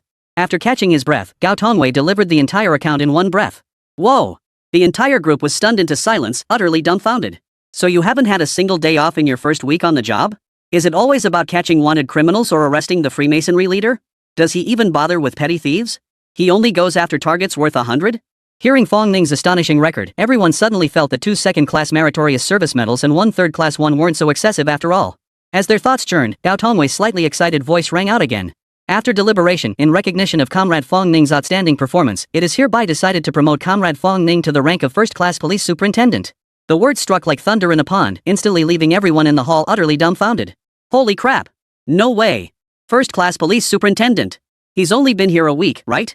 Goodness, this promotion speed must be unprecedented in all of Spring City. Fong Ning and I started at the same rank, and now he's a first-class police superintendent. Meanwhile, I'm still a probationary officer after just 1 week. Mom, I need to go home. First-class police superintendent? Even the division chiefs only just learned this news, each letting out a gasp of shock. You know, police ranks don't skip levels unless there's a special circumstance. It's all based on time served. But Fong Ning? He went from probationary officer to third-class police superintendent in just 1 day. From third-class police superintendent to first-class police superintendent in just 5 days. At this rate, wouldn't his rank surpass mine? Lin Dashin's eyes widened, bulging like a cow's. Whoa, will this kid outrank me within a year? Lin Dashin's mouth opened and closed, unable to speak. No, maybe not even a year at this rate, 2 months would be enough. Old man, the new generation pushes aside the old, leaving them washed up on the shore. Lin Dashin's words betrayed his melancholy, but his eyes grew ever brighter. Shuri-chan gazed at Fong Ning with stars in her eyes. All traces of her earlier anger vanished. Only now did she understand, if she were a star, then Fong Ning was the entire Milky Way. In just 1 week, her mindset had undergone a complete transformation. From initial skepticism toward Fong Ning, to later astonishment, then deep emotion, and now this budding affection? Shi-chan couldn't quite articulate it herself. She only knew that being with Fong Ning brought her a profound sense of peace. Next, representatives from the honored units, please come forward to receive your awards. As soon as the words were spoken, the chiefs stepped forward to receive their respective commendations. Next, we invite the recipients of the third-class merit award, the Urxiankyo police station, to the stage. Whoosh! Amidst the rustling of people rising, every single officer from Urxiankyo took the stage. Lin Dashin accepted the award on behalf of the station, his face beaming with joy. Before long, it was time for the individual commendations. Please welcome Fong Ning, recipient of the second-class merit award and third-class merit award, to the stage. A thunderous applause erupted from the audience. Though everyone felt envy, they knew these honors were earned through Fong Ning's relentless hard work. They respected the strong, and they respected Fong Ning. Fong Ning, I'll say it again if you ever need it, come to the Criminal Investigation Division anytime. There's always a place for you here. Zhou Sun helped Fong Ning fasten the third-class merit medal before looking him straight in the eye and speaking each word deliberately. He genuinely had his eye on Fong Ning. No, he genuinely valued Fong Ning and desperately wanted to recruit him into the Criminal Investigation Division. But after today, it was clear the Criminal Investigation team couldn't hold Fong Ning back. With his abilities, he'd find a bigger stage sooner or later. Thanks, Captain Zhou. I'll call you first thing if I decide to join. Fong Ning nodded with a smile. Good.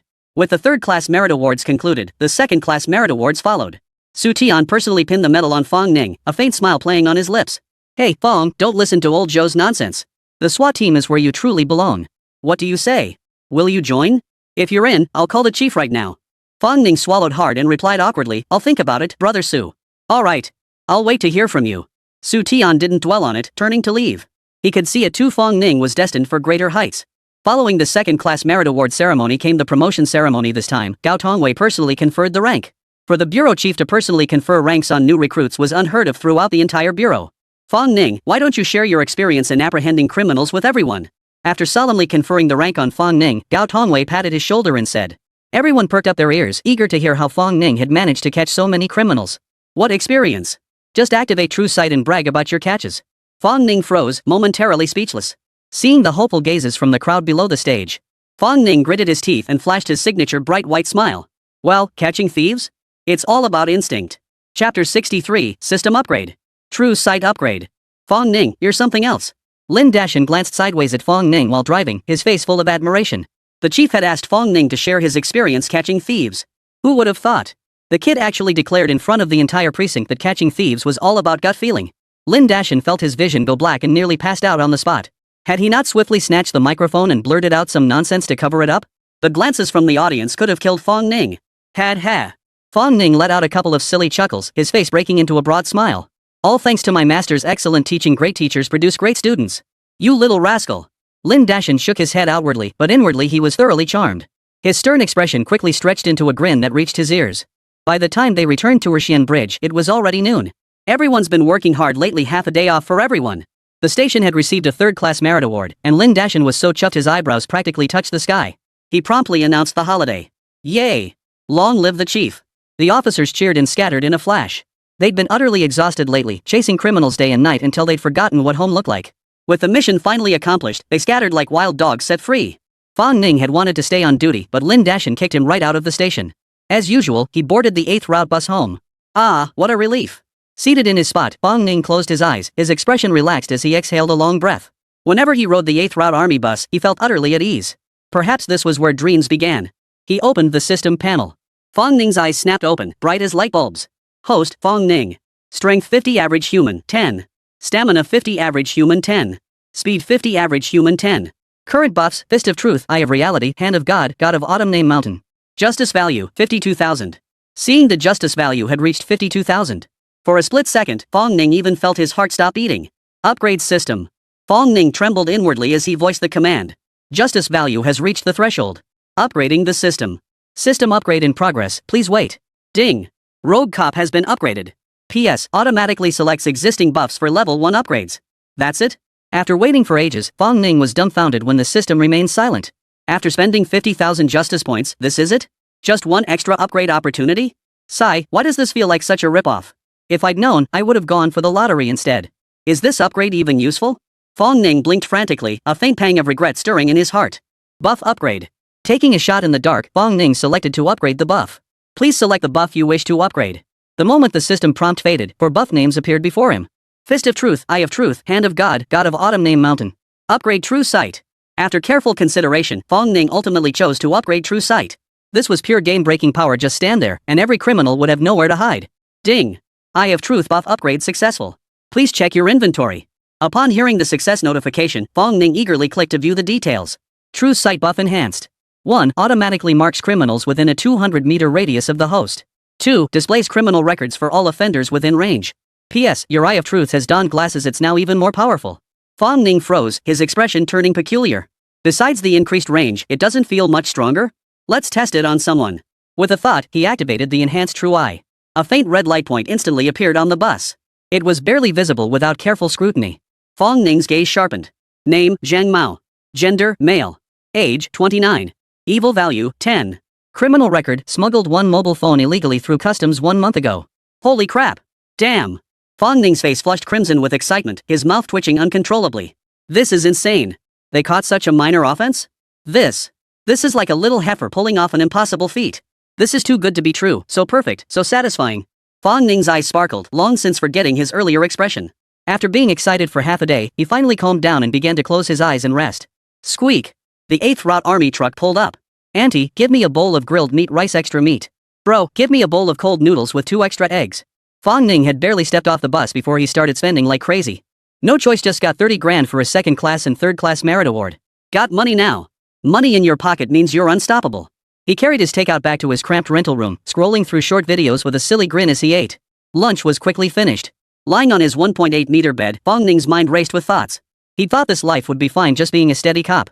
But fate had other plans, bestowing upon him a criminal hunting system that propelled him to the rank of first-class police superintendent in just 1 week. To the criminals of Spring City, I'll catch every last one of you.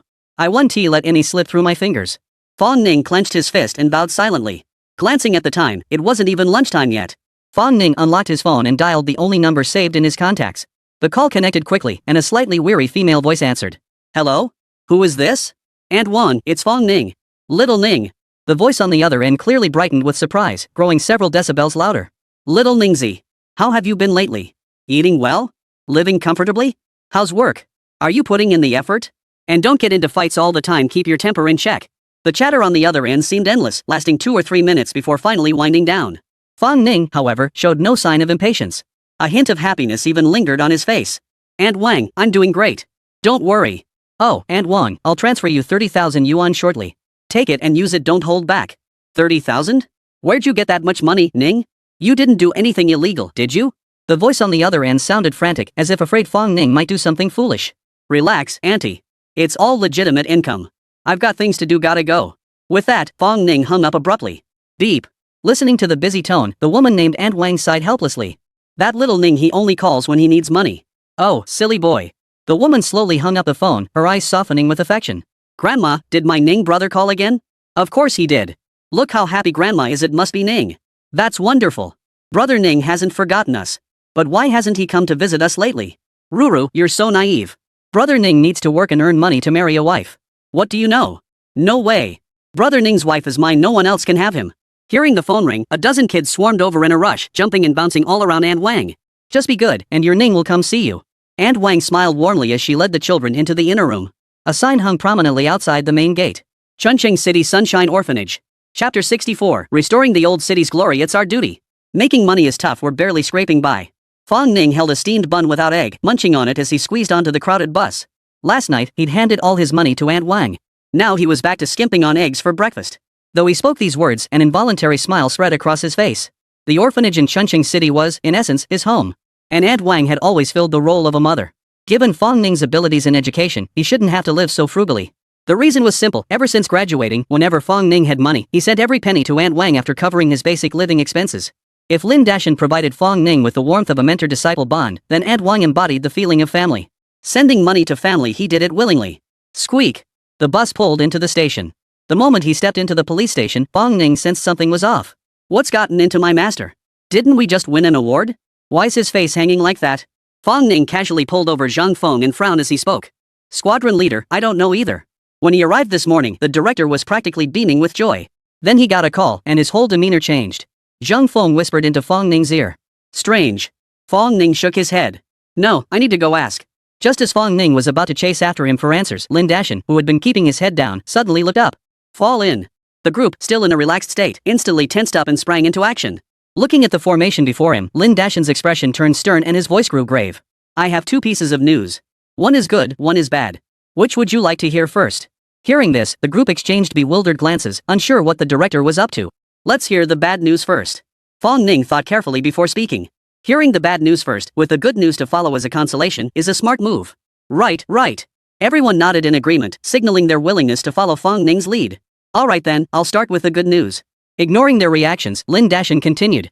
Thanks to the outstanding performance of our Old City and Urxiankyo districts recently, the Old City Sub-Bureau has climbed into the top 4 in the semi-annual assessment rankings. Hearing this, the crowd couldn't help but gasp in surprise. Wow! Top 4. This is the highest ranking our Old City District Bureau has ever achieved. This is truly fantastic news. Our old city district bureau used to be stuck in the bottom 2 spots. To climb from the bottom to the top 4 is simply unbelievable. Keep in mind, the Spring City Bureau oversees 12 major divisions and a total of 168 police stations. Old Town District is densely populated with complex issues, so we've always hovered near the bottom. Who'd have thought we'd break into the top 4 this time? That's awesome.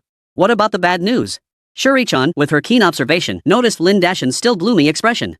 Her delicate brows furrowed slightly as she asked. Lin Dashin sighed softly before replying with resignation.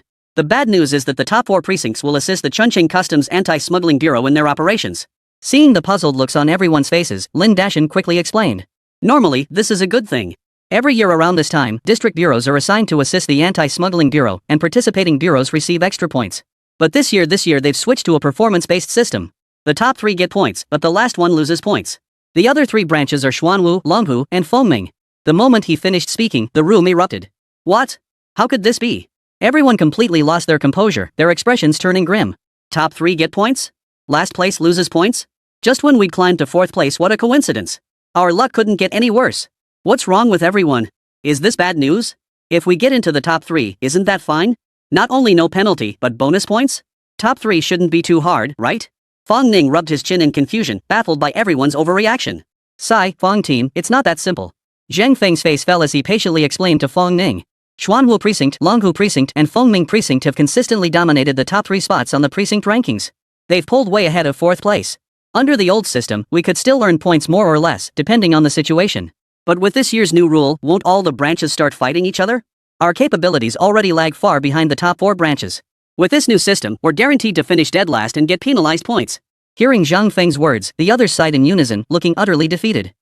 So that's how it is. Only then did Feng Ning understand why his master had been so gloomy. Simply put, it's a battle for the top 3 spots between the 3 divine beings and a minor Karami. The top 3 get all the perks, while 4th place gets nothing, not even a scrap. No wonder they'd fight tooth and nail for it. Why does this customs operation feel so familiar? Wait a minute. A flash of recognition lit up Feng Ning's eyes. He suddenly recalled the man he'd seen yesterday on the bus through his enhanced true sight. The crime description specifically mentioned smuggling mobile phones. The crime value was too low, so he wasn't apprehended at the time. Besides, offenses of this level usually only result in confiscation of the phones and fines. But that wasn't the crucial point. The crucial point was that the enhanced true eye could detect illegal activities. That means smuggling information can also be detected. Isn't that like offering a pillow to someone who's already asleep? Feng Ning's breathing grew increasingly rapid. Judging by this, the anti-smuggling operation seemed tailor-made for him. Thinking of the bright white justice points, Feng Ning's eyes lit up with excitement. Master, I request to join the anti-smuggling mission. Feng Ning's abrupt voice echoed through the courtyard. Everyone froze, utterly dumbfounded. They all turned to stare at Feng Ning with disbelief. Their faces were filled with huge question marks. Wait, did you mishear? The top 3 precincts are like gods. Going to the old city district is basically a suicide mission. And you actually dared to apply? And judging by your expression, you seem downright eager? Everyone froze, speechless. You're going? Lin Dashin snapped his head up, his eyes fixed on Feng Ning without blinking. Seeing the fierce determination in Feng Ning's eyes, his own eyes stung with emotion. Who would have thought Feng Ning's resolve was so strong? He's charging straight into the tiger's den. I'm going. Feng Ning answered without hesitation. Are you kidding? Passing up an opportunity like this would be foolish. All right. Lin Dashin's lips trembled, his face flushing crimson. I'll report this to the director right away. He dialed the number immediately and spoke passionately for a long while. A few minutes later, Lin Dashin looked at Feng Ning with excitement in his voice. Commissioner Gao said the old city district bureau team will be under your unified command. Departure is tomorrow. Feng Ning's heart leapt with joy. He grinned widely, revealing his pearly whites. Restoring the glory of the old city district, it's our duty. Chapter 65, aiming for 3rd, striving for 2nd? My goal is 1st place. Outside the old city district bureau. Though this is our first time joining a smuggling crackdown, and our strength may not match the other 3 major branches. But none of that matters. All we need to do is show the old city district's fighting spirit. Gao Tongwei surveyed his old city team, his eyes brimming with encouragement.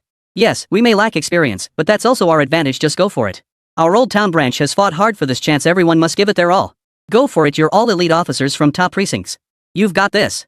Lin Dashin and the other team leaders were also cheering on the group in front of them. The old city district contingent numbered a full 20 individuals. Each wore a tense expression, their faces etched with solemnity, offering no response. Though the chief assured them it was no big deal, they all understood. The chief was just trying to reassure them. After all, the other 3 major precincts were too powerful, the old city district simply couldn't compete. What was even worse was that they'd heard the old city district had been assigned to Team 1 of the Longhu branch. Yang Wei from Longhu precinct was last year's champion captain. Already the weakest in strength, they'd now face the strongest bureau. Now look at the old town captain. He was a promising rookie with some achievements, but this was customs enforcement not catching petty thieves. At this thought, a heavy gloom settled over the team members. The atmosphere on the scene grew heavy, the air itself seemed to stand still. But just then, Fong Ning snapped to attention with a sharp salute, his voice clearly suppressing excitement. We guarantee mission completion. Ready to depart at any moment. Fong Ning was eager, he couldn't wait to get started. Good. That's the spirit. That's exactly the attitude we need. Seeing Fong Ning's eager demeanor, Gao Tongwei's eyes lit up instantly. His gaze toward Fong Ning grew increasingly approving. Facing adversity without flinching, that's the kind of attitude a police officer should have. Aim for third, strive for second. Can you deliver? Inspired by Fong Ning's display, Gao Tongwei fixed him with a piercing gaze. As the saying goes, a soldier who doesn't aspire to be a general isn't a good soldier. If a team's core lacks lofty goals, that team will never go far. Had he not seen Fong Ning's unwavering drive, he would never have uttered those words. Secure third, aim for second. It sounded simple enough, but was it really that easy? The team members exchanged puzzled glances, all eyes fixed on Fong Ning. All eyes were on him, waiting to see how he would respond. Aim for third, strive for second? Fong Ning's eyes widened as he spoke loudly. He put on an act of utter surprise. The group froze, inwardly sighing. Fong Ning's reaction was exactly what they expected. After all, securing third place and aiming for second was still too difficult. Each of the three major precincts held greater strength than the old city district. Gao Tongwei's expression gradually darkened. But just then, Fong Ning spoke in a low, determined voice. My goal is first place. Gulp. Everyone swallowed hard, eyes wide as saucers, staring at Fong Ning as if he were a monster. Wait, are you even aware of what you're saying? Aiming for first place? Truly a young bull fearing no tigers, you'll say anything. This. Even Lin Dashan was dumbfounded. He knew Fong Ning was full of drive, which is why he recommended him for this event. His expectations weren't particularly high to begin with, it was purely to give Fong Ning some experience. But he never imagined Fong Ning would be this confident. Gao Tongwei shot Lin Dashan a peculiar look, causing Lin's face to flush crimson. Suppressing his inner bewilderment, Gao Tongwei took a deep breath. All right. Looking forward to your performance. He was genuinely stunned by Fong Ning's words. Not even he, the chief of the Old City District Bureau, had considered it. After a few more polite exchanges, Old City District boarded the bus under the watchful eyes of Gao Tongwei and the other chiefs. The moment the bus vanished from sight, Gao Tongwei's expression darkened and he sighed deeply. Ah, this is tough. Really tough. Looks like the Old City District Bureau is in for a rough ride this time. Outside Chuncheng International Airport. Chuncheng borders the frontier, making smuggling a severe problem. Chuncheng International Airport is the city's largest airport gateway. Average daily arrivals can reach tens of thousands. At this time of year, passenger volume explodes. This surge inevitably leads to severe staffing shortages. Therefore, during these periods, the Spring City Police Department routinely redeploys officers to assist the Customs Anti-Smuggling Bureau. This year is no exception. Hello, Team Fong. I'm Bi Xiaojia. On behalf of the Chuncheng Customs Anti-Smuggling Bureau, I welcome your arrival. Please follow me. A woman with delicate features called out to Fong Ning and his team. Bi Xiaojia was young, around 20, with a tall, slender figure. Her high-neck white blouse paired with a black pencil skirt accentuated her impressive figure. Bi Xiaojia walked at a brisk pace, her 5-centimeter heels making no dent in her speed. As she led the way ahead, she kept glancing back at Fong Ning, inwardly wondering. How could the captain of the Old Town Precinct be so young? Could she really handle the job? Her skepticism was understandable, she'd just witnessed the Longhu Precinct team. The Longhu Station captain clearly had years of experience, a seasoned officer who radiated reliability. Fong team, how long have you been on the job? You're so young. Xiaojia finally couldn't help but ask. Less than 2 weeks. Fong Ning answered without hesitation. 2 weeks? He really is a rookie. Bi Xiaojia gave Fong Ning a long, thoughtful look, silently confirming her analysis was correct.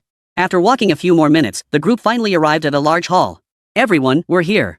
The Longhu branch team is already waiting. Bi Xiaojia explained to the group while waving to another team. Fong Ning followed Bi Xiaojia's gaze. Not far ahead stood about 20 people, likely the Longhu branch team. The man leading them didn't look old, but he kept tilting his head upward, his eyes constantly fixed on the sky. You're the Old City District branch team? And you're Fong Ning? Without waiting for Bi Xiaojia's introduction, the man strode confidently toward Fong Ning, his chin jutting out even more defiantly. Is there something wrong with his neck? Fong Ning muttered inwardly, replying perfunctorily. I'm Fong Ning, captain of the Old City District Squad. And you are? Me? A look of deep astonishment flashed across the man's face.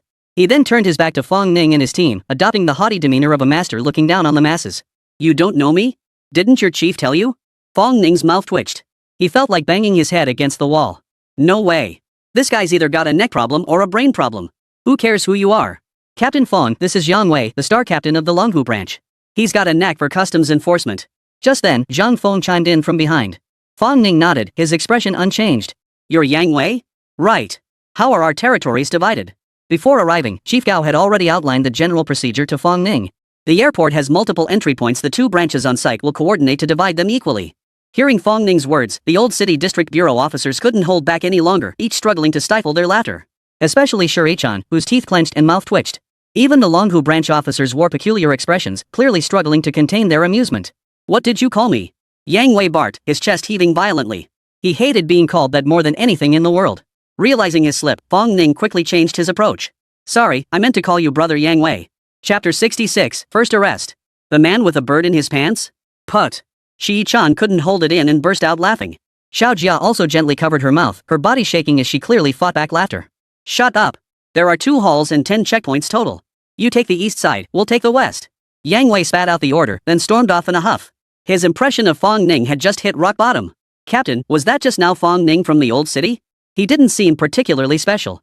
Just then, a team member behind Yang Wei whispered. Even if he's good at catching thieves, it won't help here, this is smuggling. Much tougher than catching thieves.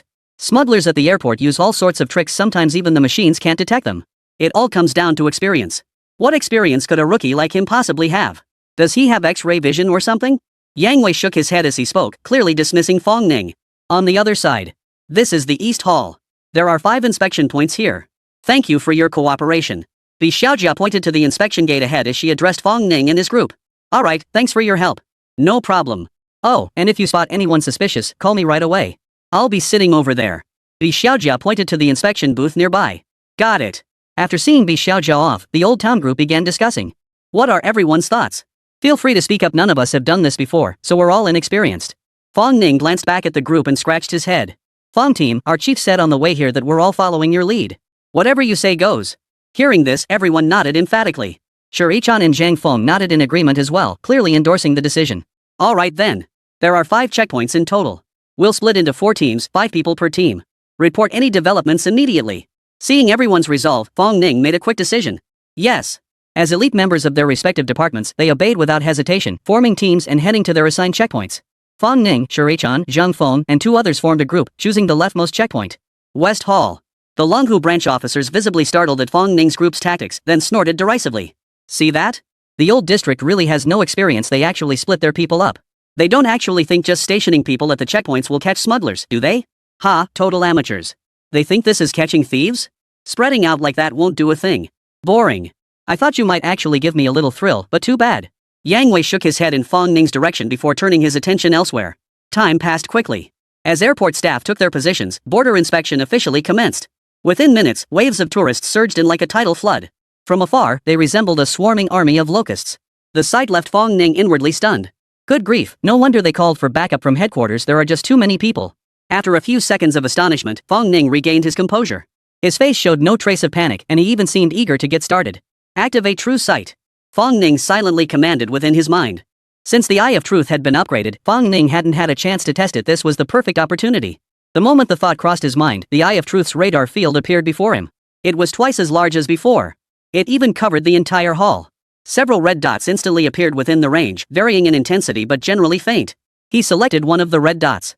A flood of information instantly filled his mind. Name, Lu Wui. Gender, male. Age, 23. Sin value, 200. Criminal information, possession of a bird species prohibited from entry into the Dragon Nation, concealed in underwear, hummingbird. I can actually see the crime details. Fong Ning trembled with excitement, his face flushed crimson as if he'd eaten a ginseng fruit. He knew exactly what this meant, no illegal activity could escape his notice. It also meant he was unstoppable in this operation, assisting the Customs Enforcement Bureau. No matter how deeply or cleverly you hide it, sorry, I'm unstoppable. He scanned the area where the red dot appeared and spotted a well-dressed middle-aged man carrying a briefcase and luggage. His face showed no sign of panic. Without the true eye, no one would ever suspect the seemingly highly educated man of smuggling. Interesting. Impressive mental fortitude. Fong Ning quietly edged closer to the man, catching sight of him slowly moving through the crowd and passing through the inspection point. Fong Ning noticed a distinct upward curve at the corner of the man's mouth as he smoothly passed through the checkpoint. Though it lasted only an instant, Fong Ning saw it clearly. Excuse me, sir, please hold on. Fong Ning stepped in front of the man. Ha? What is it, officer? The man hadn't expected anyone to stop him after passing the checkpoint, and his expression immediately turned flustered. Seeing Fong Ning's sudden action, Zhang Feng hurried over. Fong, what's up? Is this guy suspicious? We didn't notice anything. Ignoring Zhang Feng's question, Fong Ning turned to the man and flashed a wide grin, revealing his pearly whites. Buddy, what you're hiding on you? That's smuggling, you know. Hand it over. At the word smuggling, the man's expression changed drastically. His entire face turned deathly pale. His voice trembled slightly. Officer, what are you talking about? I don't understand. Smuggling? I'm a law-abiding citizen. I'm just traveling, how could I be smuggling? His loud outburst quickly drew the attention of nearby travelers, whose eyes turned toward them en masse. As the crowd grew larger, the man found some courage. His face regained its composure, and he pressed on. I already passed through customs without issue. You can't just falsely accuse someone like this. Fong Ning, are you sure? He doesn't look like a smuggler to me. Could there be a mistake? Shuri-chan whispered into Fong Ning's ear. No mistake. Fong Ning took 2 steps forward, staring directly at the man. Do you want me to take care of this myself, or will you come clean voluntarily? Thud. The man stumbled backward several paces, sweat beading on his forehead. He stiffened his neck and shouted. You can't frame someone. I'm going to file a complaint. I'm going to file a complaint. Xiao Jia, drawn by the commotion, hurried over. After briefly hearing what happened, she pulled Fong Ning aside. Fong, are you sure about this? If you're not certain, it could backfire badly. The Xiao Jia pointed at the crowd gathered around them, her brow furrowing. Deep down, she didn't trust Fong Ning's judgment. Fong Ning had only been on the job for less than 2 weeks and had absolutely no experience in customs enforcement. How can they claim to have identified a suspect after just a few minutes? That's far too careless. Besides, based on his experience, this well-mannered man before him didn't look like a smuggler at all. To arrest or not to arrest? Xiao Jia froze in place for a moment, her face twisted with conflict. I'm certain if it weren't for the potential impact, I would have acted already. Fong Ning nodded to be Xiao Jia, then walked over to the man with a smile and whispered a few words. Upon hearing Fong Ning's words, the man's expression changed dramatically. He quickly bowed his head as if accepting his fate. I'll turn myself in. I'll confess everything. Chapter 67, Catch Another One. The Rogue by Xiao Jia? Thud. Shuri-chan, Zhang Feng, and the others collapsed to the ground. What just happened? The man who moments ago was so adamant he had nothing to hide. Just a few words from Fong Ning and he turned himself in? The Xiao Jia's mouth fell open and she nearly gasped in shock. Don't let her youth fool you, she was a veteran of the Customs Enforcement Bureau. Her sharp eye was legendary, otherwise, she wouldn't have become the airport port supervisor at such a young age. But no matter how many times she blinked, she still couldn't see that this refined-looking man was a smuggler. Moreover, she had just reviewed the situation. No contraband had been found in the man's suitcase, briefcase, or anywhere on his person. What was going on? Miss B, he wants to turn himself in. Just as Bi Xiao Jia was lost in thought, Fong Ning spoke up to alert her. Got it. Xiao Jia snapped back to attention and waved her hand. 2 staff members approached from nearby. Sir, please hand over your prohibited items. The 2 staff members politely addressed the man before them. This man's face flushed bright red in an instant, blushing more intensely than a bride on her wedding day, the color spreading all the way to the back of his ears. Miss B, I suggest you take him inside instead. Seeing the man's awkward, hesitant manner, Fong Ning couldn't help but speak up. Asking him to produce contraband in front of all these people? How is he supposed to do that? He can't exactly drop his pants in public. Alright then, take this gentleman to the inspection room. Alright. Bi Xiao Jia nodded upon hearing this, thinking Fong Ning was worried about the negative impact of such an incident in public. Miss B, I suggest you don't watch. Just as Bi Xiao Jia was about to follow the staff to the inspection room, Fong Ning's voice came from behind her again. I won't take your advice. Bi Xiao Jia whipped around, her voice tinged with irritation. What was Fong Ning playing at? First suggesting she go to the inspection room, then telling her not to look? Did he think she wasn't competent just because she was a woman? Fine. Watching Bi Xiao Jia walk away without pausing, Fong Ning's face twisted into a peculiar smile. Don't say I didn't warn you. The inspection hut wasn't far away. Bi Xiao Jia and her 2 companions quickly entered the hut and slammed the door shut. Fong Ning, where did that guy hide the stuff? I can't figure it out. Shuri-chan racked her brain but couldn't figure it out, turning to ask Fong Ning. Exactly. Captain Fong, what's going on? The other team members also leaned in, eager to know where the man was hiding. You really want to know? Yeah. Fong Ning lowered his voice as they huddled into a tight circle. A few seconds later. 4 grown men exchanged glances, their faces lighting up with understanding. But Shuri-chan's face darkened like ink. After holding back for a long while, he finally spoke. You filthy scoundrel. At that very moment, a blood-curdling scream erupted from the inspection hut. Ah! You filthy pervert! West Hall. Brother Yang Wei, I heard a member of the Longhu branch team was about to report the situation. Suddenly seeing the bloodthirsty look on Yang Wei's face, his mouth twitched and he froze in place. Brother Yang, I heard the old city district bureau already caught a smuggler and seized a bunch of hummingbird chicks. What? That fast? Before anger could surface, astonishment flashed in Yang Wei's eyes. He pressed urgently. What happened? It hasn't even been 10 minutes, how did they get so lucky? Amidst his envy, Yang Wei seized the moment to rally his squad. Everyone, step up. The Old Town Precinct already has one. We can't fall behind. If we don't crush Old Town District by a landslide today, we'll lose face big time. As he spoke, Yang Wei's gaze never left the crowd gathering before him, his eyes burning with intensity. Though the old city district had taken the early lead, Yang Wei remained unflustered. Catching smugglers was partly luck, but mostly the result of years of accumulated experience. Over at Fong Ning's end, after the incident with the well-mannered man hiding a bird in his pants, the entire squad's vibe had shifted. Except for Shuri-chan, everyone's gaze kept drifting toward the male traveler's private parts. As if another crotch-hiding incident might be uncovered at any moment. Put. Like father, like son. Shuri-chan flushed crimson and glared fiercely at Fong Ning, her eyes blazing. Fong Ning, however, remained oblivious to the shift in atmosphere, for he had spotted a new target. Interesting. Fong Ning's gaze locked onto a young man in the crowd. The youth moved with deliberate slowness, his gait deliberate and deliberate, giving him an unmistakably stout appearance at first glance. Strangely, though, his cheeks were gaunt and his neck slender, clearly not a fat man at all. Just as the man was about to pass through the security checkpoint, Fong Ning stepped in front of him. "Excuse me, sir, please hold on." At Fong Ning's words, the young man's expression instantly changed, his voice becoming stuttered. "Hello, officer. What's the matter? I suspect you're carrying contraband. Please cooperate with the investigation." Before Fong Ning could speak, Zheng Feng interjected, his gaze drifting toward the young man's crotch. "Me? I don't have anything. I'm just here on vacation, really." The young man's evasive gaze and stammering voice immediately raised suspicions. "Sir, please come with us for a room inspection." Just then, Bi Xiaojia's voice suddenly rang out from nearby. It turned out Bi Xiaojia had been keeping an eye on Fong Ning all along. Seeing him stop another person, she immediately brought her team over. She hadn't even noticed how her own mindset had shifted. Seeing Fong Ning stop a passenger, she instinctively assumed the traveler must be up to no good.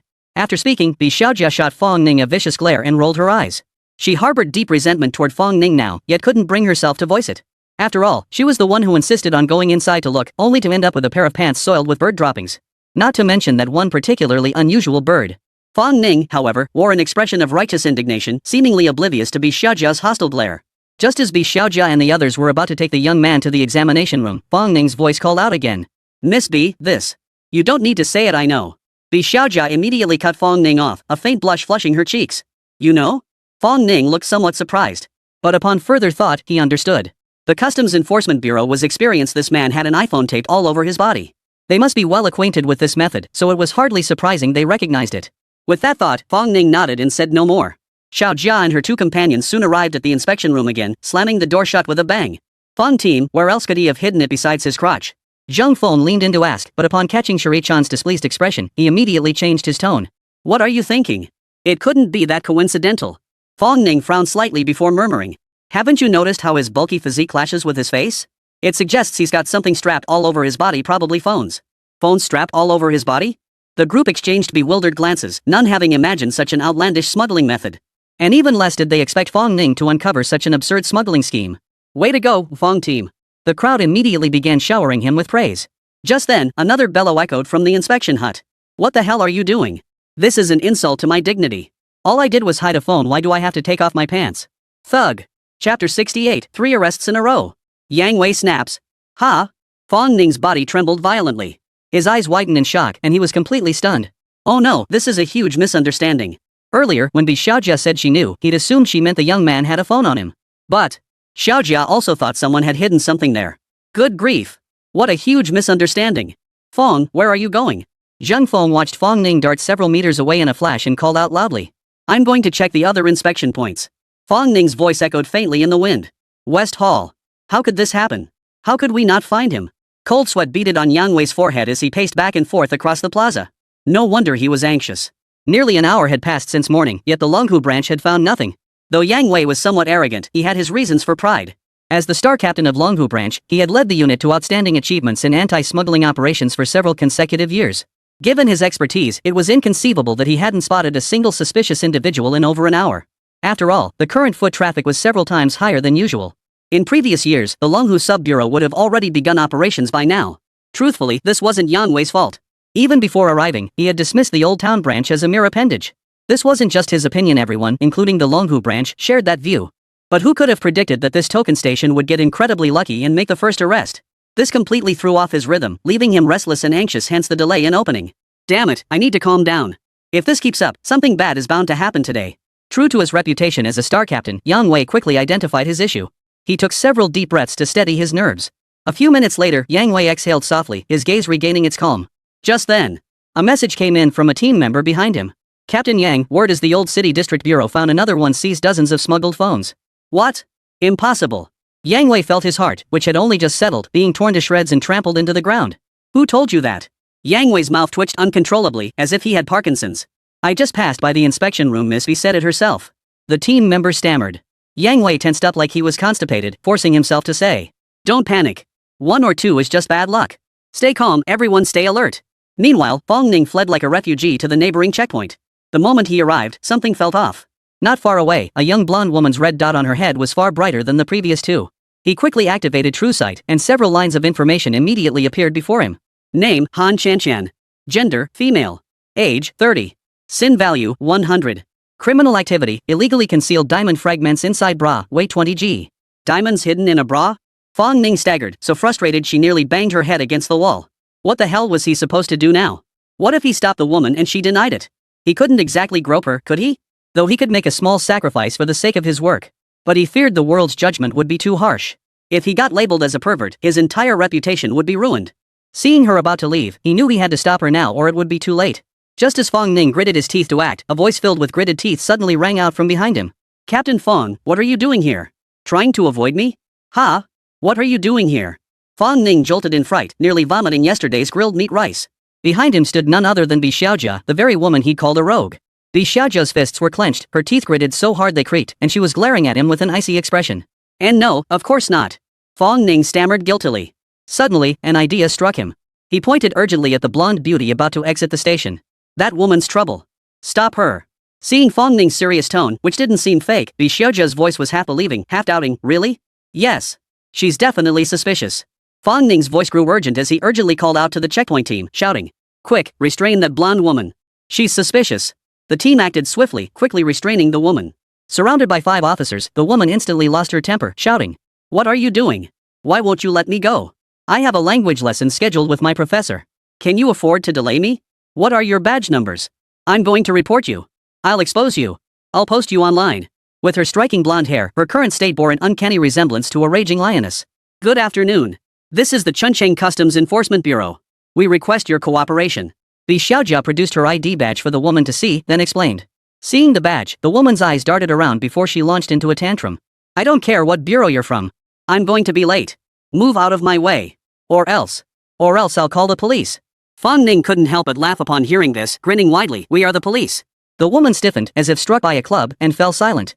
Ma'am, please come with us for a room inspection. Seeing the woman completely silent, Bi Xiaojia called out, and 2 staff members quickly escorted her to the examination room. Miss Bi, I think you should accompany her this time. Seeing that Bi Xiaojia showed no intention of following, Fong Ning steeled himself to remind her. You. Bi Xiaojia's ample chest heaved up and down as her delicate brows knitted together in frustration. At that moment, she could practically kill Fong Ning with her gaze. First he says it's inconvenient for her to go, then he says he's going himself. Wasn't this just toying with people? Oomph. Just as she was about to retort, she remembered Fong Ning had been right both previous times. With a cold snort, she turned and walked away. Minutes later, a gasp echoed from the inspection room. What? 20 grams of diamond fragments. Yang Wei was frantic now, utterly frantic as beef stir-fried over high heat. What to do? What to do? He kept tugging at his hair, feeling like he was about to lose his mind any second. He'd been here nearly 2 hours, and still hadn't found a single thing. If this kept up, his own embarrassment would be the least of it. The Longhu branch would lose face too. A bureau that had consistently ranked first year after year was now being outperformed by one that had only recently climbed to 4th place. Was this some kind of joke? Just as Yang Wei was at a complete loss, his team members behind him delivered earth-shattering news. Captain Yang. Another smuggler busted in the old city district. 20 grams of loose diamonds seized. Yang Wei staggered, nearly collapsing to the ground, his back teeth grinding audibly. Let's go. Take me there immediately. Chapter 69, the 4th.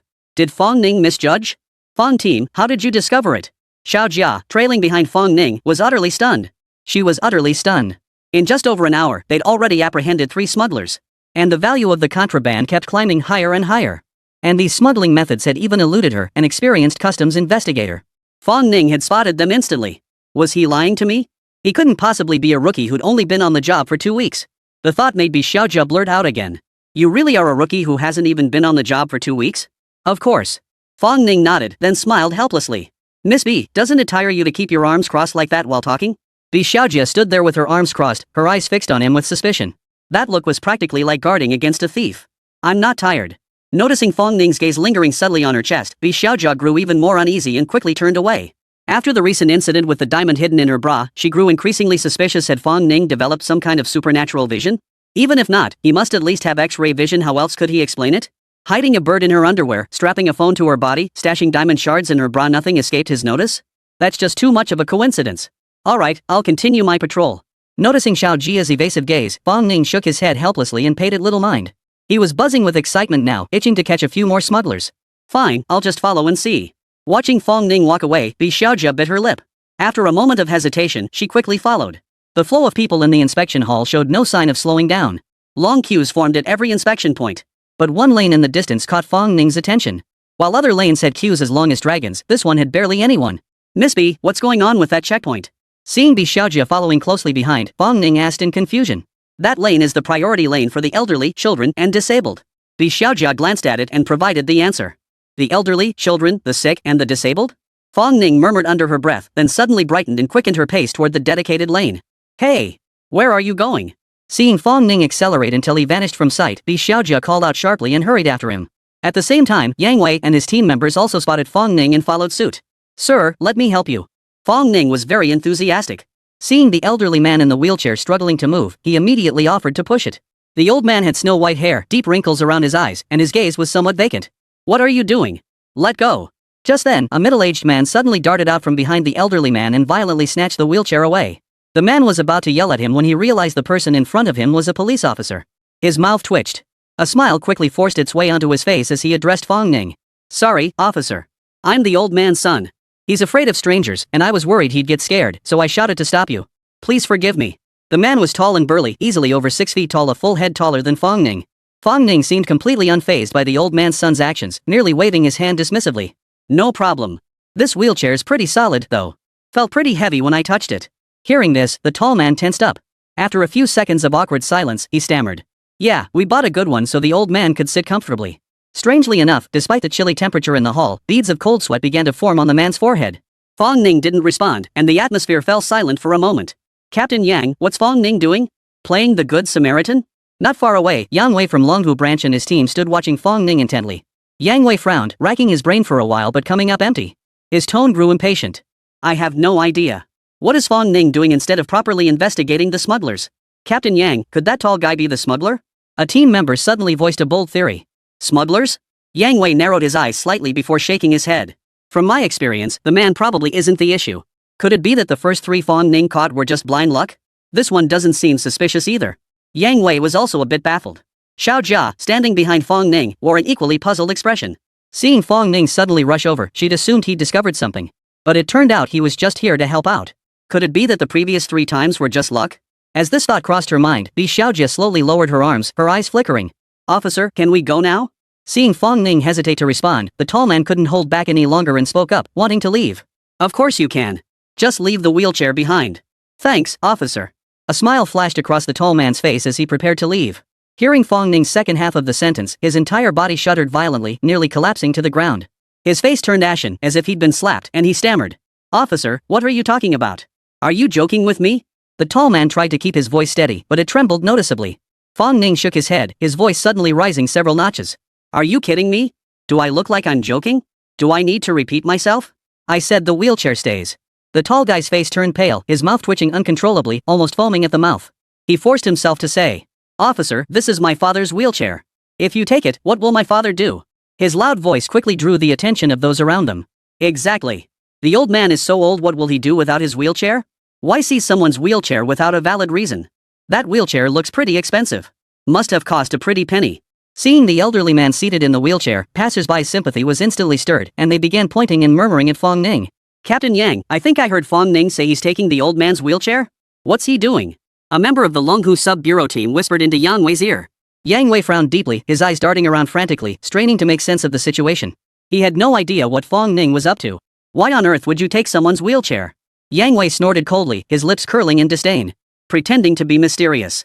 Looks like Fong Ning just got lucky the first 3 times. Hearing Fong Ning's shocking remark, Bi Xiaojia's eyes blazed with fury. Fong Ning, what are you doing? Why take someone else's wheelchair? Wheelchairs are all safety certified, there's no way there's a problem. What the hell are you doing? Bi Xiaojia was panting heavily, her face flushed crimson, fuming with rage. She'd naively thought Fong Ning might be a smuggling genius, even imagining he possessed some kind of divine insight. How ridiculous. Now it's clear the first 3 smugglers he caught were pure luck. The old man before him was so frail, yet he still wanted someone else's wheelchair. How outrageous. Fong Ning ignored Bi Xiaojia's words entirely, merely scanning the surroundings. Suddenly, he smiled, his mouth stretching wide to reveal his signature pearly whites. There's something hidden in that wheelchair. Chapter 70, Yang Wei, my insight defies heaven. There's something hidden in that wheelchair. The moment Fong Ning finished speaking, the tall man's face instantly drained of color. He stumbled backward 3 steps, his eyes filled with terror. How is that possible? I paid a fortune for this wheelchair overseas. Ignoring the tall man, Fong Ning turned directly to Bi Xiaojia. Miss B, could you please fetch a small knife? Bi Xiaojia seemed momentarily dazed, mechanically waving to a staff member who handed her a pair of scissors. Without another word, Fong Ning took the scissors and plunged them into the wheelchair tire. SSSSHHH. The sound of the scissors slicing through the rubber tire echoed. A minute later, both tires were completely stripped off. Look at that. It's golden. It looks familiar. Could it be? Gold. It's gold. There's gold inside the tires. Good heavens. Who would have thought there was actually something in that wheelchair? Unbelievable. Fong Ning's actions had already drawn everyone's attention. As soon as the tires were stripped off, someone recognized what was inside. Thud. Everyone swallowed hard again, their eyes burning with desire. Gold. 2 entire rims full of gold. How much could that be worth? The tall man trembled violently upon realizing his secret had been discovered, nearly fainting on the spot. Snapping back to his senses, he greased his palms and bolted for the exit. Before he could cover 2 meters, Fong Ning slammed him to the ground with a thud, pinning him down with one hand. Seeing this, even the slow-witted Bi Xiaojia finally caught on and hurriedly called for staff to assist. It didn't take long before the tall man was subdued. That was the end of it. Sorry. I shouldn't have gotten so worked up just now. After handling the gold hiding incident, Bi Xiaojia approached Fong Ning from behind and whispered shyly. Her face felt like it had been stomped on by a giant foot burning hot. If there had been a crack in the ground at that moment, she would have jumped into it without hesitation. Just moments ago, she'd confidently declared the wheelchair had passed inspection and was perfectly safe. She'd even doubted that Fong Ning's previous arrests of smugglers were all just luck. But the very next moment, they found all this gold hidden in the wheelchair. How humiliating. It's fine. I'm used to it. Fong Ning waved it off nonchalantly. By the way, how did you discover the gold hidden in the tires? Xiao Jia hesitated for a while before finally asking. I didn't know at first either. Fong Ning began making up a story. It wasn't until I touched the wheelchair that something felt off, which led to what happened next. Bi Xiaojia bit her lip as she listened, her eyes darting as she pressed. But how could you be sure it was in the tire and not somewhere else? No real evidence. Because I have the eye of truth. Fong Ning feigned deep thought before slowly uttering. Just a hunch. Bi Xiaojia? Not far away, Yang Wei and the others watched with their jaws dropped, feeling like they were about to lose their minds. What's going on? Weren't they interrogating the tall guy just now? Why did they suddenly grab the wheelchair? Snatching the wheelchair was bad enough, but they actually found smuggled gold? How absurd is that? Yang Wei's face twisted in frustration. He felt like jumping off a building. Just moments ago, he'd claimed Fong Ning was just lucky. Barely minutes after those words left his mouth, his face was slapped hard. Captain Yang, what should we do? We've already arrested 4 in the old district.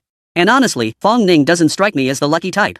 The voice of the Longhu branch officer grew fainter and fainter until it was barely audible. Yang Wei buried his head in his hands, eyes bloodshot. I get it. Yang Wei suddenly roared, his eyes blazing with sudden clarity. I get it. I've figured it out. Yes, that must be it. It has to be. Carefully recalling the scene where Fong Ning seized the gold and piecing together the details of Fong Ning's capture of the previous 3 individuals, Yang Wei's eyes grew even brighter as if he'd discovered a new continent. His whole body trembled with excitement. Muttering to himself, he sprinted back to the West Hall. What's gotten into Captain Yang? Is he having a breakdown? The accompanying team members looked utterly bewildered and hurried to keep pace with their captain. Chuncheng Customs Enforcement Bureau building. Inside the conference room. Today marked the first day of the joint anti-smuggling operation between the 2 bureaus. All relevant personnel and department heads gathered in the conference room for a meeting. It was more fitting to call it a command center than a conference room. A massive screen dominated the entire front wall, displaying a dense grid of surveillance feed windows above it. Roughly estimated, there were hundreds, if not thousands. Below the screen, numerous figures were seated. Among them were Dai Mao, director of the Chuncheng Anti-Smuggling Bureau, Huang Jiamin, director of the Chuncheng Public Security Bureau, and the chiefs of various sub-bureaus participating in this operation. Lin Dashan was among them, though he held no seat of his own. Instead, he stood rigidly behind Gao Tongwei. We're deeply grateful for your support, Chief Huang. Without it, we'd have had a rough time lately. Directly facing the seats, Anti-Smuggling Bureau Chief Dai Mao turned to Huang Jiamin, clasping his hands in a respectful bow, his expression sincere. Old Dai, you're being too polite. We're family after all, helping each other out is only natural. Huang Jiamin waved his hand and smiled. Director Dai's smile deepened at this. Suddenly, as if struck by a thought, he glanced at his watch and announced. Though the meeting has concluded, it's still early. Why don't we all go take a look at the situation on site? Sounds good. Commissioner Huang's eyes lit up and he didn't refuse. He too wanted to see the first day's results from the major precincts. Upon hearing they would witness the operations of the 4 major precincts firsthand, the expressions on the precinct chiefs' faces varied. Some remained calm, others felt a quiet thrill, and a few looked forward to it. Only one wore a distinctly sour expression. That man was Gao Tongwei. Gao Tongwei felt his entire body stiffen, on the verge of losing his mind.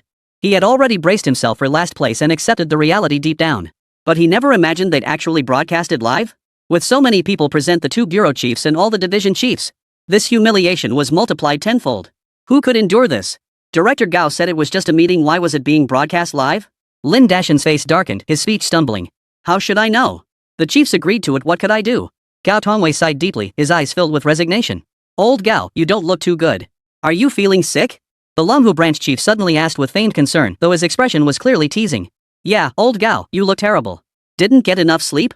Sigh, who could sleep well? Just as we climb to 4th place, this mess hits us. Who wouldn't be upset? The chiefs of the other 2 major divisions chimed in as well. Although the Old City District Bureau had emerged as a dark horse this year to break into the top 4, they didn't view the Old City District as a worthy rival. Especially the Longhu division. They practically wrote off the Old City division as a joke. Oomph. Gao Tongwei's face darkened like ink as he stiffened his neck and retorted. What are you bloating about? Who knows who'll end up dead last? Though furious, Gao Tongwei knew they weren't wrong. The Old Town division still lagged far behind the other 3 major branches. Avoiding last place would require nothing short of a miracle. Just as the 3 chiefs were about to continue their teasing, a staff member's voice suddenly came from ahead. Chief, the footage from Spring City International Airport is ready. Chapter 71, The Confident Yang Wei. Here it comes. Everyone perked up, their eyes immediately turning to the giant screen ahead. The screen quickly displayed footage from all surveillance cameras inside Chuncheng International Airport. The images flickered and switched rapidly before settling on the West Plaza. That must be Captain Yang Wei from Longhu Precinct, right? Commissioner Dai instantly recognized the figure in the footage. It was indeed Yang Wei, who had just returned to the West Plaza. Due to Yang Wei's outstanding performance in previous sessions, Director Dai had a deep impression of him. Hearing Director Dai recognize Yang Wei instantly, Director Sun of Longhu nearly beamed with pride, quickly responding. Director Dai has such a sharp memory. You're absolutely right, that's our star captain, Yang Wei. Don't let his youth fool you, he's a top performer in our bureau. Our outstanding results are all thanks to him. He then shot a smug glance at the other bureau chiefs, his eyes brimming with self-satisfaction. The other bureau chiefs rolled their eyes silently, wanting to retort but finding no opening. After all, Longhu Precinct was blessed with a customs enforcement captain like Yang Wei. If their stations had someone like him, they'd be bragging even more than the Longhu station chief. After all, customs enforcement isn't like catching common thieves, it demands sharp intuition and a keen eye.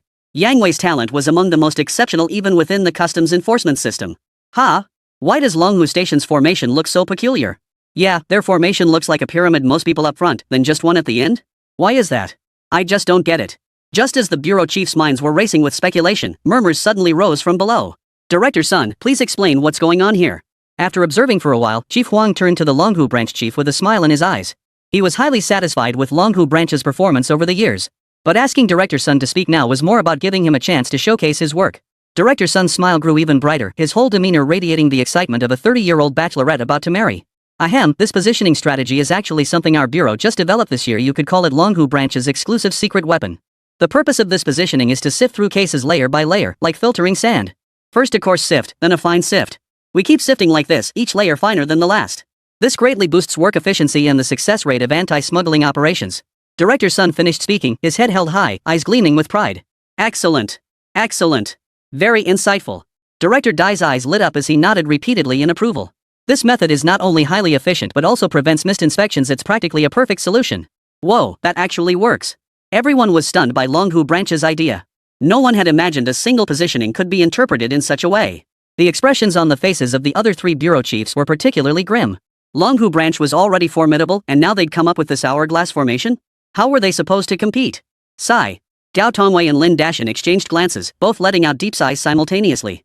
I can't wait to see the results from your Longhu division. Director Dai's smile broadened as he turned and gave an order. Call Longhu branch and inquire about their situation. Yes, sir. Seconds later, a staff member hurried over, looking somewhat peculiar. Just as he leaned in to speak to Director Dai, Dai's expression changed. We're all on the same team.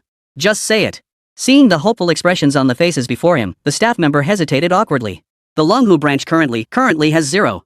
The Longhu branch chief, who had just lifted his head to accept everyone's praise, suddenly trembled at the sound of the number 0, nearly biting his tongue. 0? How could that be? At this time last year, we'd have arrested at least 3 or 4 by now? Could something unexpected have happened this year? Bureau Chief Sun froze in place, his mouth slightly agape, his entire demeanor radiating astonishment. Hearing this number, the expressions of the crowd below the stage grew even more varied. Director Dai looked stunned, Director Huang wore an awkward expression, while the other 3 directors gloated. You tried to put on airs, but now you can't, can you? What about that hourglass formation? We thought you'd caught so many.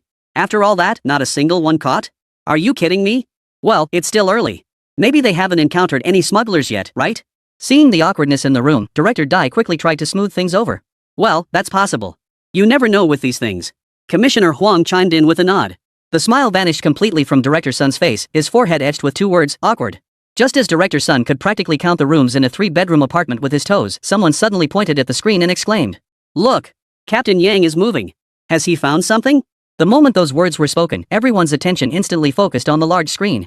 Seeing Yang Wei finally move, Director Sun breathed a sigh of relief, his face now etched with deep anticipation. "Captain Yang, you'd better put on a good show." West Hall. "Captain, what did you find?" Seeing Yang Wei dash toward the inspection point, the squad members immediately asked curiously. By now, every member was on edge. If they didn't catch another smuggler soon, everyone would lose it. What else could it be? A live target, of course. Yang Wei's pupils dilated, his entire body trembling with excitement, as if he might wet himself any second. It didn't take long. Within seconds, Yang Wei reached the priority lane for the elderly, disabled, and infirm. He reached out to stop a man and said in a deep voice, "Excuse me, sir. Please step aside for inspection." The man before him sat in a wheelchair, clad in a hospital gown, his right foot encased in a thick plaster cast. His sunken eyes and sallow complexion made him look as if he might pass away at any moment. Just then, a woman emerged from behind the inspection booth, her eyes darting suspiciously toward Yang Wei. "Officer, what's going on? Why are you stopping us?" A sharp gleam flashed in Yang Wei's eyes as he replied calmly. "I suspect you're involved in illegal smuggling. I need your cooperation for a search." The woman immediately jumped up, pointing an accusing finger at Yang Wei and shouting, "Cooperate? Cooperate my ass. My husband's in this state and you're still searching? Didn't you already check earlier? My husband just had surgery and is in terrible pain. Get out of the way." Yang Wei stood his ground. With a wave of his hand, his team swiftly surrounded the couple. "I suspect illegal contraband is concealed within that wheelchair. Please cooperate with the investigation." Yang Wei fixed his gaze intently on the wheelchair beneath the man, his eyes burning with focus. Hearing this, everyone in the conference room's pupils instantly contracted, their faces flashing expressions of sudden understanding. No wonder Captain Yang stopped that man. I was wondering why he'd block a patient. Wow, Captain Yang's eyes are like torches. He's got eagle eyes. How did he even think of that?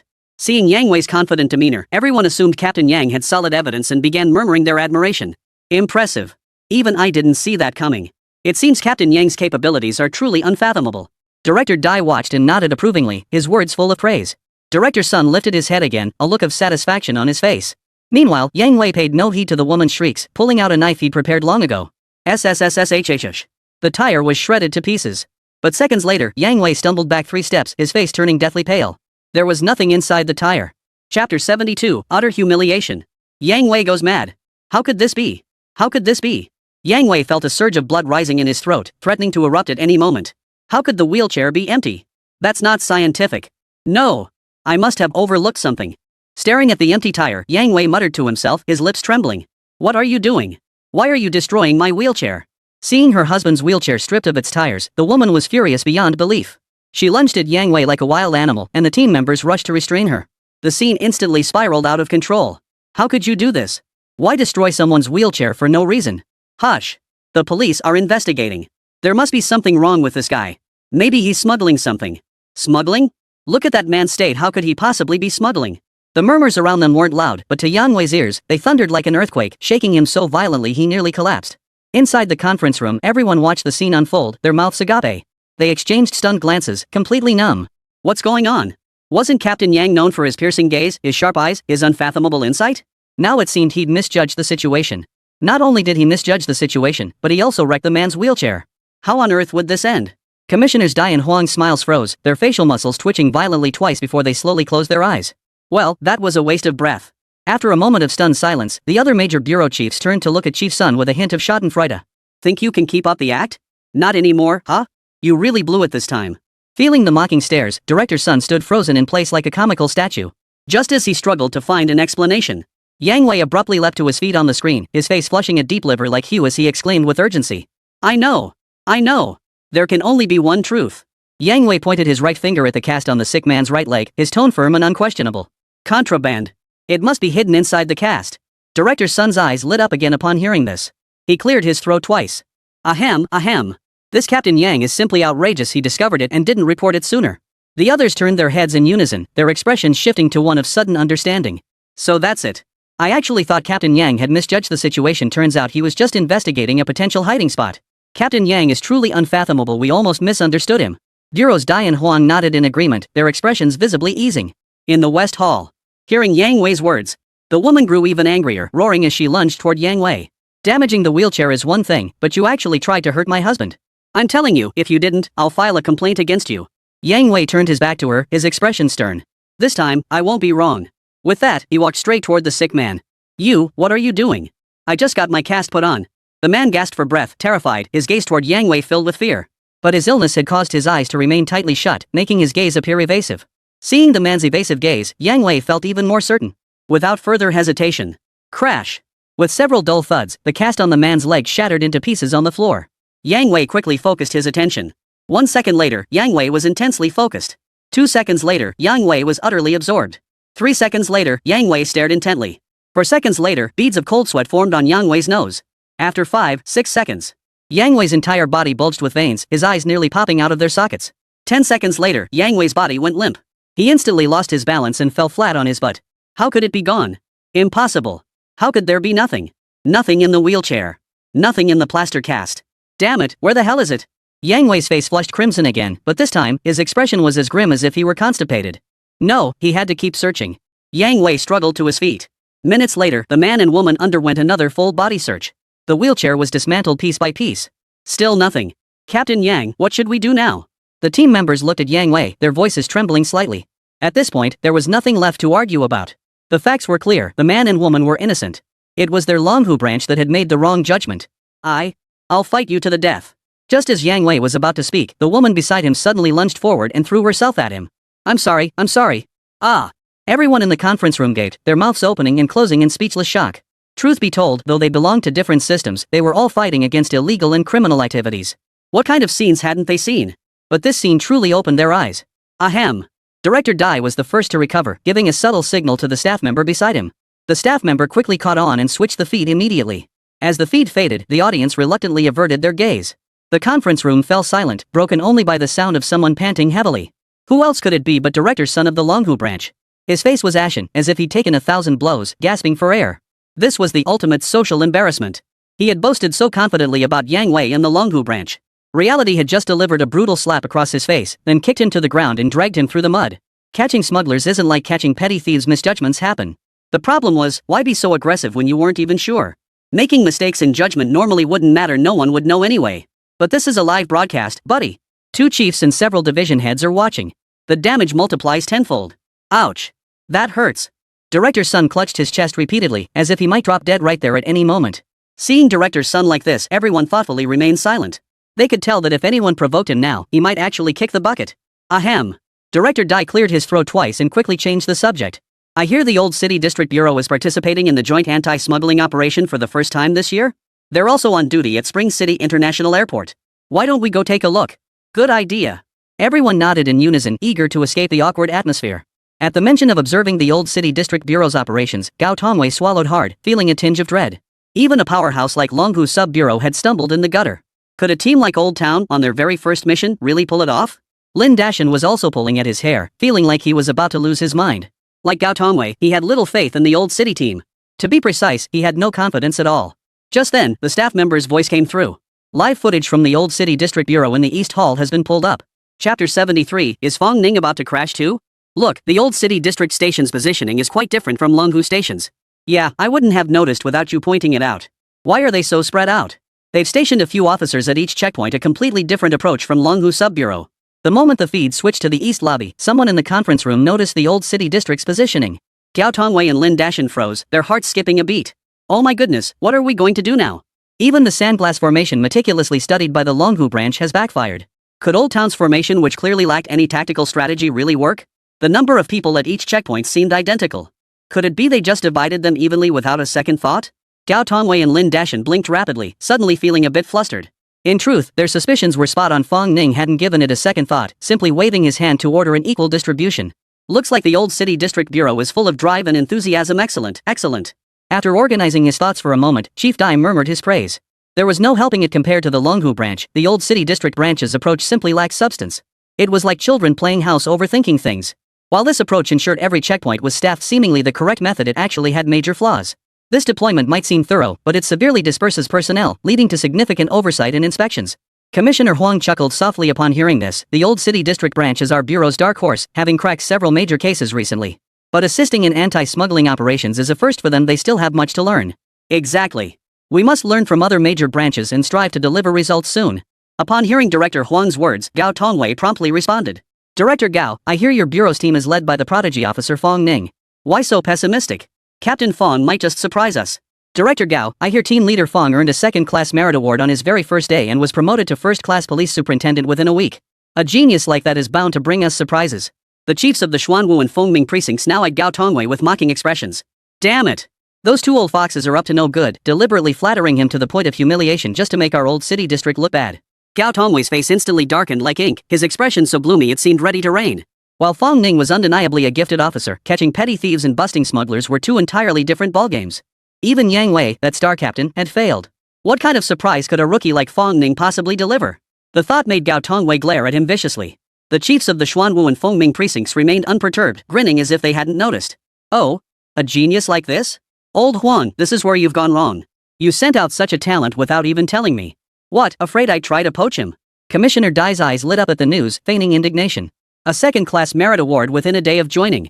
Promoted to first-class police superintendent in a week. An officer like this? He'd never heard of such a thing in his decades of service. Not at all, Wang replied. Before I arrived, I hadn't expected Director Gao to appoint Fong Ning as team leader. After all, he's still a rookie talented, yes, but lacking experience. Commissioner Huang was also astonished that Commissioner Gao would assign a rookie like Fong Ning to lead a team. He certainly knew about Fong Ning. Most of the urgent approvals signed that week were related to him. Early confirmation of permanent status, promotion in rank, 2 second-class merits, 1 third-class merit, and 1 collective third-class merit. He had to admit Fong Ning was truly exceptional. But the Anti-Smuggling Bureau's joint operation focused not just on talent, but on real-world experience. Therefore, his expectations for the Old City District branch were not high. In fact, they were quite low. Fair enough, but maybe there would be a pleasant surprise after all. Director Dai nodded, glanced up at the screen, and finally couldn't resist asking out of curiosity. Why don't we take a look at the Old City District branch's track record? He'd heard Fong Ning was a genius officer, and now he was itching to see what the Old City District had to show for itself. All right. Director Huang paused, but ultimately said nothing. Hearing Director Dai's words, Gao Tongwei's heart skipped a beat, suddenly feeling a chill run down his spine. Xuanwu and Fengming, the two district chiefs, wore faint smiles. Even the usually silent director son of Longhu District slowly lifted his head, his expression softening considerably. It seemed he assumed the Old City District Bureau would also come up empty-handed, saving him face. A few minutes later, a staff member hurriedly approached Director Dai from behind. His face flushed crimson, and he looked distinctly awkward, standing there fidgeting for a long while. The Old City District Bureau's results were. The staff member looked around, about to speak, when Director Dai suddenly interrupted. This is Old City District's first time participating in a joint operation. I believe gaining experience is far more important than the results. Noticing the staff member's expression, Director Dai realized the Old City District's results might not be favorable. To avoid awkwardness, he quickly amended his statement. That makes sense.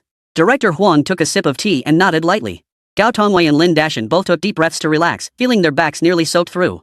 Look! Old Town's moving. They must be starting the operation. Wow, that was fast. They spotted something in just a few minutes? Much quicker than expected. Just then, someone noticed the Old City District's movements and exclaimed in surprise. All eyes instantly turned in unison. In the East Hall. After the wheelchair gold hiding incident, Fong Ning gradually got the hang of the customs bust rhythm. He stopped running back and forth between each inspection point. Instead, he stood in the center of the hall, silently activating True Sight to observe everyone present. The upgraded Eye of Truth had a vastly expanded range, completely covering the entire eastern hall. No one would slip through the net. Suddenly, Fong Ning's gaze flickered. Without hesitation, he headed toward a specific checkpoint. Without a doubt, he had spotted another suspicious individual. And the direction he was heading? Still the special lane for the elderly, infirm, and disabled. Outside the lane, a short-haired woman pushed a wheelchair through the inspection point. The scanning machine remained silent. The man in the wheelchair lay with his eyes tightly shut, appearing extremely frail. The bizarre thing was, the man's right leg was also encased in a thick layer of plaster. Beside her, Bishajia saw Fong Ning striding toward the checkpoint without a glance back. Instantly, she realized something. Without a moment's hesitation, she immediately called out to the staff and hurried over. Seconds later, Fong Ning had already briskly approached the man and woman. He flashed a wide grin, revealing his signature pearly whites. Excuse me, please stop. We need you to cooperate with the inspection. Chapter 74, Fong Ning, All About Instinct. Thud. Everyone collapsed to the ground, staring at each other in disbelief, as if they might lose their minds any second. What the hell? Another wheelchair? Has Chuncheng International Airport taken a grudge against wheelchairs today? Longhu branch just had one incident and now Old City branch has another? Everyone swallowed hard, their eyes darting around strangely. Longhu Sub-Bureau had just played out a farce. Was the Old City District Station about to reenact it? Seeing Fong Ning block the wheelchair's path, Lin Dashan's face turned green, his whole body trembling violently as his voice quivered. Chief Gao, Fong Ning. Fong Ning, he's not going to investigate the wheelchair too, is he? Gao Tongwei's expression was equally grim, his facial muscles twitching uncontrollably as he forced out the words. That shouldn't happen. The farce at Longhu Sub-Bureau had barely ended minutes ago. Was the old city sub-bureau about to reenact the whole thing? This was getting absurdly surreal. The other bureau chief's eyes lit up, especially the Longhu bureau chief. His gaze toward Gao Tongwei shifted. It was a look tinged with pity, with sympathy. It was the look one gives a fellow sufferer. Commissioner Dai's smile froze abruptly, leaving him momentarily rooted to the spot. He hadn't anticipated that his last-minute decision to inspect the scene would lead to such a dramatic turn of events. As the situation began to shift in favor of the Longhu branch, he was about to speak up to intervene. But then he spotted Bi Xiaojia following behind Fong Ning. His tone shifted instantly. Everyone, rest assured. Our bureau's Bi Xiaojia is here too. With her present, there won't be any issues. Oh? Old Dai seems so confident she must be your bureau's top talent, right? Bureau Chief Huang's eyes flickered as he chuckled. Not at all, not nearly as good as Fong Ning. But Xiao Jia is extremely meticulous and level-headed in her work. She never acts impulsively in any situation. She thoroughly investigates every issue before making decisions. She's arguably the most level-headed person in the bureau. With her here, everything will be fine. Rest assured. Director Dai's words were modest, but when introducing Bi Xiaojia, his eyes lit up with pride. Alright, that puts my mind at ease. Director Huang nodded with a smile. But before Director Huang could finish his sentence, Comrade Bi Xiaojia, the very same person Director Dai had praised for her meticulousness and composure, suddenly stepped in front of them. Her tone was stern and righteous as she declared. I now suspect both of you of wrongdoing. Please cooperate with the investigation. You are not permitted to leave until the investigation concludes. Ha? Everyone's eyes widened, bulging like marbles. What's going on? Aren't you supposed to be meticulous and not act impulsively? Shouldn't you investigate thoroughly before making a decision? This doesn't seem very thorough either. Stepping forward to forcefully reveal his identity, isn't that being overly aggressive? Is this how the most level-headed person in the Customs Enforcement Bureau acts? Whoa. This. Commissioner Dai's smile froze awkwardly on his face, feeling his cheeks burn. He just told Xiao Jia to stay calm when he got slapped in the face like this. The taste of it was truly unpleasant. Xiao Jia isn't usually like this, is she? Director Dai frowned deeply, forcing himself to continue watching. In the East Hall, Fong Ning was somewhat surprised to see Bi Xiaojia standing firmly behind him. But he didn't dwell on it. Instead, he turned to the man and woman before him and said coldly, "What's it going to be? Hand them over yourselves, or do we have to come looking for them?" The man kept his eyes tightly shut, saying nothing. The woman's pupils contracted briefly before her expression regained its composure. "Officers, I'm not sure what you're referring to. If you wish to inspect, please do so. We'll cooperate fully." Her expression remained utterly unruffled, her lips even curving into a hint of grievance. At first glance, she appeared like an innocent victim caught in a frame-up. Seeing her like this, Bi Xiaojia felt uneasy and turned to look at Fong Ning. But Fong Ning's gaze remained fixed on the couple, unwavering. Bi Xiaojia clenched her jaw and resolutely chose to trust Fong Ning. Good. Willing to cooperate is best. Fong Ning smiled, a faint curve lifting the corners of his mouth as he walked straight toward the two. His strides were swift, and in moments he stood before them, reaching out to grab the wheelchair. As Fong Ning made his move, everyone in the conference room held their breath. It seemed as though they had already concluded that the arrest in the old city district was likely another blunder. Yet the next second, everyone froze in unison. Fong Ning had grabbed the short-haired woman instead, without even glancing at the wheelchair. What the hell? Wasn't the plan to check the wheelchair first, then the plasterboard? Exactly. Why grab that woman? She wasn't even carrying a bag. How could she possibly? Could it be he found nothing and is apologizing? The conference room attendees blinked repeatedly, their small eyes brimming with immense confusion. But their confusion was quickly resolved. Fong Ning grabbed the woman's hand with his left hand, then swiftly reached for the top of her head with his right. The next second, a chunk of scalp was yanked out by the roots. Ah! The woman's shriek instantly echoed throughout the entire hall. Bi Xiaojia, standing close by, stumbled backward, nearly falling to the floor from the shock of the woman's scream. Fortunately, Fong Ning's voice cut through the chaos. Here. This is evidence. Bi Xiaojia mechanically took the scalp. Just as she was about to scream, her eyes narrowed in surprise. This is a wig piece? No. There's gold inside. The next second, Bi Xiaojia let out a startled cry. The front of the wig piece was covered in hair, showing no signs of anything unusual. But the back was densely packed with flat gold coins. The woman beside her had her wig removed, instantly revealing a pale scalp, a classic balding pattern reminiscent of an older gentleman. But while a man's receding hairline is usually accompanied by sparse hair around the edges, the woman's surrounding hair was jet black and glossy. It's clearly a deliberately shaved hairstyle to smuggle in a wig. The woman's eyes widened in terror when her scheme was exposed. Her entire body trembled uncontrollably as she pointed at Fong Ning with a quivering finger, stammering. Impossible. How could this be? How did you know? This defies logic. Ignoring the woman's hysterics, Fong Ning waved dismissively. Before his team could intervene, airport staff swiftly escorted her away. The staff now looked at Fong Ning with eyes full of admiration. After these incidents, they had already turned him into their idol. The short-haired woman was swiftly led away from the scene. Just as she was about to disappear at the end of the corridor, she suddenly mustered every ounce of strength to struggle violently. Two staff members didn't even have time to react. She broke free from their grasp and sprinted toward Fong Ning. Bi Xiaojia's expression darkened, about to intervene, but Fong Ning waved her off. The woman approached Fong Ning, her eyes bloodshot. Staring intently, she said slowly and deliberately. You're strong. I admit defeat. But can you tell me how I was exposed? Fong Ning smiled, his wide grin revealing 2 rows of pearly white front teeth. It was all instinct. Chapter 75, Old City District Bureau arrested 10? Just by feeling? Inside the meeting room, everyone was pulling out clumps of their own hair, their eyes bulging as if ready to pop out of their sockets. This scene was utterly beyond their comprehension, leaving each of them feeling like their brains couldn't handle it. They'd expected this to turn into another farce like the Longhu precinct incident. But who could have imagined? The Old City District Police Station's objective wasn't the wheelchair at all, nor was it the drywall. It was the woman pushing the wheelchair. Not only that, but they'd pinpointed the contraband. Is this really a rookie? Judging by this operation, they seem far more seasoned than Yang Wei or Bi Xiaojia. Commissioner Dai and Commissioner Huang exchanged glances, both seeing utter astonishment in each other's eyes. Director Dai hadn't anticipated the Old City District's operation being so swift and precise. It could easily be called a textbook example of busting smugglers. Moreover, he noticed that Bi Xiaojia had subtly become Fong Ning's right-hand man. After all, Bi Xiaojia was known for his extreme pride and arrogance. The person who could earn her willing respect must possess extraordinary talent. His gaze shifted back to Fong Ning, growing increasingly solemn. Whoa, what's going on here? Bureau Chief Huang was stunned. He knew Fong Ning had an impressive track record catching thieves, but he never imagined he'd be this formidable at apprehending smugglers too. From intercepting the questioning to uncovering the evidence. All this accomplished in just 10 minutes. This was simply, utterly unbelievable. Director Huang's heart pounded wildly as he suddenly recalled Gao Tongwei's nomination for Advanced Police Officer submitted just days ago. Outstanding Officer was the highest annual honor in the Spring City Police Force. The Bureau only had 5 preliminary nomination slots for Outstanding Officer each year. Even making the shortlist was an extraordinary achievement, with every major precinct fiercely competing for it each year. He had initially thought Fong Ning was too new and too young, and with the limited slots, he hadn't planned to nominate him this year. But witnessing this scene, he suddenly felt a pang of hesitation. Meanwhile, Gao Tongwei was trembling with excitement, as if seized by a seizure. Great! Great! Great! Absolutely fantastic! Gao Tongwei's previously downtrodden expression vanished instantly, his drooping eyes suddenly perking up. His entire body swelled as if inflated. He lifted his chin, sweeping his gaze across the other bureau chiefs, his eyes brimming with smug satisfaction. Weren't you all waiting to see me fail? Is it funny? The other 3 bureau chiefs' facial muscles were tense, their teeth grinding audibly, their faces turning green. They'd been waiting to see Old City District humiliated, only to have him pull off a triumph instead. How infuriating.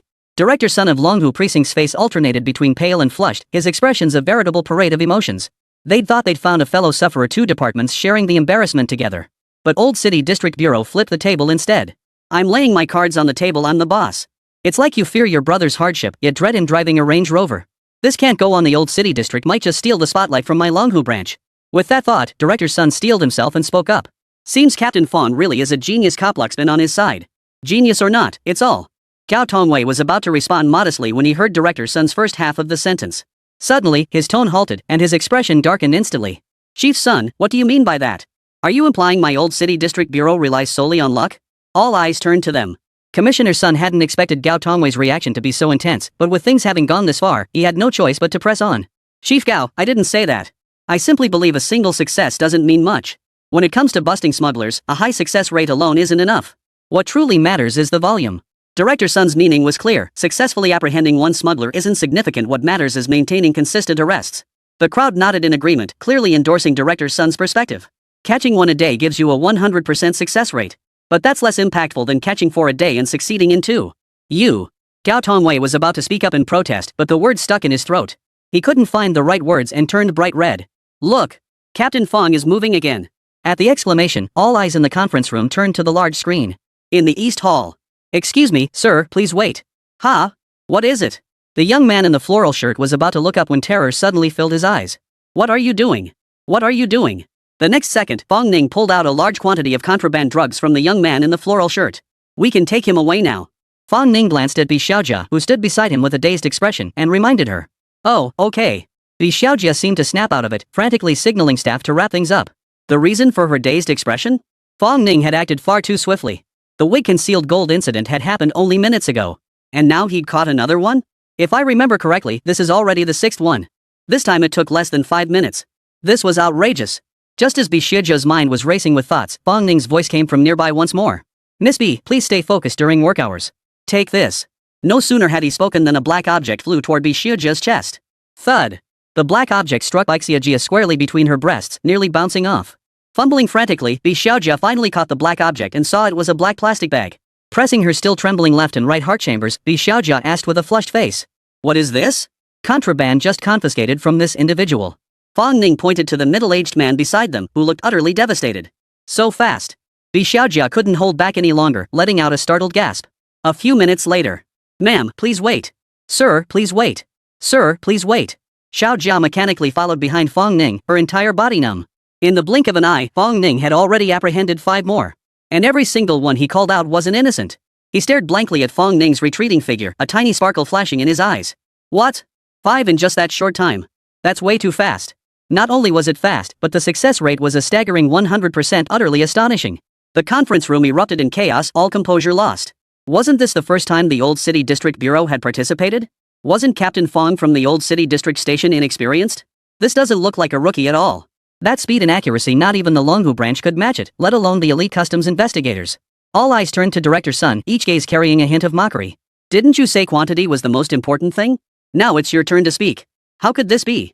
Director Sun's face turned as grim as if he were constipated, his mouth watering as if he were about to spit out a mouthful of old blood.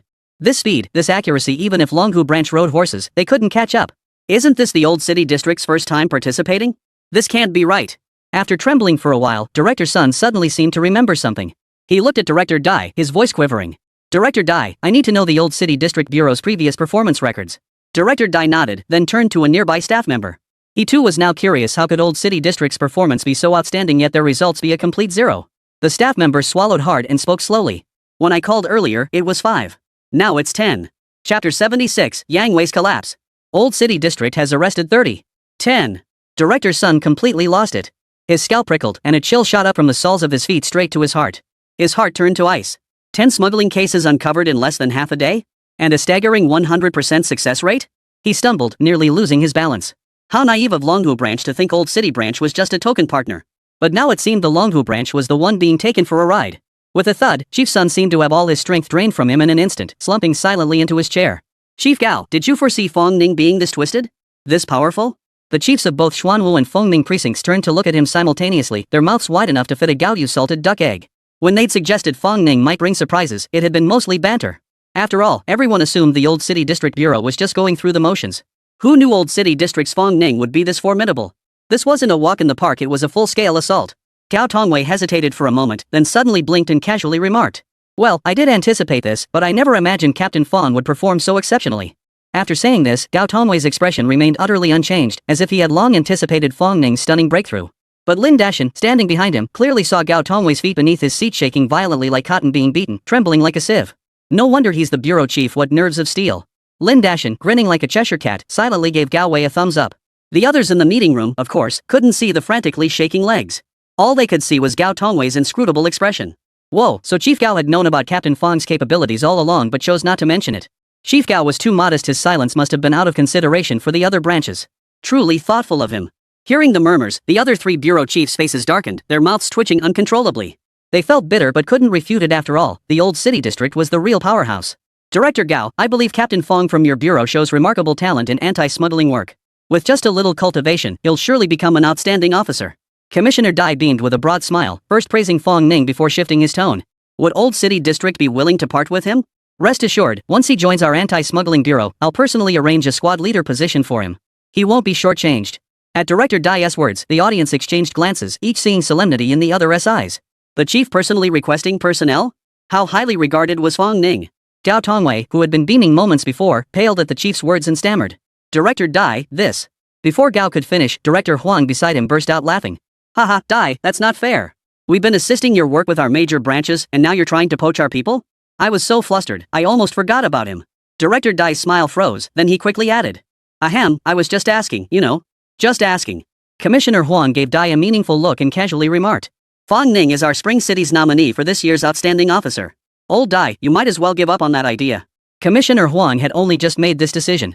He'd been hesitant at first, but witnessing Fang Ning's astonishing performance had solidified his resolve almost instantly. Give Fang Ning the model officer nomination. What does it matter if he's a rookie or lacks experience? What matters is ability. Fang Ning's performance had already proven his capability beyond doubt. Whoa. Hearing Commissioner Huang personally announce Fang Ning's nomination for Outstanding Officer, the district chiefs gasped in unison, feeling like they might lose their minds any second. If they'd merely envied the old city precinct before, now they were seething with jealousy.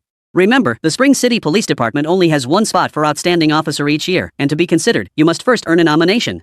Though the number of nomination slots had increased slightly, it still didn't exceed 5. With all 16 precincts recommending nominees, there simply weren't enough slots to go around. And now, Chief Huang had personally confirmed Fong Ning's nomination eligibility. That meant only 4 slots remained. The 3 major bureau chiefs all turned to look at Gao Tongwei, their envy practically palpable from a distance.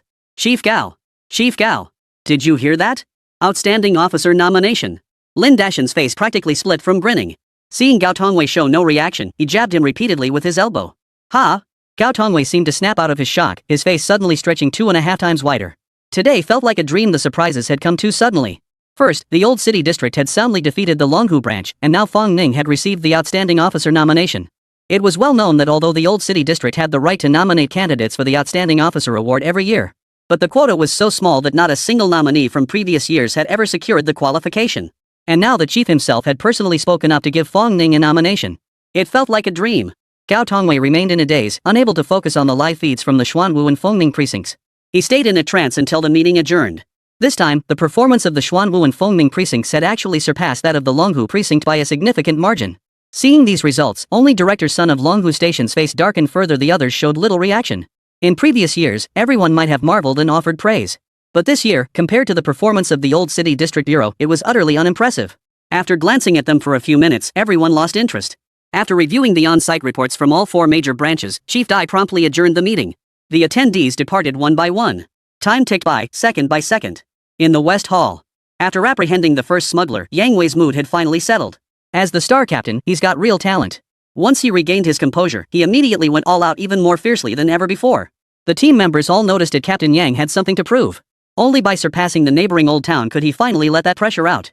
Every member of the Longhu sub-bureau team pushed themselves to the absolute limit, skipping lunch and straining their eyes to the point of exhaustion. Finally, their efforts paid off. Before wrapping up for the afternoon, Longhu branch had uncovered a staggering 11 smuggling cases, setting a new single-day record for the division. Had they not been delayed that morning, the tally could have been even higher. So, did you find out how many cases the Old Town district caught? Yang Wei was panting heavily, looking utterly exhausted, yet his eyes grew increasingly bright. He was satisfied and confident in his own performance, convinced the Old Town couldn't possibly catch up. The team member who'd just gathered the intel was flushed, his mouth opening and closing as words failed him, his eyes filled with terror. Speak up. Yang Wei's heart skipped a beat, a sudden sense of unease washing over him. Old City District. The Old City District Bureau arrested 30. Chapter 77, another god-tier buff. Martial Arts Master. 30. Yang Wei gasped aloud, his eyes darting toward the eastern square in terror. Impossible. Absolutely impossible. Yang Wei's confident expression shattered instantly as he froze in place. He had thought that by setting the highest single-day arrest record in history, he would surely surpass the Old City today. But the Old City District had arrested a full 30. That was 3 times the number of arrests made by the Longhu Sub-Bureau. He stood there dumbstruck, tears streaming down his face, suddenly overwhelmed by a bitter sense of defeat. All his years of experience and hard work had been surpassed by a mere rookie. The thought overwhelmed him with grief. His vision darkened, and he collapsed straight to the ground. In the final second before losing consciousness, Yang Wei's lips kept murmuring. If you leaned close, you might faintly catch a word or two. You actually opened the third eye? Sister Chan? Sister Chan? We should head back. Why aren't you leaving? The first day's operation concluded smoothly, and the Old Town District team members were packing up to head back. Fong Ning, however, was startled to find Shi Chan glaring at him with obvious displeasure. Curiosity got the better of him, and he asked, Sis Chan, why are you looking at me like that?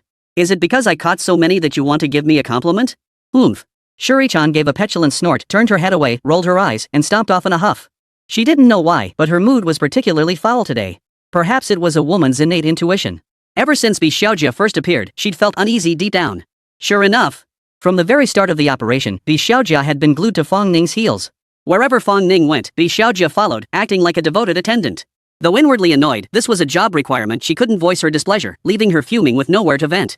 And now this unlucky guy Fong Ning had to speak up. What kind of pleasant expression could she possibly give him? Ning Ge, wait for me. Just then, a voice sweet enough to melt bones drifted from behind the group. Who else could it be but Xiao Jia, Fong Ning's little psychic? The moment she heard that voice, Shuri-chan's lips curled in disdain as she muttered under her breath. Oomph, little minx, you fox spirit. Seeing Bi Xiaojia running over, Fong Ning frowned and casually said, Miss Bi, what brings you here? We're about to head back. Is there something you need?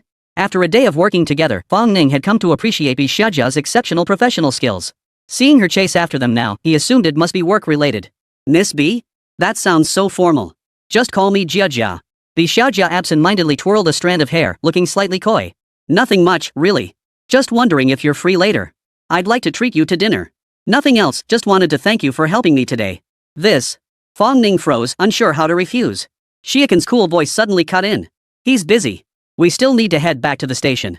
The room instantly fell silent, so quiet you could hear a pin drop. Zheng Feng watched the exchange with a mischievous grin, subtly nudging Fong Ning with a teasing look. Way to go, squad leader. Your charm is off the charts. I'm jealous. What? Fong Ning's eyes widened, looking utterly bewildered. But when Xiaojia saw Xi Chan's displeased expression, she froze for 2 seconds before covering her mouth and giggling.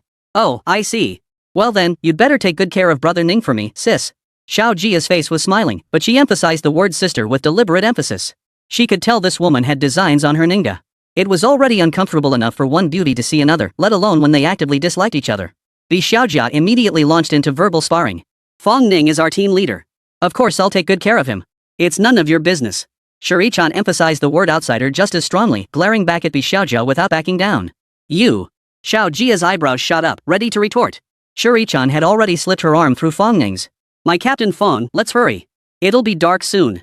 Ha? Fong Ning barely uttered a sound before being dragged straight out of the hall. Watching Fong Ning and the others slowly disappear from view, Bi Xiaojia curled her lips in a sneer. Oomph, you fox spirit, just you wait. At the entrance to the hall. Shuri-chan, who had been clinging tightly to Fong Ning just a second ago, suddenly let go. She pushed Fong Ning away and snorted. Oomph. Can't you walk on your own? With that, she puckered her lips and huffed her way to the car first.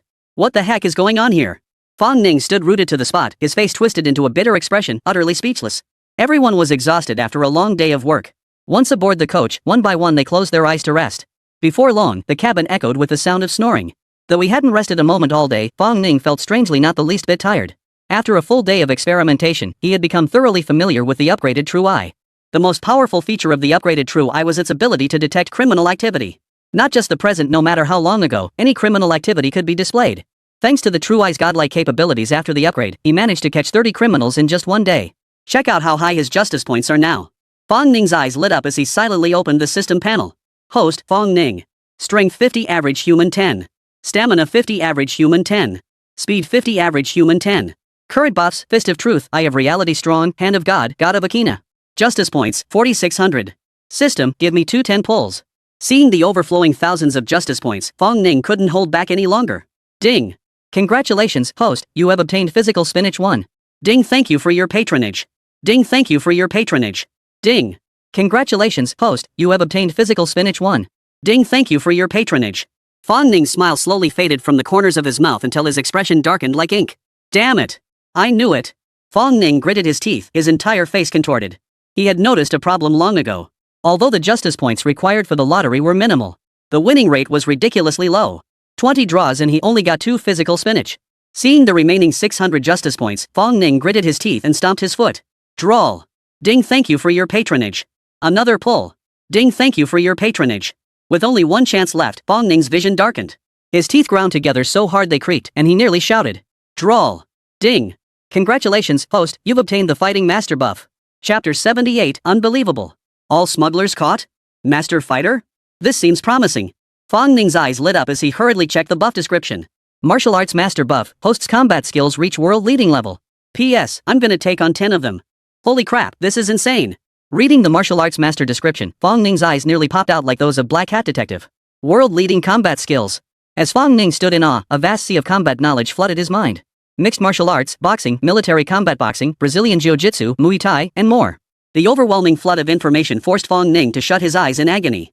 Seconds later, he slowly opened his eyes, a gleam of sharpness flashing in them. He instantly sensed that he was different now. Looking around at his teammates still snoring away. He even had the feeling that if these people in front of him weren't teammates, but robbers, he was confident he could take control of the entire situation. Even if he encountered a situation like the one in the basement of the Spring City Hotel again, he was now certain he could walk away unscathed. Using the physical constitution spinach. Recalling the physical enhancement he'd just drawn, he seized the moment and activated it. The moment the words left his lips, a familiar burning sensation instantly swept through his entire body. Fortunately, Fong Ning had enough experience not to cry out. Minutes later, as he felt the overwhelming power surge through his body, he couldn't help but let out a soft moan. Wow, this feels amazing, I just want to fight. His emotions surged, and he clenched his fists. Snap. A sharp crack echoed as the armrest snapped clean off under his grip. The sound instantly drew the attention of everyone in the car. Fong, what are you doing? Why are you dismantling the car? Zhang Feng yawned, rubbing his eyes, his gaze filled with confusion. Fong Ning gave an awkward chuckle, his gaze drifting involuntarily out the window. Well, this bus is just poorly made. It snaps at the slightest touch. Everyone blinked in unison. Some even bent down to test it themselves, only to find the armrest wouldn't budge an inch. They couldn't help but exclaim in surprise. That's weird, squad leader. Ours are rock solid. Wiping sweat from his forehead, Fong Ning put on a stern face. Enough with the complaints. Get some rest, we've got work to do tomorrow. Yes, Captain. Hearing Fong Ning's words, the group remained puzzled but dared not ask further questions. They closed their eyes to rest. Once everyone was asleep, Fong Ning quietly reopened the system panel. Host, Fong Ning.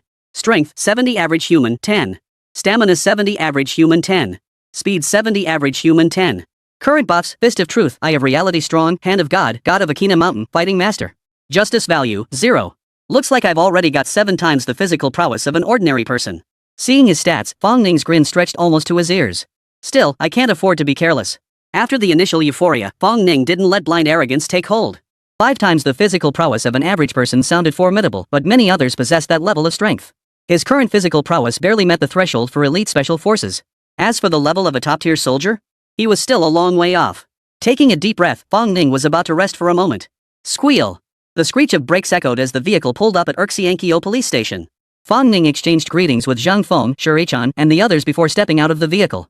The three entered the compound to find the station personnel staring at them with peculiar expressions. Their expressions were inexplicably strange, as if they had something to say but held back. What's going on with everyone? Did something happen? Fong Ning frowned in confusion, scanning the courtyard. What's there to be shy about? If you won't say it, I will. Yi Wei pushed his way out from behind the crowd, rubbing his hands together. They wanted to ask how you did today, but they were too embarrassed to say anything. At this, all eyes turned sharply to Yi Wei, their expressions flaming with anger. Hey, you're the one who's curious. Stop dragging us into this. Exactly. It's our first time participating in this kind of event. Is the result really that important? Yeah, and today we were paired with Longhu Branch. Their captain is Yang Wei, the star captain. Everyone chimed in, as if trying to comfort the trio. Fong Ning and the others exchanged peculiar glances, about to speak, when Zhang Feng behind them couldn't hold back any longer and burst out laughing. Hey! What are you guys saying? Don't you have any faith in us? Guess how many we caught? Yi Wei rubbed his head thoughtfully before casually replying. 1. Zhang Feng shot him a disdainful look and shook his head. 3. Someone else in the crowd asked again. Zhang Feng continued shaking his head. 5. 10. Zhang Feng still shook his head. Could it be 0? Yi Wei gasped as if struck by a sudden realization. What are you thinking? Zhang Feng snorted coldly, lifting his head high and feigning nonchalance as he casually remarked. Today was my first day, so I was still getting the hang of things. I only caught. Zhang Feng paused, and everyone leaned in to listen. We barely managed to capture 30. Whoa! 30. The crowd in the courtyard blinked in unison, exchanging stunned glances. Each of them felt numb. 30 in a single day? That's absurd. This is smuggling busting, not catching petty thieves. No wonder they'd been tiptoeing around, afraid to ask Fong Ning and the others about their results for fear of hurting their feelings. There was no need for hurt feelings. Celebration was more like it. Zhang Feng then recounted the entire scene to the group in vivid detail. The crowd listened with rapt attention, each feeling as though they were right there in the thick of it, their expressions brimming with excitement. Seeing the crowd's fervor, Fong Ning and Shirichan exchanged a knowing smile and quietly slipped away. It wasn't just Urshian Bridge. Inside the Lulapu police station. Due to limited spots, only Officer Zhang joined Fong Ning's team. When Zhang arrived at headquarters by bus, everyone came over to pat him gently on the shoulder, their eyes filled with concern. Though Zhang didn't understand the situation, he was deeply shaken and quickly pulled everyone aside to ask what had happened. A few minutes later, a deafening cheer erupted from Lulapu, startling sparrows perched on utility poles into dropping a few drops of urine. Balichuan, Sadeo Street. Nearly every station participating in the Old City District operation erupted in jubilant celebration. That night, the Old City District Police Bureau was destined to be sleepless. Meanwhile, Fong Ning circled around but couldn't find Lin Dashan, so he simply headed home. After taking care of his needs, he flopped onto the bed, kicked his legs out, and fell asleep instantly. The night passed without incident. Armed with the experience of the first day, Fong Ning's team grew increasingly coordinated. Day 2, 40 smugglers apprehended. On the third day, they apprehended 50 smugglers. On the fourth day, they apprehended 60 smugglers. By the fifth day, things took a turn. After a full day of operations in the Old City District, they managed to apprehend only over 20 individuals. The sixth day yielded even fewer, barely 10 people. On the seventh day, the number dropped into single digits, just 5. The eighth day was even worse. Not a single arrest. It wasn't that Fong Ning's team was ineffective, there simply weren't any smugglers left. It wasn't just the East Hall, the entire Spring City Airport had no smugglers left. Upon learning of this situation, Director Dai flew back from the provincial capital overnight and immediately convened a meeting. His opening statement was, "All smugglers at Chunchang International Airport have been apprehended. Chapter 79, New Target. Manglo Port. Inside the Customs Enforcement Bureau conference room. Though it was barely past 7, the conference room was already packed to capacity. Commissioner Dai, Commissioner Huang, heads of major branches, and department leaders were gathered together. A peculiar look had settled on each of their faces. Director Dai looked somewhat haggard, yet inwardly he felt a mix of frustration and amusement. Due to Chuancheng's outstanding performance this year, he had rushed to the provincial capital just yesterday to report on their work. The leadership had already scheduled him to share his experiences on stage the following morning. But then, out of nowhere, he received a bombshell. Chuncheng International Airport couldn't catch any smugglers. At first, he thought he must have misheard. With such a massive passenger flow at Spring City International Airport, how could they possibly fail to catch smugglers? After digging deeper, he discovered it was true. Whether the smugglers at Spring City International Airport had been completely rounded up or simply scared off, they were gone, no longer showing up. In all his years on the job, this was the first time he'd ever encountered such a situation. He immediately boarded the earliest flight back to Spring City. The moment I landed, I immediately convened a meeting. The smugglers at Spring City International Airport have all been apprehended. Commissioner Dai took a deep breath and slowly addressed the group. The room fell silent, the atmosphere turning awkward in an instant. Not only had the officers from the 4 major precincts never encountered such a situation, but even the Customs Enforcement Bureau personnel were completely baffled. Eyes darted from one person to another, each gaze carrying a hint of bewilderment. Old Dai, you're the expert. What should we do in this situation? Seeing no one speak up, Director Huang broke the deadlock first. I've never encountered this either. Director Dai shook his head, sighing aloud. You guys at the Old City District Bureau really gave us a lesson. The customs officials present nodded deeply in agreement. They never would have imagined that the day would come when every smuggler at Spring City International Airport would be apprehended. What's more, the ones who rounded them all up were B-cops assisting the district bureau. Even more absurd was that the team leader had only been on the job for a full 2 weeks. Seeing everyone lower their heads, Chief Dai's face flushed with embarrassment as his voice grew louder. The operation isn't over yet. We can't stop working. Now that this has happened, what are your thoughts? His gaze swept sharply across the heads of all the department heads below the podium. Director, I actually have a solution, but... Hesitating? Speak up. All right. The head of the department cleared his throat and slowly uttered a few words. Manglo Port. The moment those 4 words were uttered, the room erupted in chaos. What? Manglo Port. This is no joke.